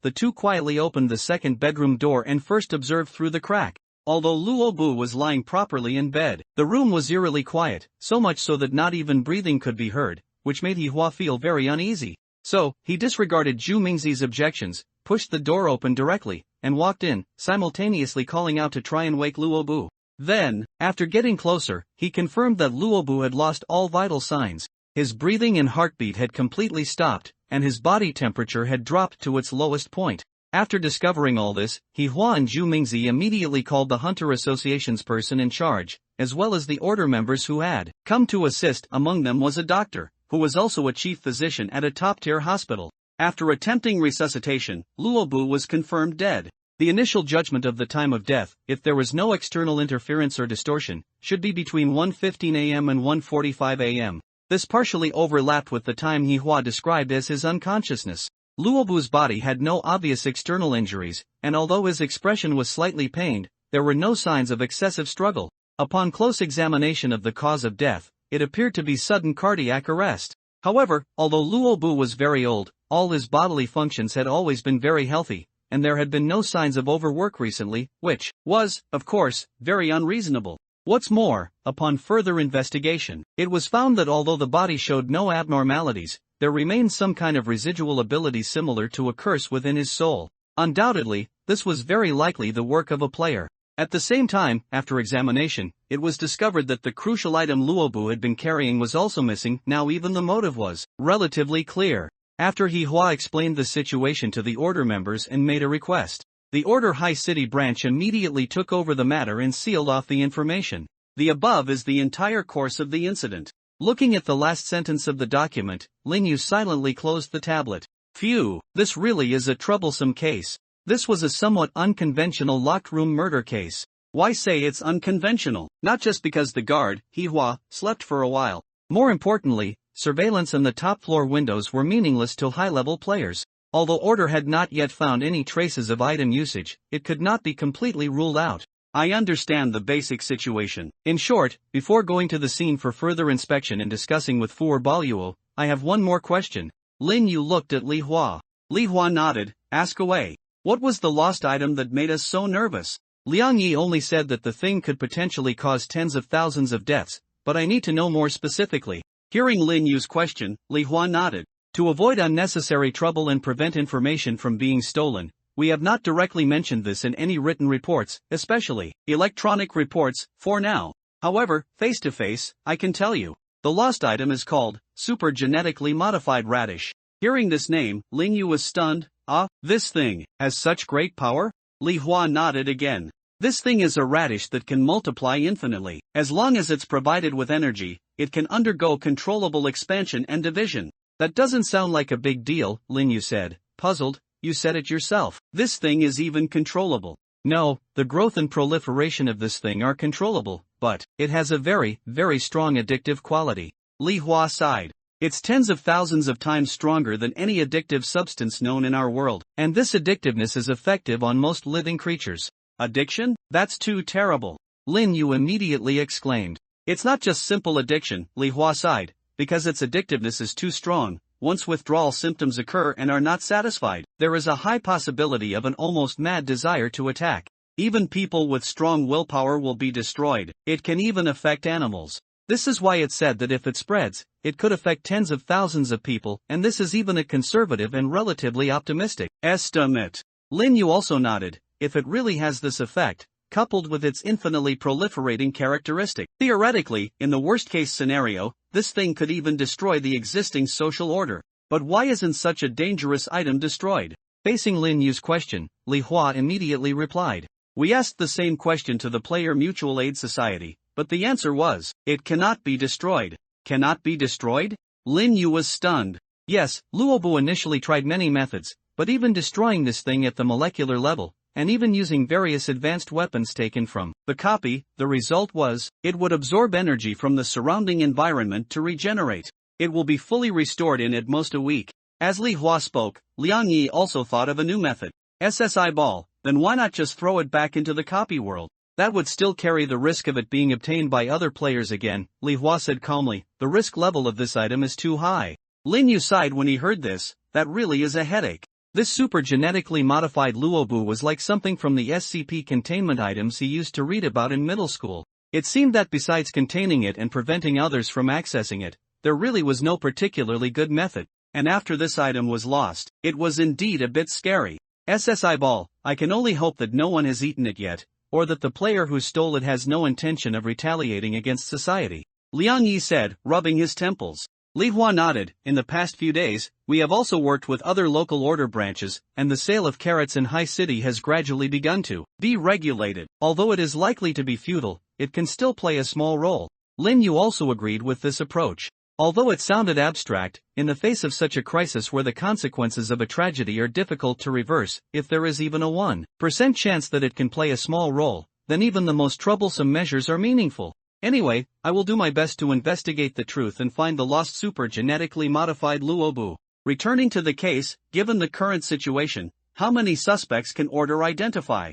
As Lin Yu spoke, Li Hua began to think. Because this event was hosted by the Hunter Association and co-managed by our order, if we temporarily don't consider the possibility of a high-level player using props that can deceive everyone to complete a perfect crime, then there are actually only 8 major suspects. Because there are only 8 players who could access Luobu, who lived in the top floor suite, and knew his identity. First are Zhu Mingzi and He Hua, 2 fellow members of the Player Mutual Aid Society. Lin Yu nodded slightly when he heard this. These 2 people were indeed highly suspicious. Most of the current report's information was compiled based on their testimonies, which had only been initially cross-referenced with on-site evidence, and the possibility of them lying could not be completely ruled out yet.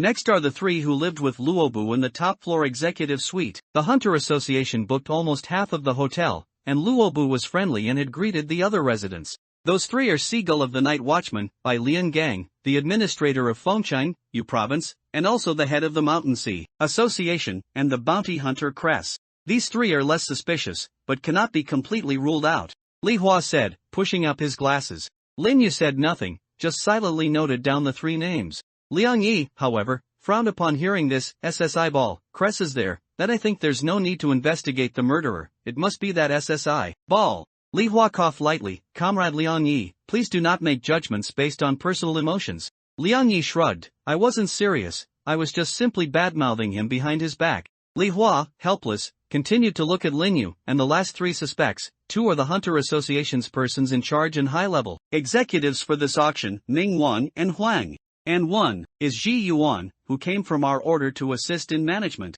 Li Hua reported the names of the last 3. Although these 3 even include one of our comrades, their suspicion is absolutely not small. Moreover, among the above 8 people, except for Zhu Mingzi and He Hua, everyone could not provide any alibi for 2 hours before and after Luobu's death. Lin Yu listened to Li Hua's words and finished recording silently. Because everyone cannot prove their innocence, it leads to the scope of suspicion being unable to be locked down for a long time. Originally, such homicide cases involving players would have many factors to consider due to the existence of props. Now, the 8 most suspicious people cannot provide valid alibis, which really adds insult to injury. Do you have any thoughts, Comrade Woyue? Lin Yu shook his head. Not yet. I'll only be able to make a preliminary judgment after I've been to the scene and met all the suspects. During the conversation, the car slowly stopped. Lin Yu glanced out of the car, and it had stopped at the entrance of a splendid hotel lobby. The car door opened, and before he could get out, Lin Yu saw a handsome man at the hotel entrance excitedly waving at him. The man was wearing a nightcap and silk pajamas, looking very comical. Hey, will you, over here? The Yu province accent sounded, and the guy standing at the door was naturally Fu Luo. Fu Luo, wearing disposable hotel slippers, trotted forward in small steps to greet Lin Yu, and after he got out of the car, he slapped him hard on the shoulder. You're finally here, brother. This case is really too tricky, so I quickly called you over to help. You've already seen the information on the way, right? Lin Yu nodded. I've briefly looked at it. What, you've seen the scene and still have no clue? Fu Luo shook his head. Of course not, I already have an initial idea, but I want to hear your opinion. So, until you've seen the scene, I won't interfere with your thoughts with my own. I believe that although this case is troublesome, if our 2 brothers team up, we are invincible. After arriving at the hotel, Lin Yu, led by Fu Luo, immediately went to the scene to investigate. And just as Lin Yu expected, he found nothing at a scene where even order couldn't find any clues. Everything was too normal. Even though a murder had clearly occurred in the room, Lin Yu still couldn't see anything out of place. Even without Order's relatively professional detection methods, Lin Yu could make a judgment. There should indeed be no traces of any advanced professional item having been used. Even if an item could silently transport someone into this room, a living person appearing there couldn't leave no traces. As for remote killing items, that was a more likely possibility, but Luobu's autopsy report didn't indicate this.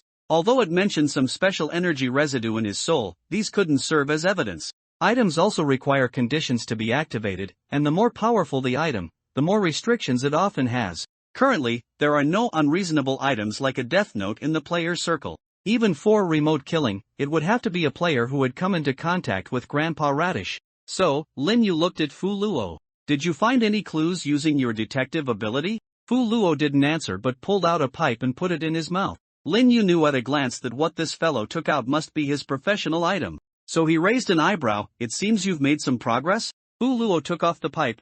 No, not at all. The killer was too clean. At least in the room, my ability didn't provide any useful hints. Lin Yu heard Fu Luo's matter-of-fact words and silently sighed. It's getting more and more troublesome. It seems our opponent this time is very strong. If there are no clues at the scene, the only breakthrough is to question the suspects. Fu Luo agreed. Yes, question them one by one, and we'll eventually find a breakthrough. Let's go. Who should we question first? Looking at the eager Fu Luo, Lin Yu sighed. If I remember correctly, you and I are in the same copy, right?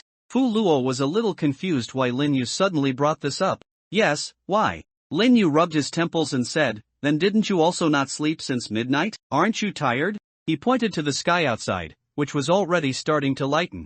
It's almost 5 in the morning now. Even if we don't sleep, those suspects might not be awake. Lin Yu said helplessly. I can already feel my mind getting foggy. Even if we ask now, it might be twice the effort for half the result. I don't know why you're so excited. Fu Luo rubbed his hands awkwardly. Actually, I'm a little tired too, but I thought since it's this late, I might as well stay up for another hour or so and find something to do. Lin Yu was stunned and looked at Fu Luo. What's your reason for having to stay up longer? This hotel has a buffet breakfast at 6:30 a.m., and it's quite good, Fu Luo said honestly. If you buy it separately, it costs over 100 per person. It's not cheap. Lin Yu was amused by Fu Luo. You've got your priorities completely wrong. I'm truly impressed by you. I'm going to sleep, Lin Yu said, then turned and left the first scene. Fu Luo still didn't forget to ask from behind. Alright, then do you want me to pack you some cake or something? Lin Yu did not answer. Because this auction was handled by the Hunter Association, even though Lin Yu was on a mission to investigate as a member of Order, his accommodation was still arranged by the Hunter Association.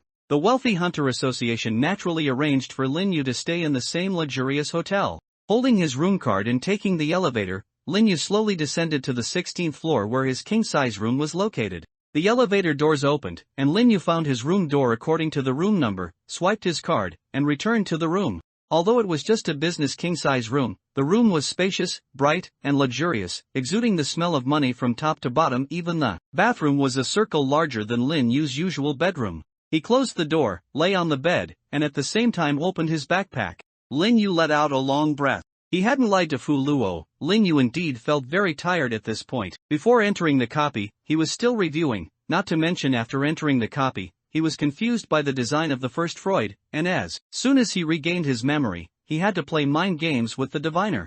Returning to reality, he immediately came to High City to start investigating the murder. Lin Yu's brain had reached its limit. I really admire the energetic geniuses in fictional works. Lin Yu rubbed his temples, slowly relaxing his entire body. Sure enough, I'm just an ordinary person. While he was sighing, he also noticed Hannah, who was carrying Lao Zhang's brain and crawling out from the corner of his eye.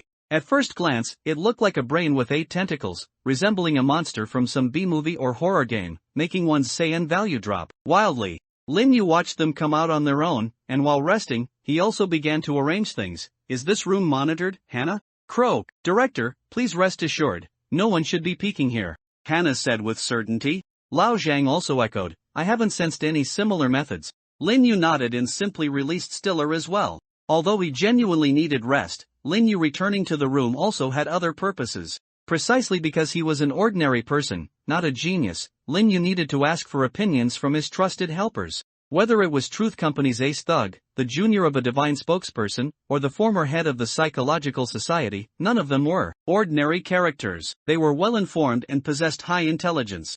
Moreover, in a sense, these 3 guys were also professionally suited. Hannah was good at disguise and infiltration. Lao Zhang might know some of these suspects, and Stiller himself had executed a locked room murder case. Before questioning those old player hands, asking for their opinions could make his questioning process smoother. So, everyone, what are your thoughts on this case? As Lin Yu spoke, Lao Zhang was the first to speak. Hey, friend, don't say it, don't say it. I actually have some clues. Lin Yu looked at the brain. Oh? I know Luobu, Lao Zhang said confidently, and when that kid in the car just now reported the suspects' names, I heard 2 names of people who had a grudge against him. Phoenix and Bai Lian Gang. These 2 guys don't get along with Luobu. Phoenix, Bai Lian Gang. Lin Yu chewed on these 2 names, feeling somewhat surprised. I thought with Luobu's personality, he wouldn't have any enemies. Lao Zhang let out a laugh that was hard to decipher. Ha ha ha, then you are greatly mistaken. The death game isn't a place where everyone gets along happily just because you're kind to others. Lin Yu stroked his chin. It sounds like you know some secret. The light in Lao Zhang's mind flickered rapidly. It's not really a secret. Simply put, in a super large survival copy with 25 players, Luobu survived as the sole survivor. Including the Player Mutual Aid Society members who entered that copy with him, the other 24 people all died. Luobu himself was very remorseful, claiming it was all his responsibility. Although most people chose not to pursue accountability, there were still some who couldn't accept this fact. Bai Lian Gang's 2 closest friends and core members of the Mountain Sea Society died inside, and Phoenix, she lost her lover. Since then, Bai Lian Gang, as an administrator of order, has rarely interacted with the Player Mutual Aid Society, a positive organization. And Phoenix, she directly attempted to attack Luobu, but didn't succeed. Listening to Lao Zhang's words, Lin Yu nodded slightly. He recalled Grandpa Radish's behavior when he mentioned the past several times in Feast Above the Heavens. It seemed to align with what Lao Zhang said. If it was truly a rift of this magnitude, it was indeed enough to be a motive for murder. Although a year had passed, hatred has always been the most difficult emotion in the world to fade. Even if one repeatedly tells their heart to let go and move on, it's like mold on spoiled food. Tear off one layer, and it will crawl back in a few days. Frankly, Lin Yu put himself in that position. If, after a year, there was a perfect opportunity to kill fluoxetine, he would definitely take action.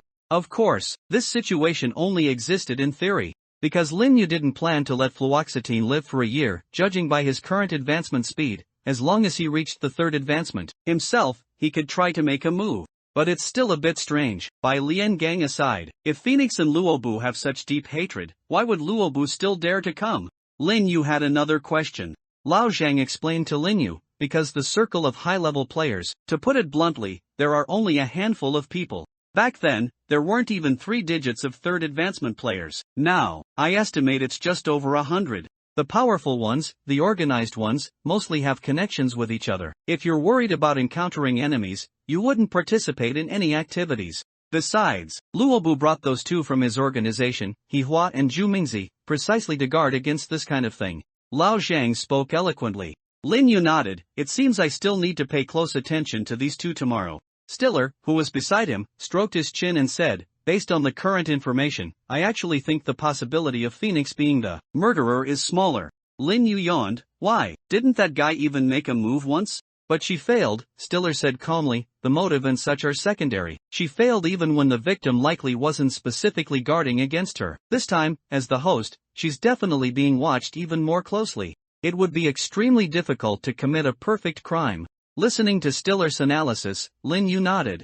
That makes sense. Stiller, hearing Lin Yu's approval, was about to analyze a few more sentences but suddenly stopped, because Lin Yu had already fallen asleep. Darkness. Cold. Lin Yu got up, finding himself on a desolate and dark plain. He was only wrapped in ragged white linen, and the biting cold felt like fine stitches, pricking at the vulnerable parts of his skin. His feet stepped on the rough ground, and black grit flowed backward with the subtle wind. Where is this? It's not another memory wiping copy, is it? Lin Yu shook his head, quickly ruling out that possibility. No, my memory is continuous. I must have fallen asleep.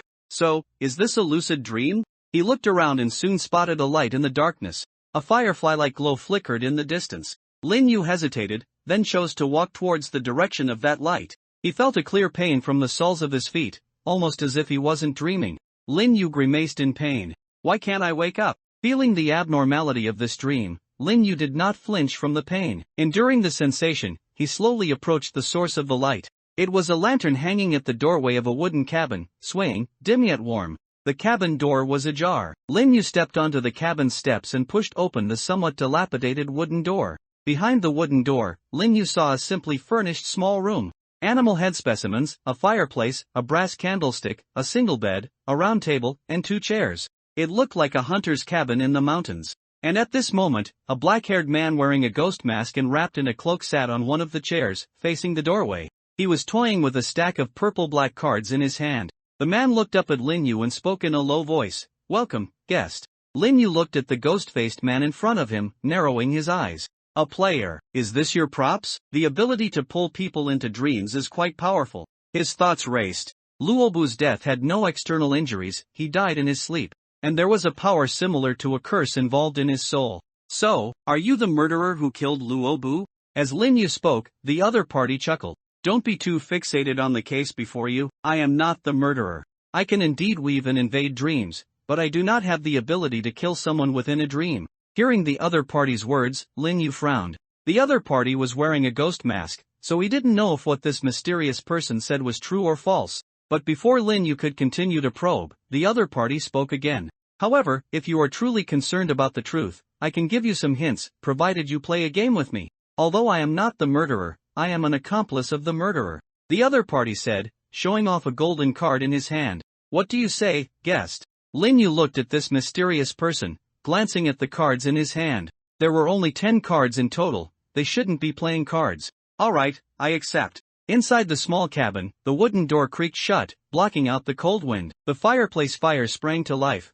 making the room brighter and dispelling some of the chill. Lin Yu pulled out a chair and sat down, looking at the ghost-masked man. The ghost-masked man leisurely shuffled the cards and asked, what should I call you? Lin Yu raised an eyebrow. You pulled me into a dream, yet you don't know who I am? I do know your code name, but I'd rather know what you want me to call you. The ghost-masked man said calmly. Lin Yu clasped his hands on the table. Then just use my code name. What about you? The ghost-masked man smiled. You can call me consultant, would sir. Saying that, he flipped over the golden cards one by one and spread them on the table. The cards had no numbers, instead, they displayed patterns of rock, paper, and scissors. A rock-paper-scissors card game. Lin Yu narrowed his eyes. However, because the total number of cards was 10, the quantities of rock, paper, and scissors were not balanced. There were 4 rock cards, 4 scissors cards, and 2 paper cards on the table. Just from this difference in quantity, Lin Yu had already conceived countless possibilities for strategy. If these cards were evenly distributed, it would mean each of us would have 2 rock cards, 2 scissors cards, and 1 paper card. In that scenario, the timing of playing paper would be very important, so, looking at the optimal solution for a two-player game, only playing scissors first is a consistently high-yield strategy. The rest still depends on luck. However, that's based on the rule of even distribution, and this shouldn't be just a simple game of luck. There should be other rules. Indeed, after the ghost-masked man spread the cards on the table, he spoke. As you can see, this is a set of rock-paper-scissors cards. Although I believe you probably know the rules of rock-paper-scissors, I'll still explain them. Of these three types of cards, rock beats scissors, scissors beats paper, and paper beats rock. At the start, we will each draw 3 cards from these 10, then engage in a duel. After 3 cards are played, the person with more victories will win this round. If a draw occurs after 3 cards are played, the cards will be reshuffled, and 2 new cards will be drawn. If it's a draw again, the cards will be reshuffled again, and 2 new cards will be drawn until someone achieves an additional win. And after each small round, we will reshuffle the cards and draw 3 new ones. After each small round victory, the winning party can ask the losing party a question. The losing party can choose not to answer, but if they do answer, they must tell the truth. The person who first achieves 3 round victories wins the ultimate victory. The ultimate winner can ask the losing party 2 additional questions. These 2 questions, combined with the reward question for winning the last small round, total 3, and they cannot be refused. How about that? Quite simple, isn't it?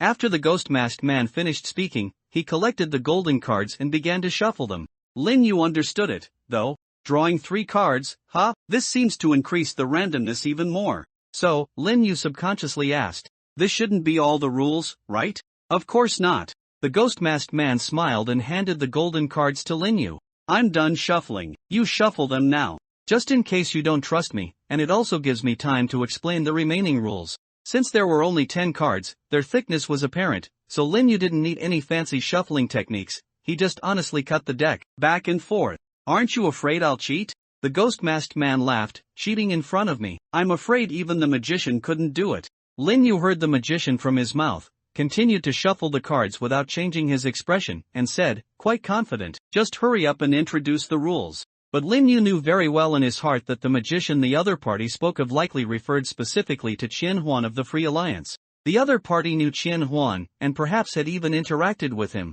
Was this a test of himself? Lin Yu thought quickly. And the ghost-masked man, who called himself consultant, pulled out 10 more silver cards from his cloak.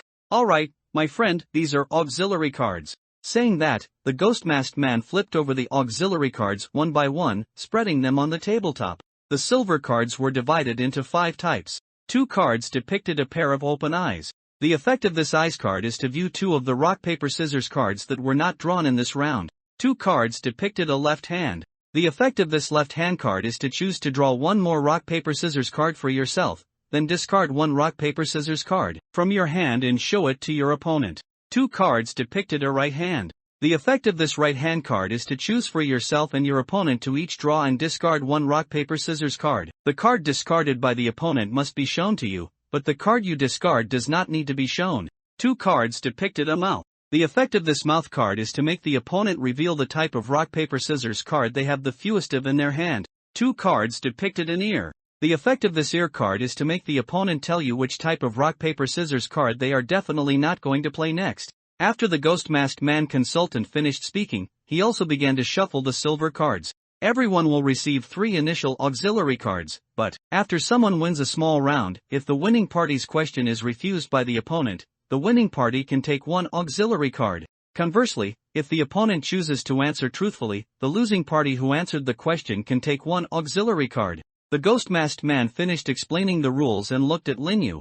Do you have any other questions, guest? Yes. Lin Yu immediately said. The ghost-masked man consultant's reaction clearly lagged for a moment. He evidently hadn't expected Lin Yu to actually have a question. In his opinion, his rules were flawless, his explanation clear and logical, and the player opposite him possessed a keen intellect, so there shouldn't be any questions, right? But the ghost-masked man still said earnestly, what is your question? During the questioning phase after each small round victory, can I ask a question that the other party absolutely cannot answer? For example, please prove the Riemann hypothesis or similar questions. The ghost-masked man consultant was silent for a long time before slowly speaking. You are the first person to think of this and ask it. Wouldn't you want to ask about my identity or something? Moreover, I've already told you that I have the case clues you want to know. Lin Yu gave an embarrassed smile. I can investigate the case myself, and your identity too. The consultant looked Lin Yu up and down. You really are unprecedented. Thank you for the compliment. So, can I ask? Of course not, the consultant sighed. A question the other party has absolutely no clue about is meaningless. A new question must be asked. Lin Yu nodded. Then how do you determine if the other party has a clue? Is it you who decides? No, it is this dream itself that decides. The ghost-masked man consultant said subconsciously, then placed his hands on the table. Wait a minute, are you trying to trick information out of me? Lin Yu admitted it directly. Yes, at least I know now that although you created this dream, you are not its manipulator, he said calmly, tapping the table. Alright, let the game begin. Lin Yu knew very clearly that in an unfamiliar environment, gaining dominance was a very important thing. Being pulled into a strange dream, he, as a guest, was undoubtedly passive. But just now, Lin Yu finally found an opportunity to regain his dominance. The ghost-masked man consultant also clearly understood Lin Yu's intention. Looking at the golden rock-paper-scissors cards Lin Yu placed on the table, the ghost-masked man silently drew a card. The two drew cards alternately until each had 3 cards in hand, then each drew 3 more from the shuffled silver auxiliary cards. At this point, the ghost-masked man spoke again. Respected guest, let's decide the turn order. Lin Yu raised his eyebrows when he heard the ghost-masked man's words. Does rock-paper-scissors also have a turn order? The ghost-masked man nodded. Of course, while using rock-paper-scissors cards has no turn order, auxiliary cards do. Placing the rock-paper-scissors cards face down on the table is considered playing a card. After both players play their cards, we need to flip them over simultaneously. If one side plays a card and the other does not, neither side may use an auxiliary card. Therefore, correspondingly, after each flip and before playing a card, we also need to decide whether to use an auxiliary card. Thus, who decides whether to use an auxiliary card first in each round is the so-called turn order. Lin Yu nodded. Understood. Since you asked, I'll go first then. Afterward, he checked his hand. The 3 golden rock-paper-scissors cards were rock, rock, and scissors. This was a good start, as the number of paper cards was scarce, so having many rock cards was good for Lin Yu. The 3 silver auxiliary cards were eye, and left hand. Lin Yu pursed his lips. Both eye cards were in his hand, which meant the ghost-masked man had no eye cards. The auxiliary cards in his hand could only be the remaining 4 types. Thinking of this, Lin Yu had a plan in mind. He displayed 1 silver card, eye. This round, I choose to use an auxiliary card, Lin Yu said, discarding the eye card onto the table. The ghost-masked man was surprised, a very aggressive play, using an auxiliary card right away. Lin Yu ignored him, simply drawing 2 cards from the 4 that had not been drawn. He saw paper and rock.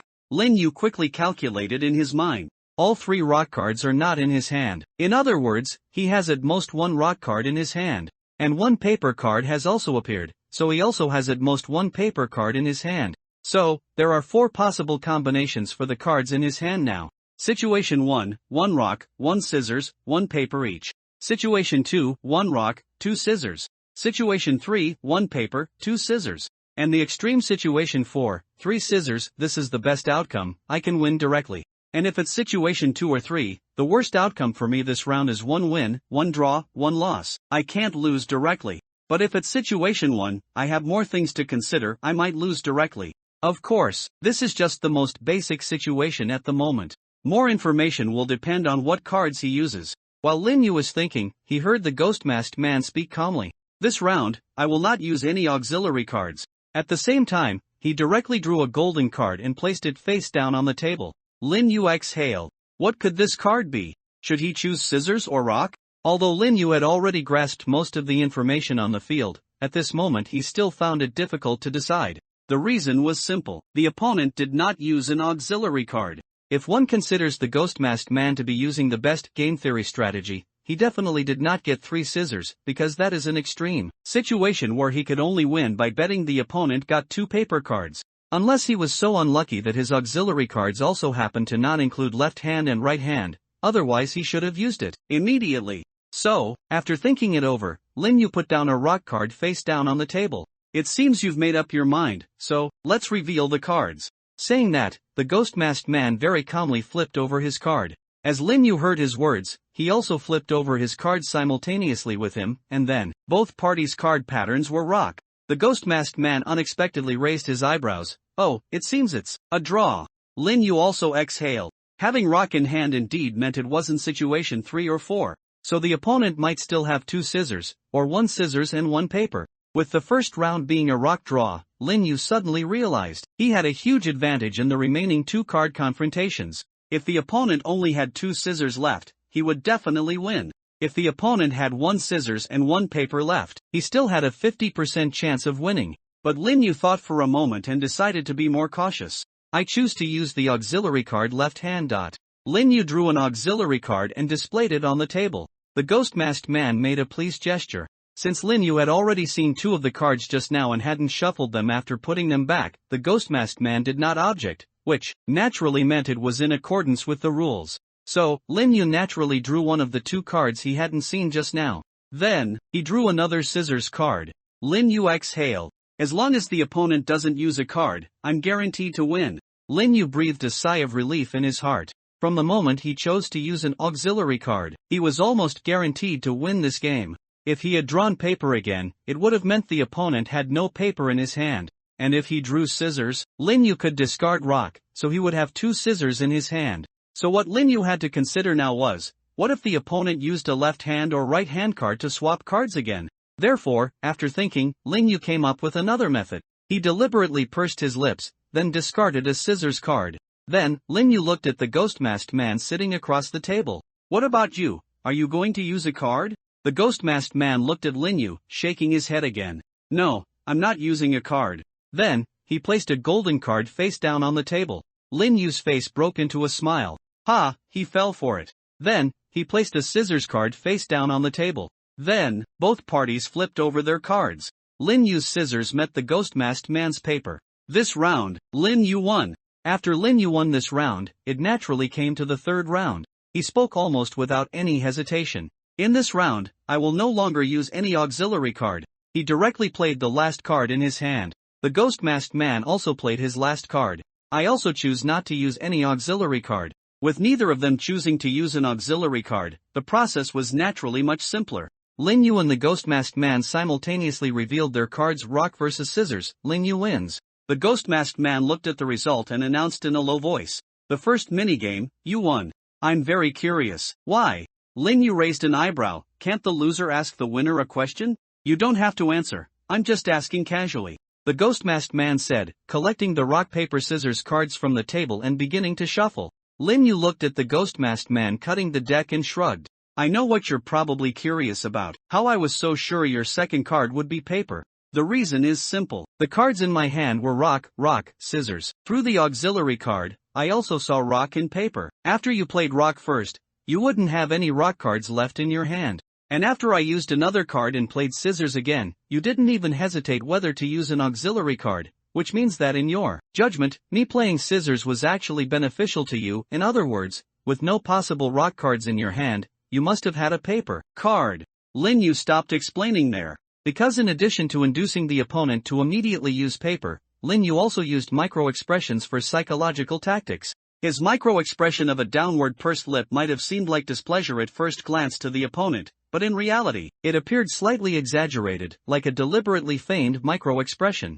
But with Lin Yu's acting skills, how could there be a performance that was slightly exaggerated and revealed flaws to an amateur? This was, of course, another one of his disguises, using this expression to make the opponent guess that he might have switched to some sure-win cards, but to prevent him from using an auxiliary card, he also had to act mysteriously, feigning regret and indecision. So, in that instant judgment, he might have thought that he had switched to 2 rock cards in his hand. That's why he played paper. As long as it resulted in a draw, it would be a favorable situation for him. Even if he secured a win first, he could win with 1 card. Because an auxiliary card is a resource. If he used 2 auxiliary cards and was forced into a draw, Lin Yu would definitely be at a loss. Winning 1 against 2 was also unacceptable to Lin Yu. Lin Yu exploited the opponent's instantaneous weighing of options, but all of this was based on his analysis of his own expression. Unfortunately, that expression was acting. But Lin Yu couldn't actively mention his acting skills as wuyue.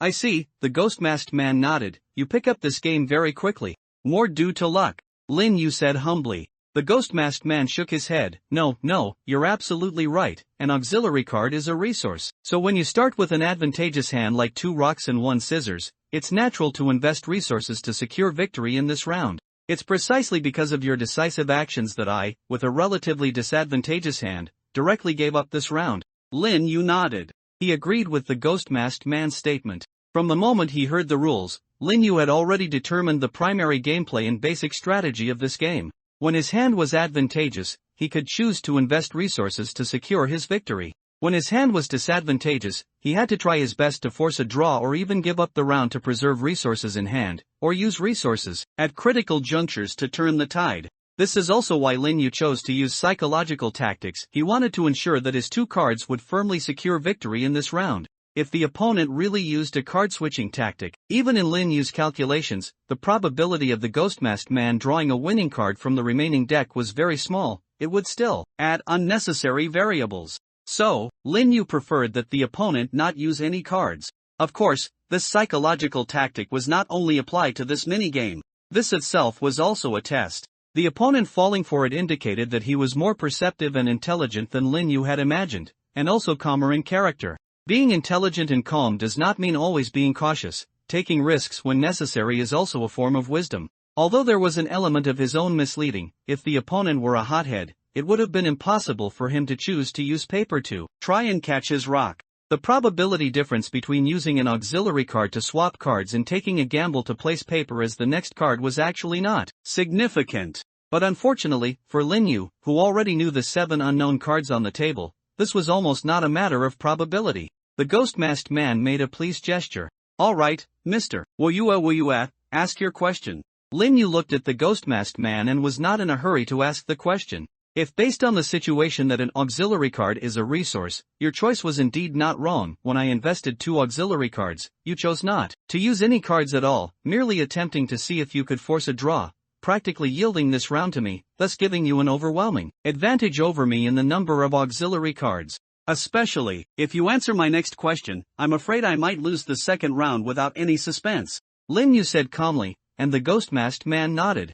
That's right, so you need to be careful with this question. I'm more willing to take risks than you think. Lin Yu laughed. Yes, so I must find a question that you absolutely cannot afford to risk. The ghost-masked man consultant, however, interrupted Lin Yu again before he could speak. Wait a moment, Your Excellency, will you? What I want to say is, don't forget your purpose in playing this game. If you can directly use this question to find the murderer, isn't that more profitable than getting 1 card? So, the value of this question, as long as you believe it's greater than 1 auxiliary card, you can ask it, the ghost-masked man said.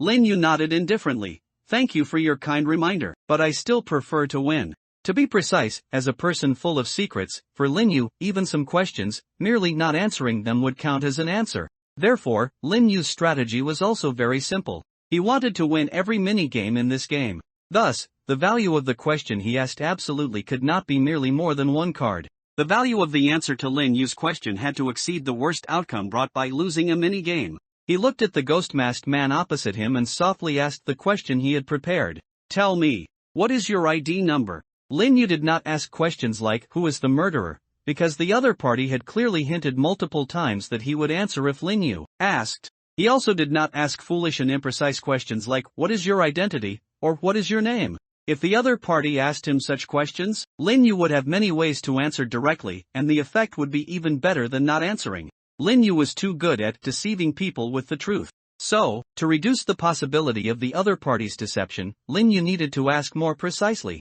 But he also didn't ask about real name or social ID or similar things. Real name could be duplicated. If the other party was named Zhangwei or Li Chang, he would probably be grinning from ear to ear upon hearing Lin Yu's question. A social ID wasn't very reliable either. Even if he knew it, he might not be able to pinpoint the other party's identity. In Huaxia, however, there was a unique, magical small number that could precisely pinpoint everyone's identity and directly obtain various information, including real name, native place, address, ethnicity, and age. It was perfect to use as the question this time. As expected, the ghost-masked man consultant on the other side, upon hearing Lin Yu's question, immediately trembled. Truly, incredible, I need to re-evaluate you. As the other party spoke, Lin Yu made a pleased gesture. Then report your ID number. The ghost-masked man fell silent again, then shook his head after a moment. How could I report it to you? You draw a card. This was, of course, inevitable. If this ghost-masked man truly didn't care about his identity being exposed, how could he have chosen to find Lin Yu by entering his dream? And even in the dream, he had wrapped himself up tightly and impenetrably. Lin Yu silently picked up an auxiliary card. He glanced at it. It was a mouth. It's this one. Lin Yu narrowed his eyes. The best way Lin Yu could think of to use this card was at the beginning. As long as the other party didn't have one of each of the 3 types of cards, after the first round of playing cards, he would be able to quickly determine all the cards in his hand. In any case, he now had 2 auxiliary cards in his hand again. Lin Yu tapped the table. Can we start the second round of the game? Of course. Do we need to shuffle again? The ghost-masked man handed the golden cards to Lin Yu. Lin Yu casually cut them twice and placed them on the table. As the winner of the previous round, he drew cards first. The 2 quickly drew 3 more rock-paper-scissors cards each and held them in their hands. Lin Yu glanced at the cards in his hand. Scissors, scissors, paper. Having 2 scissors was not a good hand. But with paper in hand, it wasn't too bad yet. The ghost-masked man spoke in a low voice. You went first in the last round, this round I will go first. If you're discussing it with me, I'm not very inclined to agree. Lin Yu responded calmly. Then this is not a discussion. Saying that, the ghost-masked man placed an ear on the table. I choose to use an auxiliary card. Lin Yu raised his eyebrows. Wow, you're quite aggressive too. Alright, I declare that the card I am about to play will definitely not be rock. Lin Yu said casually. Anyway, he didn't have any rock in his hand. The ghost-masked man, hearing Lin Yu's declaration, nodded slightly and made a pleased gesture. And when it was Lin Yu's turn, he spread out both of his cards on the table simultaneously. This round I choose to use 2 auxiliary cards. Eye and mouth appeared on the table at the same time. This time, the ghost-masked man was truly surprised. He faced Lin Yu, seemingly pondering whether the other party's action was simply to prove that he was more extreme than himself. Lin Yu flipped over 2 of the face-down cards. TSK, it really is the worst possible scenario. He lamented in his heart. Because what Lin Yu saw were rock and scissors. Now there were 3 rocks, 1 scissors, and 1 paper outside. In other words, the possible arrangements in the opponent's hand could be: Scenario 1, 3 rocks. Scenario 2, 2 rocks, 1 scissors. Scenario 3, 2 rocks, 1 paper. Scenario 4, 1 rock, 1 scissors, 1 paper. With Lin Yu having 2 scissors in hand, this was a huge disadvantage. If it was Scenario 1, Lin Yu would inevitably lose no matter how he struggled. Scenario 2, he could only draw. Scenarios 3 and 4 had a chance to win. 3 was almost the most favorable situation. If Lin Yu wanted to win, the other party must have a paper. And the ghost-masked man glanced at the cards in his hand and spoke unhurriedly. The card I have the fewest of in my hand is rock. Lin Yu nodded slightly at this. It was Scenario 1 or Scenario 4. And it was very likely Scenario 1. From a probabilistic point of view, Lin Yu was already at a great disadvantage. However, this was not a game that only looked at probability after all. Any game, even those entirely created for gambling with extremely simple rules where luck accounts for up to 90%, still has parts that can be manipulated. Just like what Lin Yu did in the previous round. Psychological tactics. He silently and calmly placed a rock-paper-scissors card face down. After the ghost-masked man also placed his card face down, Lin Yu spoke steadily. Show your cards. He revealed his card, which was a scissors. And on the ghost-masked man's side, it was a rock. Lin Yu did not offer any comments on this, merely glancing at the cards he had seen earlier. Now Lin Yu was very sure. No, he was almost 100% sure. The ghost-masked man had 3 rocks in his hand. This round, I will not use any cards. The ghost-masked man spoke again. Lin Yu looked at him and shrugged. I don't have any cards left to use either, he said, then placed his card face down on the table. The ghost-masked man followed suit. The cards for this round were revealed, paper and rock. Lin Yu's was, of course, paper. He won the second round. At this moment, the cards in the ghost-masked man's hand were already revealed. He had 3 rocks in his hand. Therefore, Lin Yu couldn't help but almost burst out laughing in his heart. At this moment, holding his last scissors, he was incredibly certain this game could at least end in a draw. He directly placed his last scissors face down on the table, pressing his hands on it. This way, when it was time to play the card, he would only need to push the card forward and then remove his hands. However, at this point, the ghost-masked man spoke directly. I choose to use an auxiliary card. Then, he placed right hand on the table. When Lin Yu saw this card, he almost couldn't suppress the joy in his heart. Now, he even had a great chance of winning. After the ghost-masked man used his right-hand card, Lin Yu and he each drew a card. Subsequently, Lin Yu and he each discarded a card, and Lin Yu revealed the one he discarded. The card Lin Yu discarded was, naturally, scissors. Both of them simultaneously revealed their remaining card. As he flipped his card, the ghost-masked man began, You shouldn't, wait a minute? He saw the card Lin Yu revealed, it was a rock. And the card in his hand was a scissors. Lin Yu shrugged. It seems you thought the end would be a 50-50 gamble. It was obvious, from the very beginning, the ghost-masked man had guessed wrong about the last card in Lin Yu's hand. When Lin Yu received 2 scissors cards at the start of the game, an idea sparked in his mind. Admittedly, this was an opening where resources should not be invested. However, Lin Yu's strategy was never about how to win, but rather to avoid losing any small round as much as possible. So, from the very beginning, Lin Yu was determined to take a risk. Anyway, he didn't have any cards in his hand that could be used for card-swapping resources, so Lin Yu chose to bet all his resources in the first round to lay the groundwork. As for the purpose of this groundwork, of course, it was to make the opponent believe that the cards in his hand were good cards that he could invest resources in. And after confirming that the opponent most likely had 3 rock cards, Lin Yu further developed his performance. Whether it was his silence or his clean and decisive card laying, it was all an extension of his initial abnormal behavior. Evidently, Lin Yu successfully made the ghost-masked man believe that he had 2 cloth cards in his hand, a low-probability event. The ghost-masked man tapped the table. I'm very curious, but what if I had gotten cloth? Lin Yu calmly replied, then it would have truly just become a 50-50 gamble. Hearing this, the ghost-masked man laughed. How interesting, tell me your question. However, don't repeat your previous question, and changing the wording isn't allowed either. Lin Yu spoke again, only to find the question of asking for the opponent's social security card number stuck in his throat. He didn't know if it was because the opponent was an unemployed vagrant who didn't pay social security, or if this question was deemed the same as ID card number. But fortunately, Lin Yu had an alternative. He spoke again. What questions have you prepared to ask me, bringing me into this dream to play this game? Lin Yu said calmly. As long as the opponent refused to answer this question, Lin Yu would get an auxiliary card. This way, their cards would be 1-to-1. But even if the opponent answered, it didn't matter, at least he might be able to prepare in advance. Indeed, the ghost-masked man slowly exhaled. Good question. In my opinion, there are actually only 2 questions I must personally ask you. First, what is your profession? Second, what is your reason for entering the death game? Lin Yu raised an eyebrow. The second question is quite interesting, but the first question, I'm afraid, is a bit of a waste. My profession is doctor. Since you already know my ID is Wu, this is not difficult to verify. The ghost-masked man laughed. Yes, the investigation results are like that, but, guest, I don't believe it. As he spoke, he picked up an auxiliary card. Now, you have one more round to consider how to answer these 2 questions of mine. Lin Yu nodded, then smiled. Why don't you try my ID number question? The ghost-masked man shook his head. My goal isn't to make you refuse to answer. Lin Yu rubbed his chin. What if I tell you later? The ghost-masked man was greatly shocked upon hearing this.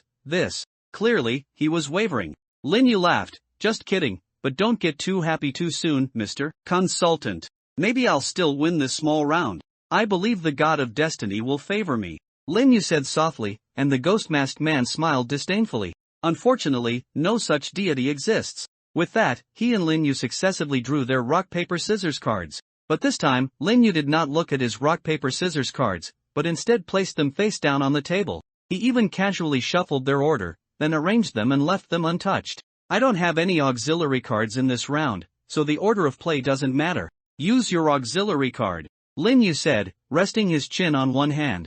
The ghost-masked man looked at Lin Yu in astonishment. But if you don't look at the cards, how can I use my auxiliary card? What if my auxiliary card is mouth and ears? Why can't you use it? The least I have in my hand is scissors, so the next card I play definitely won't be cloth, Lin Yu said in a light tone. The ghost-masked man exhaled. This is practically like cheating. You also said, but I'm not actually cheating. Lin Yu looked at the opponent with an almost pitying attitude. This is a loophole in your rules. Indeed, this strange space, which could interfere with human consciousness, ensured that people would only speak the truth under specific circumstances. Just as when Lin Yu said he wouldn't play rock next, he felt his actions were truly constrained by some subtle force. The same function also applied to judging whether the opponent clearly knew the answer to a question. And the combination of these 2 functions allowed Lin Yu to exploit a loophole in this game. If he didn't know the answer, then the mechanism that ensured the auxiliary card must take effect would no longer work. The card was rendered useless. I didn't expect you, guest, to actually exploit loopholes. The ghost-masked man's tone became somewhat unkind after Lin Yu's veiled insult. But what awaited him was only Lin Yu's even more unpleasant sarcasm. Ha, a guy who drags people into dreams in the middle of the night, acts sneaky, dares not show his true face, and is even an accomplice in a murder case. Is he going to talk to me about being open and above board now? Lin Yu tapped the table, leaving the loopholes aside. As a veteran of this game, and possibly its inventor, your understanding of the gameplay is quite shallow. You only analyzed whether card advantage could determine whether to bet resources, but you overlooked one thing. When you are at a resource disadvantage, this game can actually make the opponent's resources as ineffective as possible, turning it into a game entirely dependent on luck. Alright, friend, reveal the cards. Let me see if the god of destiny will truly stand on my side. Although this deity doesn't exist, I hope you learned rhetorical devices in your elementary and middle school Chinese classes. When Lin Yu used this tactic, the game once again became a simple rock-paper-scissors, best 2 out of 3. Although the uneven numbers still existed, and the ghost-masked man still had a left-hand card that allowed him to redraw once more, without the element of strategy, such an action could only slightly improve his win rate. What's more, whether the god of destiny existed or not, luck always seemed to favor the braver and more interesting individuals. The first card was revealed. Rock against rock, a tie. The second card was revealed. Scissors against rock. Lin Yu won. The third card was revealed. Paper against paper, still a tie. After the 3 cards were revealed, the ghost-masked man actually calmed down. Oh, you won. He collected the auxiliary cards and the rock-paper-scissors cards from the table. Alright, now you have 3 questions you can ask me. Lin Yu clasped his hands together. His first objective had been achieved in this game. He had secured victory with a final score of 3-0. The ghost-masked man had not asked any questions. But for the upcoming 3 questions, Lin Yu had to think carefully. He did not intend to ask about the other party's identity, for the same reason he had stated before, whether it was a name, an ID, or other identity markers, they were too easy to fake. What's more, what if the other party used techniques like puppet or body snatching, just like the diviner he had just encountered? Would he still be able to ask for the other party's true identity then? So, Lin Yu decided to ask some other questions. Are you affiliated with one of the 3 organizations expelled from the forum, or are you currently in cooperation with them? Lin Yu asked his first question. Upon hearing this question, the ghost-masked man did not rush to answer. Instead, he praised Lin Yu. You're quick to grasp the essence of the question. Although I could just answer yes or no, the ghost-masked man said in a low voice, consider this a gift from me. I am not affiliated with any single organization, but the Psychological Society and the Marauders both have cooperative relationships with me and are currently cooperating. As for the Free Alliance, they cannot be considered a whole, so I can only say that some of their members have happily cooperated with me. Lin Yu listened to the other party's tone and nodded slightly. It sounds like you should be quite famous, and you claim to be an accomplice in the murder that occurred here, even naming yourself consultant. You're likely involved in criminal planning targeting players. Lin Yu stated, and the ghost-masked man neither admitted nor denied it. Alright, what's your next question? For the next question, I'll still ask about the case for now, but I won't ask who the murderer is, Lin Yu said, thinking, why was Luobu's item lost? The ghost-masked man crossed his arms. So you've already realized that the loss of his item and his death are 2 relatively independent events. Lin Yu nodded. Before, I just had a vague idea, because I was too tired and my mind hadn't sorted it out yet. So, I only confirmed this possibility after meeting you, who claimed to be an accomplice. So, do you have any clues? That super transgenic radish is a very dangerous item. I know you already know it's dangerous, but most people have fallen into a misconception, the ghost-masked man said calmly. The upper limit of that thing is enough to subvert civilization. Don't forget, its addictiveness is effective on most sentient and intelligent creatures. It's fine in our world, but in the 10 realms of the copy, there are many interesting creatures. After the ghost-masked man's reminder, Lin Yu realized something. Someone plans to use this thing to harm the copy world. Exactly, so you can temporarily breathe a sigh of relief. Order. The ghost-masked man said, making a pleased gesture. Alright, the last question. Lin Yu nodded. There was still one last question. He actually had many things he wanted to ask, about this case, about the other party. But after much thought, Lin Yu finally asked the question he almost wanted to ask every person who came to him. Why did you target me? Lin Yu asked sincerely, and the ghost-masked man looked at Lin Yu, his hand on his mask. By commission. This was the shortest answer he gave. Lin Yu was about to say something else, but the ghost-masked man waved his hand. The entire dream then suddenly stopped and, in the instant after it stopped, the dream was swallowed by darkness. No wonder. In the back seat of a sedan parked across the street, downstairs from the hotel, the young man with a black cat on his shoulder woke up, his eyes shining brightly. No wonder the diviner personally issued the commission, no wonder he was watched by the gods, no wonder the forum acted to erase his traces. No wonder Fu Baluo valued him. I completely understand now, the secret of Woyue. The black cat on the young man's shoulder yawned. Ha! Nian, but you didn't ask him anything in the dream just now, did you? You could have cheated but you gave up, you even used a game with such a large luck component, completely giving away your advantage. The slender young man called Nian scratched the black cat's chin. You don't understand, he asked me, but he actually revealed more. Moreover, even if we really changed the game, I might not necessarily win. The black cat sneered, you're not putting on an act, are you? How could it be? I've already confirmed.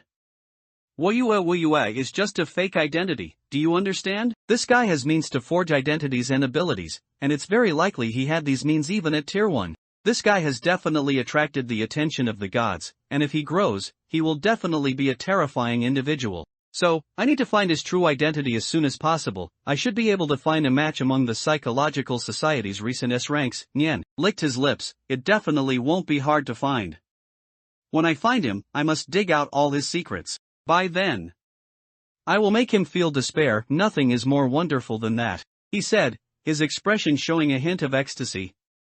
How long have I been asleep? Lin Yu opened his eyes, turned to look at Stiller, who was reading a book, and asked. 6 hours, director. Stiller closed the book Twilight Birdsong in his hand, to be precise, 6 hours and 15 minutes. During that time, your emotions fluctuated abnormally, but since you were not threatened, Mr. Zheng over there judged that I didn't need to wake you up. Lin Yu looked at the foot of the bed, and the glowing brain spoke proudly. Kid, who dream entered you? I smell the scent of nightmare magic. Lin Yu shrugged, a guy who calls himself consultant. But it doesn't matter, he came at just the right time. Without him, I really wouldn't know how to mislead an existence of the diviner's level. From the moment he first encountered the diviner, Lin Yu had already realized one thing. Once he became famous enough in the player circle, like his current status as Woyue, he would inevitably come into contact with some guys who were extremely difficult to deceive. The fabricated identity he used, combined with his superb acting skills, was enough to easily gain the trust of other players in the copy.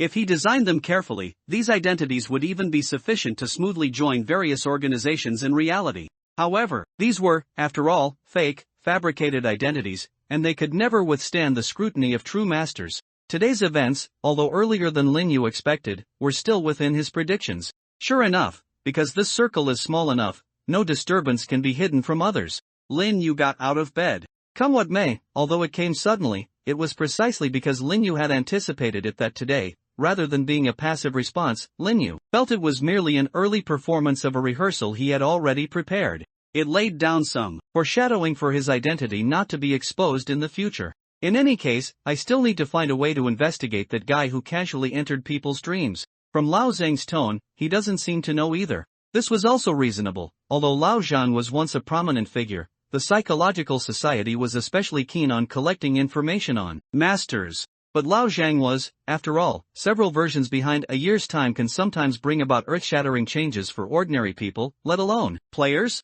Perhaps I can start with this case, Lin Yu thought, a new plan forming in his mind. Anyway, he was currently investigating the truth of a case in his capacity as Order. That guy even claimed to be an accomplice, so there was no reason not to use a highly organized and efficient resource like Order. Stiller, you wait in the room. Lin Yu grabbed his backpack. Lao Zhang, Hannah, you two still follow me. After all, they were in the territory of Order and the Hunter Association, and Li Hua and Liang Yi, two masters of Order, lived right next door. Even if someone had ill intentions, pulling off a small trick like dream invasion was the limit. Lin Yu felt he wouldn't need to fight head-on. So, he simply left Stiller in the room and didn't put him into the item space. After all, Stiller was currently reading a novel. Being interrupted halfway through reading a novel was not a pleasant experience. Of course, this wasn't Lin Yu's kindness. As Stiller's owner, Lin Yu still hoped he would work diligently for him. Although Stiller was a smart person who understood the pros and cons, he worked hard and diligently in both ordinary copies and reality. But what if he entered a copy related to Truth Company again? Lin Yu was going to go against President Paris. From Stiller's previous description, Lin Yu could tell that the relationship between the two was probably not as simple as ordinary superior and subordinate. Stiller was not a player. He might not have the belief that survival outweighs everything else. What if he exploded in loyalty to Paris and went against him? Therefore, after this consideration, Lin Yu would give him free time under safe circumstances. This was not necessarily about gaining favorability or anything. Even if Stiller developed the desire to live because he experienced the beauty of life, that would be good too. Stiller, hearing Lin Yu's words, was also a little surprised, then nodded. I understand. Then, if you encounter any danger, remember to call me anytime. Saying that, Stiller opened the curtains, sat on the bed, and continued reading. Lin Yu also packed Hannah and Lao Zhang, preparing to find Liang Yi and Li Hua. But as soon as he opened the room door, Lin Yu froze. A white, bulky, unidentified object was piled at his room door. Lin Yu looked closely and saw it was Fu Luo, wrapped in the hotel quilt. He was lying there at Lin Yu's hotel door, wearing a funny nightcap, snoring like a hibernating bear. Hearing Lin Yu open the door, Fu Luo was startled awake. Damn it! He sat up with the quilt, cursing loudly, as if waking from a nightmare. Seeing Lin Yu standing at the door, Fu Luo finally calmed down. Oh, brother, it's you. Why are you here? Lin Yu helplessly pointed to the room number on the door. This is my room. I wanted to ask you why you're lying at my door. Fu Luo lay down again, rolled on the floor once to free himself from the rolled-up quilt, then got up again, holding 2 plastic bags. Here, brother, breakfast I packed for you. This hotel's breakfast is generally so. No spicy soup, no fried buns, and the fried dough sticks are sold wrapped in glutinous rice. I got you 2 sesame balls, 2 tea eggs, and those fried dough sticks wrapped in glutinous rice.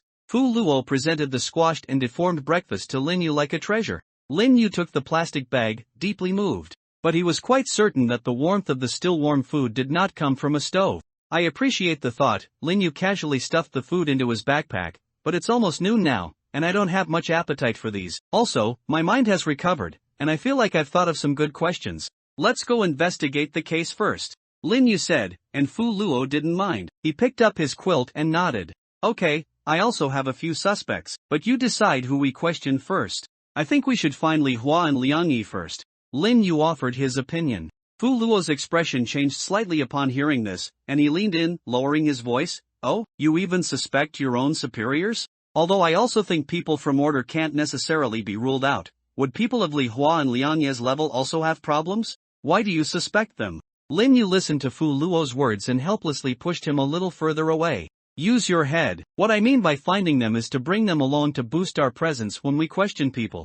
Otherwise, if 2 nobodies like us go to question an administrator, a famous bounty hunter, a core member of the Hunter Association, even if they give us some face, their cooperation level definitely won't be very high. Fu Luo rubbed his nose awkwardly upon hearing this. So that's what it is. I was just saying that even if order had problems, it wouldn't be so many people having problems together.